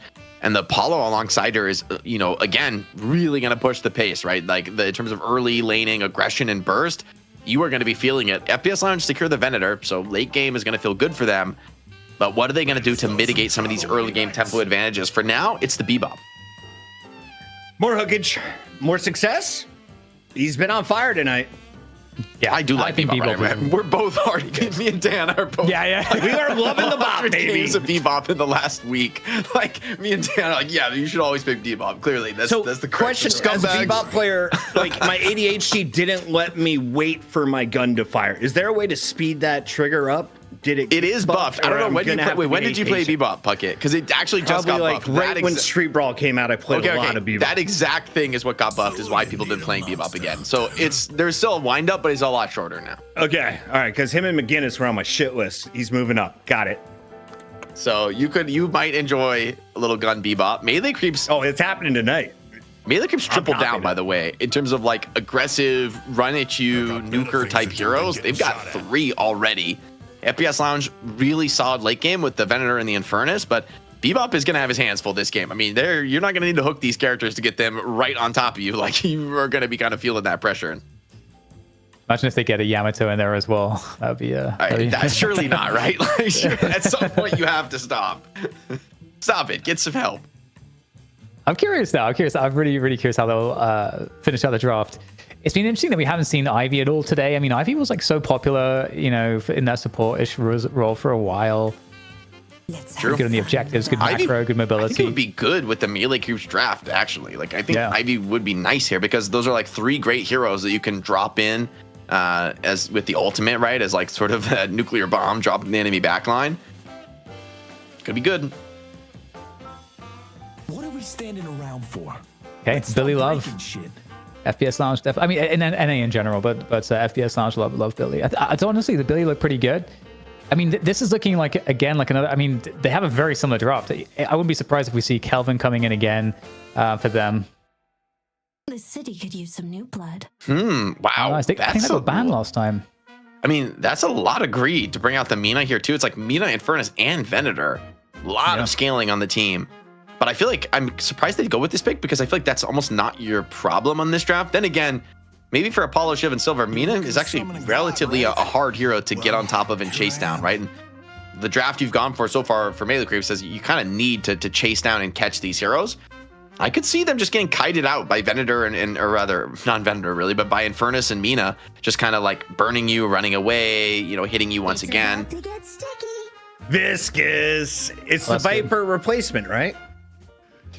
Viscous is super interesting hero right now. I think generally people are building splatter, so like a lot of spirit nuking power, and then maxing the cube and just having like the best save in the game and a pretty strong nuke, and kind of just piecing it together from there. And it's actually FPS Lounge who get the IV, which I think is going to feel pretty good for them. Now is the save, actually. It looks really good, right? When Apollo and Silva are going to be like running desperate, trying to finish these kills. IV saving people with the ulti actually can be pretty game-changing in this kind of a draft. I think too, with Infernus, you can play a lower econ Infernus if it's more dash-oriented. So I think there's a world where it could definitely work. We'll have to kind of see how the Mina's going to get played as well, but I think I see the vision for the FPS Lounge comp here, and I think Bebop is kind of like a tanky frontliner, you know, especially once you get the level 3 uppercut online, and he does so much damage output too. So it's interesting, but I do think the Lash is a problem in this against the FPS Lounge, to be honest.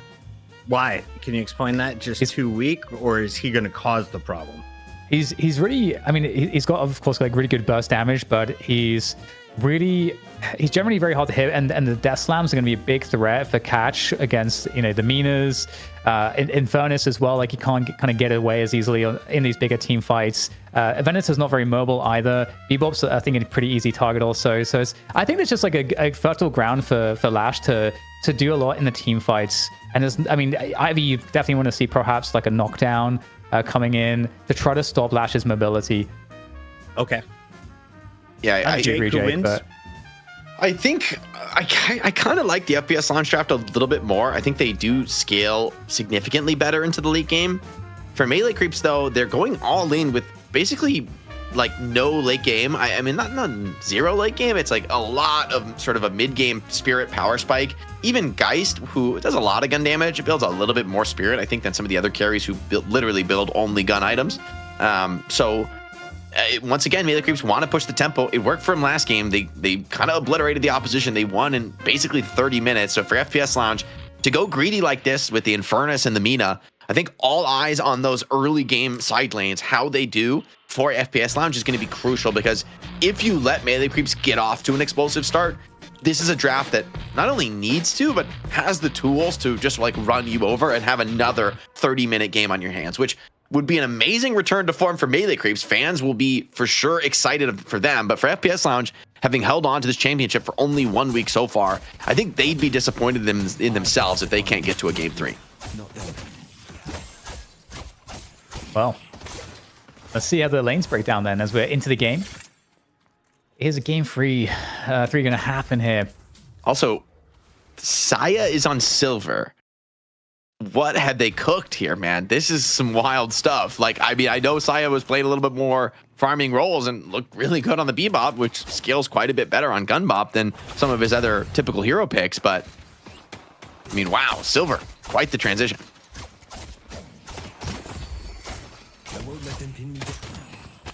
I'm trying to figure out whose draft I like better, because I know you're saying you lean towards FPS Lounge.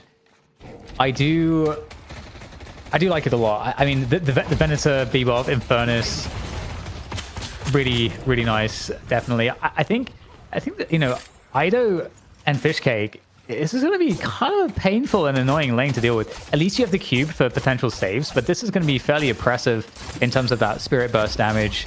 I need to rely on my cunning as well as my strength. Yeah, Mina just has to be so careful, right?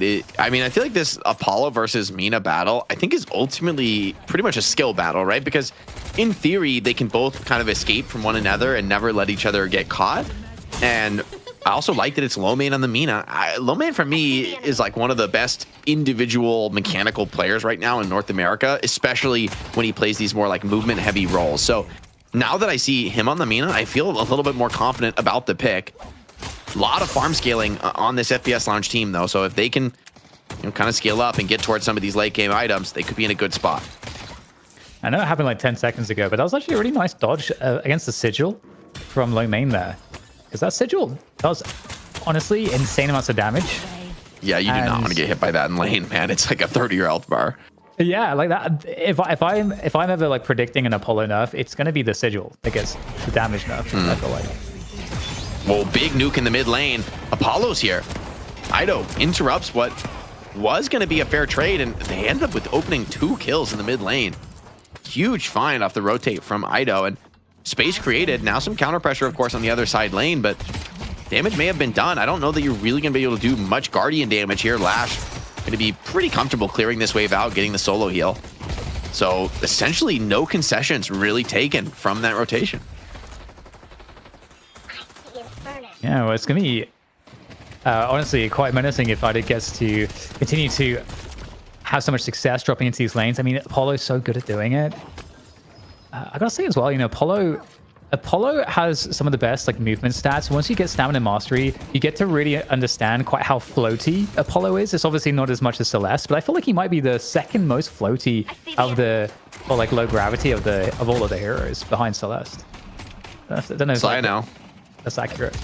Lane swapped over into this one, getting kind of boxed out by Billy. He was like, this is my camp. You come here, you will get bashed in the face.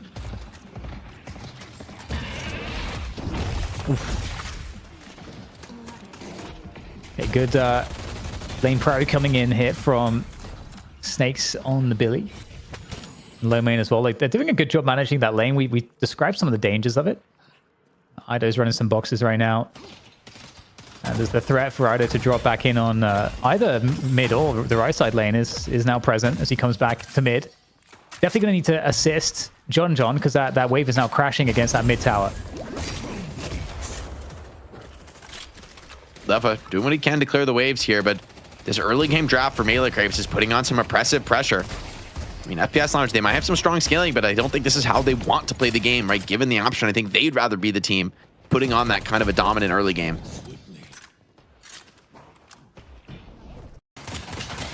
But look at the health bars. I mean, Melee Creep's just full across the board and quite a few low players on FPS Lounge. 4K soul lead is pretty significant considering there's not any Guardians going down to achieve that. That's just like pure kills and farm. Yeah, it does make them quite ripe for being picked as well, and does also mean that FPS Lounge can't easily challenge any of these bridge buffs, which is horrendous actually, because they're going to lose both bridge buffs. Oh, spear buff for Ido and movement buff for Lash. Yeah. Like, in a game that you want to push pace, like this is maybe the best two buffs to find in this game. 100%. Again, so cool that we can see this on the UI these days. You guys have been long-time night shift enjoyers. It's somewhat of a recent thing. Yeah, what a time to be alive. Actually being able to see the buffs in the UI.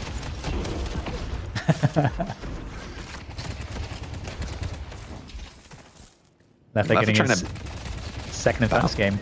He's trying to battle in this lane, man, but Scout just keeps laying in these splatters, and they're just keeping Infernus low, man. Like, great movement reads as well. It feels like he's just hitting everyone. Nice parry, though, but the cube means there's not really going to be a punish for that. Nice little feature of this lane for Shiv. You can kind of go for big gambles, although maybe going a little bit too deep onto this dive as Shiv claps back, turns around for the kill. Scout goo balls for security. I mean, wait, this is across the map. 4 kills? Maybe 5 if Rocane dies? Like, that's almost a team wipe across the map.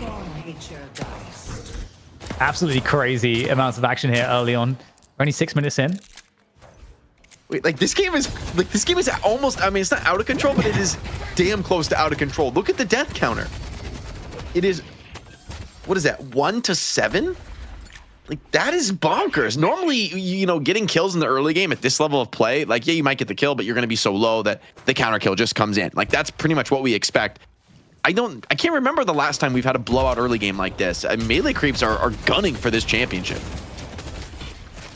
Yeah, although with that said, all Guardians are still up at the moment, so a lot can still be converted and caught up by FPS Lounge. It's actually funny because there's sometimes when you get behind, there's almost an argument to just try to stay behind until that first turn to get the comeback earned on the first one, which is like so rare to see, but let's see if it happens here. Okay, well, this is big trouble for Snakes. Oh my god, didn't even need the Lycan form for that. And I mean, there's nothing really to do for low main, so it's just got to fall back. The dive ability right now for Melee Creeps is so huge. Yeah, and oh, man, first Guardian goes down. Lead, I expect there to be more to fall pretty soon.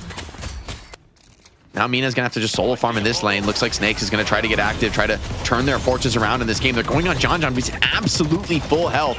Just turns it around, runs down Erebus. Bites off way more than he can chew into that one. Billy's here with the chain gang, wants to maybe pull people deep under the tower.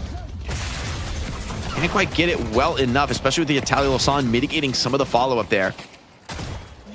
They're taking those changes. They're just going to turn around and shoot your mid tower. Game crumbling across the map. Even Lefa on the Infernus goes down, actually, to do. Doesn't even get the concussive combustion off.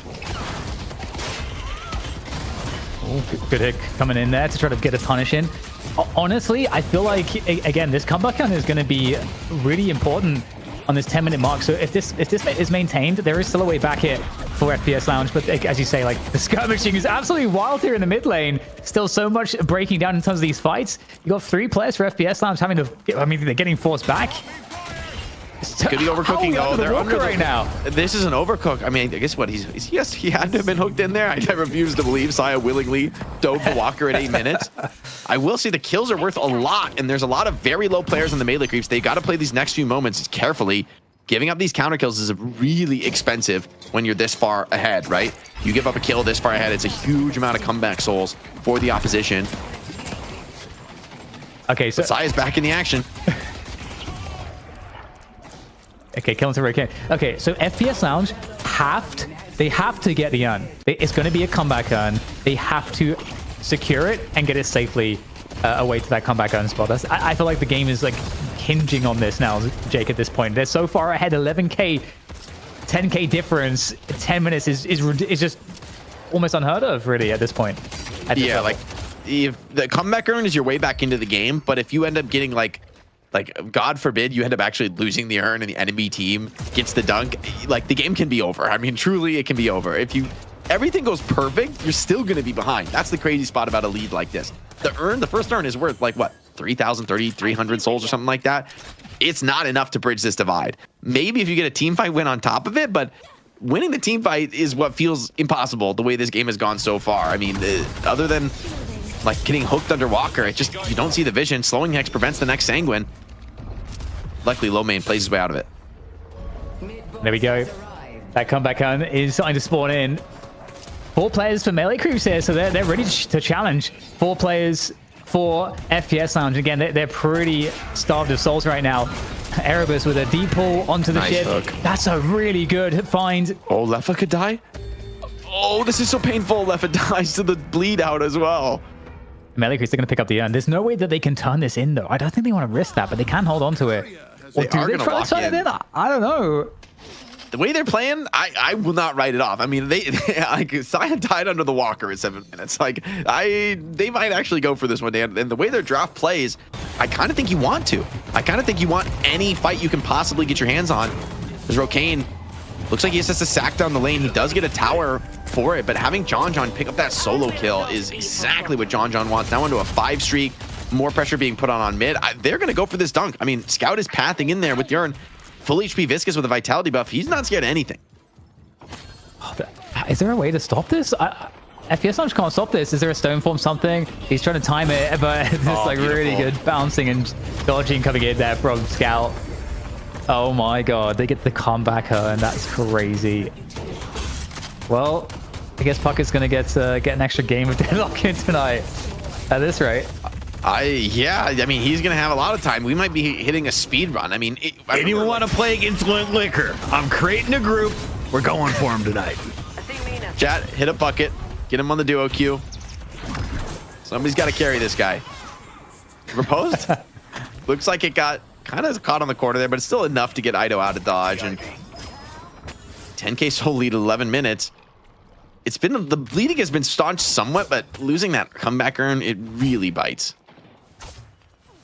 Now, I will say, okay, well, hold on for a second. There's another catch here onto Do, just isolated. That's a nice find.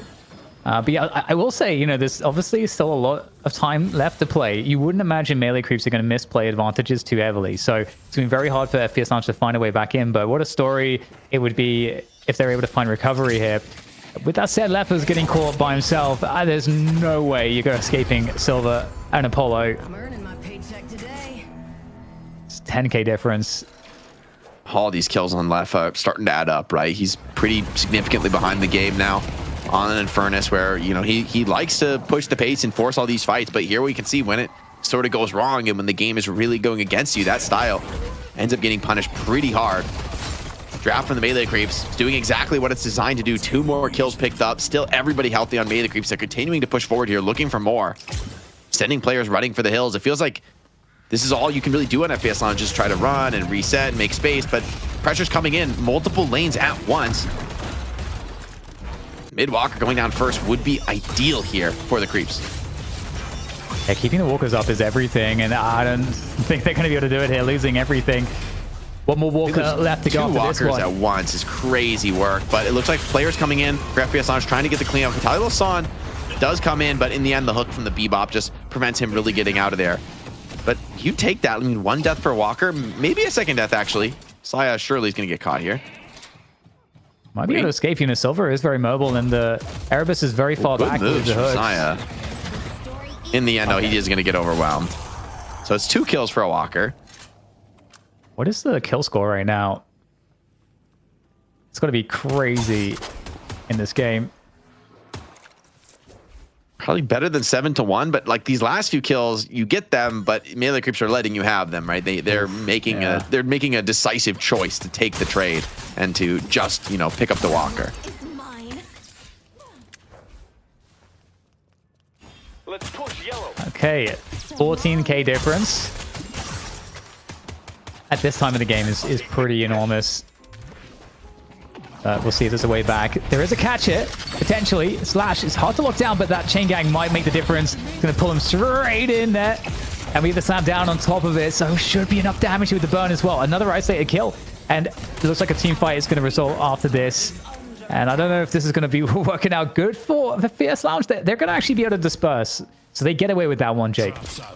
Yeah, I mean, with concussive and Billy Chain used for 1 kill, I don't think you want to stick around for more, but that's the state of the game they're in. I think it's a good move. You got to just commit whatever it takes to get some of these kills. Take a look at the pure carry farm game, and actually Rokane is doing a good job keeping pace with John. So I think despite this soul disadvantage, as long as your carry has the damage, there is always a chance, right? There's always a way for, you know, your team to actually make a comeback kind of a team fight. The thing you must have is damage. You're not going to have survivability. You're not going to have like lockdown tools that you would have with a higher net worth. But if you just have the damage, it's possible to get the kills. It's possible to get those comeback fights. Another advantage earn turn in, but it looks like actually FPS Lounge are going to be forcing the issue first. They're looking to siege a walker of their own, but there's a big defensive response coming in. Could make this one a really punishing team fight. Mid boss, remember, available now if you're able to get a really decisive fight. Lefa. The heal from Ivy looks to be just barely enough to keep him alive, and see if Lash has done enough. Found 2 with the Death Slam. Follows it up. Quick kill on the hydration now. Dew is a little bit low, but the rest of the creeps are healthy. They are going to continue to push this for a chase down. Very aggressive. Still pushing as always and looking to pick up another comeback. Actually, I think it got dropped, actually. I think that was a melee. Right, yeah, it's dropped down on the ground. I don't know if they have enough, though, here. FPS Lounge to contest it. They don't. Oh, man. Second advantage earn turn into the game. Like, Crazy. these... It's not just the souls, right? It's also the permanent buffs, which are going to really add up.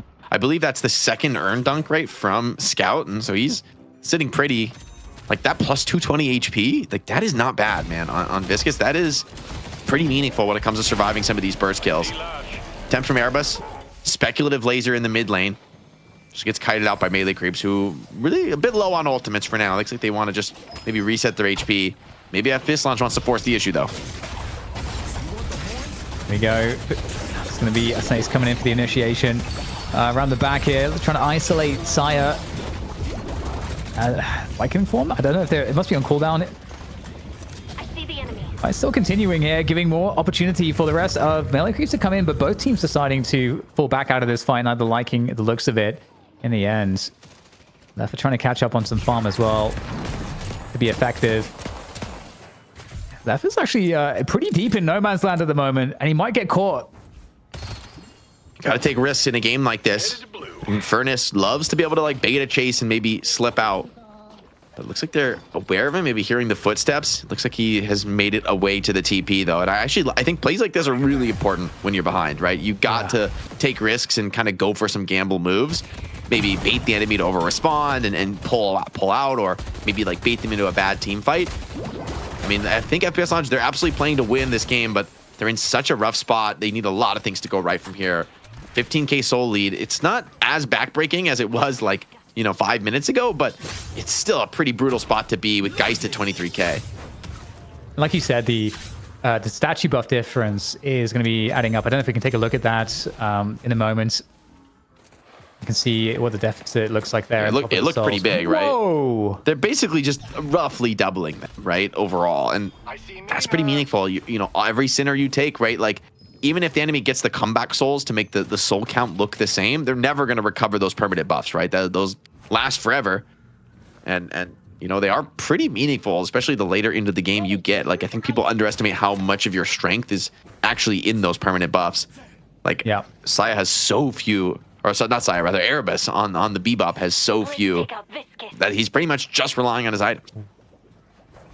Both teams thinking of fighting here, Jake. You know, we've got the disarming hex ready to go for the Viscous. Scout picked that up recently.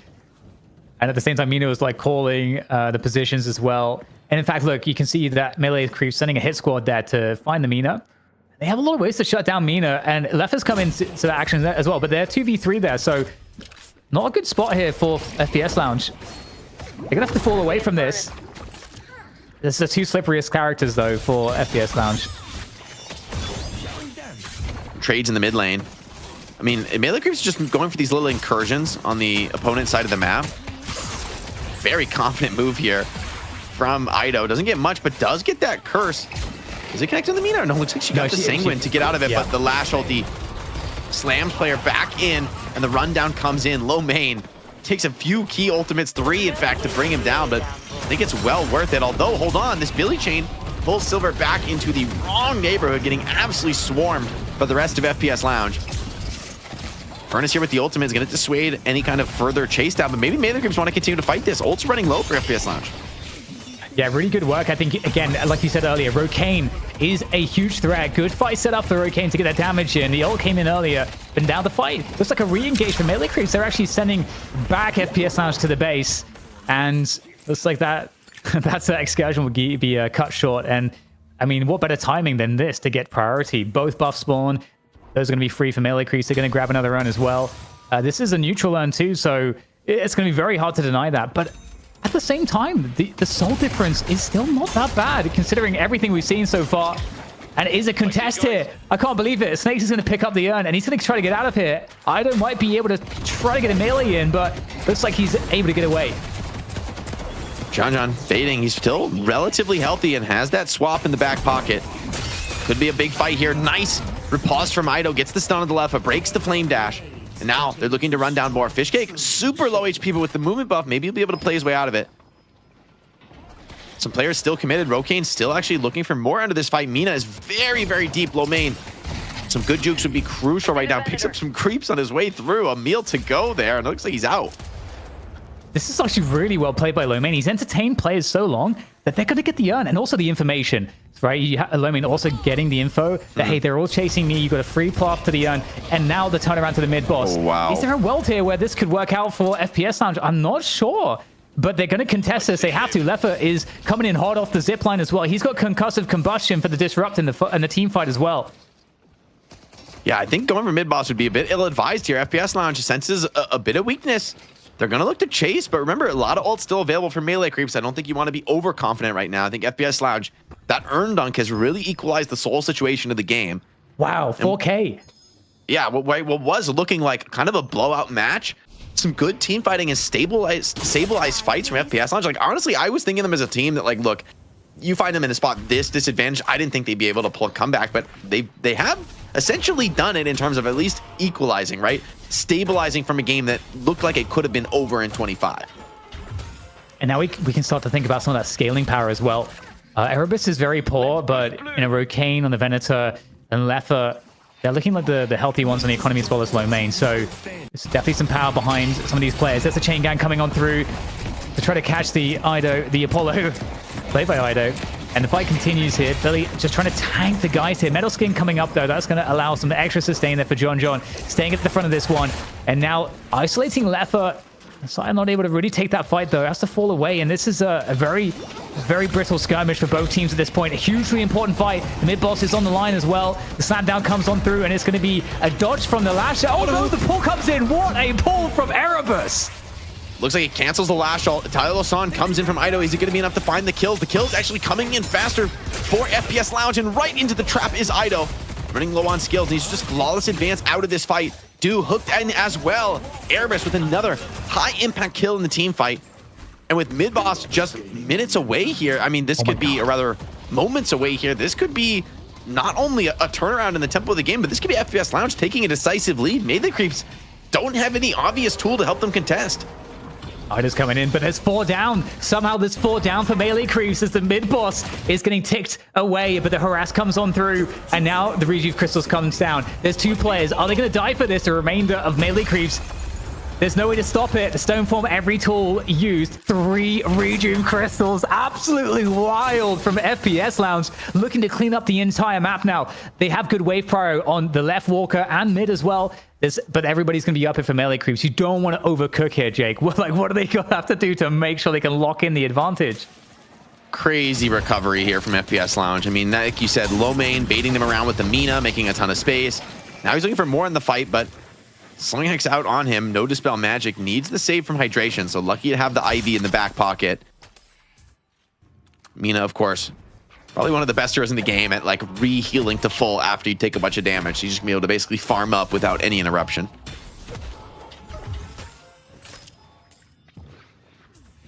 Wow, this is kind of crazy. 12 kills to 23.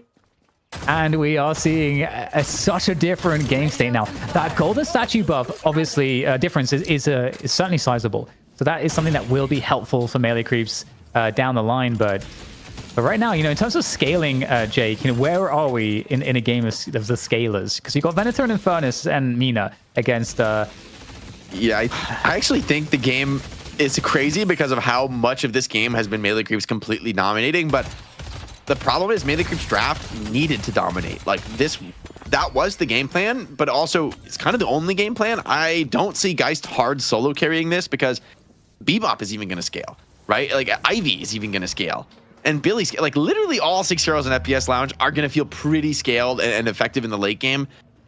Like, I mean, Geist has to build a lot of vitality. She's not all in on gun really in terms of the amount of raw damage she can deal. And I'm very worried about a rejuve fight because so many of these kills from melee creeps come from big nukes, cooldown restricted abilities that are great and they do set you up well, but they don't win you an extended team fight into rejuves. You have to just death slam the Infernus completely away from the team fight, but there's going to be help coming in. Lefa does lose his first rejuve. Actually, hold on. Is there help? It looks like maybe this is just a clean double kill. They're continuing to chase this one down. They're flying the Billy in to try to bring in support. Lefa needs to last just a few seconds longer. With Billy arriving, though, maybe they've done enough. Chain gang in, onto 2, pulls them in deep. John does still have the swap, but don't think that's actually going to be able to turn this fight. He doesn't think so either. He's trying to just dance his way away here on the Geist, but they're able to find him. Oh, maybe not. Good pad away there from John. Would have been huge to find a carry kill off the back of that. And Lowkey's be doing work here, deep in enemy lines there, trying to harass these opponents, not really allowing melee creeps to kind of combine forces. And right now, a 20k advantage for FPS Lounge. It's so impressive. And the left side Walker is soon to be under assault. There will be 2 players dispatched by melee creeps to try to deal with the forces there. But FPS Lounge, they're going to pull off a little bit, perhaps maybe bait melee creeps into a fight. They've got 5 players here at FPS Lounge. They are ready to jump this, Walker. Yeah, and Ido, he's up in a few seconds. You might feel confident on melee creeps, but he's not there in the fight just yet. Look at Rokane stepping up, daring the enemy to do something about it. He is going to bring this Walker down come hell or high water, and I think melee creeps are going to just respect that, backing off to the base. Even with Lefa showing on the opposite side lane, they do not want to take that fight. That's pretty telling about the game state. Headed to green. 25k soul deficit now for melee creeps.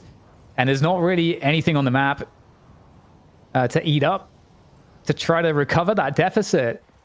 So right now, it's a very dangerous place, the Cursed Apple, if you are melee creeps, because you've got that threat of Erebus that could hook you in at any given moment. The mobility from Mina, as well as also from the Infernus. I mean, and also, obviously, what you can do with an Ivy drop as well. Like, there's all sorts of ways for the opponents to get the drop onto you. Got the human ward there to try to get some information in the form of snakes on the Billy. And Sire actually going for the pause lock. I will say, as this rejuve expires, Soul Lead is real, and I believe the FPS Lounge team scales better, but this Melee Creeps team is insane at finding burst pickoffs. So players splitting up, trying to be greedy, extend that advantage, are going to be vulnerable to some of those potential kills.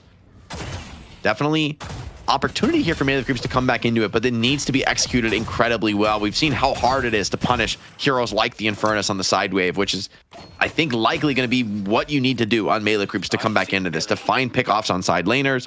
Because for FPS Lounge side, I think they're going to be perfectly happy to just farm up in the jungle, go deeper and deeper to the late game, and really put the scaling of Melee Creeps to the test, where I kind of suspect it's going to be lacking if it's essentially just Geist on the gun carry.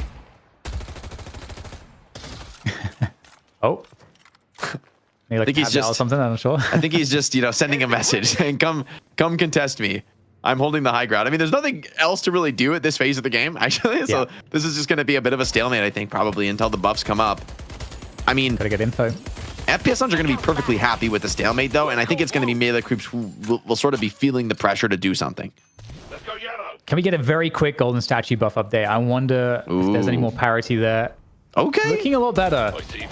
Well, looking a lot Fishcake more has even. come back with a vengeance. Actually, I think it's a little bit of a lead here for Melee Creeps. So getting a bit more out of the map in these last few minutes.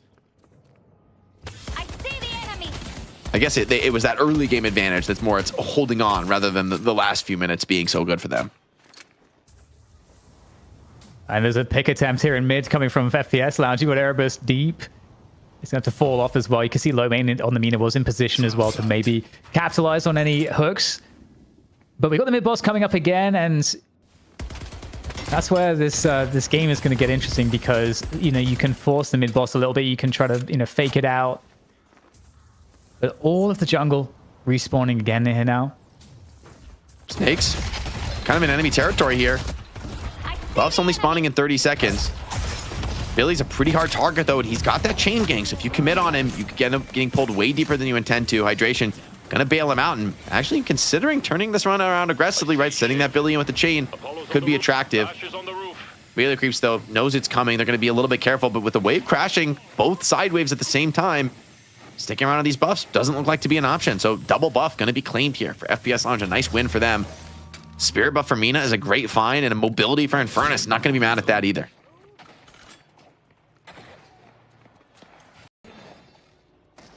Again, a positioning battle.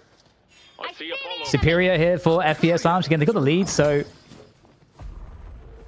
able to do that. But now with the mid boss spawning, what's the play here from Melee Creeps? They could decide to try to find an engagement here. If this Ernie keeps getting carried across, sometimes you can get a catch on a player that's at the back of the formation.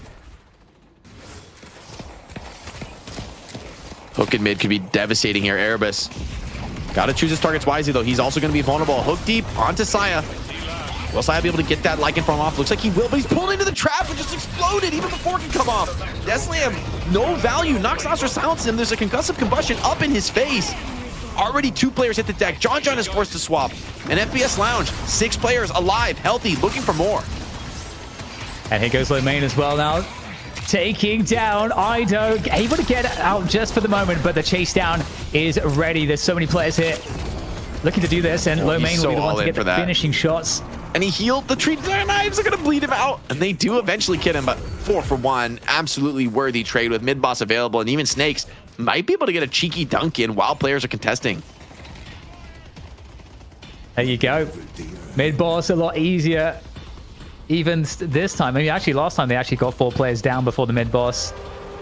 I mean, it's crazy Hail Mary steal attempts. It might come on through here, but I mean, there's not too much to work with. There's He's got the cube, but they're just going to kill the Shiv before I mean, they're finishing the mid-boss while Shiv's in the cube. A little bit of a comment on the state of this game. Dew is very tanky, though. He stayed alive into this. Gonna have to be real desperation parries, but he just gets blasted away by the Venator shotgun. Scout rolling around, not long for this world either. All these gun carries, man. The Eye of Sauron just turns to the goo ball, evaporates him. And hold on, Amber Shrine taking some damage. All right, you got to fix your base here, FPS Lounge. But after you do that, I think this one is looking pretty grim now for Melee Creeps.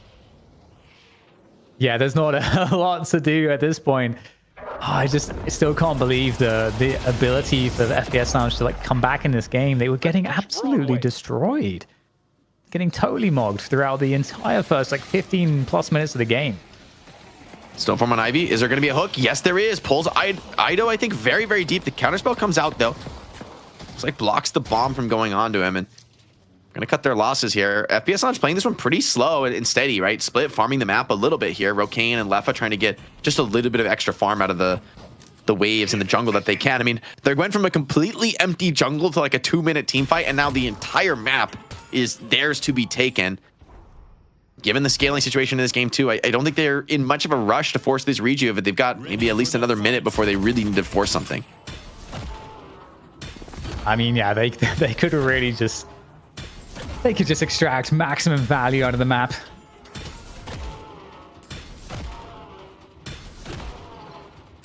Yeah, like they're getting everything, man. They're getting all the sinners at once. Like, look at the mini map, right? When you have all 6 players split like this, it is so efficient for your farming. It's the most effective way to farm. The weakness is that the enemy team can come out and try and kill you, but melee creeps, the fact that they're not even attempting that speaks to their state of mind at this moment in the game, right? They don't even believe it's possible.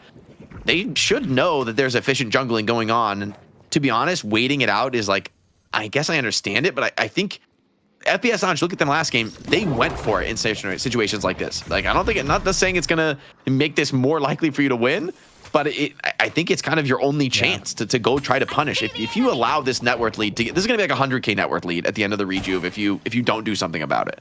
I think part of it is that, you know, what they made sure to do, FPS Lounge, is to show Erebus. So they're showing that, hey, they could get a pick. If they get a hook, there could be more players behind that. And here, there you go, Snakes is ready with the Rising Ram. And once again, Sire's in a lot of trouble there, getting chased down. They should be able to live this one out, though. But Erebus also looking pretty good on the itemization at this point, doing a lot of damage there. And then just forcing Melicrease back into the base once again. Yeah, every time you take one of these trades, you risk that, like, hey, you get hooked just that little bit too deep, and things go wrong. Now with the rejuve starting to get low, FPS Lounge are going to make their move, coming deep into the base. Swap comes in onto Rokane's Venator, but he's playing well here in the corners in these rooms. Being chased down, but John's running out of gas, and the heals from Ivy are insane. They sustain him back to full. Almost 2,500 healing in just a few seconds there from Hydration and Rokane. Wombo combo in the late game, and the game is just done, man. Melee creeps not even able to get a single rejuve crystal down just yet.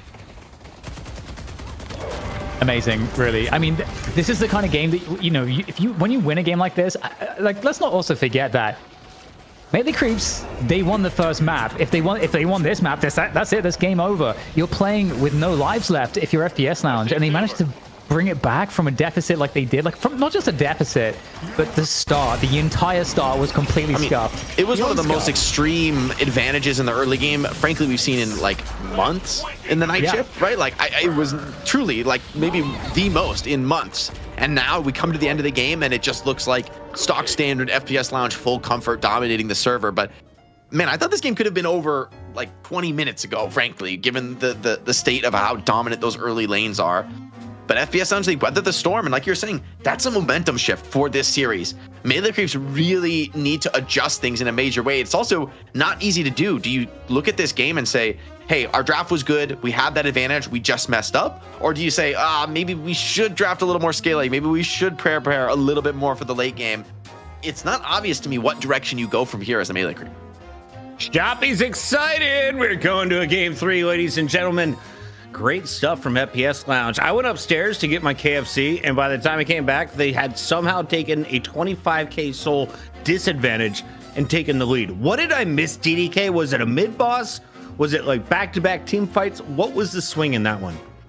Honestly, it's kind of interesting because there wasn't any one moment when they were recovering that deficit. They got to a point where, I don't know, they were just clawing it back very slowly, obviously benefiting from the comeback souls, but they gave away 2 comeback urns on there. So the 10-minute urn and the 15-minute urn were both comeback urns for FPS Lounge, and Melee creeps turned them in. And yeah, were like 20 kills ahead. It's just like, this game's over. Yeah, usually if you can do 2 enemy side comeback urns to start the game, right, it is just a terrible, terrible scenario to find yourself in. It's so hard to come back from there. And I think ultimately what it comes down to is just some really clean executions. I think a couple little overextensions from melee creeps where maybe they feel overconfident. Maybe they're thinking the same way we are, like, oh, we did these comeback runs, like we're dominating this game so hard. But given the comp they had, I just don't think they had room for those kind of mistakes, right? You come in for some kills, Erebus gets like one hook, a big trade kill comes in, and I also want to give a lot of credit to Lowmain's Mina, right? We saw quite a few moments where his ability to just distract and delay and to create confusion meant, hey, free objectives, free urns for FPS Lounge, recover them a lot of the soul advantage, and then you get that one good team fight. Mid boss is around. This is, though, I think is that team fight, right? Erebus hooks Fish Kick out of the sky, kills him here, and I think he finds even more into this team fight. So huge moment to really turn the game around here around the mid lane. The Gunbot doing massive damage. He is undefeated on the night. I might be wrong on that, but I think I'm right. Here we go. We're going to a game 3, and I feel like we're not going to see Bebop in it. Will we, DDK? I think it's still quite possible. Yeah, it might just be that Bebop could get a bit more prioritized, maybe. It's hard because you're not going to first ban him, right? Like, there's no way you first ban him. He's not that much of like a meta-breaking, hero. But also, it's been going in the first 3, so he doesn't tend to get banned in the second phase. I think it's likely we will see Bebop throughout the series. Erebus earned our sidekick of the week last week with his performance on FPS Lounge using the Bebop.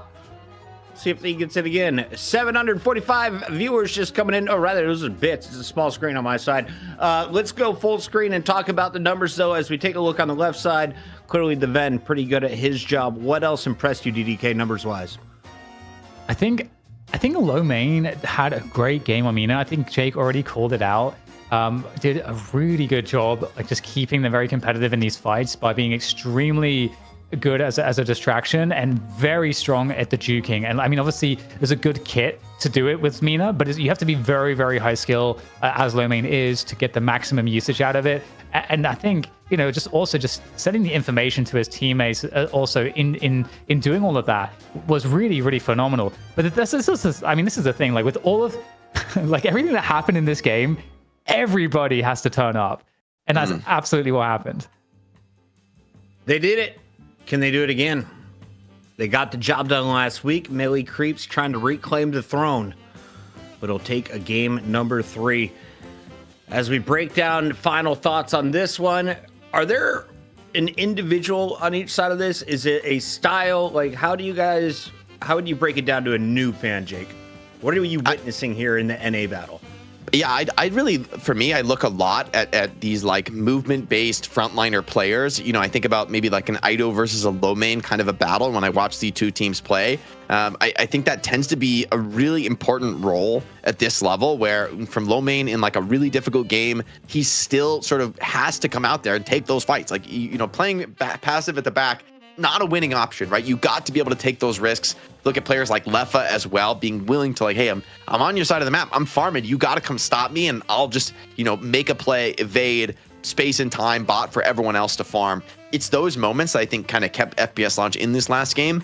But just the flip side is like some small adjustments here and there can turn those like big plays into just, hey, free pickoffs if the enemy catches you and punishes you at the right time. So both teams, I think, playing really well, but Melee Creeps, it's going to really sting for them that they had an enormous lead like that and couldn't close it out. Like, that is pretty egregious. And even though, the other team had better scaling than you, I don't think it's completely crazy that they came back there. It certainly is going to feel terrible with how much they must have felt that they had almost already won with those 2 earned dunks. Any worries that they're mentally boomed, Dan?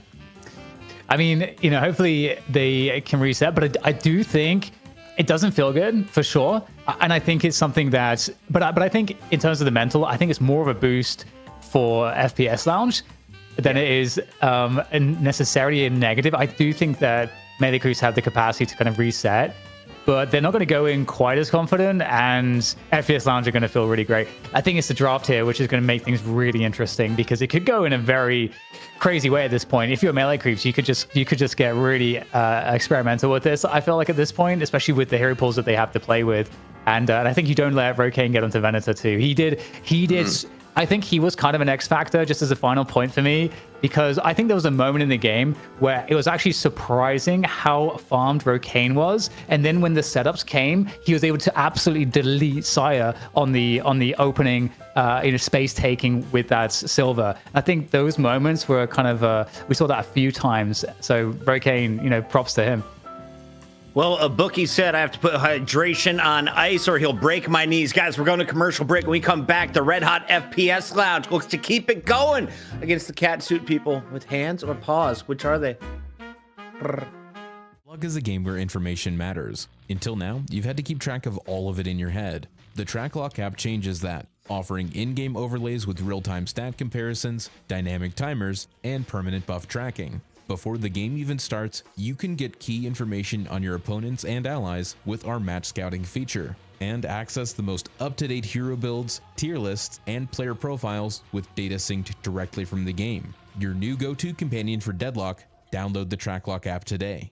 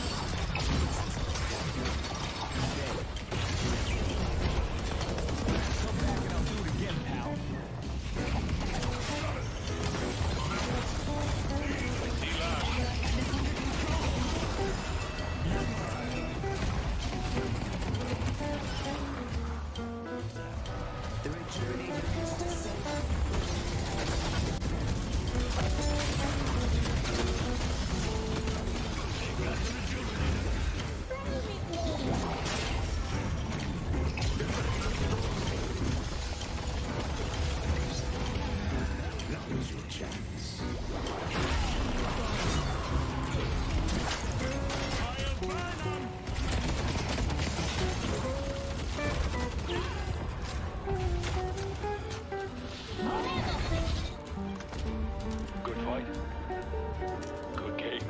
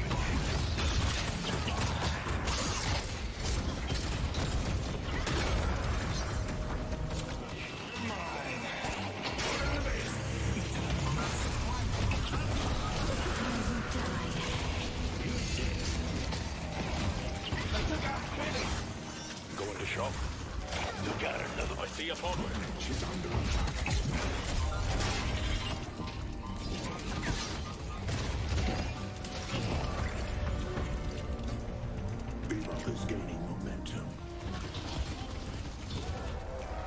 The rejuvenator is descending. I see Apollo.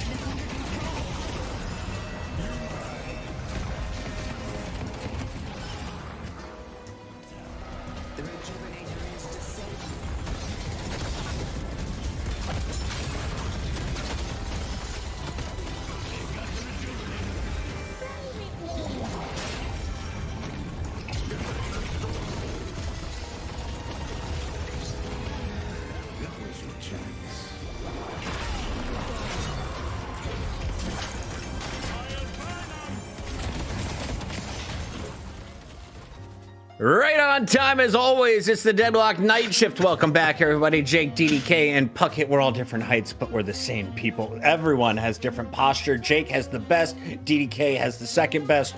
I have the worst. Dan, let's start with you, though. When it comes to posturing in game, who has done a better job tonight between Melee Creeps and FPS Lounge? Who looks more dominant on the map throughout the game? So I think one of the things that contributed heavily to FPS Lounge doing such a great job coming back in the last map was their team positioning, their team posturing was really excellent. They had all the right players in sort of all the right places, so they could support Erebus when the hooks came in. All of the spacing for Rokane. I mean, it's so important as the Venator that you're alive throughout the entire fight. The other team's really good. They know that. They're going to try to find ways to be disruptive on your backline, such as Venator can be in these fights. And the way that was handled so that he could get maximized was great. And also, you had a really good job from Low on the Mina, being able to be that disruptive force to the opponent's backline as well. So I think just the whole team coordination was really good from FPS Lounge in that game, because they were on a knife's edge for a very long time. So I mean, if they can repeat that, then they're going to have an edge for sure. Jake, our local looks maxer, what do you got for us going into this final game in NA? Yeah, I think it's just been an interesting series, because if you look at it on like a total time of these last two maps, Melee Creeps have been dominating and probably feeling really good about their performance for like 80% of the clock time. And it's only in the most recent 20% where FPS Lounge turned the game around and win it in their favor. Now we're going game 3. It's a full reset, obviously. But mentally, it's going to be interesting to see whether Melee Creeps having like overall more success through the series matters more, or if FPS on saying like, hey, we figured you out, we found the answers, we responded, and now we know how to win. Maybe that's going to end up being the trump card. So really excited to see this game 3. I feel like it's anybody's game. I think the draft is going to get wild, because honestly, both of these teams, they have really different perspectives on the heroes they want, on the style they want to play, and really it's hard to call who's going to end up coming out on top. And then DDK, what's more important, your coach deciding the draft or the in-game leader? It's definitely going to be a combination of what the players want and the coach wants, because the coach is going to have a really good idea as to how everyone plays and performs, and sort of what the what's going to be good against what the opponent is trying to draft, or how they're going to try to counter draft you. But it also does come down to what the players are comfortable on. You don't want to stick a player on something that they're not feeling good on. So there is kind of like a mix there, where sometimes it's going to be more important to prioritize the comfort of the player over what could be kind of on the paper like the optimal pick. So there's always that. But at this level, I think all the players on both of these teams have diverse enough hero pool that it shouldn't be too crazy. Like, I don't think we should be in any spots where anyone's uncomfortable. We got the draft loading up here. This will decide who's walking away with our money. Thanks to Shopify, we have a record-setting prize pool starting amount, and you can add to it with !donate. Find out that link in the chat. Go ahead and add to it. It goes directly to the players. Any of the other tips goes to the crew to keep the shifts working properly. We got to take a look here at our first ban, and Viper will not be permitted in this lobby. A first ban on Viper. Was that necessary? That might be the first time ever. That might be the first time ever we've seen an overall first ban on Viper. You know what? I don't hate it. I do think what we saw from Viper in that game was like actually terrifying, and maybe you just don't want to match out against it. That's such a Hufflepuff move, bro. Getting rid of Viper first. That's targeted, man. That is a targeted at Fishcake, but you got to put some respect on Fishcake. The guy pulls out some of these like wild and wacky picks. He was, I think, the first person to play Graves when she was like sort of unpicked in the meta. Not cool. And it is an overall first pick, Dynamo. Oh, baby. It's the professor's world. We are just living in it. What a beautiful time to be a Deadlock fan. Do Melee Creeps have the Sinclair? Because I don't think they've been put in this position yet today. So I'm curious if they'll bring out the Sinclair, right? So you might just get like Venator and Furnace and just like, okay. I am shocked though, Jake, that they gave up the Venator, because Rokane has been insane on it. Yes. And you're giving it to John. It's like, it's actually such a bold decision. God, Venator Silver is just so terrifying. I'm like, the Dynamo overall first pick is so cool, but all right, I will say like since this update, these two characters have been in the very high portion of our success ratings. I will say, I think you go Infernus Bebop right here, and Silver is not looking so good. Like, I think Silver struggles against heroes that just kite her and like mess with her mobility. Bebop feels really easy to play into Silver. I mean, she can just kill you sometimes, but if you have your teammates around you, like she's super easy to hook and save your allies from her. The Infernus is insane at kiting her. You just ignite her and flame dash away, and she's not really ever gonna to do much about it. The disarm doesn't really hurt on Infernus as long as you've already ignited her. And Dynamo's great at saving people from Silver, right? Of just quantuming them away. So I think this first 3 from FPS Lounge, I was questioning it when they gave up Silver Venator, but I kind of think I'd rather be FPS Lounge with the first half of the draft done. Is there a hard counter to Infernus or a character that slows him down? You basically just need hard stuns. That's like the basically what counters him is stunning him while he's flame dashing. Problem is actually hitting some of these hard stuns while he's flame dashing is pretty difficult. Because he's, can move so fast. You're already, burning down. You got to think, should I even try? Should I just run away?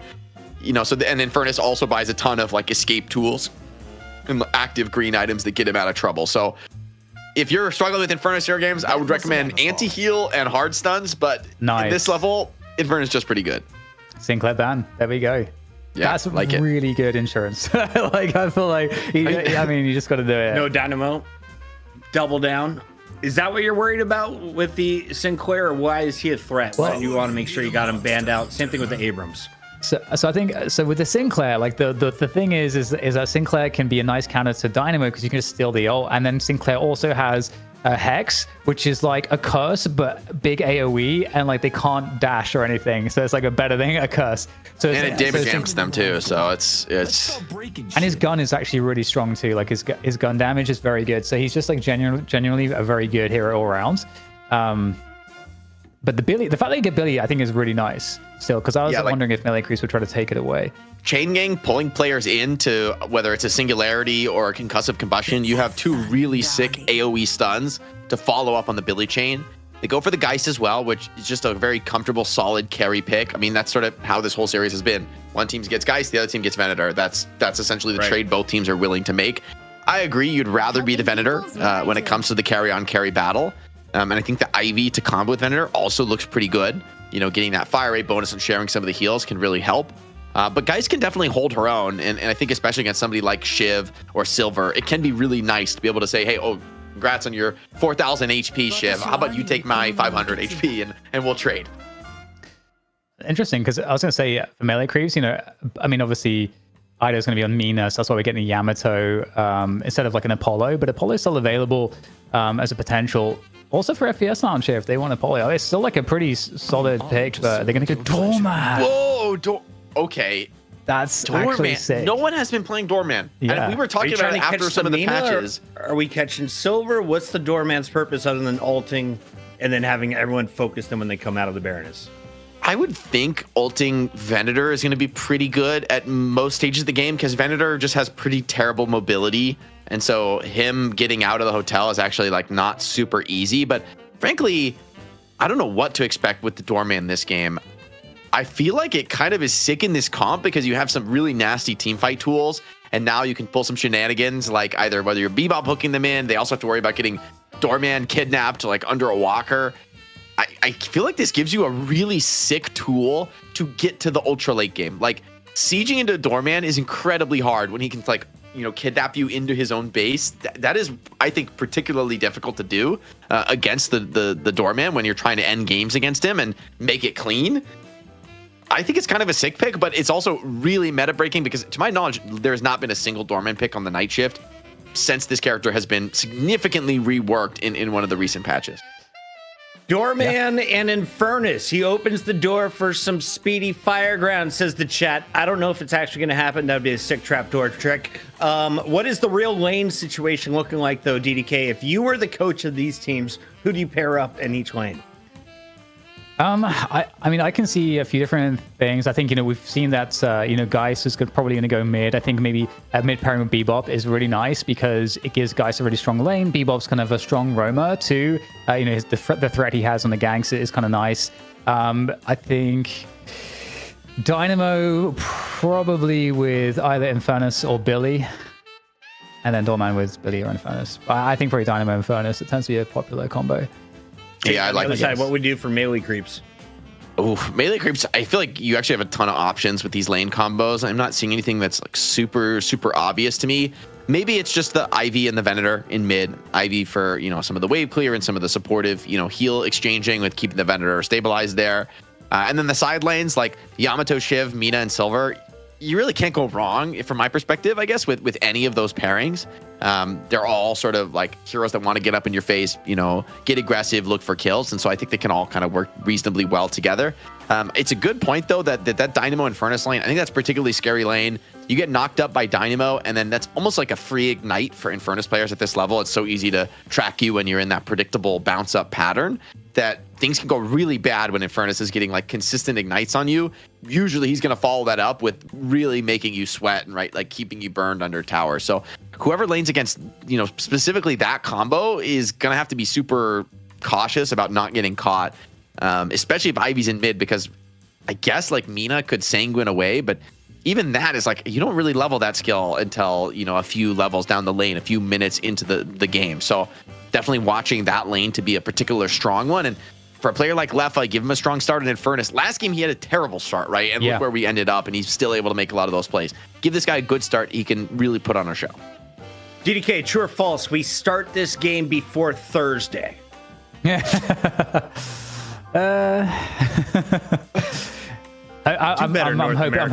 hoping. But you gotta stay prayed up. Stay right. Are they milking the streams on the player end? I need ZP to stop reading manga and get these games going. FPS Lounge, melee creeps, cat suits versus capybaras with sunglasses. Drop your edibles. I mean the vitamins that keep you going, and do a happy dance. Here we go, friends. It's game 3. Game 3, decisive between FPS Lounge and melee creeps. For FPS Lounge, holding on to the championship would be pretty insane considering the games so far today. Not been kind to them. They even go with the doorman, gambling it all. Wonder who's going to be piloting that hero in this draft. I see Shiv. Yeah, I think, well, I guess we'll be, find out in a second. I just want to add a quick point on the Infernus as well real fast, because we haven't seen Lefa be in a situation where he could be a bit higher economy in terms of just like the heroes that are on the team in total. But he in this map, he actually has a lot more priority on farm. So I'm really curious how the game will look for Lefa. Yeah, I think I always want to see Lefa getting some decent economy. Low main on the door, man. For me, this is one of the most exciting players to watch on FPS Lounge. Just a young player who loves to make those flashy, stylish plays. And if he's been practicing the doorman, it's hard to think of a player who I'd have more faith with in terms of their ability to execute and find some of these big late game plays.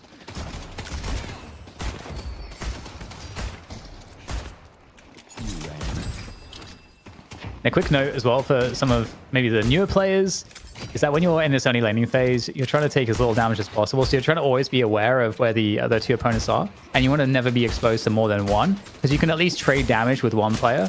But if there's two players that have line of sight on you, you're going to be taking more damage. And so that's, something that you can think about is how you're exposed you are. Yeah, I feel like the devs nailed the laning in Deadlock so incredibly well. Like, there's such an incredible skill and reward loop and, you know, so much nuance. And yet, even for a beginner, you can still have a lot of fun in the laning phase. So I think that's just, I don't know, at least one of the things that for me has kind of kept me coming back over and over again. More burns in this side wave, although hold on, maybe it's a turnaround. On to Lefa, needs a bit of that rejuvenating Aurora.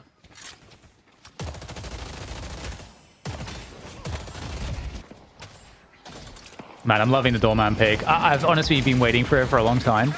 Wow, early kill found in mid here onto John. And I mean, if we think back to the last map, it was melee creeps that were getting all the picks in mid. At this time. Yeah, already a very different game, right? There already would have been a few kills in this game if we were on the same pace as game 2.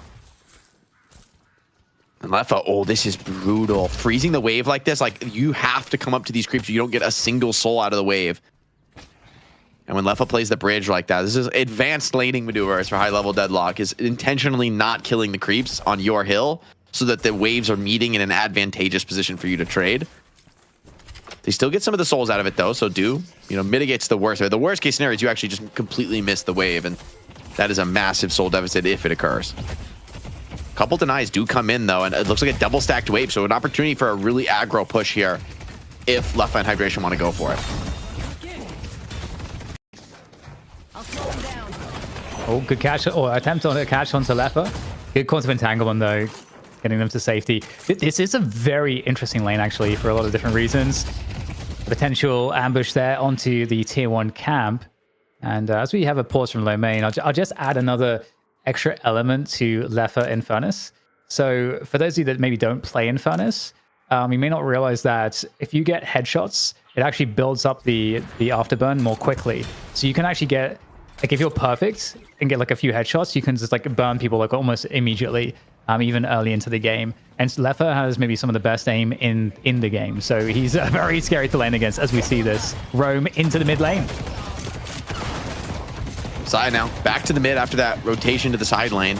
A lot of damage coming in on the Erebus and the Bebop. You can see they don't really want to put much pressure onto Rocade because they know he can kind of shrug it off, but Bebop he's a big target. Yes, he has a big hitbox, but it's very easy to hit him with skills and just gun damage. So definitely got to be watchful when it comes to a hero like Venator. By the way, John, he might have taken a death in this lane, but getting a lot of solo farm is absolutely keeping pace here with Rocade. So Saya's ability to roam and put pressure down with pretty minimal soul resources is I think one of the reasons so many teams are prioritizing the Silver so highly, is that she's probably one of the most effective heroes with relatively low econ that feels like scales almost every game. It feels like you're just always going to do decently well. These trades against both Geist and Bebop are horrible. The life drain, it's very, very strong. And on the other end of things, John's trying to get out there as well, do some damage, but got to be very careful you don't lose anything else here because they've already lost some kills in this mid lane. And my god, Saya's going to get sent away. He is so low. Yeah, Rocade is just chilling in this, right? They keep going for these trades on the Bebop, but he just exacts a high price for it. Even the bomb hits there too, so certainly a high pressure lane here for the melee creeps to hold on in. Double buff went in, a beautiful hook. That should be a kill here on the Silver. He does what damage he can, just going all in, trying to get that trade on the Bebop. John's trying to follow it up as well, and maybe has just done enough with the jump over to the top. Should be clear to get out of that. So 1 for 1 is honestly not bad for melee creeps. FPS Lounge did get both bridge buffs. They got Vitality buff for Lowkey, who is getting harassed a little bit there. And you've also got the Lefa on the speed buff. Nox Nostra is going to be forced to come out here to try to catch Snakes. Doorman shenanigans. Oh, going through with the rake. Is that too much, though? Trade it out. Is it worth it? I mean, it does take the Vitality buff away, which I think might be worth, but Ido is pretty significantly richer than Lowkey. So actually, I would say in the end, it's probably not. Yeah, it's always interesting with the trades, but okay. Snakes is going to be happy about that. He's like, thanks for your sacrifice, Lowkey. I will take that solo kill. 100. And back on the lane again, Lowkey. No Baroness. Wow, look at the tower taking a lot of damage, man. Like, they have just harassed it down sort of wave by wave. Now Billy's even willing to throw some heavies in. They're going to commit for this tower finish. Couple knives in Billy. It's got to be pretty cautious. There's no Nox Nostra here, so follow-up could be a little bit awkward. And Lowkey sticking around, putting some pressure on. Doesn't want to stick around too long, though. Ido's right up in his face. Lowkey is just absolutely fearless here, just playing to door his way out. But, ooh, gets kind of caught on the geometry. Parry's fish kick, though, and that, oh my god, that is devious, man. Oh, that's crazy. I was wondering what he was up to. Like, why is he going for like a healing trooper or something? Like, I knew he was going gonna like door out, but he stayed around way too long. Like, that was greedy, man. He must have just been like, they'll never expect me to run towards their like side of the lane, and then I can get the cooldown on the door. Crazy. Okay, well, it's a good start here for FPS Lounge. They're ahead 4K early. This is a decent lead. Not like the crazy lead we saw in the previous map, but this is like a more normal, like solid lead at this time. And there's the Baroness in the mid. And they're just juking around, being really annoying. Silver is going to take full damage, just gets cooked. coming out the other side. And when you're low stam, like a 2-stam character, like if you don't have your skills on silver, like it's pretty hard to ever get out of the Baroness unless you get maybe some stam items or something like that. Deceptively strong, especially when the Baroness gets maxed out and you're able to get most of the cooldown refunded when people fail to check out. Like that is, I think that's legitimately pretty scary in terms of late game team fighting. Like at the prospect of Doorman ulting multiple people in the team fight. Being a team fight, so we've got an engagement hit coming on through again, and I don't know if John John's surviving this one. Sire's going to come out with the wolf form though, so might be able to help keep him alive, but Nox Nostra over the top two. That should surely turn the tide a little bit. John John goes down, so the carry's out, but they at least trade it on for carry. Yeah, decent trade. I mean, the Nox Nostra is crucial there from Ido because Rokane did have swap. So if he wasn't silenced, he would have been able to likely swap and get back to a healthy spot there. So wise from Saya to kind of play that one slow on the silver, not give up the swap, and then wait for Ido to come in with Nox Nostra to silence. Still 3 Guardians up here in favor of FPS Lounge as they find a fight on the top level. And Snakes is all about this fight. In the meantime, you've got the hit squad from FPS Lounge. Getting the Guardian left side, now going to mid. 3 players in mid for melee creeps. Might have a fight potentially brewing here, depending on if FPS Lounge want to take it. Looking to defend their Guardian in mid, so it's all on melee creeps. And both teams looking for wave priority now as we're getting closer to that first done at 10 minutes. Yeah, 3 Guardians for 0, by the way, which is actually going to, I think, be quite nice when it comes to the prio on your ability to grab not only buffs, but also, of course, that crucial urn in the early game. Skill from Erebus, important, but Ivy should still be back in time to defend or threaten for urn. Still, the last 2 buffs both went to FPS Lounge. If they are able to secure another 2, it really does start to feel like the tides have turned. Here comes the Baroness coming out from the Doorman. Shiv trying to get his way out of here. Doesn't check out in time, I think. It's close. Okay, no, maybe he does, just barely. He's down to the absolute wire there. Big fight, but that's Sai has to jump off the top level. Actually getting completely taken out of the fight and is up on the spot now as well. And melee creeps, they have some players, but it feels like the positioning overall for FPS Lounge is a little bit better here as they're looking to go for the kills and just trying to close the distance with the killing blow there. And it looks actually quite good for melee creeps here, trying to tank some damage, take the urn away. Saya coming back into the fight. You got Dew here as well in the Yamato. There's a lot of frontline to help get this urn to safety, but it's been knocked out the hands again. The fight for this urn is crazy. Snakes is just out here brawling on the Billy, and kind of a 1v3 right now, but has the door to kind of back out and play safe. It's not something you really want to come in, given that, of course, it's Lowmain who has control of that door, but it seems like Snakes maybe starting to run out of gas. The pressure getting to him on this Billy, just has to kind of try to play his way out of that. Lowmain does go down. Lefa follows him into the grave. Dew and Ido combining for some big kills now in that team fight. A lot of Walker pressure able to be done by Rokane during that trade, but ultimately, John makes the hold, so you're not actually going to be able to claim a Walker. She had a zip boost from Hydration to get position on the urn drop-off as well. So whilst this fight continues in the left lane, there is going to be a defense on right. Erebus, 2 quick kills set up by the Bebop. It's going to be really nice for him to be able to buy. See if he goes for Slowing Hex or Fortitude right now. I mean, this is a pretty big power spike for Bebop. This like very early game gun and vitality spike. You can just kind of run around, brawl all over the map, find these team fights at your leisure. And they can't drop off the urn, they lost positioning, they lost priority on the right side. That's being looked after by Rokane, and Hydration, he made his way to that position as well.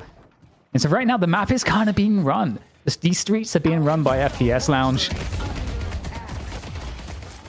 And posturing from Hydration, man. He's willing to like contest even on the opposing team's roof. And there's a 2-for-1 sieging the Walker right now. Mina just has to run away, and Furnace is going to get a free Walker here alongside Bebop. Will it actually be free, though, or will melee creeps be able to get the urn dunk? They almost need to at this point. Ivy trying to get in there, but with the Baroness down, Hydration is out of the fight, so seems like the force is going to continue here for melee creeps. They're trying to get something out of this trade. Ivy's still not in the fight, and this is a problem. Finally going for the dunk. Trying to time it. They melee him. Good catch from Snakes. Oh, wow. It's denied. It's denied, and this could be disastrous. Are they going to get punished for it? Players now coming into this one. Lefa coming in from behind. Does he want to commit? Seems like the cleanup kills are coming through. FPS Lounge drops a lot of bodies for that. The Urn Dunk does come in. Lefa grabs a couple of the souls for himself.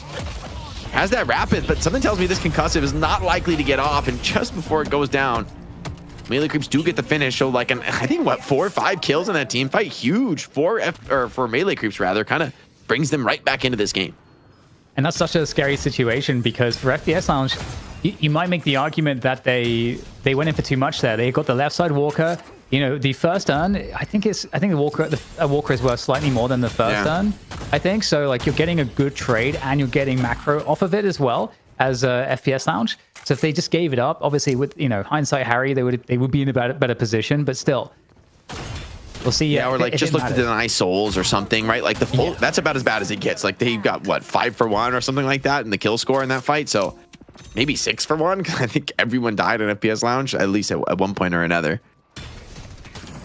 Yeah, that's absolutely right. And we'll see if they can recover here. The door shenanigans have been really awesome to see so far. You can clearly see the utility of it. Lowman's got to be careful though. He's really out there at the moment. He's going to get trapped in the underground. Snake so takes down Dew. And looks like the positioning battle will be won by FPS Lounge in mid. Yeah, some key trades there. Ooh, hydration. I don't know if you want the smoke with the Venator, man. But although it's a bit of a deep chase for Venator, who's starting to get low, knows that the spawners are going to be coming into that. There's a slowing hex, but grabbed by Ivy, pulled away from trouble. Great save by Scout onto the carry. Okay, a lot of pressure on the right side of the map here. You know, cleaning up some of the opponent's jungle. Really nice to be able to do this. At the same time, Left is still holding on to that left side Guardian by himself. If they rob doubles, it's just brutal. Yeah, and for Mina, I mean, she's kind of out in enemy territory here. Still has the wave by her side, so she's not going to be too scared, but she does not have any kind of walker in this lane to protect her if she tries to fall back. And Lefa knows it, is absolutely going to run at her, just send her packing. And I don't think you can really get this chase down on Infernus, but she actually is going to try and peel back in and maybe look for something, but I think there's just too much evasiveness from Mina. I think she's just taking you on a wild goose chase. Ido wants to be able to pick up the tower for himself, but Lefa just won't allow it. Yeah, Hydration's coming on the Dynamo, so a little bit more threat there as well. If you get stunned, you're in a lot of trouble. The speed buff is kind of nice pickup. In the meantime, Snake finds a battle against Dew here. A lot of pressure. Melee Crews, they want this Guardian. There's still 2 Guardians up. It's 15 minutes here, Jade. Oh my god, the doorman needs to close this door. There's players coming through it. Snakes can't quite get the heal off and stay alive into that one. Now Saya's turn to utilize the door. Both teams using the door. Just stepping in and out through the map. Eventually, though, the owner is chased down. Dew trying to get a big trade-off in here. Has a concussive, or rather the Shadow Transform to dodge that concussive combustion. And another strong team fight for the Melee Creeps, right? Sharing the pressure pretty equally, but 3 for nothing on the kill trade. Well, as I say that, hold on, 3 for something. John does go down, and maybe more to follow with Erebus finding these hooks. And right now, they definitely need to convert the Walker, I think. They're going to give up the urn. So you'd want to get the Walker in return. They're going to lose the Guardian left side as well, Melee Creeps. But yeah, they're going to clean up this right side Walker. They can get mid lane priority as well. So overall on the macro, once again, we're in a similar situation where, okay, they lose the urn, but they're going to have that macro edge from picking up these big objectives and from having the extra map control as well. Opportunity to clean up some of the opponent's farm like we're seeing as well. Yeah, it's always nice. Deny the soul there from Ido, but I think Lowman is going to be able to claim that Sinner's last hit and the buffs that come with it. Snakes wants to sit around here and defend his own doubles. Mina wants to put some harassment damage in, but the Billy's quite the hard target. A lot of the players here from Melee Creeps in the enemy jungle, they're going to fall out now. But, this is the important part. Protecting your own doubles is really, really, really key. I will say the doorman is so sick for like contesting and stealing enemy doubles when you just have a door that takes you out to a totally safe area like Walker. Yeah, absolutely. Oh, good hook coming through from Erebus. The save, though, that's why you pick up... Oh, my God! No way! You're not getting out of here. That's crazy. That is a wild hook from Erebus. We need to check that out on the replay. I thought, he is for sure saved. Scout pulled him out. And Erebus with the hook. It's actually going to lead them straight into a mid-boss. They know, hey, no Shadow Transform. Hydration sitting on the Singularity. It's time to go for it. This was done to them in game 1. Now they do it to Melee Creeps. for the fast mid boss, but the contest is going to be coming in. Not a lot of ults here. Nox Nostra may be available for melee creeps. Chain Gang coming on through. There are the Rejuvenators captured by FPS Lounge. All 3 of them. And now the fight coming in. Melee creeps, they're going to be at disadvantage. They lose Fish Cake early on. And there's the cart taking Ivy for a ride. And this is just generally a very sketchy fight now for FPS Lounge. A lot of very low players. Erebus on 1. And oh my god, that's so scary. There is a Venator ulting down below. It looks like Lowman's going to get out. If you could just get away. Singularity looks like onto 3. Big catch here from Hydration, trying to turn this fight around. They lose 1 rejuve, but still more players left to fight this. FPS Lounge, no rejuves left. The other 3 players are pretty low into this one. Not an easy fight. Melee creeps want to try and get more out of this, but maybe they sense that's all they're going to find. To try to back out now before the chase can come in. FPS Lounge maybe feeling okay with this, but they're actually still looking out on the map despite being low on a few key players. They're willing to take this fight, recognizing, hey, without some of these key ultimates, melee creeps just cannot trade.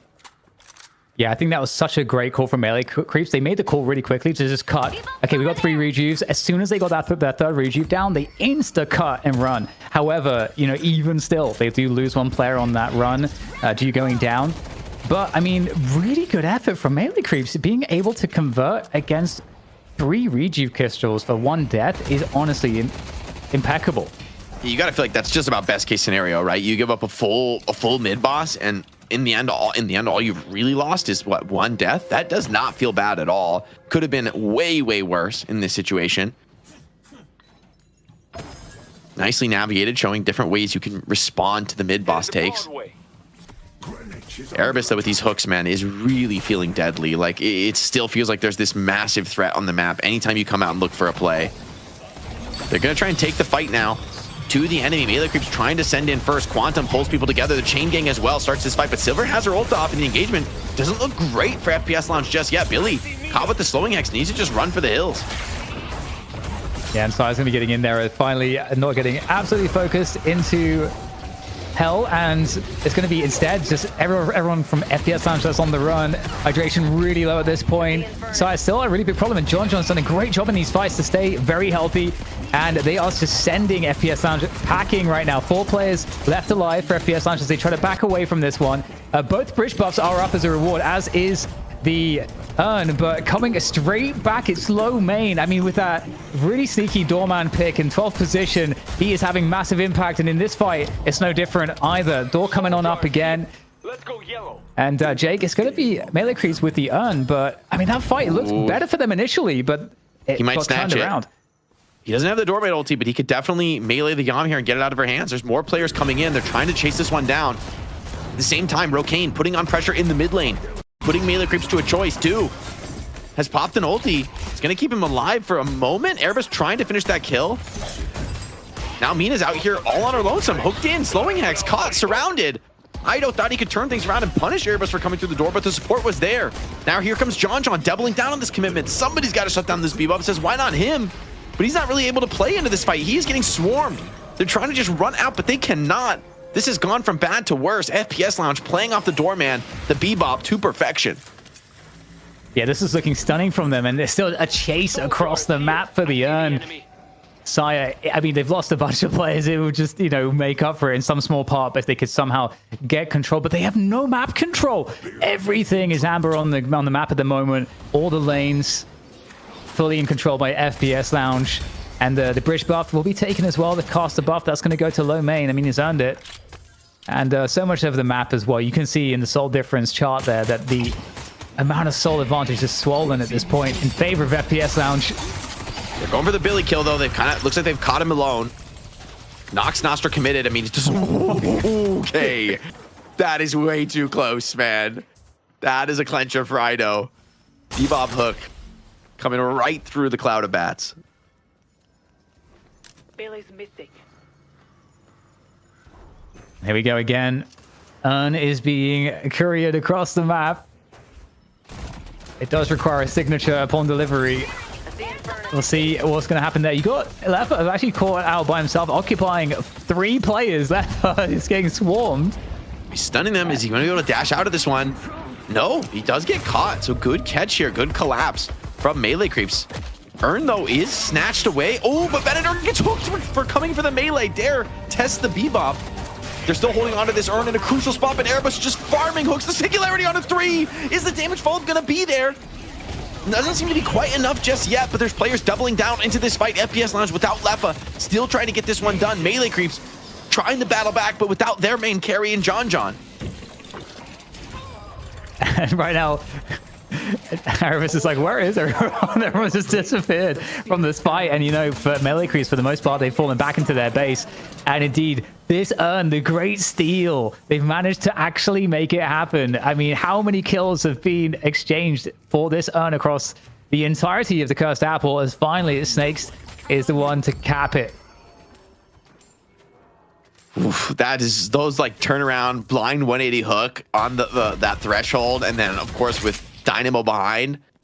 Like, the Dynamo first pick has felt justified. Remember, Hydration is also one of the OG NA Dynamo players. I kind of think Hydration might be the best Dynamo right now. Like, it feels like he's patient on the Singularities, but he always finds the moment. I mean, I think he's find what? We gave him the crown last week. He definitely has it right now. And like, he always gets like a 3-man, which I feel like almost isn't even necessary. Like, hey, if you get 1 or 2 with Singularity, like, I'm happy with that. You know what I mean? As long as you don't just die and get no value out of it. Speaking of getting value, by the way, Lowkey has also had quite the game on Doorman. Like, I'm kind of curious to see what he's going to... Looks like he's saving for, I assume, the luggage cart max? I'm not exactly sure. Maybe max door? I don't know what the build is on this hero, considering nobody plays it. Yeah. It's been a while. I mean, the luggage cart max, I think you get like a much more sizable stun, I think, right? I can't... That's the thing, like, I can't remember. It's like a wall like, stun? Yeah, exactly. It's like, it's been changed. Hold on, Hydration. Caught. Gank doesn't have the Quantum. Doesn't have Singularity either. Getting swarmed. Melee Creeps was hiding for this, setting up for the play. Now a Baroness here. Hits on the Yamato. See if she comes out of this one. Doesn't quite have that Shadow Transform, actually, so could be targeted. And there's a Walker right behind you here, so it's not a great spot to be hanging out. And for all that, in the end, it's just a 1-for-1. And Melee Creeps trying to escape now. Mina just running for it. A couple players not here, though. So for Melee Creeps, I guess they are farming a little bit more efficiently. The FPS Lounge wants to punish them for that. And this is not a good look here. Using the Killing Blow to try to escape. This is rough. Oh, it takes every little bit of Shiv tech to get out of that one. The end comes up again. I feel like it just got turned in. Yeah, man, it's some wild fights for the urn, and both these teams seem pretty evenly matched. The Walker advantage is pretty real, though, for FPS Lounge, right? The fact that they have a Walker behind them in that fight makes their position just so much more effective. Kind of a tricky hiding play, right? Like, it just doesn't work as well when the enemy has a defensive location they can back out to. Yeah, right now, you know, the urn's being carried across, and I mean, it's still a pretty... the deficit is real, but it's not too crazy yet for Melee Creeps. They are a serious threat in these fights, and we'll have the urn now. I don't see it being stopped at this point. We'll see what Melee Creeps decide to do. Do they drop into mid-boss like we've seen them do before? But there's the connection. Flying Strike. Oh, but into the hook, into the middle of everything there. Good burst damage, though, onto Erebus. If they can deal with Erebus quickly, that would be excellent. And they are charging him down. They're swarming down to Erebus. This would be the pick of all picks to find, and they get it. And they get it, and it's relatively clean. The rest of the team is still super healthy on this one. Would be surprised if Melee Creeps don't just kind of rip it in for a mid-boss now. Lefa doing his best to pull some attention onto himself. Wants to bait a bit of an ill-advised chase. No warp stone available on him. Has to be a little bit cautious. With another flame dash coming up, though, he's going to go back in, man. Just no respect, no fear being given. He knows that, hey, back off for a moment. It will be a mid-boss, as it looks like Melee Creeps are considering forcing that objective. This is really tenuous stuff here. Let's take out Shiv. Okay, it's crazy to go for the mid-boss right now. Oh, you had a player dead, guys. What is going on? FPS Lounge. Gonna put some damage down on the mid-boss. Maybe baiting some players into a fight. Actually, they're finding Saya. Just a bait here. Unstoppable came out from Dynamo. Fortunately, had to deploy that just to survive. So Saya getting back to base, able to reset. There's a big wave crashing on Shrine as well. So basically, even into this fight, Erebus is gonna be up soon. Yeah, it's a 23k advantage, but like you say, they're down a play. You gotta be cautious on this one. Lefa just trying to get some information, making sure that the opponents aren't down here as well. Is he going to try to make it raw and try to go for a bait? I mean, that would be just so wild. Obviously, let's not forget, some of the best bait setups possible are with the Doorman. We haven't seen it for a while, but let's not forget that. Yeah, your ability to play out of the pit is much more significant. They're just going to use the door, it looks like, inside of the pit to give them better position to get out of the actual mid-boss pit itself. Nox Nostra trying to silence players. Concussive Combustion also delaying players. A little bit of a late ultimate from Yamato. She's not there in time to parry the Singularity on the 2. Slows things down, and with triple rejuve in the pocket for FPS Lounge, they're swarming over the melee creeps. Do already down. A hook onto Scout as they're looking for more. Shiv starting to burn down. Erebus cleans up that kill, and it seems that FPS Lounge might be able to leave this pit relatively clean. Melee Creeps just trying to take whatever they can away, wants to find some kind of kills into this team fight. They haven't found anything yet, Dan, and it doesn't look like they will. It's only Saya standing, and even he just has to run for it. Yeah, absolutely wild. Oh man, they're so far ahead now. It's a team wipe. Team wipe plus triple rejuve, that could be the game. So Erebus has Spellslinger right now as well, which is like a really nice power spike on the Bebop, as you well know as well, Jake. Oh, yes, brother. Oh, yes. And I just want to point out something else. If you go to Bebop's perspective very quickly, I wanted to check out how many green items he has against how massive his HP pool is. Because he doesn't have that many green items, but has like 500 health. And I feel like that I don't understand how it works. I mean, Bebop has a huge health pool. I think it's because you have a giant hitbox. So I'm just going to do some Bebop balance defending preemptively in case the devs are watching. But certainly a good game for Erebus. Once you have Spellslinger, man, the raw gun damage, absolutely crazy. And they're just going to door their way out of the mid pit here. Erebus looking for a little parting hook through the door. But man, what an exchange in the team fight, right? Like, it feels like everyone in FPS Lounge was on just slivers of HP, and everyone who was low was able to like back out and stay alive. Vamp Burst picked up now. I mean, the Bebop is going to absolutely fry. So easy to keep all your Spellslinger stacks. Oh, oh, he's so lucky. He gets hooked there. He is dead. Almost certainly. The position out of the base is not tenable. Oh no, Shiv has to dispel magic, has to just ulti, only to get away for a moment, and even gets caught into the Doorman ulti. FPS Lounge looking for blood, looking for the finish. And they're deciding to turn and focus on the Shiv, but he comes out of this ult. He is going to be in a world of hurt. Gets popped by Erebus. Middle Skin already coming out. Defensive tools need to be deployed just to stay alive. Melee Creeps bleeding out of this game, this series, and the championship. A hook onto Silver, a finish onto Saya. Hydration ensures everyone is healthy and alive, and even Mina just getting deleted out of the sky. Has to Nox Nostra, has to run. Erebus is looking up, trying to hunt for those finishing kills. No hook this time, but there's no one here to defend the patron, Dan. Yeah, this is it. This is it. FPS Lounge with the most ridiculous comeback on game 2. Send it home for another title back-to-back. Incredible. Look, Erebus doesn't lose with the Bebop. He just doesn't. He just doesn't. The hooks are too crazy. MVP. You might need to be first banning Bebop against this guy. Like, I don't know what else to say, or first pick it. Like, he you know, single-handedly, he warps the game when he is on this character. Like, these hooks he's finding throughout game 3 are just oppressive, right? It feels like every time you try to start a fight, you find yourself hooked. I can see why they go all in and try and kill him that one time, because of just the amount of pressure he's been putting on them. Choppy putting his cute little hands together. Well done, FPS Lounge. We were worried about you after game 1, but you bounced back in a messy game number 2. A strong finish, and you will wear the crown for back-to-back weeks. And we were talking, what is best for the scene? Would it be better if we had Melee Creeps winning this week and a new winner next week, or if we had someone consistently at the top? I voted I wanted to see FPS Lounge go on a little bit of a run. I didn't think it was going to happen. Now it looks like it could. Talk me through the potential of this team and what you witnessed today, Jake. What was impressive about the team's performance? I mean, I really think what impresses me the most about this team is the fact that they have been able to keep up with the scene. Like, you got to remember, it's not just that you're, you know, like, for some of these players who have had success formerly on squads like Hydra Nation, that you're able to do the same thing you did then. Winning now is objectively harder than it was then, right? Like, to be able to stay on top and to be able to stay competitive in the scene, by the way.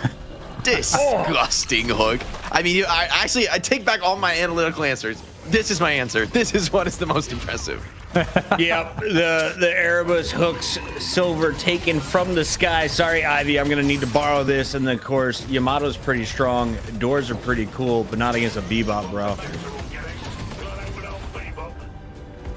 DK, this character's disgusting. I understand now why you guys have been playing Bebop for 100 games.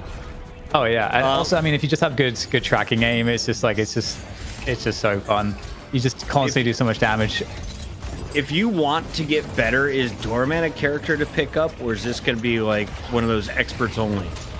Look, the beauty of Deadlock is you play whatever you want to play, man. Like anything you want to get good at, you put the time in, you can get there, right? Like, I think they've just nailed it with that difficult to master but easy to pick up kind of a gameplay loop. If I'm playing Doorman, look, I'm gonna be real with you, I'm just throwing bells at people. Like I ain't doing none of the techs. I'm ulting people and I'm throwing bells. But if you want to become as good as Lowkey, it's gonna take a little bit more grinding. Yeah, and don't open up a door in the middle of a fight and panic and forget how to like get to your other abilities. It's really embarrassing. In the meantime, learn from the pros like Kane as he drops some serious numbers on the Lady Geist. Those self-heals, the objective damage, but Erebus on the hooks. 19 assists setting up the team fight, setting up some of the big plays around the urns. 37 kills to 23. FPS Lounge, we're on fire. DDK, did you have an official sidekick as we take a look at our track lock stats? It's really crazy because I feel like there's so many different arguments to make. I kind of feel like some of my arguments lean towards Lowkey and Snakes. I think Lowkey, obviously Snakes was on Billy like pretty consistently and had really good chain gangs and extremely good pressure and just was very present, obviously, in so many of the fights and creating space for the team in a way that's, I mean, Billy is pretty hard to play when, you have so many people hammering on you in the way that Snakes had, and he had such a high level of performance throughout. So Snakes is definitely up there for me, and then Lowkey as well. Obviously, pulling out the Doorman. I mean, you got to give him something for that. On top of that, though, the Doorman looked extremely good. It was a great answer. Throwing the Yamato, just taking people out of the fights with the hotel is great. But the door play as well. Clearly, a lot of work has gone into that, and they use that to great effect as well to create a lot of harass and just really stall out a lot of fights and create just very awkward scenarios for the opponents. And in addition to that, we had the Mina play for me from Lowkey in the previous game where they came back, and I think that was also pretty expert. So I don't know, it's a tough one, but for me, it's between Snakes and Lowkey. He went from hard carry to a support character on the other side. I feel like Billy is the Cam Scatabo of Deadlock. He doesn't have all of the brain cells. He hits his head a lot, but he's a good time to hang out with. Always want to be with his party. 37-23, it's a team game, but ultimately we have to crown our Shopify player of the match. This is our sidekick. And Jake, for those who don't know, one more time, Shopify in the sidekick. What is it? How do I use it? Yeah, so Shopify, guys, I'm sure you've seen that brand like somewhere, whether you're just shopping online or around on the internet. It's just a great set of tools that enable anybody to build a business. They're sponsoring our shows, letting us give bigger prize pools to the players. But of course, their real mission as a company is to help people build businesses online. And their mission is really communicate to everybody, hey, this can be for everybody. This is not something that you need to have some certain expertise to do. That's why they made Sidekick, right? It's a tool that lets anybody, whatever your expertise may be, you do what you're good at, and Sidekick can handle all of the business aspects, right? Can help you get up to speed, be educated on how the right way to do it all is, and it's all integrated into the Shopify tool set. So really, we're happy to have Shopify as a sponsor. We're happy to be able to give out bigger prize pools, but it's a really great product, right? It's genuinely something that empowers people to be able to do more things and stay true to what they're the best at in their lives. So much love to Shopify. We gotta, of course, crown a sidekick of the match to honor Shoppy's lovely work in this game, and it's gonna be Erebus. I gotta say, back-to-back weeks, NA champ. Disgusting performances. This is a hard choice. I think even like you can make an argument for hydration on the Dynamo looking really, really good as well. Like to your point, EP out of 37 kills. That is crazy. He is involved on almost every meaningful fight of the game, and he is making decisive plays. Like it feels like things start and end with his bebop and his ability to open fights and close them down as well with hooks, with the raw damage he's able to put out too. I mean, we're stretching the definition of sidekick of the match because this guy, he's kind of doing some of the carrying himself. Can you keep this graphic up for 2 more seconds? Finishing down, slowing bullets. We got the headhunter, little enduring speeds, fortified, slowing. Hunter's what's the most important of all my items in this build? Because this seems to be the go-to on the night. All right. I think. Go ahead, Dave. Go ahead. Oh, okay. I was gonna say that you can find this build pretty easily in the build, but there's a couple differences. Like one is the slowing hex is not in that build, but obviously that's like a counter item. That's a type of item you pick up because you're against movement heavy heroes and you want to shut them down. And the one thing he also switched around is usually you get Vampiric Burst first before Spellslinger, but he kind of swapped the order on that. And also Spirit Resilience also is another optional. But there's all the other items here are like absolute core in this build. I don't know if Jake, if you had some points on this as well. Yeah, I think some of the key points in the build are definitely once you get, I think slowing hex, I would just build it virtually every game. There's maybe some games you get away with not building it, but it's just such an incredibly high value item in the game right now. It just lets you do so much on the map. I think Hunter's Aura is a massive, it's like an item somebody has to buy every game, like on your team. It's just the aura it provides is, damn, it's bullet shred and fire rate reduction on the enemy, and it's tripled when somebody's isolated. So it's insane for getting solo kills on Bebop. It's still really valuable for your whole team as an aura. And then you're talking about like where the build really just sort of pops off. I think Spellslinger is sort of when you know you've made it on Bebop on this build. Once you get the Spellslinger out, your reloads take like half a second and your gun just fries people. The ultimate Bebop build, Tracklock GG has you covered, and of course, you could become a sidekick of the match with hooks like that. It's a hooker's world. We're just living in it, ladies and gentlemen. The Bebop is the battle warrior of the day, and I don't think this is the last time we're going to see the robot. Is he a cop? Is he a doctor? What's his background? I haven't read books yet.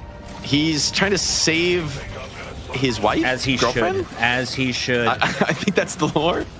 Like, it'd be way better if he just like doing laundry. It was just, you know, a bot who got some wrong pieces. Anyway, we'll talk about that with the Lore Lords later. ZP's on the next show, and you should join us every Wednesday at 4 p.m. If you want to witness some amazing action like this, though, you got to tune in for the North American half. Normally, it starts 3 hours later. That's all it should take for 3 maps, North America. 3 hours after 4 would be 7. If you did 3 hours after 7, that would mean we'd wrap by 10 p.m. Instead, we're wrapping at 11:45 p.m. Eastern here on a Wednesday. Thank you very much to everyone in the chat, and a big shout out to the sponsors. Before we go, though, I gotta let the big brains show some love to the people at home, and of course let us know what they're working on in between now and the next show. DDK, what do you think of tonight, and what's in DDK's future?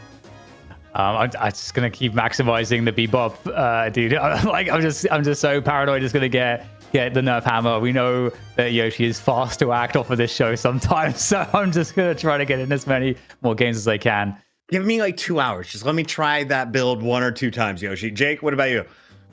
Just great games on the day. We still have to be able to go back for our team play of the day segment to check out like what was our favorite team fight overall from both regions. So still a little bit more Deadlock action, but just a lot of love to the community. I mean, I think Deadlock Esports is in a great place right now, and I just want to be able to celebrate that. It's awesome to have people all come together here every Wednesday night for that action as we take out Shopify's team play of the day. This was in EU, Leviathan versus Abrams.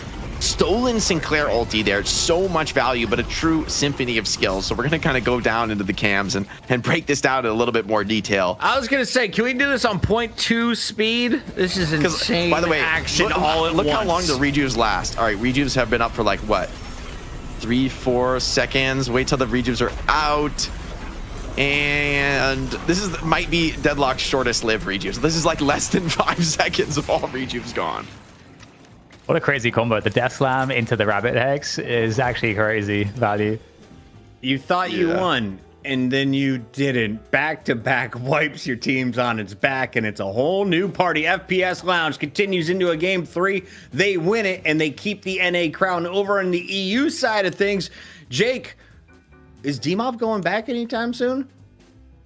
Oh, I don't know. I hope not. I hope this is not like just a short-lived fling with the Floormen. I do think Dimov looked amazing today, and I hope the Floormen don't sort of like overcorrect. Like, yeah, they lost to Melee Creeps, but Melee Creeps put FPS Lounge to the absolute test today, right? Yes. Like, I think all these top 3 teams in NA, it's honestly like basically a coin flip for any one of them to be able to win. So it's really nice to be the team who's the champion, because that means you get to avoid a challenger match that is genuinely, even for FPS Lounge, not a free win, right? Like, you would need to fight in that spot. So the advantage of being champ, it does mean that you're maybe have a better odds of holding on to things as time goes on. But Melee Creeps showed that is absolutely not enough, right? Like, they can and will put you to the test. It was a very winnable map 2 for them, more than winnable even. They might be kicking themselves for losing that one and losing the momentum in the series. But Deadlock just extremely competitive right now. Top teams in both regions kind of constantly changing hands. Here's a look at the EU graphic, and as you'll see in the last 3 weeks, we had Lowkey W 2-0. Then it was the Abrams 2-0 and Lowkey W. Now, the Abrams get 2-0'd by Leviathan, which means that Lowkey W versus Leviathan will be a 2-0 grand final at week 36. You guys can catch that all next Wednesday. It's kicking off at 4 p.m. In the meantime, here's a priority for this week. If you want to know which heroes to play in your ranked games, this is what the pros think should be in the mix. A lot of Silver, Ven, Mina, Shiv, Infernus bans. On the other side, Bebop got through, and when he did, he found a lot of success. He seems to be my character of the day. Anyone else shining on this screen for you, DDK?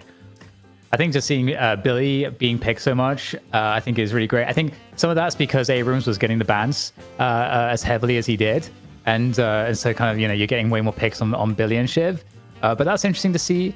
Obviously, Mirage didn't really get the opportunity to shine it. People, I think, you know, the consensus is still that Mirage, you just can't allow people to play him, so makes sense. And I guess the other thing too, we saw a Pocket today, and we saw a Doorman, so it's like we're kind of eating out here. And we saw terrible Apollo play and great Apollo play in the last 2 weeks, ladies and gentlemen. Don't write off the little fencer. He's tiny. Oh my! Powerful. Resto Locket Restorative on Locket top is going to be removed, very much like Veil Walker and other items in the past. In the meantime, put it on your character in game. And how does it work? Once again, guys, I just pick Apollo, I hit all of his buttons as fast as I can, and then later I unlock it to heal myself. If the enemy team presses lots of skills, you buy the item, and when they use all their skills, you can press the button to heal and get stam. So it's little boost heal, little use extra it stam. against Apollo. Got Exactly. I think it's really interesting that 3 of the best like survivability active green items, Restorative Locket, Dispel Magic, and Warpstone, are all in the top 10